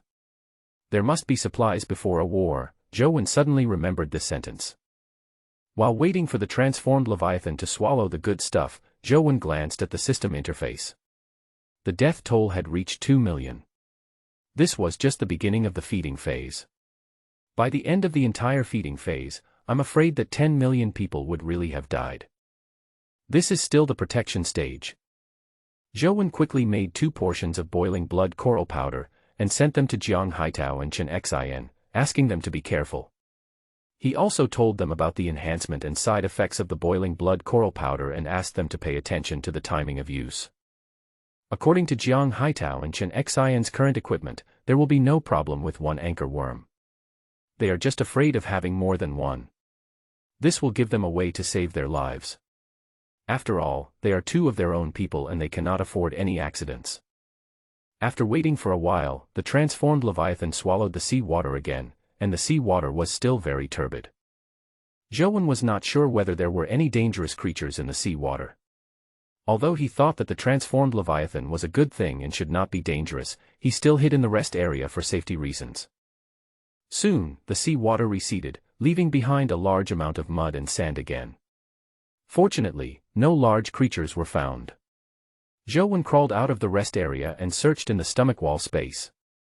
Then he saw 5 shells as smooth as jade lying in the mud and sand. Zhou quickly touched the shells with his hands and opened the illustration of new creatures. White jade shell. Body length, 20 centimeters. Weight, 8 kilograms. Food type, microorganisms. Introduction, a shell made of white jade. Its meat is delicious and edible. The white jade shell can be absorbed by the transformed Leviathan and grow into scales. Great. Another edible creature. Zhou was looking forward to seeing what attribute points the white jade clam meat would add, but when he saw the information about the transformation of Leviathan later, he suddenly took it seriously. This white jade shell can actually make the transformed Leviathan grow scales. Zhou was a little surprised. Because the first page of the biological encyclopedia is an introduction to the Phantom Leviathan, and there is also a simple picture of the Phantom Leviathan. The Phantom Leviathan is similar to a whale and has no scales on its body. If it is really possible to make the Phantom Leviathan grow scales, then the Phantom Leviathan's survivability will be greatly improved, which is just right for dealing with the unknown dangers of the deep blue sea. So Zhou picked up the iron knife and prepared to pry open the white jade shell, but the shell of the white jade shell was closed tightly and there was no point of force for the iron knife. Afterwards, Zhou raised the iron sword and chopped at the white jade shell a few times. Sparks flew everywhere, leaving only a few shallow marks on the surface. It's so hard. Zhou hand holding the knife was numb from the recoil. He thought for a few seconds and came up with a not-so-good idea. First, make a wooden door with wood, then put the white jade shell on it, then turn the drawing interface to the stone pier drawing, and use 10 pieces of stone to make it. During the production process, Zhou adjusted the forming position of the stone pier to the highest point above the white jade shell. The moment the stone pier was completed, it was dropped from a height of 3 meters and hit heavily on the white jade shell. Bang! There was a crisp sound of stone collision, and the hard white jade shell was directly cracked by the heavy stone pier. It hasn't been completely smashed open yet. Zhou picked up the cracked white jade shell and took a look. The whole thing was still intact. The stone pillar weighed at least 500 kilograms. He thought it would be smashed to pieces. Then he looked at a dent on the wooden door. It was probably because the door was not strong enough that it provided a buffer for the white jade shell and dissipated most of the impact force. However, Zhou achieved his goal. He chopped the shell several times along the cracks with the iron knife. The cracked shell finally broke, revealing the pearl-white shell meat inside. After a lot of hard work, Zhou finally achieved his goal. He couldn't wait to grab the clam meat as big as his palm and took a big bite. The shellfish meat is very chewy, with a hint of sweetness while chewing. It tastes very good. After eating it in 3 or 4 bites, a reminder sound rang in my mind. Ding! Eating white jade clam meat increases strength by 1. Sure, my strength has increased a little bit, it's already 11.5. Zhou smiled happily, but suddenly paused, because he realized that with the increase in strength, his previous weight-bearing training would be useless, and he would need to add heavier weights again to make up for the 0.5. Forget it. If there are more creatures that increase strength, I won't make up for the 0.5. After Zhou finished speaking, he placed another white jade shell on the wooden door and used the same method, first smashing it with the stone pier and then chopping it with the iron knife. After opening the white jade shell, he ate another shell meat. The prompt sound did not sound again, indicating that it could not be repeated. This was expected, and Zhou Dao was not disappointed. He took 2 broken white jade shells, came to the digestion tank, and was about to throw them into the pool. Maybe if I break the shells a little, Leviathan will be able to absorb them better. Zhou thought of this and smashed the shells into pieces with a stone pier, then scattered them into the digestion tank. The next step was to wait for the reaction of Leviathan. However, Zhou felt that the phantom Leviathan would not react. After all, the number was too small. Compared with the huge phantom Leviathan, the 2 white jade shells were like a grain of sand falling into a digestive tank. It was the same whether they were absorbed or not. Zhou was just trying it out. There were only 5 in total. If he threw 2 into the digester and there was no reaction, he would throw 5 more and the result would be the same. Keep the remaining 3 white jade shells for now and give them as rewards to Jiang Haitao and Chen Xian later. They can also be used as bargaining chips if you meet someone who is willing to sell valuable drawings. In the following time, the transformed Leviathan seemed to be always looking for something, but it could not always find good things. Most of the time, only mud and sand entered the stomach wall space. Zhou temporarily turned his attention to the system interface. At this time, the feeding phase had ended and the death toll had reached more than 5 million. So many people died again. Zhou didn't feel pity for these people, but from a big picture perspective, a decrease in the number of people meant a decrease in the amount of materials produced every day, especially rare materials, which only very few people could get. For example, the food encyclopedia for accelerating the growth of Leviathan is difficult to collect quickly by Zhou alone, and a large number of people are required to increase the probability of obtaining it. I hope fewer people will die in the future. Now except Zhou, everyone else is still in the sea of birth and is in the protection stage. So, millions of people have died today. Who knows how many more people will die after they pass the protection stage and enter the deep blue sea. At this time, the esophageal diaphragm opened and seawater poured into the space of the stomach wall. Zhou immediately withdrew his thoughts and observed the situation in the seawater. This time the seawater was no longer turbid, and no biological activity was found in the seawater. After the seawater receded, a silver-rimmed supply box appeared in the stomach wall space. Silver-rimmed supply box. Zhou quickly jumped off the wooden platform, came to the silver-rimmed supply box, and reached out to open it with some anticipation in his heart. Ding! Obtained the iron pot blueprint. What? It's actually an iron pot blueprint. It's really useless. Zhou Wen's tone was in stark contrast. The iron pot is of course important. It is a good thing in any survival game, but the problem is that fire cannot be generated in the stomach wall space. It's not completely useless. After all, it's made of iron. I can use it as a defense when I carry it on my back. Zhou thought, and used his hands behind his back to measure whether the size of the iron pot was suitable. To use the drawing, turn to the latest page of the drawing interface to view what is needed for drawing production. Iron pot blueprint requires 5 iron ingots. After the eating phase, Zhou asked about the situations of Jiang Haitao and Chen Xian, as well as the death toll of guild members. Jiang Haitao encountered 2 anchor worms, but they did not come together, so he killed them both easily. Chen Xian encountered 2 of them at once, but for her with 13 points of strength, it was easy to deal with the 2 as long as she paid a little attention. After 5 rounds of feeding, she killed 3 in total. The guild deaths for both of them were relatively okay, similar to yesterday. Please count those who have made some contribution to the guild and have survived an encounter with the anchor worm. Although Zhou was planning to have guild members start growing fruit, based on the current daily death rate, guild members could die at any time from encountering anchor worms, so small planting boxes definitely couldn't be distributed at will. It is necessary to select some individuals who are capable of surviving the anchor worms to ensure that the small planting box can play a real role. Brother 1, I counted 30 people, is there anything I need them to do? I plan to let them plant fruits tomorrow. You can promise them some reward so that they don't just take the things and run away. Reward? Is a spiked helmet okay? No, these people can survive the attack of anchor worms, most of them have spiked helmets. You can get them some weapons and then find other guild leaders to buy them. They should be willing to trade, after all, you still have the spiked helmet in your hand. Okay, brother 1. By the way, you should set a daily task for the guild, asking each member to hand in 100 pieces of seaweed every day. You can't just join the guild and do nothing and wait to get the spiked helmet. What do we do with all this seaweed? There are 200,000 pieces collected, too much and no place to store them. It's a real problem. Zhou frowned. Today's 200,000 copies of Jiang Haitao could be sent directly to him, because for some unknown reason, the transformed Leviathan did not eat today. As a symbiote, he naturally could not ignore it. How could a child not eat? But after that, he couldn't feed the Phantom Leviathan every day.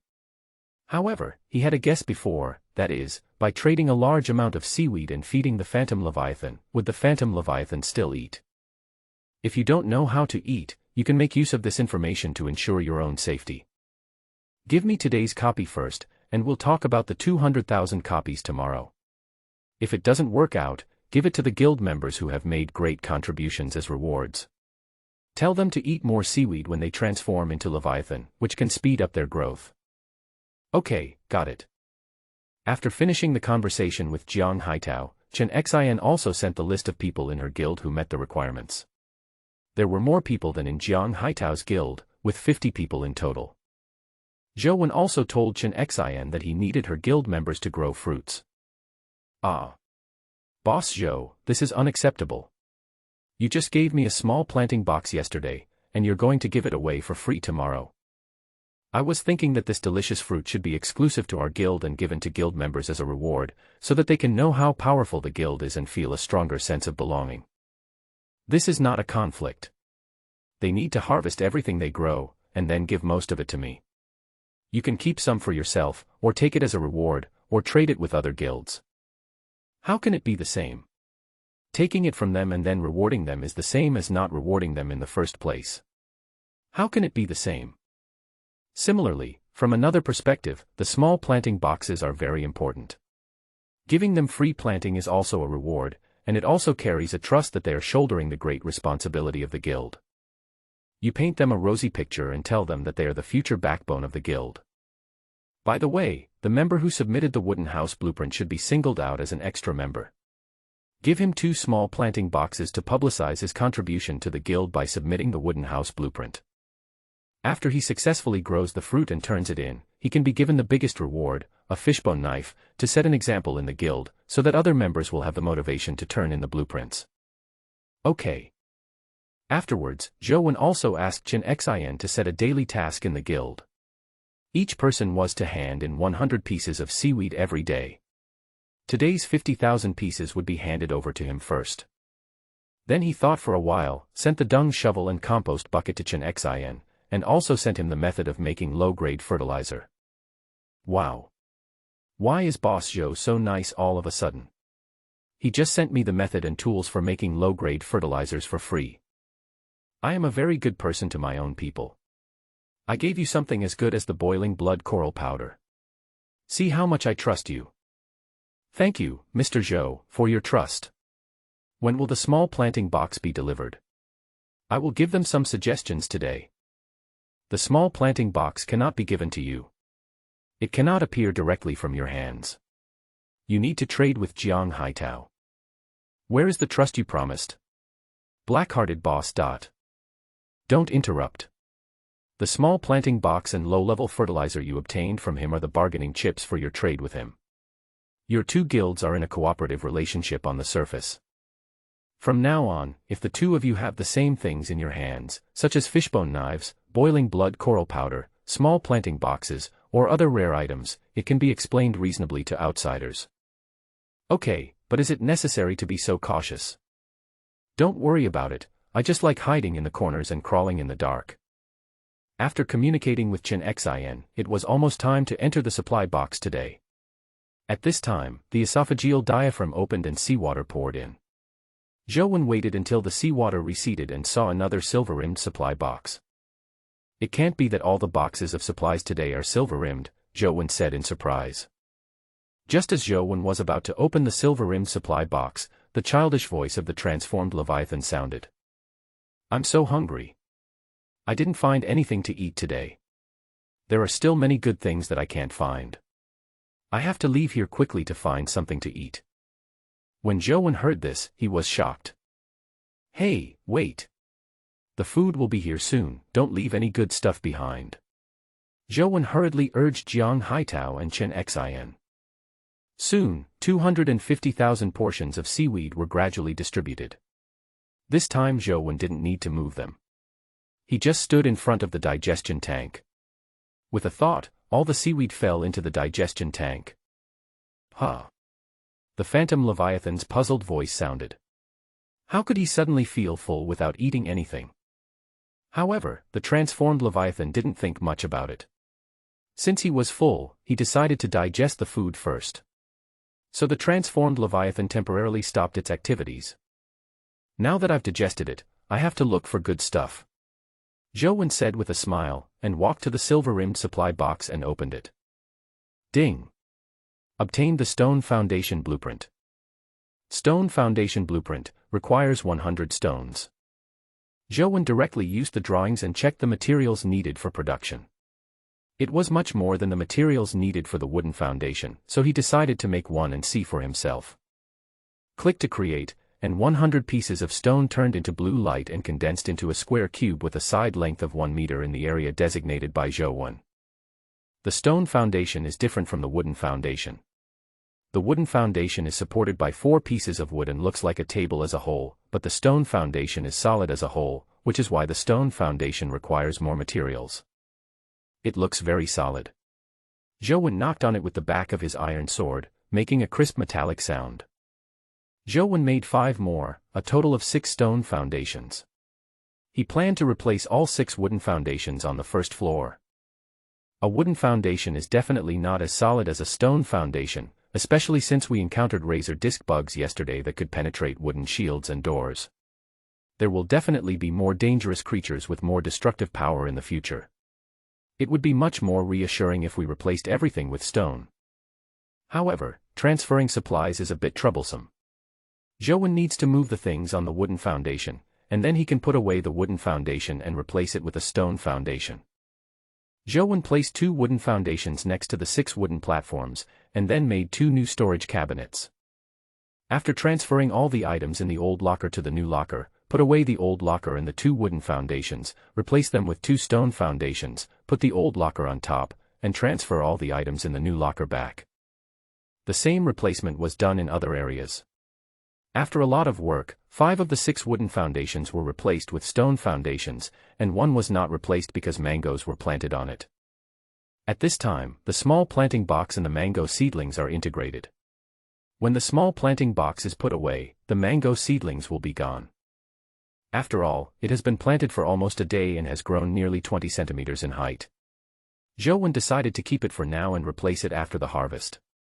Anyway, the foundations under the 2 most important lockers have been replaced, so there is no need to worry about any problems with the lockers. The second floor still has a wooden foundation for placing 2 small aquariums. After all, if it is replaced with a stone foundation, Zhou Wen will have no place to hide. After doing all this, Zhou Wen studied the usage of the stone foundation and found that the stone foundation was slightly different from the wooden foundation. Wooden foundations can be placed in the air between 2 of them without the need for support underneath, but this does not work for stone foundations, which can only be used to build a wall. However, the 2 types of foundations can be used together. If the space is large enough, you can build a stone house with a stone foundation. Zhou Wen thought it was completely feasible, but the current space was too small. If he wanted to build a house with a stone foundation, he would need an area of at least 4 by 4 meters. But now the stomach space is only about 5.5 meters in length, and a stone house almost occupies the entire space. There is no place to put the seaweed eaten by the transformed Leviathan. At this time, the Phantom Leviathan that had been digested became active again and began to look for good things everywhere. This verified Zhou Wen's previous conjecture. As long as the Phantom Leviathan was fed enough food, it would directly enter the digestion state and skip the eating stage. Zhou Wen would not use this method, but he could let Jiang Haitao spread the word so that seaweed would have a certain value among the survivors. In the future, the seaweed collected by their guild could also be exchanged for basic materials.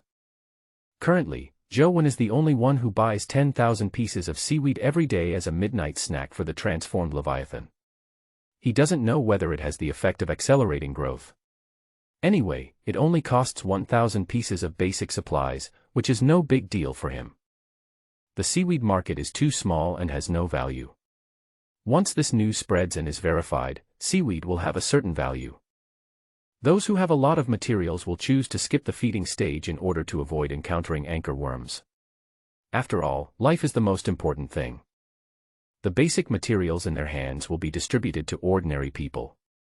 Ordinary people can then trade the basic materials for life-saving items or tools, thus forming an economic cycle. Let Chen Xin spread it. It fits her personality. Zhou hesitated after opening the system interface, and finally sent a private message to Chen Xin.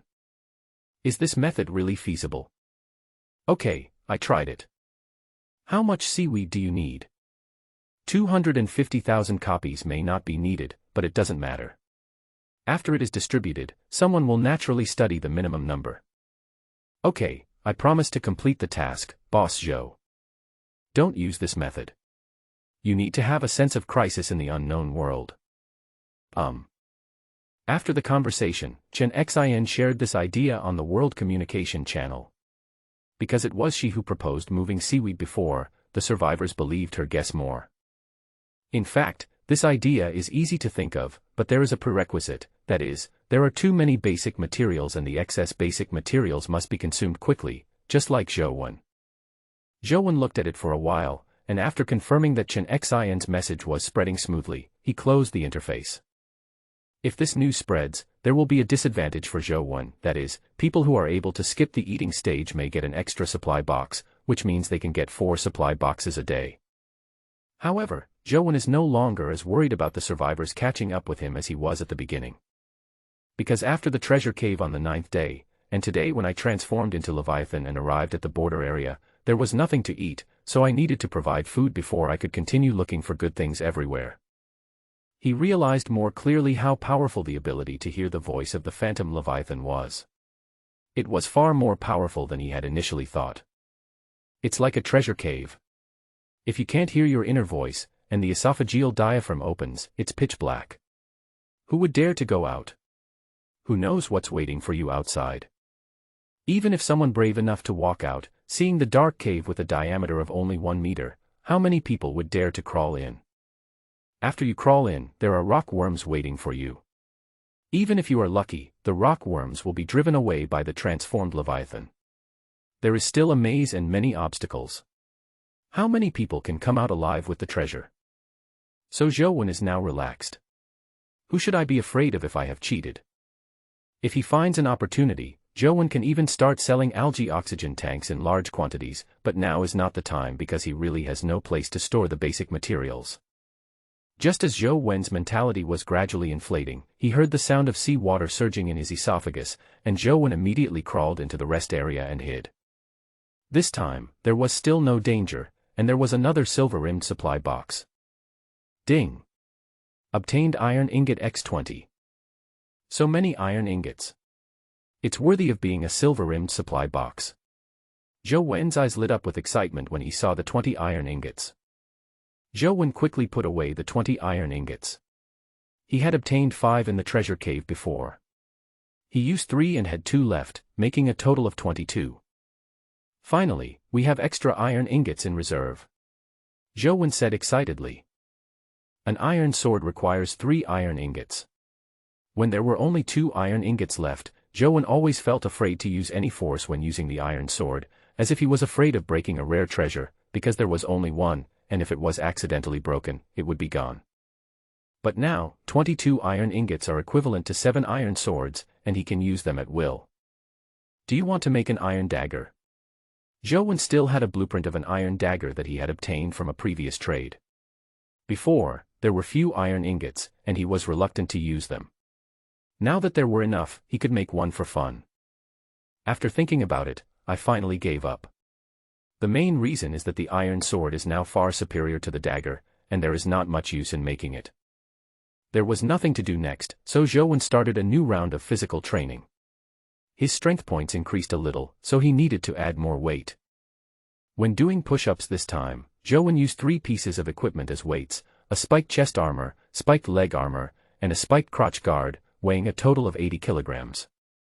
However, Zhou did not wear all the equipment. After all, push-ups mainly exercise the strength of the arms and abdomen. Wearing the spiked leg armor on the legs puts the weight on the lower body, which is definitely not very effective. Therefore, Joan placed the spiked leg armor and spiked crotch guard on his back as counterweights, and did push-ups while wearing the spiked breastplate. After doing one, Joan clearly felt the pressure, which showed that this weight could have a training effect, so Joan continued to exercise. After doing 100 of them, a private message came. Joan was a little tired, so he took a break. He opened the private message and found that it was from Zhu Juanyang, the president of the Leviathan Guild. "Hello, Sir. What can I do for you? It's like this, I looked at the World Trade Channel and saw that you put 9 pieces of mirror-skinned barracuda meat on the shelf 2 days ago for the trading equipment slot. Oh, you have equipment slots, but want to increase the price." Joan reacted immediately and thought that Zhu Juanyang wanted to use the equipment bar to exchange for more mirror-skinned barracuda meat. This was negotiable. After all, for Joan, the equipment bar was far more useful than mirror-skinned barracuda meat. "No, I want to ask you if we can trade in a different item. Our guild wants to get these 9 pieces of mirror-skinned barracuda meat." Zhu Juanyang did not ask about the equipment bar. After all, even if he asked Joan, he might not tell him. Besides, the name of the equipment bar was straightforward enough.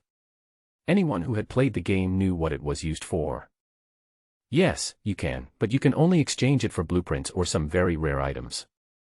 The mirror barracuda meat has been on the shelf for 2 days, but no one is trading it. It may be because it is too rare, or the survivors may have used it themselves after getting it. In this case, it is better to exchange it with Zhu Juanyang for something valuable. Boss, I actually have a trading method that is more beneficial to you." "What method?" The leader of the Survivor Guild just proposed an idea to let the transmogrified Leviathan skip the feeding stage.